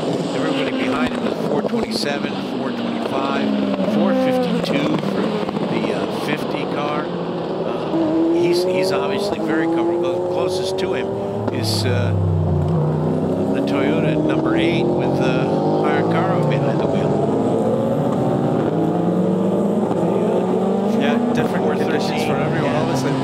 Same condition, but different feelings in the car, confidence levels, and also depends on how much traffic you're around. If you're in, because we heard from Richard Westbrook, I think it's difficult for everyone to see, and if you can't fully commit down the straights and commit to passing maneuvers, then you just lose seconds. Yeah, you don't lose tenths of seconds at that point. You start to lose seconds. Here's a look at the overall classification. They've completed 80 laps, working lap 81. 17 and a half hours to go. Of course, a Ferrari 499, number 51 leads. So it's Ferrari, Peugeot, Toyota, and Cadillac in the top four different manufacturers. And further down, see the two Glickenhauses rounding out the hypercar class in LMP2. It's Inter Europol, having completed 77 laps, is leading. The Jota car back out has dropped down to 24th overall. They were leading the class until they had problems in this most recent rain shower. Leader in GTE AM is the Iron Danes, number 85. They're chased by the Project 1 Porsche, the number 56. That's the Rexy car. JMW Porsche, number 66. We saw a crash early in that last rain session. And we have 5 cars out of the race. The number 83 Ferrari, the 16 and 60 Porsches, the 55 Aston Martin, the 21 Ferrari, the 13 Tower Motorsports, and the number 14 Nielsen Racing out of LMP2. Yeah, the 51 car has been making all the right moves, all the right calls so far to be in the position they're in, and you know they seem to have just played a blinder here. So down to 404s.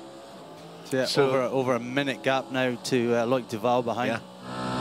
So the racetrack is obviously improving because we're seeing many of the lap times come down now a little bit. But like you said, they've caught this just right. I think the hardest thing is if you jump in the car now in the middle of this situation, it's finding where you can push. Whereas if you've been in the car from the start, you kind of start to understand where the grip is and where the track's worst or better, and at least you can acclimatise. But I mean, just look at the awful visibility they've got. And Kobayashi is a little bit, you know, a lot of movement in the car. Okay, Joe, update on conditions. We don't see rain at the circuit anymore. Obviously still quite a lot of water on track, but we don't see rain at the moment. Okay. Once I go behind the car, I see nothing. Yeah, but when I go behind a car, I see nothing. There you go. How hard is that? I mean, is that, do you just, is it just hoping for the best? Or yeah, it is luck. It is a lot of luck involved. When you think about it, your brain says, right, put your foot flat. And you know you could drive down there flat out and the car wouldn't do anything, you know, there's enough downforce and grip. But then you see lights in front of you and your foot just starts to ease off the gas pedal and you're like, no, flat. And you're, no, I want to lift off. So you've got the devil and the angel on your shoulders just trying to protect you. But yeah, I've been in that situation many times. And another track bad for that is Nürburgring. 24 hours. Fog and everything. And, you know, it's very hairy, but you know the situation is you've got to commit. And, you know, at the moment we've got the guy right up the front who's obviously very committed. 404 last time round, and as we talked about, Loic Duval, next car 420, then a 416, 422. So he's just gradually pulling away more and more and more.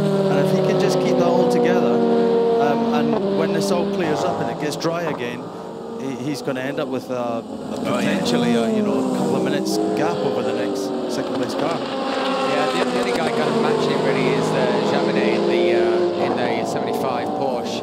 He's lapping 402. So again another GT driver, another kind of GT guy, and also Van Thor as well in the number 6 car. Yeah, looking at the GPS map, you know, the 75 car, he's been in space, he's had no traffic. Right. Yeah. So he's about to catch the back of a load of other cars. And the 51 car who's just coming on, you know, again, he's got no traffic. He's got a couple of cars in front, but not many. And I think if you can have some clear laps where you've got no spray, I think it's the spray more than the actual circuit that is the issue. Because when you, like you said, when you can't go flat down the straight, versus being flat on the straight, you're giving away lap time.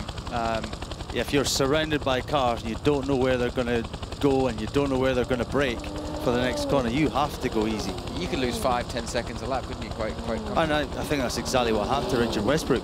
He was, you know, we actually saw his onboard and how much he could see, and it just caught him out. He, as you say, caught up to that NASCAR in front and maybe just braked marginally too late or whatever, and just, you know, lost the rear end. Communication from the Ferrari team via social media that they reset the 50 car on the last pit stop and lost 30 seconds. I wonder what they reset. That's a little cryptic. It's these small little things. Obviously, if you have a small problem and you lose that amount of time, sometimes you never gain that back, and it's such fine margins, isn't it? Especially with this competition, you're absolutely right. You don't have, there is, we talked earlier, there's no margin for error, whether it be in these kind of conditions where you can see from the helicopter shot the spray coming off the almost like a rooster tail coming off the back of the leading car, to a mistake in the pits or a Richard Westbrook spin. Anything like that could ultimately be the difference at the end of 24 hours when the racing is this close. Just looking at the AM battle, Iron Dames versus Project One. 4:32. Yep. So we got Matteo Cairoli, who I know is exceedingly quick, catching up to Michelle Gatting now. She just did a 4:26. His last lap was a 4:20. I bet this will be quicker because she was 6 seconds quicker. Only 11 seconds back as well, so within a couple of laps, he's going to be right. Yeah, he's right going to there. be within striking distance.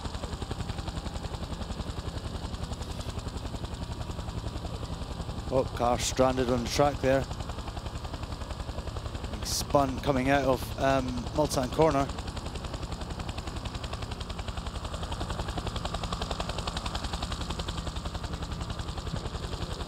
It's a long, dark run. Yeah, this is the part of the track where it's probably the darkest until you get to into Indianapolis.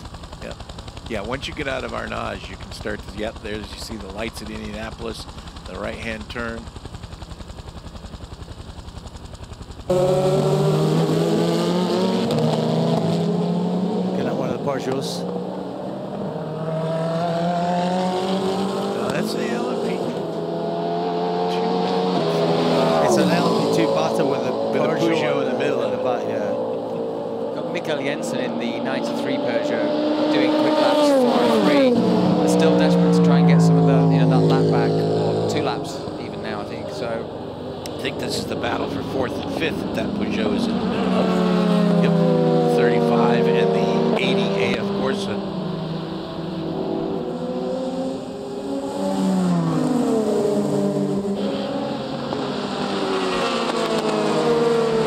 They've been running nose to tail. Just half a second separating them at this point, and they've been that way almost the entire lap. There hasn't really been any, you know, they've pretty much held station. Now he's closing in a little bit under braking.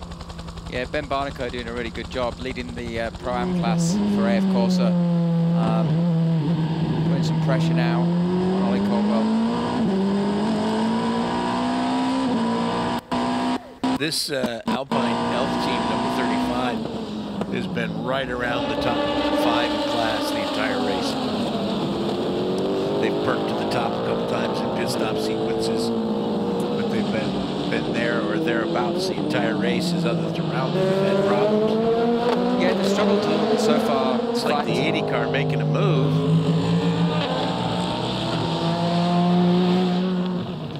He closed in. Did the 35 make a little mistake going through the Dunlop chicane? Yeah, there was someone who went right through the chicane there, straight line did.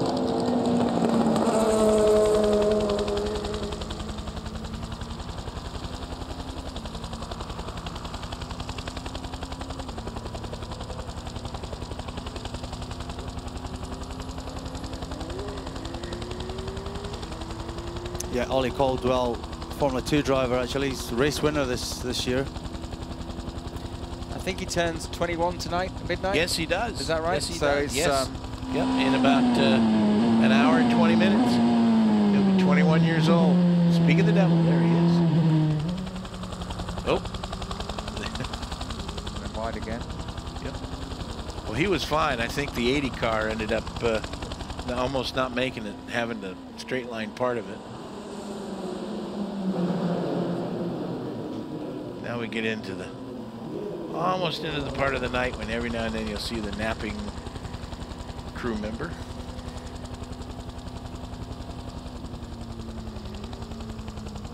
through the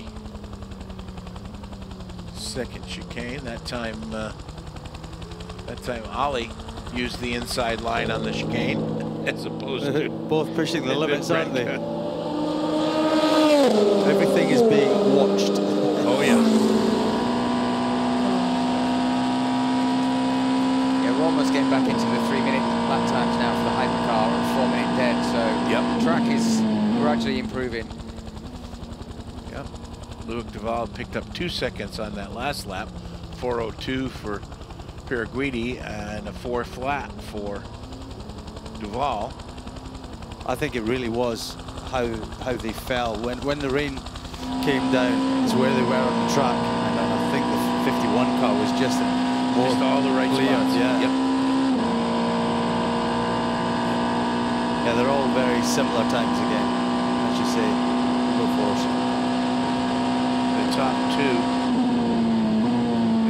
the top 8, all within 2 seconds of each other in that last lap time.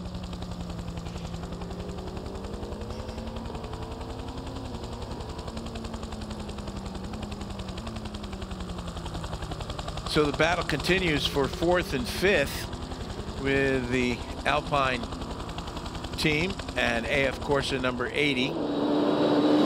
As one of the hypercars goes through that battle. Was that one of the other Peugeot? Was that the other Peugeot that just went through that battle? We'll know when we see the rear of it. Yep, there, yes indeed it was. That's the 93 car in a bit of a recovery drive now. 3 laps behind the leader. Or, I'm sorry, 2 laps behind the leader. Caldwell still working hard through the Porsche curves. Through Porsche curves to karting, and then Whitehouse, Maison Blanche, then the Ford chicane.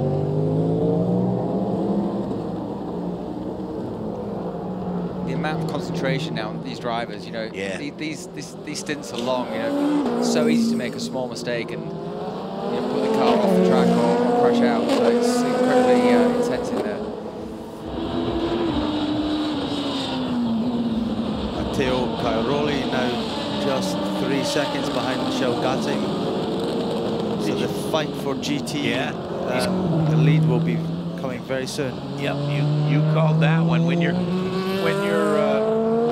into this part of the night and even into the wee hours, the single-digit hours in the morning, 1, 2, 3 o'clock, is it easier when you're racing somebody to kind of keep your focus? Yeah, I would say so. Yeah, it's nice to have another car around you and give you a target. So if you're the one behind, you can kind of, but obviously in wet conditions it's more difficult. But if you're just running on your own with lapping cars or whatever, then that's a lot harder to really keep the focus and keep pushing. You see the spray now is definitely reducing. Yes. Although the wipers on, it's not.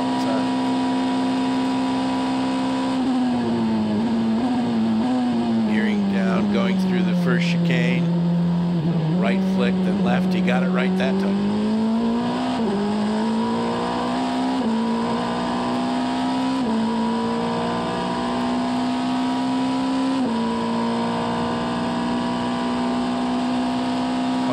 Goes the 38 Jota Porsche on its recovery drive.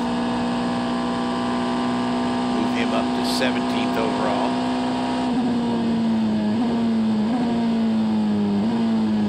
The second chicane to go. This one is the left flick, then the right. This is a wetter area, clearly. Yeah, he's getting the spray from the car. That must be the Jota. Yeah, that's the Jota Porsche that just went through.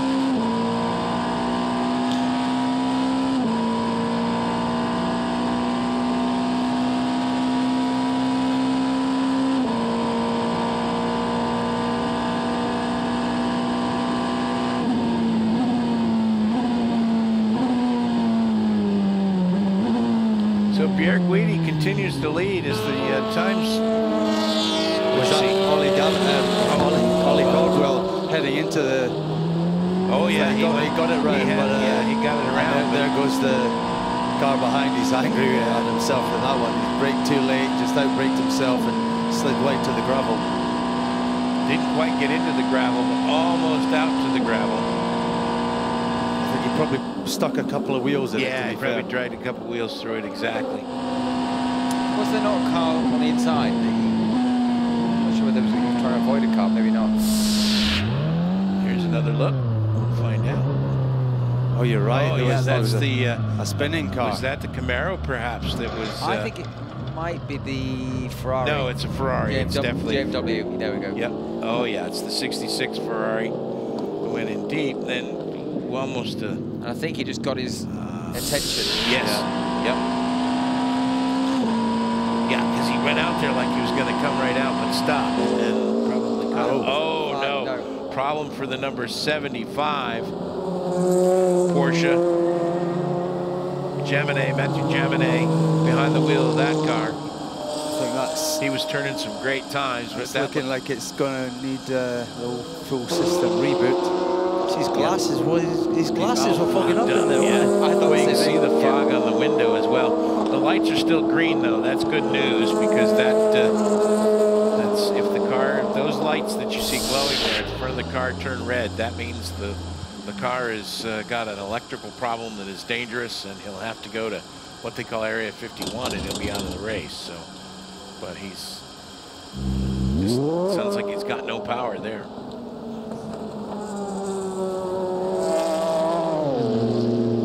So, as predicted, Matteo Cairoli takes the lead of GT.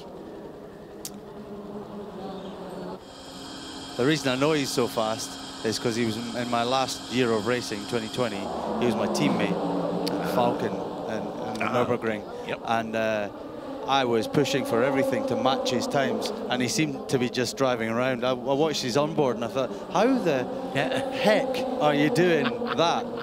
Making it look so easy, and I feel like I'm driving with a knife in my throat.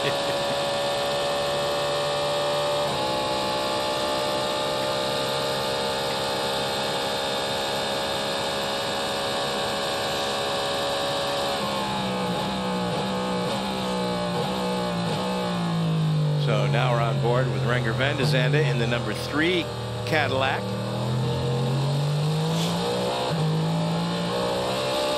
So now the number 5 Porsche, Fred Makovecki, takes up the charge of the Porsche camp. Yeah, he's now the highest running Porsche in 7th position. But that was a little side bet, wasn't it? It was. I bet on that 5 car. What car did you bet? I played safe. I think went for number 8 Toyota. Well, they're 6th and 7th now, so let's see how that's working out for the winner gets a tonic tea cake. So it was a big bet. Tonic tea cakes are not pretty nice. Oh, well, those snowballs are pretty good. Yeah.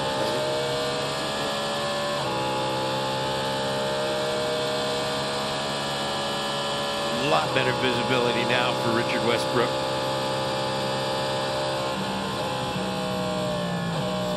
The number 8 Toyota, it's 2 minutes and 21 seconds off the lead. It's a fair way.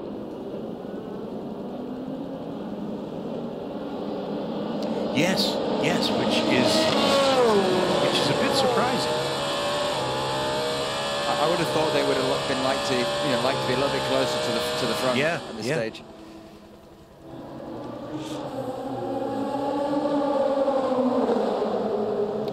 Coming up on 11 o'clock here in the Sarthe, coming up on 17 hours remaining in the Centenary Le Mans. The 91st actual running of the race, but the 100th anniversary of the first Le Mans in 1923. It was decided that this would be a great way to prove the reliability and effectiveness of the automobile.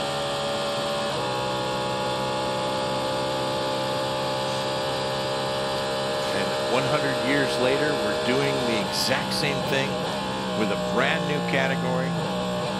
with 14 cars, 15 cars in the class, 16 cars in the class from 5 different manufacturers. It is the dawning of what I think will be the next great era of sports car racing that will probably, hopefully, rival the Group C and GTP eras that we got to enjoy, Group C in Europe and the GTP in the United States. So the number 75 car is still marked down as stopped. Yeah, he's not coming through. He was, I think it was Ted Rouge, wasn't he? He was parked. Is that where it was? I think so. Yeah, you can see him on the map up there. You're right, he is still sat on the inside of Tet Rouge. So I'm sure he's doing all the resets. He'll be speaking to the team and asking for advice. What do we need to do? What do we need to reset? And trying to get that 75 car back up and running into the race.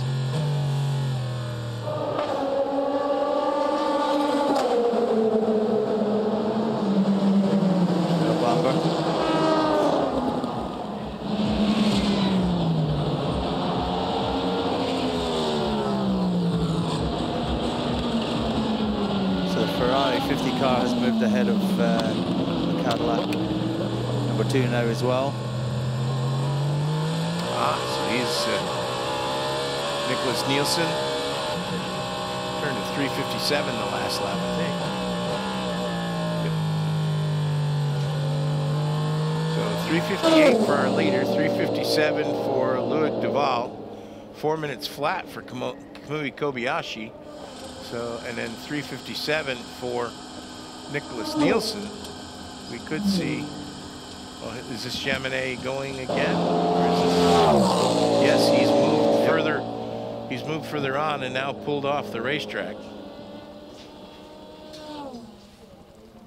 There's Roger Penske looking on.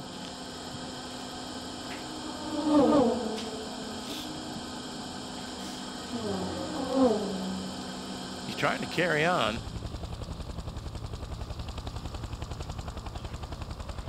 Did you ever have to bring the car back to the pits on the starter? Did you ever have to do that? I've never had to do that. No. Yeah. No, but that, look, I don't think you'd make it all the way back. Well, from not from that area, but that was something on the shorter racetracks in the United States. Every now and then a guy would, you know. Yeah. If you're talking about a 2 3/4 mile road Atlanta or something, yeah, you could coast it down the hill and then.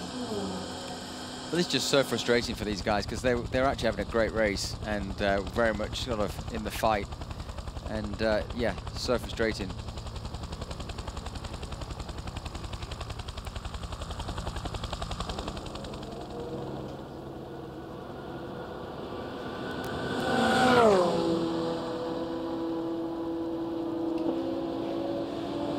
Pierguidi in the 51 car is having a great stint. He's done that. He did such a great job in those tricky conditions to sort of pull out more of a lead, hasn't he? And he's still doing a, continuing to be probably the fastest car on track. Just trying to build that gap as much as possible. Is that a purple first sector on Jaminet's scoring line on the lap that he stopped on? I think that when you stop or slow down, it seems to show up your fastest sector. So I don't believe that's this lap. I got you. But there he is on driver's right, still puttering along. Time to come back in that speed. Actually, the quickest guy on track just now is a Peugeot of Mikkel Jensen.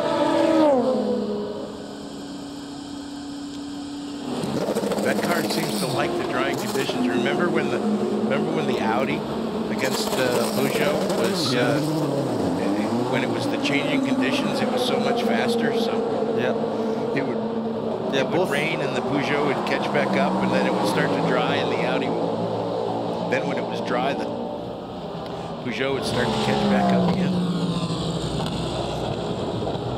The number 94 car is doing a great job as well, hanging in there in second place with good pace. Yeah, they're doing a great job. And with 17 hours to go, a minute behind is not an issue.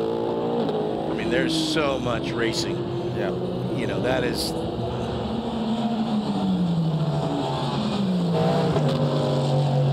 talking about the track conditions. Let's see what the 8 car thinks. 14, second chicane. And 5, 6, 7. Copy. In your opinion, still not ready for slick? Question. In your opinion, still too early for slick? Go down, go down. Copy.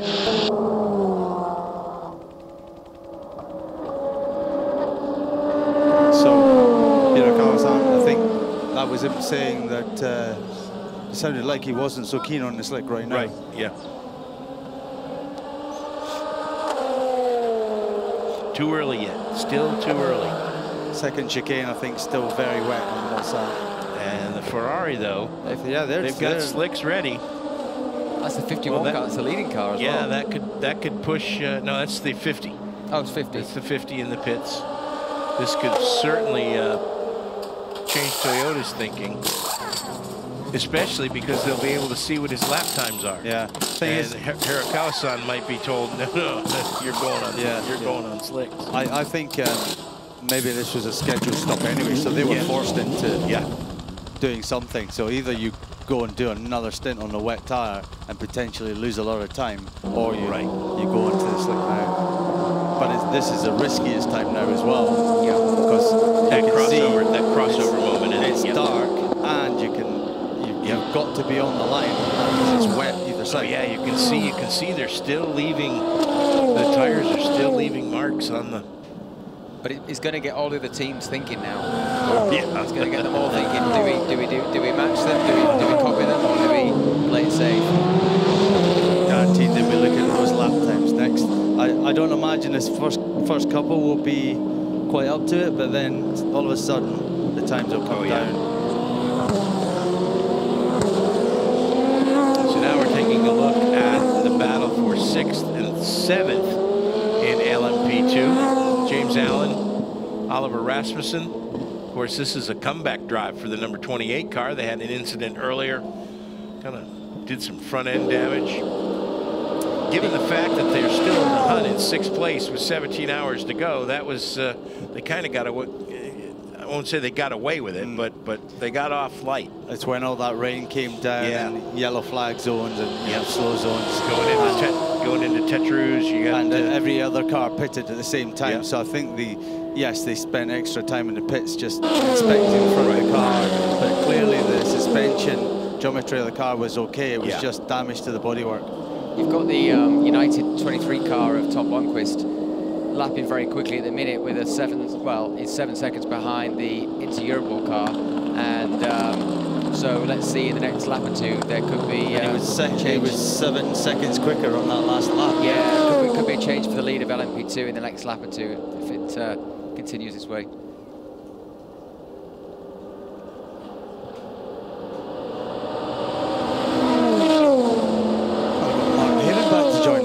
Hello Martin, what have you been doing? I've been watching. You just can't take your eyes off this, can you? This is insane. It's everything that the 100-year anniversary race should be.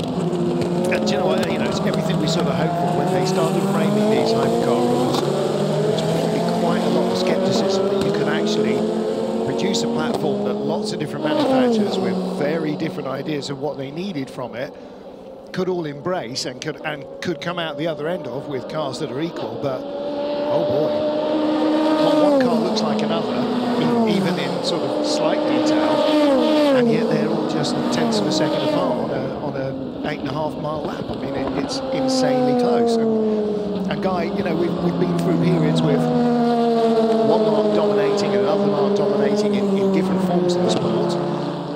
But I don't know at the moment.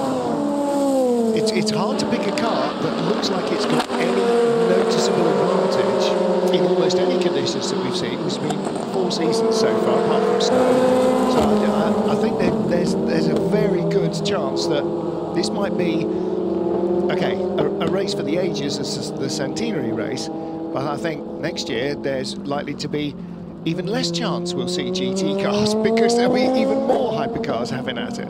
Yeah, I was a little bit concerned that once the race got going, that it might be a Toyota again. It might be back into the sort of the old days as we know it, but it's anything but that. It's actually absolutely delivered on every level, and we've had every manufacturer pretty much taking a turn at the top, and that just shows that they've got it right. They've got the balance of performance right. They've got the whole concept right, and you know, the racing that we're seeing here is just unbelievable. Le Mans winner Guy Smith. We're joined by world champion Anthony Davidson as well as we watch the 35 Alpine coming into the pit lane in a battle with the 80A of Corsa car. That's the Zebra car that you saw a moment or two ago, and APR Algarve Pro Racing. So that's 4th, 5th and 6th in the LMP2 category. Into Europol leading, Fabio Scherer still at the wheel of that car. And his teammate last year in that car, Alex Brundle, currently doing commentary on Eurosport, watching on with interest. United Autosports 23 car. Now that's their best car in terms of championship points. There goes the 80 car.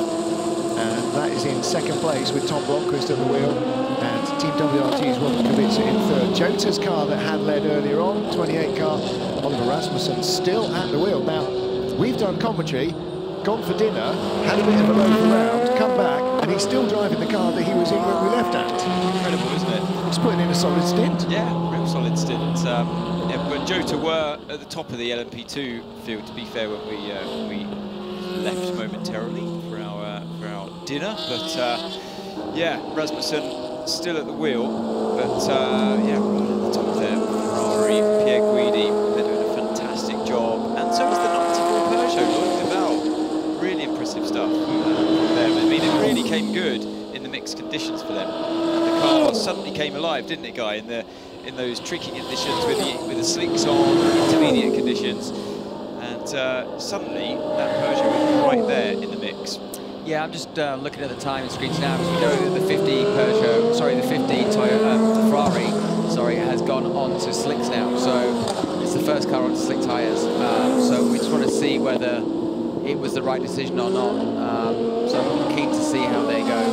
Well, earlier on in the daylight, it was the right decision to switch early. I'm less convinced now, though. You know, it's a very different beast as soon as that sun goes down and the track just remains greasy for a much, much longer time. Usually, that's how it plays out here, but I might be proven wrong. But yeah, I think that's quite a brave move from Nielsen to be on the slicks.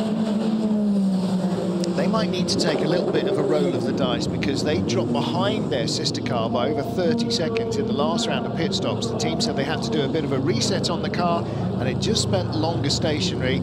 So maybe trying to get some of that advantage back. You can see tyre change here. That's a set of slicks. Yes, it is. That's slicks going on to the United 23 car. Now that is their strong car. Into Europol, United and WRT's 41 car all in from the lead, and so now to the lead of the race goes the 28 Jota car of Ollie Caldwell. Again, like in the hypercar class, as we have seen year in and year out with this car, with these LMP2 cars, and since before you were in LMP2 and since you left LMP2, the battle has never been anything other than relentless. The cars are so closely matched, the teams are so closely matched. Blink and suddenly you're out of the hunt. Absolutely, it's always been a hard-fought battle, the LMP2s, but in recent years, like you say, Martin, yeah, WRT, Jota, United Autosport, they've really raised the bar. Driver change here, Richard Westbrook out of the car number 2 Cadillac, and Earl Bamber back in.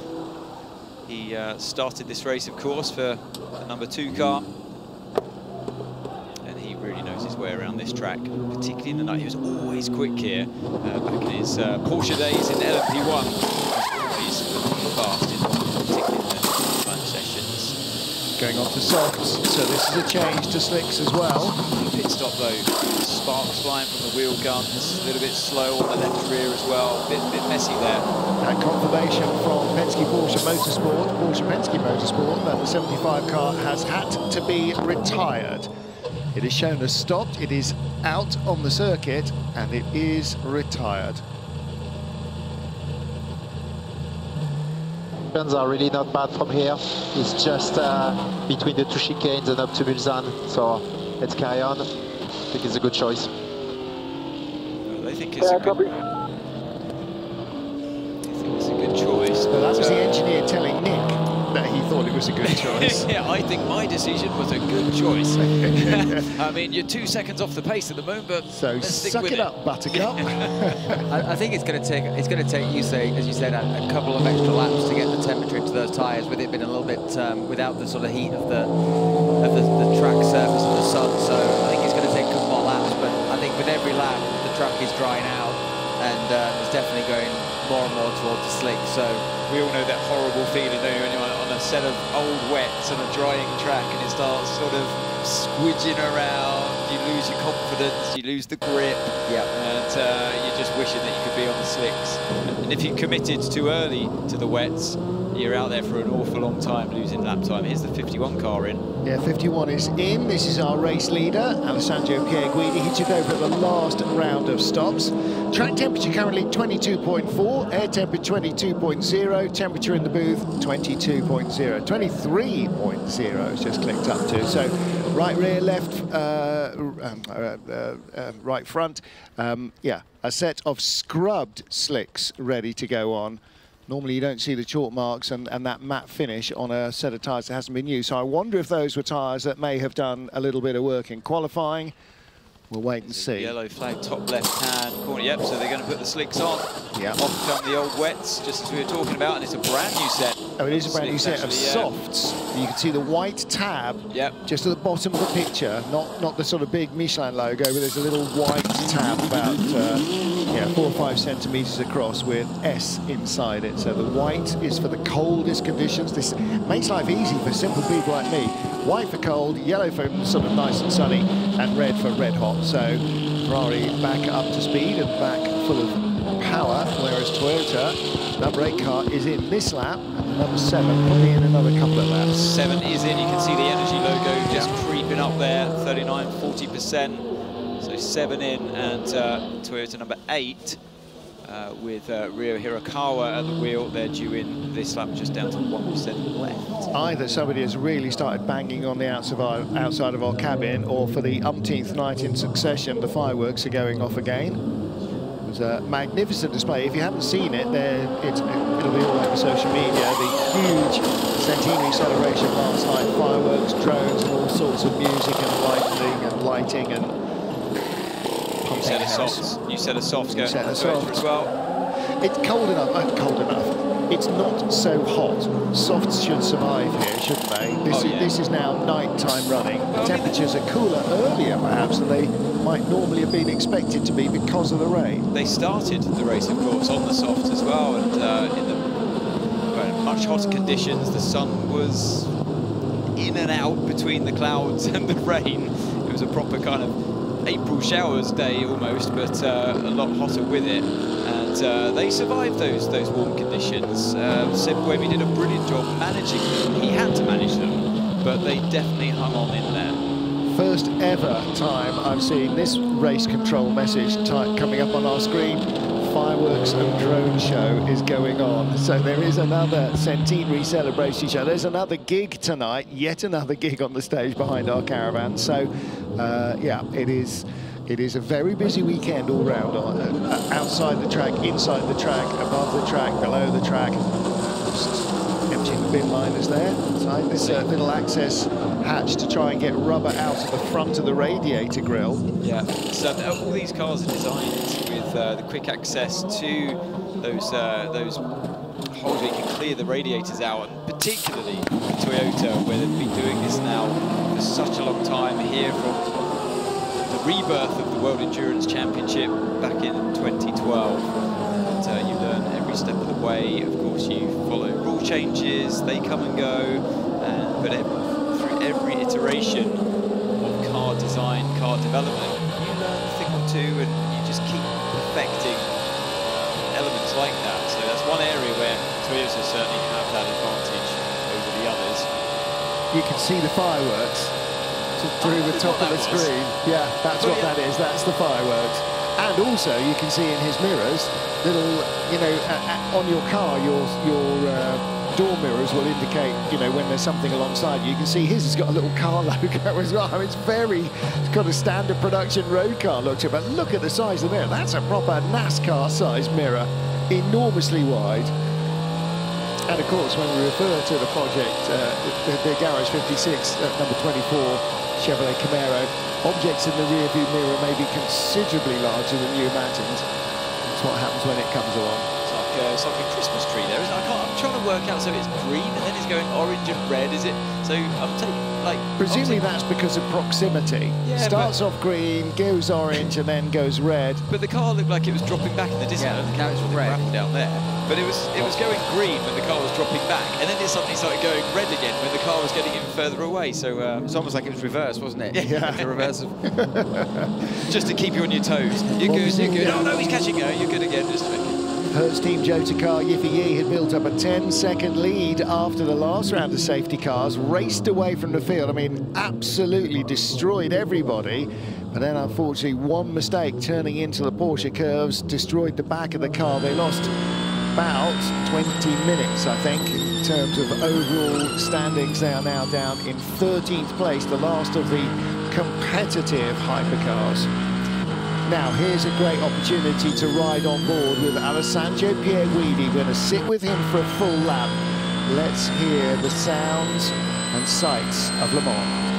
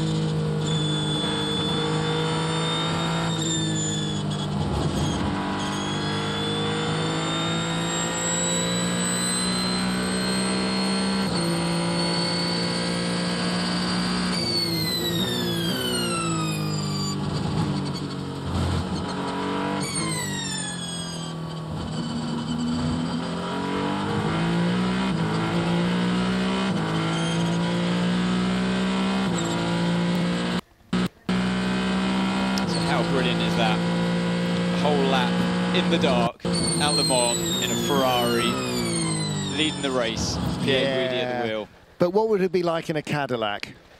Wow, you want to find out? It'd be great to find out, wouldn't it? We're going to find out. There's the fireworks show. Now, there's the view from above of the lights and the the fireworks bursting in air. I mean, it was full on last night, wasn't it? And right where all of that is firing off is the edge of the TV compound. Our caravans where we sleep for the week are in there as well. And then at midnight, the Soleil Lumiere continued on the main stage, which is about the length of a cricket pitch from the back of our caravan. So we were breathing in every bass beat all night long. It was impressive. Okay, let's ride with Formula Le Mans winner Earl Bamber. Again, the sounds of Speed Sport 1 here from Le Mans. Turn it up.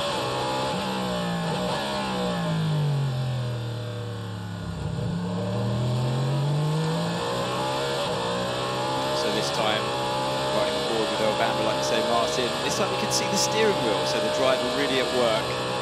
Here we go, on the run up towards the Porsche curves. I'm going to shut up and let you enjoy it.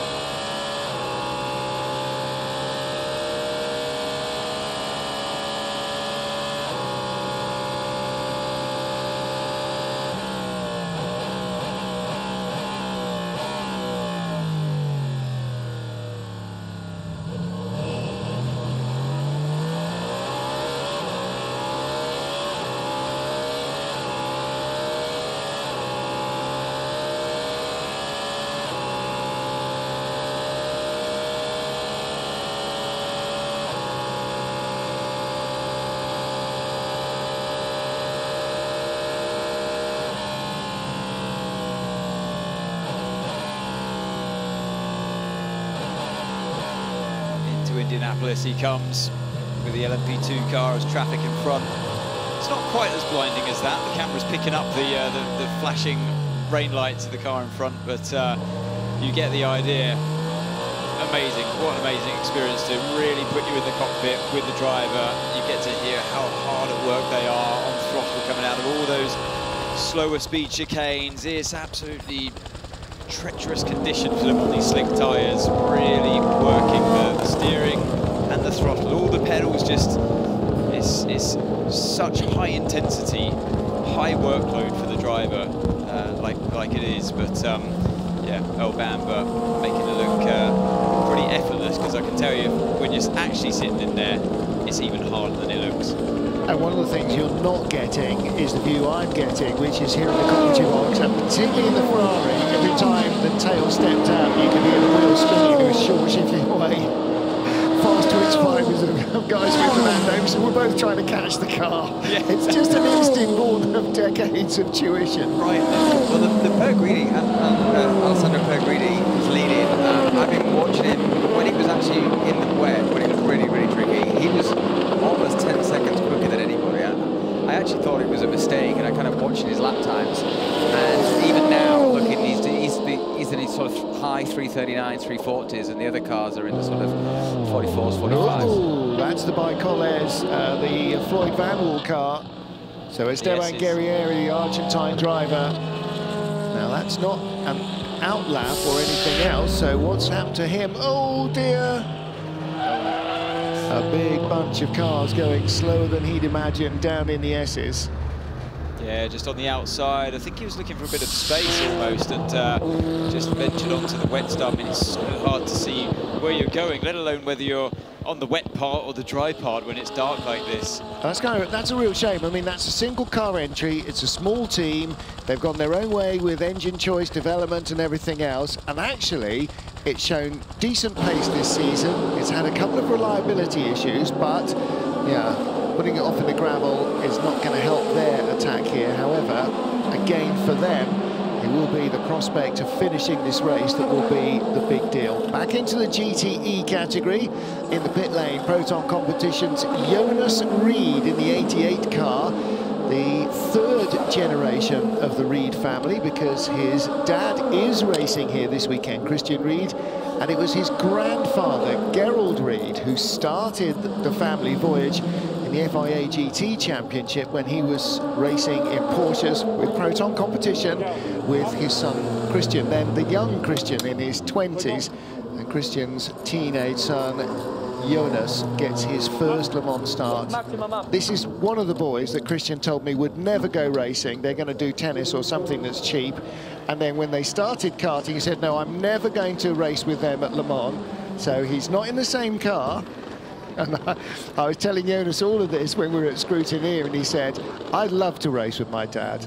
And, you know, if you talk to Martin Brundle or Nigel Mansell or Derek Bell, you know, the chance to race with the boy, or in Mansell's case, both sons, was a really huge deal. And of course, for Derek and Justin, it was nearly that enormous fairy tale in the Harris McLaren. Well, I mean, I remember Derek telling me, he actually, even over his wins, driving with Justin was actually more special to him than actually winning the race. Yeah, it just has that human emotion. And the third driver, of course, Andy Wallace, and the team boss of that car, the late David Price. So Pricey, the Bells and AWOL nearly pulled it off. They had Fiona Miller needs to be here because she was doing the PR for that car. I think they had a gearbox problem in the end, and that dropped them out of what was the lead of the car, lead of the race, and they ended up on the podium in third place. So yeah, I know Jeff Brabham won here for Peugeot, David Brabham won here for Peugeot, and as he would still have it for Tom Walkinshaw in the XJ220. So as far as I was concerned, I stood on the podium, I've still got the trophy, so I still think I won it. But they never got a chance to drive with their dad, and would have loved to do so. Both of the boys, incidentally, won on Father's Day, which isn't this weekend this year, it's next weekend this year, as you will all find out next weekend when you're back home. And we have Jan and Kevin. Yeah. When Kevin was between gigs in Formula One, just briefly he was an LMP2 driver here, and then even more briefly he was a Peugeot factory driver, and then suddenly Formula One discovered they wanted a bit more of his pithy vernacular and some driving skills.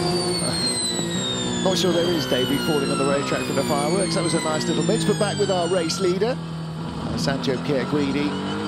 It's been interesting actually in this race, apart from that little bit of rally stage there in exiting Mulsanne corner.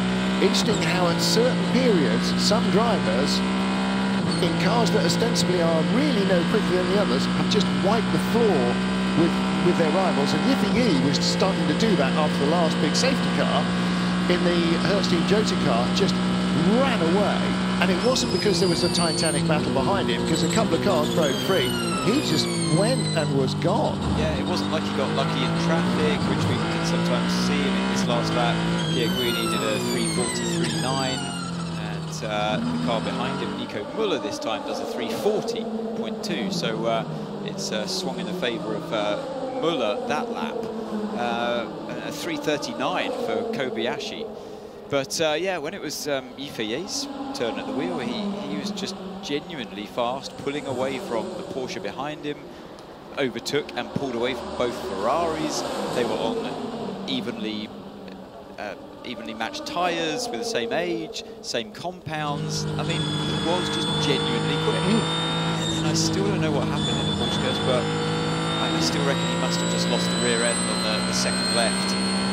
Just couldn't control the car, got on the wet stuff around the next right that followed, and it was quite a hefty blow into the barrier. They're now 4 laps down, but it was such a rise to the front, wasn't it, for Team Jota, the Heures Team Jota car for a while.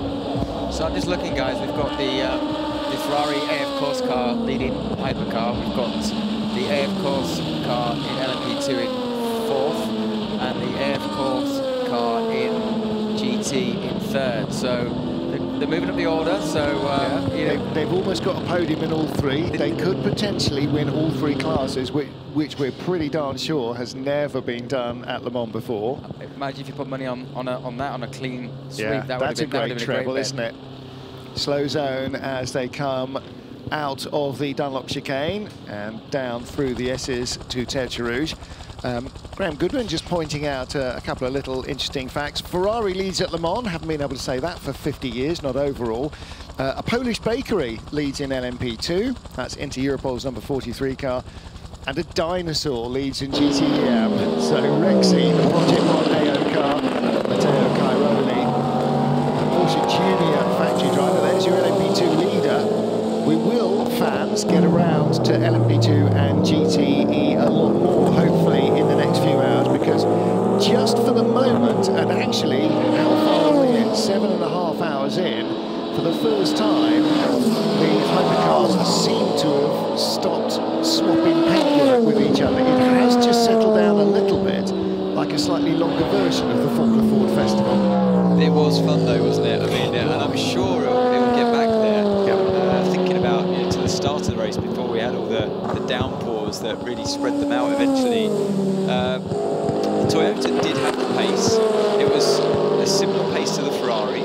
Buemi couldn't pull the gap on the Ferrari, but he had a different compound of tyre on, arguably the weaker compound at that time in the soft. The Ferraris had the medium. So it's not as if Toyota don't have the pace in this race to win it on outright speed. They can certainly match Ferrari in dry conditions.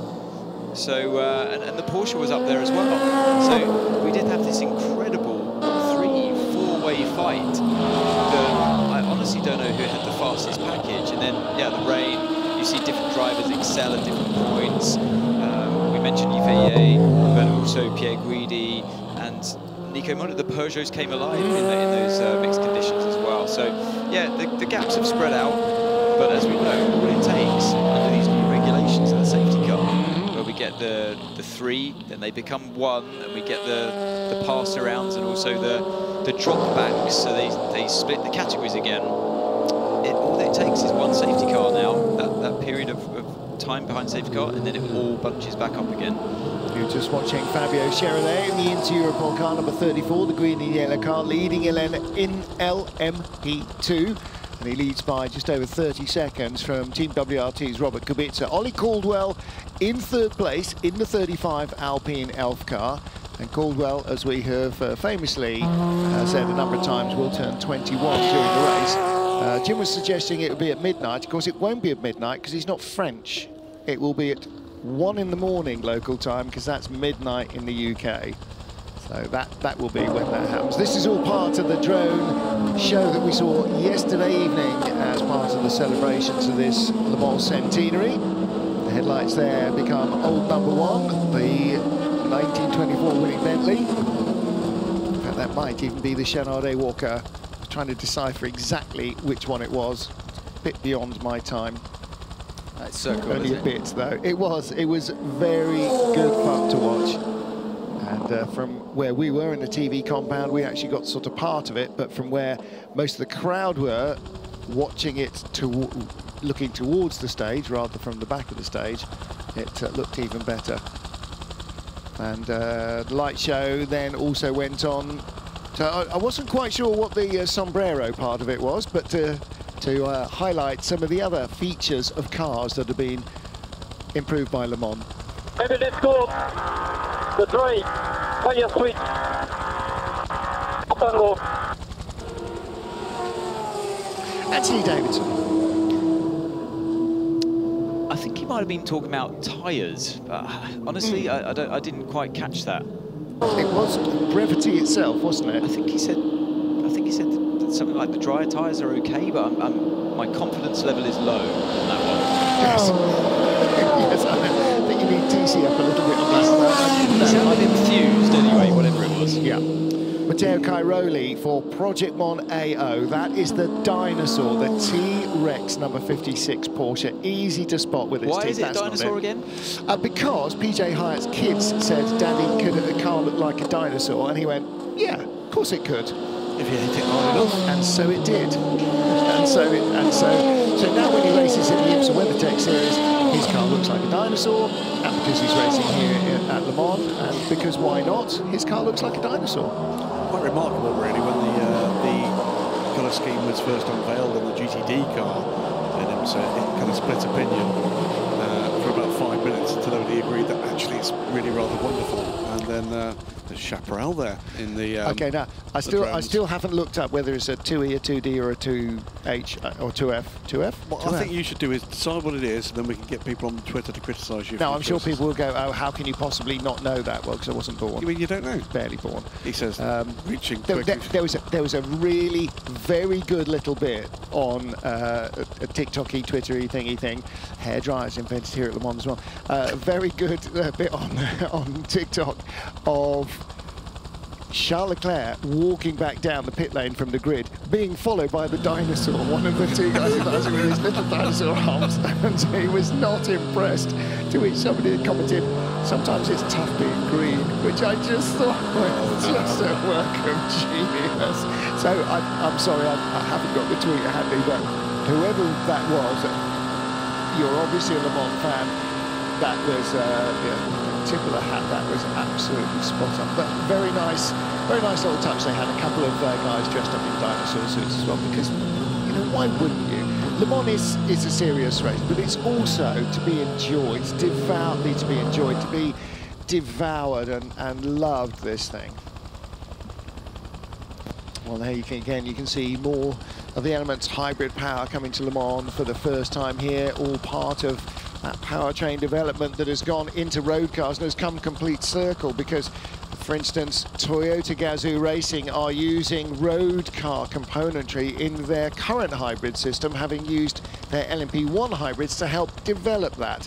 And then the two hydrogen elements together, H2 is hydrogen's two atoms together, bivalent bonding of the hydrogen atoms, and H2, you can see that with the H24 logo. That's the pure hydrogen-powered race vehicles that have raced in Michelin Le Mans Cup and in European Le Mans Series encounters, and the ACO Hope will be racing here in the Le Mans 24 hours before long.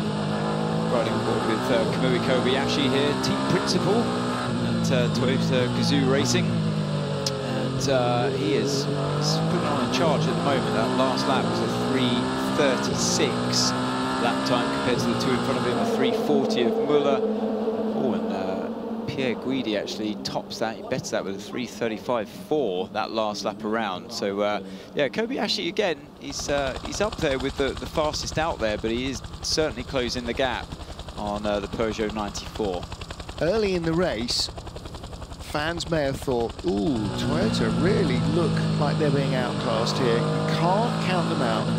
Not only have they got phenomenal experience of racing Le Mans 24 hours itself, but this is the third year they've been doing that with this car. We can't state that highly enough, I think. Ferrari's car is here at Le Mans for the very first time, as is the team as a race unit. Peugeot's car is here at Le Mans for the first time. Cadillac's car is here at Le Mans for the first time. So all of those cars are making their racing debut at Le Mans, irrespective of who's running them. The cars have not run here before. And that knowledge, that ability to keep dialing the car into the track and the team into the car and the drivers into the car can't but help Toyota in the long run in this battle. I've been really impressed with the way that as the weather has changed so radically, backwards and forwards and backwards and forwards, their new coming rivals have been right there on the money. They have been right there with them. I did fear when we saw rain forecast that that would just really tip the balance in Toyota's favour. It may yet, because of their experience. I'm really impressed with the way the new teams have just run with this thing. Racing Team Turkey in the pit lane, the 923 car.